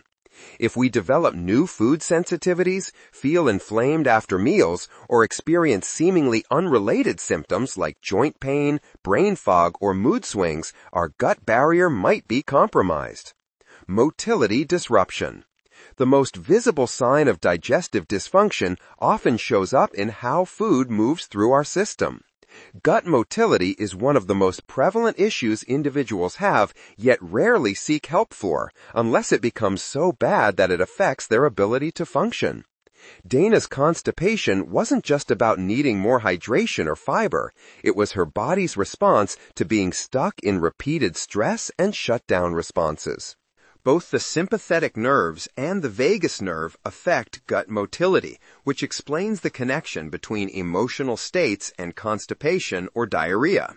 While conventional treatments like antacids, laxatives, or antidiarrheals might offer temporary relief, they don't address the root cause of why our digestive system gets stuck in trauma patterns.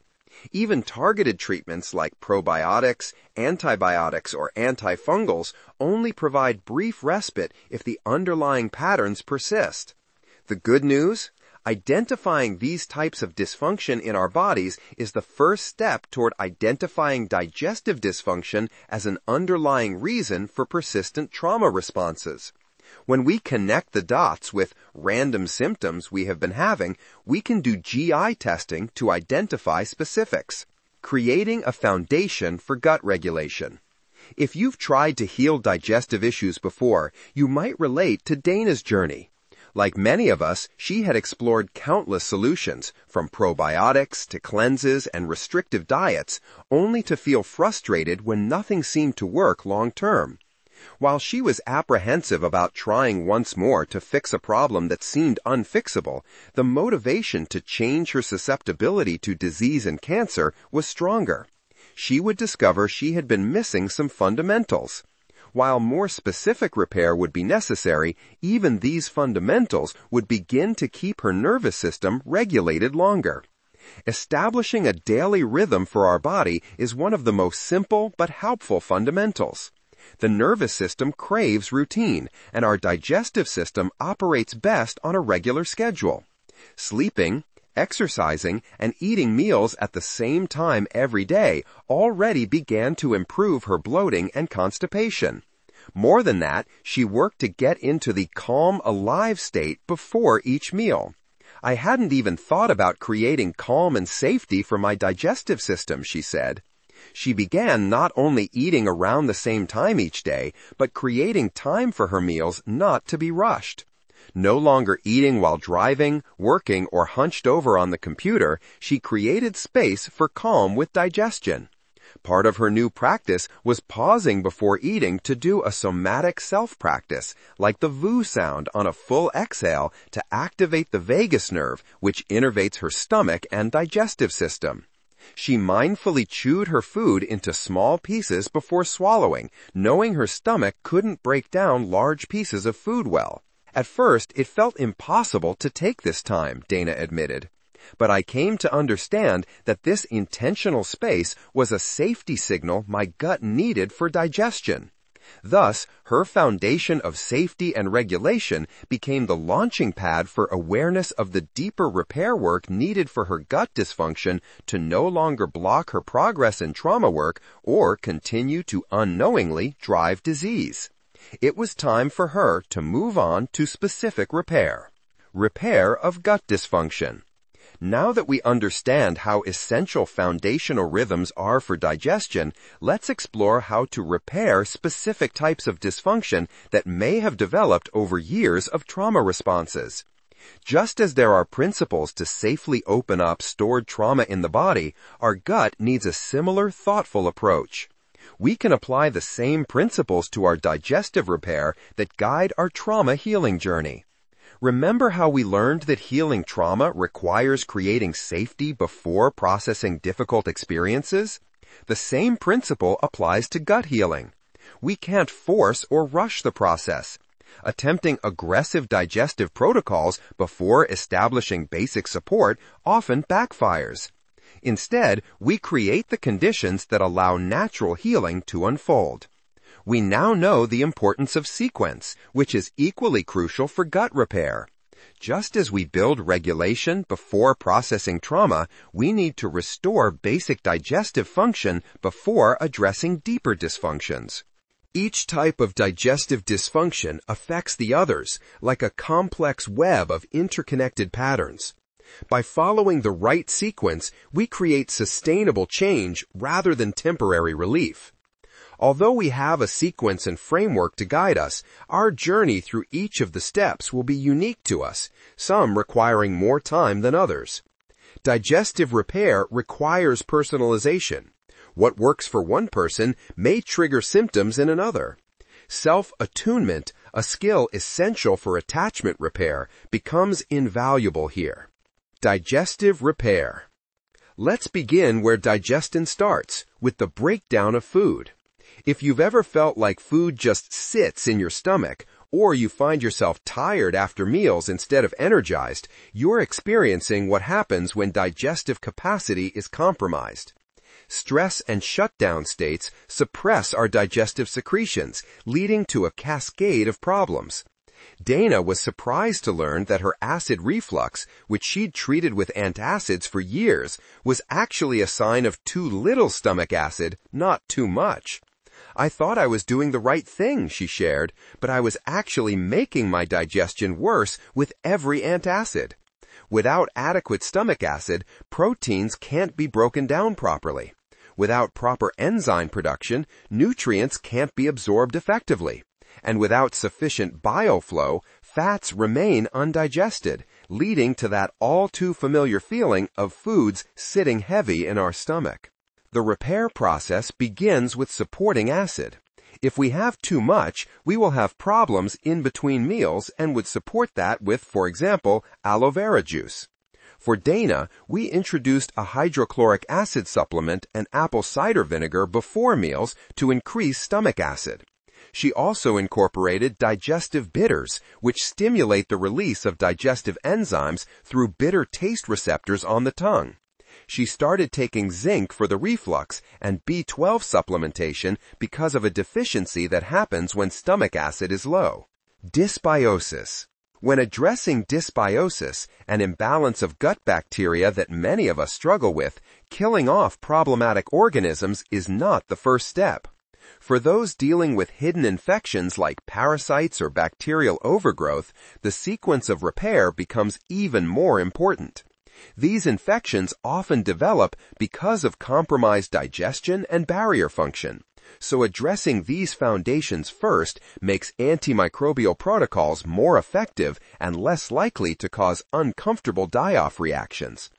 The focus needs to be on creating an environment where beneficial bacteria can thrive, which starts with proper digestion of food with stomach acid and digestive enzymes. For Dana, prebiotic-rich foods were then gradually introduced, ensuring at least 2 bowel movements daily.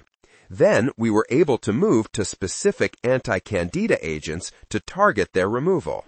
Hidden infections and repair. The repair process for hidden infections requires a methodical 3-phase approach.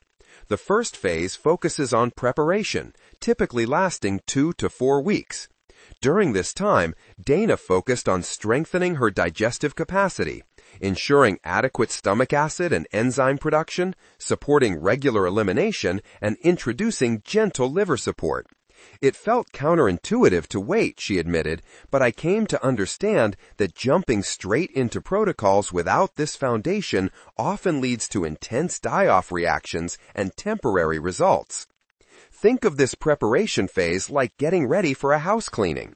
You need to ensure your disposal system, liver and elimination, is working well before stirring up toxins.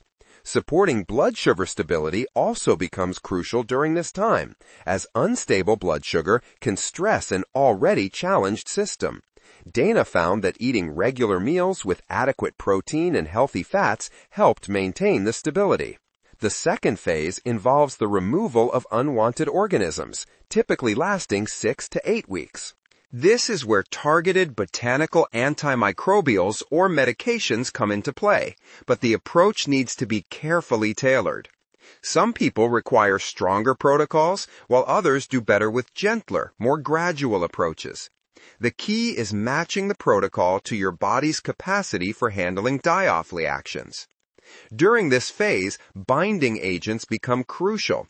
These are like cleanup crews that help catch and remove toxins that are released as unwanted organisms die off. Dana discovered that timing these binders between meals and antimicrobial treatments made a significant difference in managing die-off symptoms. I learned to pay attention to my body's signals, she noted. When symptoms flared, I knew to either slow down or increase my binder support. The final restoration phase, lasting 4 to 6 weeks, is often overlooked but crucial for preventing recurrence. This is when we focus on rebuilding beneficial bacteria, supporting the repair of the gut's protective mucosa, and addressing any nutrient deficiencies that may have developed. Think of it like replanting and fertilizing a garden after weeding. The goal is to create an environment where beneficial organisms thrive and unwanted ones struggle to take hold. We are changing the internal environment that allowed infections and dysbiosis to develop in the first place. Barrier dysfunction. This repair process requires understanding how our intestinal barrier works. Each cell in our intestinal lining connects to its neighbors through sophisticated proteins called tight junctions. These connections determine what can pass through into our bloodstream. When compromised by stress, trauma, or inflammation, these junctions loosen, allowing particles through that shouldn't pass. This creates immune reactions and inflammation that send powerful signals of danger to our neuroception. Supporting barrier repair starts with removing what's causing damage. For Dana, this meant identifying her specific trigger foods while also addressing the emotional patterns that kept her system in protection mode. She began incorporating specific nutrients that support cellular repair. L-glutamine became a cornerstone of her protocol, providing the primary fuel source her intestinal cells needed for repair. Zinc carnosine helped maintain the integrity of those crucial tight junctions, while collagen peptides provided building blocks for structural repair. The addition of marshmallow root and bone broth provided additional support, creating a protective coating that allowed healing to occur. Perhaps most significantly, Dana discovered how emotional safety affected her barrier function. The days she felt more regulated were the days her food sensitivities seemed less reactive, demonstrating the intimate connection between our nervous system state and gut barrier function. Motility disruption. Dana's constipation reflected a deeper pattern of holding, both emotionally and physically. Supporting healthy motility meant working with her body's natural rhythms rather than forcing movement through harsh interventions. This process began with establishing morning routines that supported her body's natural activation cycle. Light movement upon waking, drinking warm water with lemon, and gentle abdominal massage all helped signal to her system that it was safe to move. Throughout the day, she learned to support her motility through adequate hydration between meals and regular movement without overexertion. Magnesium supplementation proved particularly helpful not just for its gentle support of gut mobility, but for its calming effect on her nervous system. Her evening routine became equally important, avoiding large late meals and including gentle walking after dinner to support natural digestive rhythms.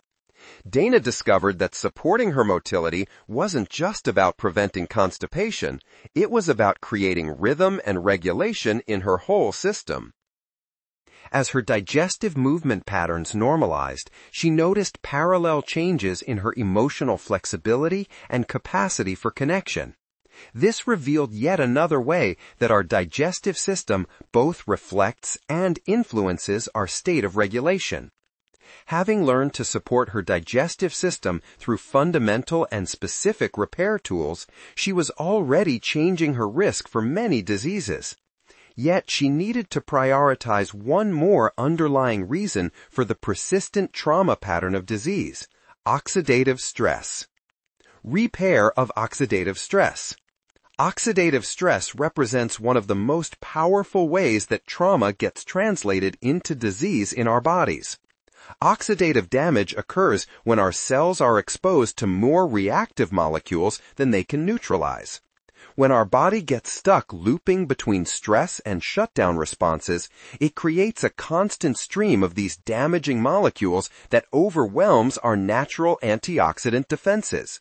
Over time, this cellular damage becomes a major driver of inflammation, accelerated aging, and disease development. The connection between trauma and oxidative stress is both immediate and long-lasting. Each time we experience a trauma response, whether by pushing through exhaustion, suppressing emotions, or maintaining hypervigilance, our cells generate more of these damaging molecules. Without adequate recovery and repair, this damage accumulates silently over years or decades until it manifests as disease. Research has shown that this is one of the primary mechanisms linking adverse childhood experiences to increased risk of conditions like cancer, autoimmune disease, and chronic pain later in life. This was precisely what Dana discovered when she looked deeper into her health patterns. Her chronic pelvic pain, digestive issues, and the breast lump that had initially brought her to this healing journey weren't unrelated symptoms. They were all manifestations of tissues struggling under years of accumulated oxidative damage. "I thought I was being strong by pushing through," she shared, "but I was actually damaging my cells." Every time she had suppressed emotions to keep functioning, every period of pushing past exhaustion, her body had been accumulating cellular damage. The breast lump had been her wake-up call, but the signs of oxidative stress had been present much earlier in her fatigue, inflammation, and chronic pain patterns. The science of cellular damage. Understanding oxidative stress requires seeing our body as an interconnected system, where cellular damage in one area creates ripple effects throughout the entire body. This damage occurs at multiple levels, from cell membranes and proteins to mitochondria and DNA. Most critically, when oxidative stress damages our DNA, it can trigger epigenetic changes that alter how our genes function, potentially driving the development of conditions like PTSD, autoimmune diseases, and cancer. 3 key systems form a triangle of interaction with oxidative stress: our brain, immune system, and digestive tract. When inflammation activates brain immune cells, microglia, it generates more oxidative stress, which in turn creates more inflammation. This same cycle plays out in our gut, where a compromised barrier allows bacterial toxins to trigger additional cellular damage. Meanwhile, our immune system, when caught in trauma response patterns, can maintain chronic inflammation that generates even more oxidative stress. This systemic nature of oxidative damage explains why trauma's effects show up throughout the body. It's not just about feeling tired or stressed, it's about cells throughout our body struggling to function under an increasing burden of damage. Without adequate cellular repair mechanisms, this damage accumulates over time, particularly when we're caught in cycles of stress and shutdown responses that prevent normal cellular cleanup and repair. Dana's journey illuminated these connections in stark detail. In medical school, she had learned about oxidative stress primarily in relation to aging and disease. Now, she was discovering how her body's trapped trauma responses had created a perfect storm of cellular damage. Her brain fog appeared when microglia became overwhelmed with oxidative stress. Her chronic pelvic pain reflected immune system activation driven by cellular damage. Even her biochemical tendency toward undermethylation meant her natural antioxidant production was lower than optimal, making her more vulnerable to oxidative damage. I had created the perfect environment for disease, Dana realized, not just through my behaviors, but through cellular damage from being caught in the loop between stress and shutdown. I couldn't see it, but it was building. This understanding transformed how she viewed her health journey. Understanding that she could support her body in clearing oxidative stress with repair tools meant she could not only prevent trauma-associated diseases, but also increase her cellular capacity to process the trauma she had suppressed for so long. A practical approach to repair. The signs had been there all along, as they can be for us. Dana just hadn't known how to read them. Her premature gray hairs weren't just genetics, but evidence of oxidative damage to hair follicles.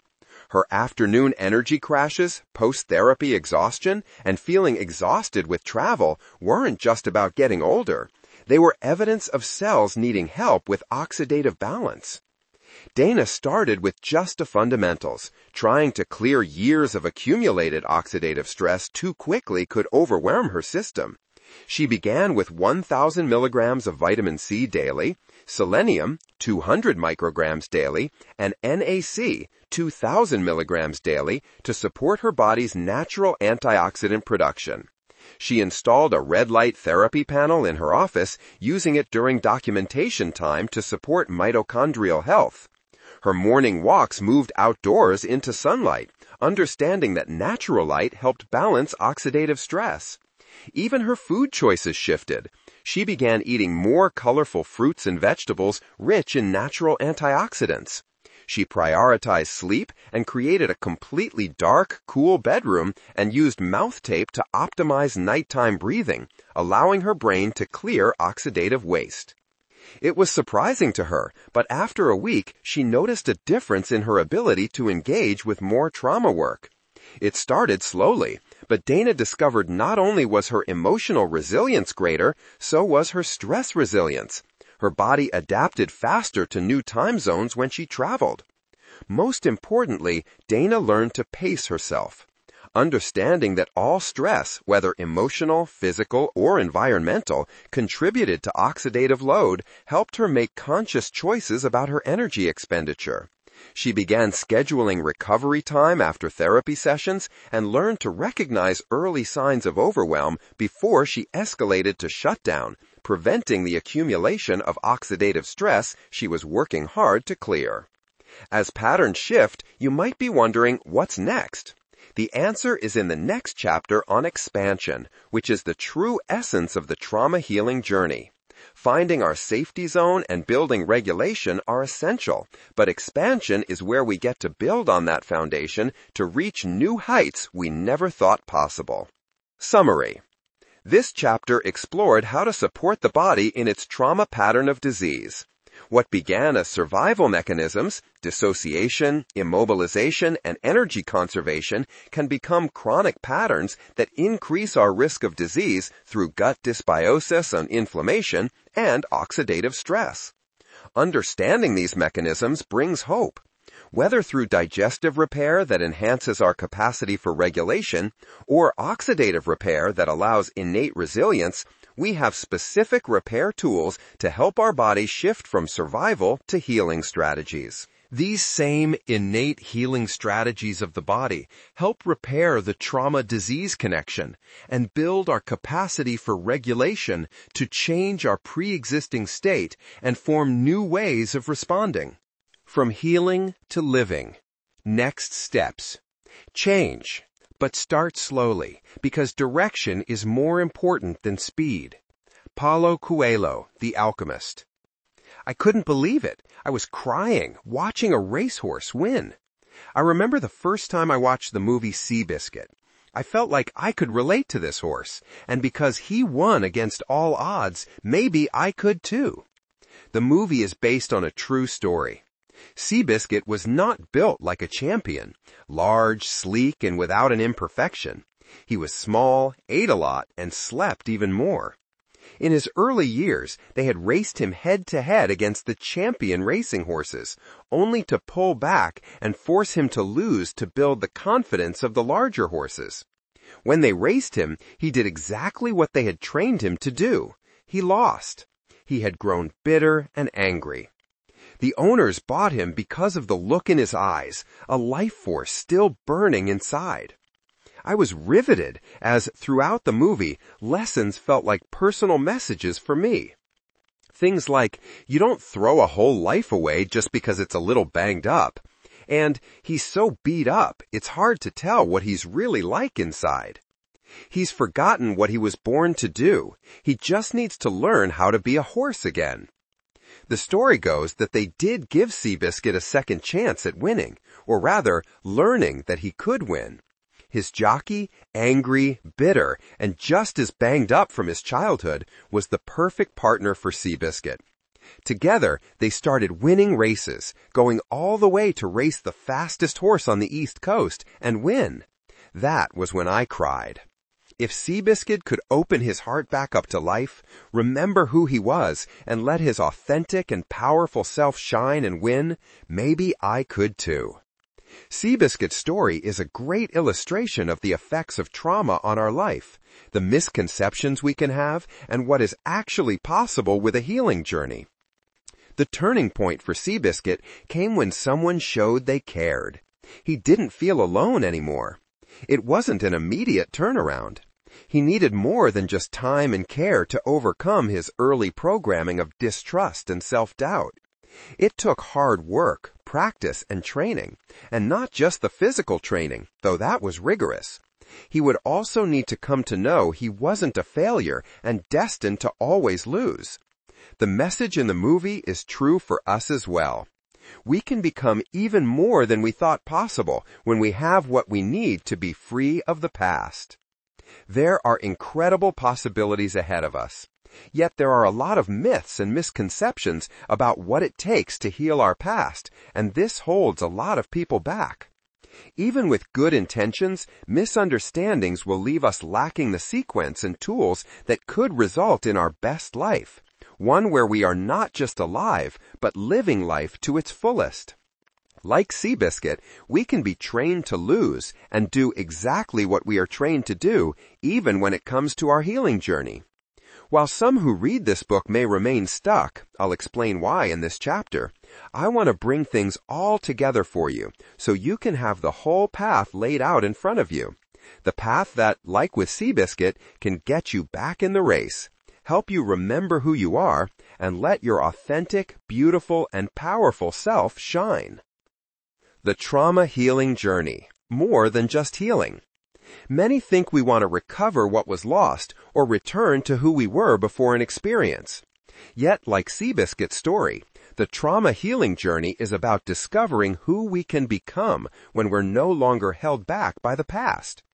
While trauma initially disrupts our natural state of growth and connection, the healing journey can lead us to a fuller life than we knew was possible. Peter A. Levine, Ph.D., captured this idea in his book, Trauma Through a Child's Eyes. The paradox of trauma is that it has both the power to destroy and the power to transform. I have come to the conclusion that human beings are born with an innate capacity to triumph over trauma.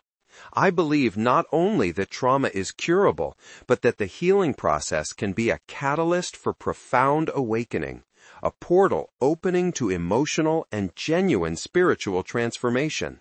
While establishing safety and regulation are crucial first steps, they are not our final destination. The ultimate goal isn't just to heal, it's to live our life in fullness. It's to create a life we want to live and are excited to get up for every day. In my roles as a parent, physician, and educator, I've witnessed these profound changes and transformations in those I work with and train. It's awe-inspiring, like watching a flower grow and bud, opening up to life. This is the journey from the contraction that overwhelm creates back to our natural state of openness, growth, and expansion. From contraction to expansion. Before trauma, our natural state is one of growth and expansion. We don't have to be taught how to grow, crawl, and then walk. We will naturally form relationships, pursue goals, and engage with life's challenges as opportunities for growth. Our biology is one of connection, aliveness, and health. A trauma response, experiencing utter powerlessness and shutting down, disrupts this natural movement. Peter Levine describes it this way. Trauma happens when any experience hits like a bolt out of the blue. It overwhelms us, leaving us altered and disconnected. Our aliveness is replaced with survival mechanisms. Instead of growing, our singular purpose becomes to survive. Our natural expansion is replaced with contraction. Without the repair completion, we stay in that place of contraction.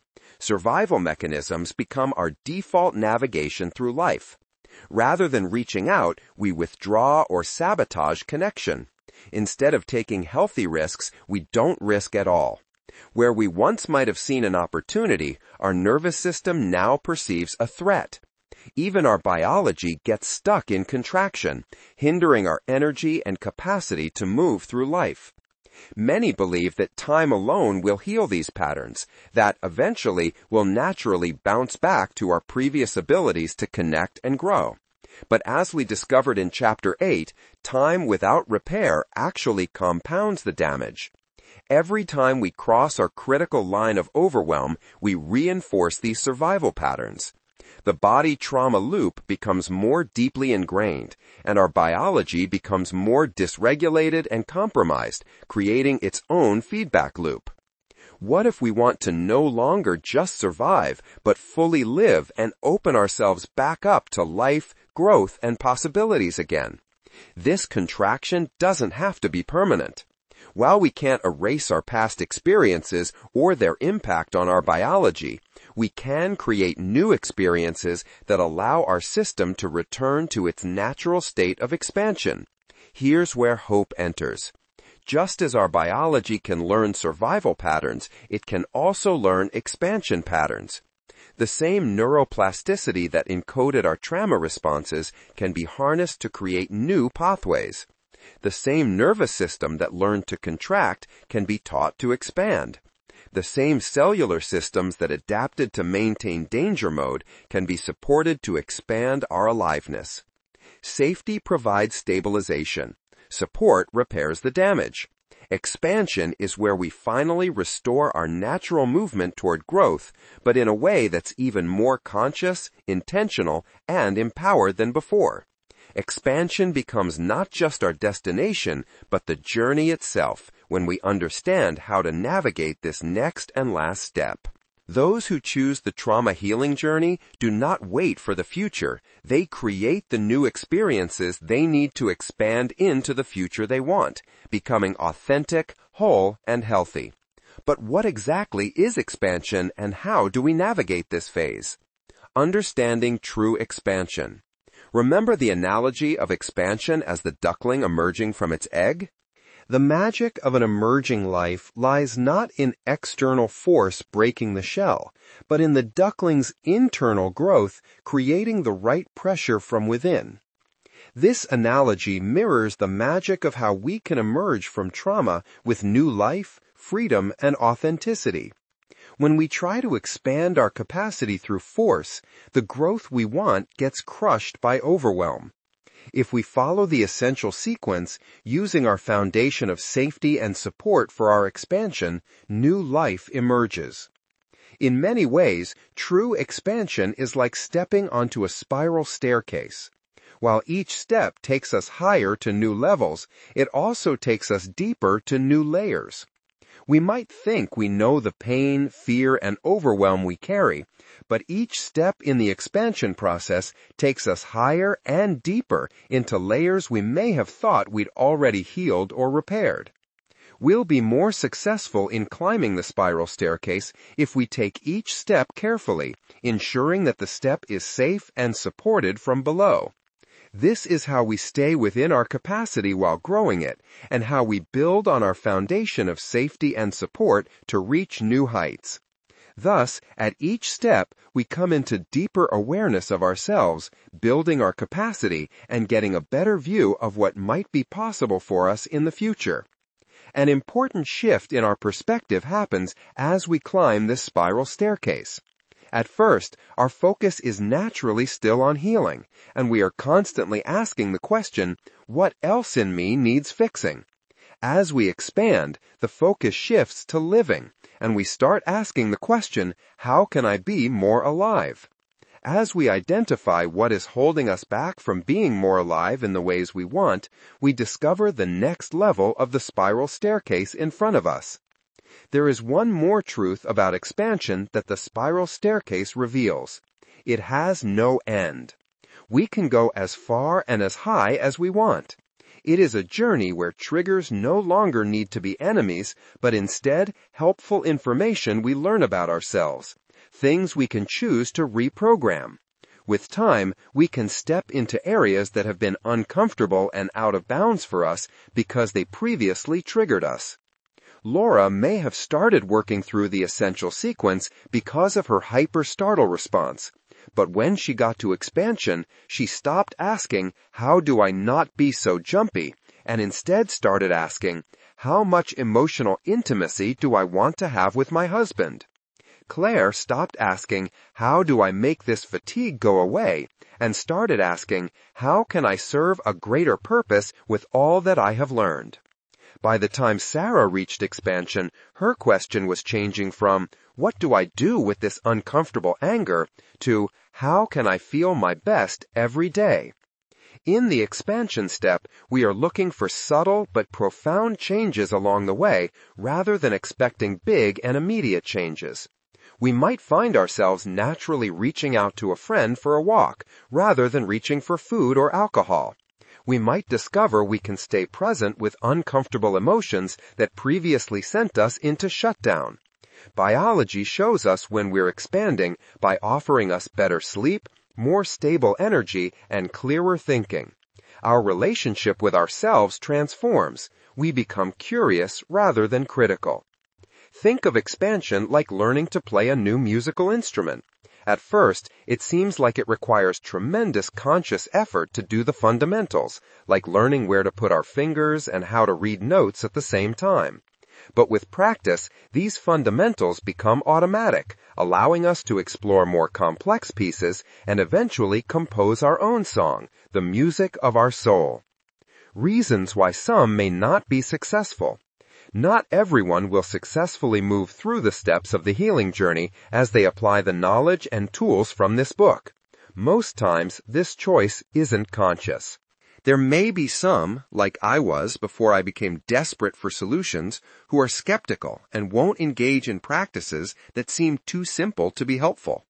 Or perhaps they only go halfway and don't give an intervention a real chance. Yet, I find the majority of reasons why individuals are not successful can be the result of unconscious programming. We can recognize these patterns of self-limitation in our thoughts. These might surface as disconnected observations like, "I can't feel my body," or resigned statements such as, "This is just how I am." We often create perfectly logical explanations for why change isn't possible. "It runs in my family," or "I've tried everything." While these narratives about why healing isn't possible may seem convincing, they often mask a deeper belief: "I don't deserve to have better." This unconscious programming often manifests as learned helplessness. Martin Seligman, a prominent psychologist, conducted studies in the 1960s that showed how exposure to uncontrollable negative events can lead to a sense of helplessness and a loss of agency in the face of future negative events. To perform the study, 2 groups of dogs were placed in a container that had 2 sides separated by a low barrier. One group was tied to the wall with their leashes, and the other group was free. Next, the dogs were exposed to a shock from the floor of the container. All the dogs tried to escape the shock, of course, but the ones who were restrained were left watching their companions jump over the barrier. They continued to be exposed to the shock, and they were powerless. They couldn't escape, and they couldn't stop the shocks. This should sound familiar from the wall in the instinctual trauma response, where we experience powerlessness and then the freeze and shutdown result. Later, the same dogs were placed in the same container with the same shock system and the same barrier, except this time all of the dogs were free. None of them were restrained. The researchers again applied the shock. The dogs who had jumped before quickly jumped over the barrier again to the safe side. The dogs who had previously been restrained did not. Even as their companions were jumping, in essence showing them how to escape, they did not even try. They lay down on the shock pad and whimpered as they continued to get shocked. The groundbreaking insight from this research revealed that experience programmed learned helplessness into the restrained dogs. This was like Seabiscuit, trained to lose until he forgot he could win and stopped trying. We can have the same deep unconscious programming that we can't do hard things, so why try? We might show up to life, work, or relationships expecting less, willing to settle for crumbs. The pattern becomes so ingrained that even when opportunities for change appear, something inside holds us back, but we don't know why or may not even recognize it. After experiencing enough times of powerlessness in our own lives, we have parts of ourselves that believe we can't accomplish something. Our brain's default state assumes we aren't capable. Each time we experience a moment when nothing we do changes the outcome, our brain reinforces this programming of learned helplessness. I want to tell you the rest of the story about dogs because it gives us a lot of hope and again, like Seabiscuit, shows us not only what is possible, but how to access the reprogramming.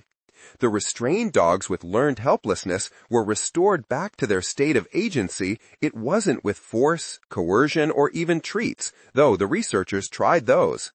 What resulted in the successful reprogramming of their learned helplessness was receiving the physical guidance by humans of how to jump again. Like Seabiscuit, forgetting how to be a horse and running with his whole heart, the dogs had forgotten how to be dogs and jump over barriers. As the canines were repeatedly exposed to shocks, the lab technicians would literally move their legs for them in the jumping motion to help the dogs jump. Eventually, the dogs learned to jump to safety on their own. The dogs learned they could jump to safety on their own. Since this rehabilitation was not part of the discovery of learned helplessness, it did not receive as much attention as it deserves. It helps show us the different levels at which a trauma response affects us, and the levels at which repair is needed for us to regain a sense of agency on the healing journey. A trauma memory gets stored in our mind in the form of our self-beliefs, and in our body as the somatic self-defense movements that were blocked. We know the biology piece is affected and needs repair as well. But that was not measured in this study, and rehabilitation happened before the biological changes had time to develop into disease states. What makes this programming particularly challenging is how it operates below conscious awareness. You might intellectually know change is possible, yet find yourself not following through with basic practices from this book that could help. You might desire better health, but not engage in the assessments, testing, and biology repair that would accomplish that. Understanding this programming isn't about blame.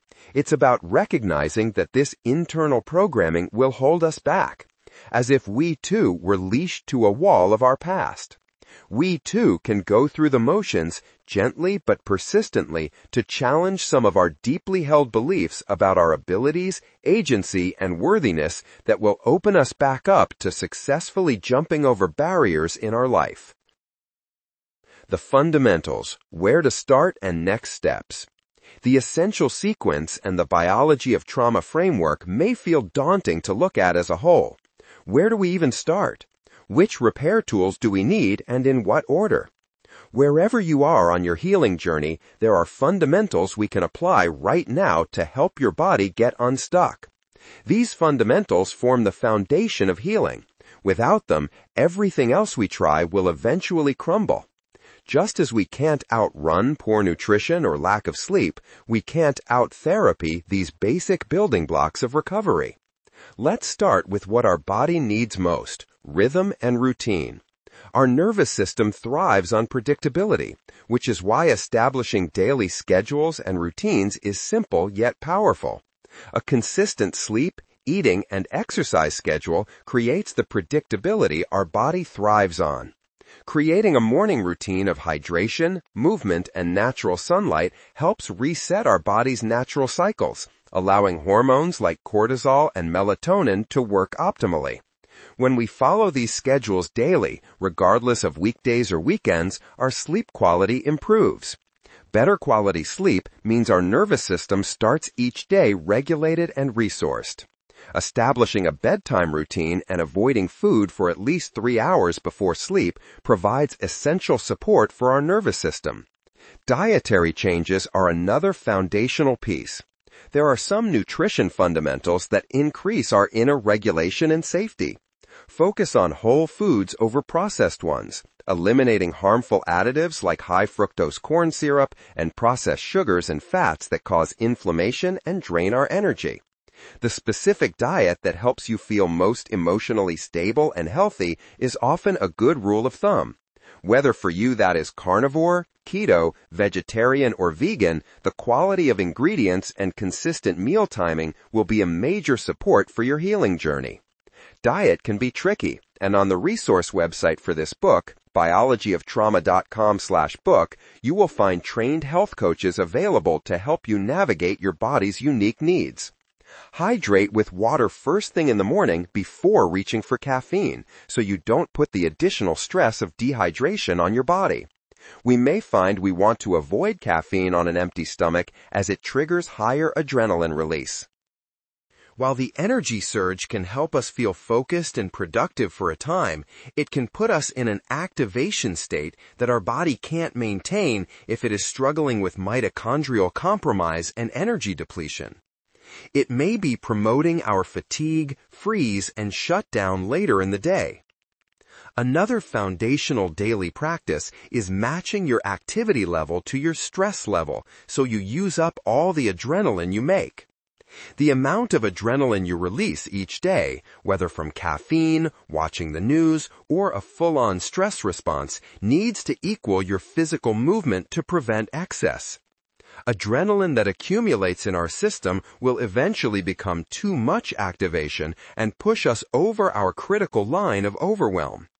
It is often the consistent, regular activity that proves to be more effective than sporadic, intense workouts. Throughout your day, take time to pause for body awareness and somatic self-practices. Create moments of felt safety and support. Notice when a part of you needs something and is trying to get your attention through your thoughts, body sensations, or emotions. These frequent pauses are how we rebuild the connection with ourselves and establish trust and communication with our own body. Complete any startle and stress responses that your body initiates. For a startle, this means looking around at what startled you, even touching it if safe, and letting out a sigh if that helps your body settle back down, signaling you are safe and can reset. Full stress responses take longer and are different, such as an acute stress like a near accident or a stress response stretching over a day or more. Completing a stress response requires a pause, giving your body the time to gather all the information it needs to truly know the danger is over. Sometimes, when completing one of these responses, our bodies will move involuntarily, such as trembling or shaking. When we allow that, instead of blocking the reaction, the body will often complete its response without our direct control. An example to illustrate this is when we have a near-miss accident on the road. Most people continue driving, but this prevents their body from completing the stress response, causing it to persist and creating background stress over the course of the day. If this happens to you, instead, pull over safely and turn off the car. Let your body completely relax, taking your hands off the steering wheel and your foot off the brake. As we take in information by orienting ourselves to everything around us, feeling our body or parts of our car that tell us we are now safe, we will again notice our body settle back down with a deep sigh. We have just completed the stress response and can get back on the road, knowing our body has had the reset back to safety it needs. Also, start shifting how you talk about yourself. Stop saying you're broken, even in jest. Replace statements like, "I am this way," or "this is just what I do," with past tense language. "I have been this way," or "this is what I have done." Even adding up until now before these statements creates space for change. When you notice judgmental thoughts, use parts language, i.e., there's a part of me that feels I can't take breaks until everything is perfect, rather than identifying fully with these beliefs. Most importantly, we want to notice and stop ourselves when we start telling dramatic stories, whether of present drama or past events. Practice staying in the present moment with yourself and others. Ask, what do I need right now to create an inner felt sense of safety and support? This simple question can help you break free from old patterns of reaction and create new experiences of regulation. For additional support on your journey, you'll find free guides and resources at biologyoftrauma.com/book that expand on the science and applications we've explored in this book. These resources can help you deepen your understanding and practice of these concepts. Supporting your biology. While testing is helpful to be intentional about supplements you take, there are some fundamentals that are a safe place to start for most people. Let's begin with the basics. Magnesium, particularly in its glycinate form, acts as a natural support for our nervous system. When we're stuck cycling between stress and shutdown, magnesium helps calm hyperexcitability while supporting cellular energy production. Many people find starting with 200 to 400 milligrams daily helps their nervous system find and maintain regulation more easily. Vitamin C is another crucial antioxidant protectant, also helpful for reactions needed to generate a stress response. Many find 1,000 milligrams daily is enough to help support the immune and nervous system. For those experiencing brain fog or persistent anxiety, 2 additional supports can be particularly helpful. NAC, N-acetylcysteine, helps calm brain inflammation that keeps us perceiving danger, while magnesium L-threonate is the form best known to specifically access and help neurons. Many also benefit from gut-brain support through zinc carnosine and L-glutamine, as our digestive system becomes a major source of danger signals when compromised by chronic stress. However, remember to introduce supplements gradually, spacing them out by several days and paying attention to your body's response. The journey ahead. As we conclude this exploration of how our body experiences, holds, and heals trauma, remember that you're not alone on this journey. You may have related to the different people you've met in these pages, Elena, Claire, Sarah, Dana, Alex, and Laura, and recognized yourself in their stories. They, too, had to lay their foundation of regulation, work through unconscious programming, and create the different experiences that would allow a better tomorrow. The path forward isn't about forcing change or pushing through barriers. It's about creating new experiences that show your nervous system another way is possible. Whether you choose to focus on just the foundational practices or dive deeper into repair and expansion, know that each small step creates momentum for change. Your body has been trying to protect you all along. Now you have the knowledge and tools to work with your body rather than against it. Summary. Understanding expansion as the final step of the essential sequence means recognizing it as a spiral staircase where each step takes us both higher and deeper. We shift from asking, what in me needs fixing, to how can I be more alive, and begin experiencing subtle but profound changes in our daily choices, emotional responses, and physical well-being. In this chapter, we explored why some people might not successfully complete their healing journey, often due to unconscious programming like learned helplessness, and how to recognize these patterns. The chapter provided practical fundamentals to begin or continue healing, establishing rhythm and routine, making dietary changes, matching activity to stress levels, practicing body awareness, completing stress responses, shifting our language about ourselves, and supporting our biology with specific nutrients.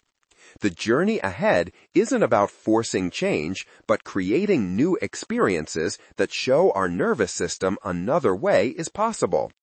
I hope you will visit the online resource website to ask me questions, download the art narrative guide and video, and get resources that will help you create the life you want to expand into. It is possible, and you can do it. Epilogue. As a physician, I've had a unique experience of the field of trauma recovery, first as a skeptical outsider, then a desperate parent, a stuck client, and now as a committed contributor through my research and programs. Over this time, I've witnessed the field evolve. Particularly since my journey began seeking answers for Miguel, I've seen encouraging progress. We've never had more research or clinical tools. Some of the biggest shifts have come from a deeper inclusion of the body in the recovery process, so that there is more awareness of both brain and body interventions. Even our understanding of the trauma-disease connection has expanded through all the subsequent research since the initial Adverse Childhood Experiences study published in 1992. It is an exciting time to be part of the growth of knowledge. Yet a gap has remained that has left many discouraged who spend years and thousands of dollars in therapy and health interventions. This gap has left many to settle for good enough on their trauma recovery, leaving them short of what could be. I might have done this myself if I hadn't first made a commitment to Miguel. Initially, the experts I sought out told me that Miguel didn't have a chance at a good life. The best I could expect was for him to have a criminal record by his teenage years and likely live a life of drug addiction and broken relationships. With these odds against me, I continued my search for all the pieces for Miguel until the last piece that he needed came together for him 5 years after we started. Knowing what was possible, I approached my own trauma recovery in the same way when it all came to the surface in 2014. It was discouraging to get different answers from different practitioners, and if I hadn't gotten stuck, I would never have pursued trauma therapy training as a medical physician. I was that desperate to find all the pieces I needed to have the life I wanted. I never intended to create programs with that training, nor train other practitioners. At the time, it was just to put together my own puzzle from all the scattered pieces. My medical training and curiosity helped me find the missing piece. I discovered I had nearly every biology block I've shared in this book. No wonder I had gotten stuck. It wasn't the failure of the therapy, it had been my own biology. With that discovery, I was inspired. Even though I was still finding ways in which my biology was holding me back and changing my trauma patterns, I started sharing what I had learned with others. Patients started specifically asking for help with their trauma biology, and they were experiencing the same dramatic shifts I had. I asked my therapist colleagues if they were experiencing clients who were stuck like I had been. The answer was unanimous, yes. I offered to do biological assessments, and as we found the underlying reasons and applied the biology repair tools, their progress in therapy resumed. Practitioners started asking how they could know how to recognize and integrate the biology piece. That was when I decided I wanted to share this missing piece with more people and practitioners. I wrote this book with the desire to prevent more from struggling like I did. While trauma recovery requires an integration of modalities, and I've outlined the different pieces to integrate through the essential sequence, I've chosen to focus primarily on the biology pillar. Not because it's superior to other approaches, but because others have already brought those valuable pieces to the healing puzzle.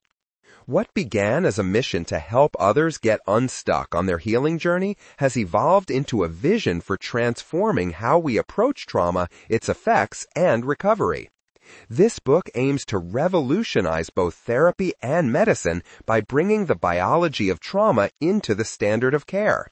When therapists integrate this missing piece, their clients who have been stuck for years can finally move forward. When medical practitioners understand how stored trauma drives disease, they can address the true root cause rather than just managing symptoms. No longer is being informed about trauma or even knowing mind-body approaches enough. We are entering the time in which practitioners need to be biology of trauma informed and know mind-body biology approaches. The biology of trauma extends far beyond the trauma and medical fields alone. In classrooms, it helps teachers understand why some children can't focus or regulate. In corporate settings, it explains why stress management programs often fall short. In crisis centers and war zones, it provides practical tools for working with active trauma responses. This broader understanding has drawn professionals from diverse fields and locations, from nutritionists to foster care workers, from therapists to physicians, all seeking to learn all the puzzle pieces for whole-person care. There will be challenges to integrating this science into the standard of care. That is always a very slow process. And so I come back to where the real change happens at the individual level. It starts with individual practitioners who want to provide truly integrative care that addresses all levels of trauma's impact. These are the practitioners who recognize that their clients need more than just being heard, need more than just changing their thoughts or moving their bodies. These are the practitioners willing to learn how to assess and address the biology that keeps their clients stuck in trauma patterns. I watch as the practitioners arrive frustrated with stuck clients, experiencing vicarious trauma and questioning their effectiveness. As they learn to integrate all the pieces and walk those they help through the essential sequence, not only do they see better results, but they become happier, energized, and confident in providing mind-body biology approaches that create lasting change. There are now biology of trauma practitioners around the world, and I hope you will consider joining the community if you would like to be part of this shift to mind, body, and biology in trauma recovery and medicine. But the true magic happens with you, the individual reading this book. Whether you're seeking your own healing, or you're a parent, professional, teacher, or practitioner working to improve lives, you are the catalyst for change. It starts with you. I'm deeply grateful to all those who supported me in writing this book and those who started me on this journey. I think of Miguel, who gave me the privilege of being his adoptive mother for 6 years.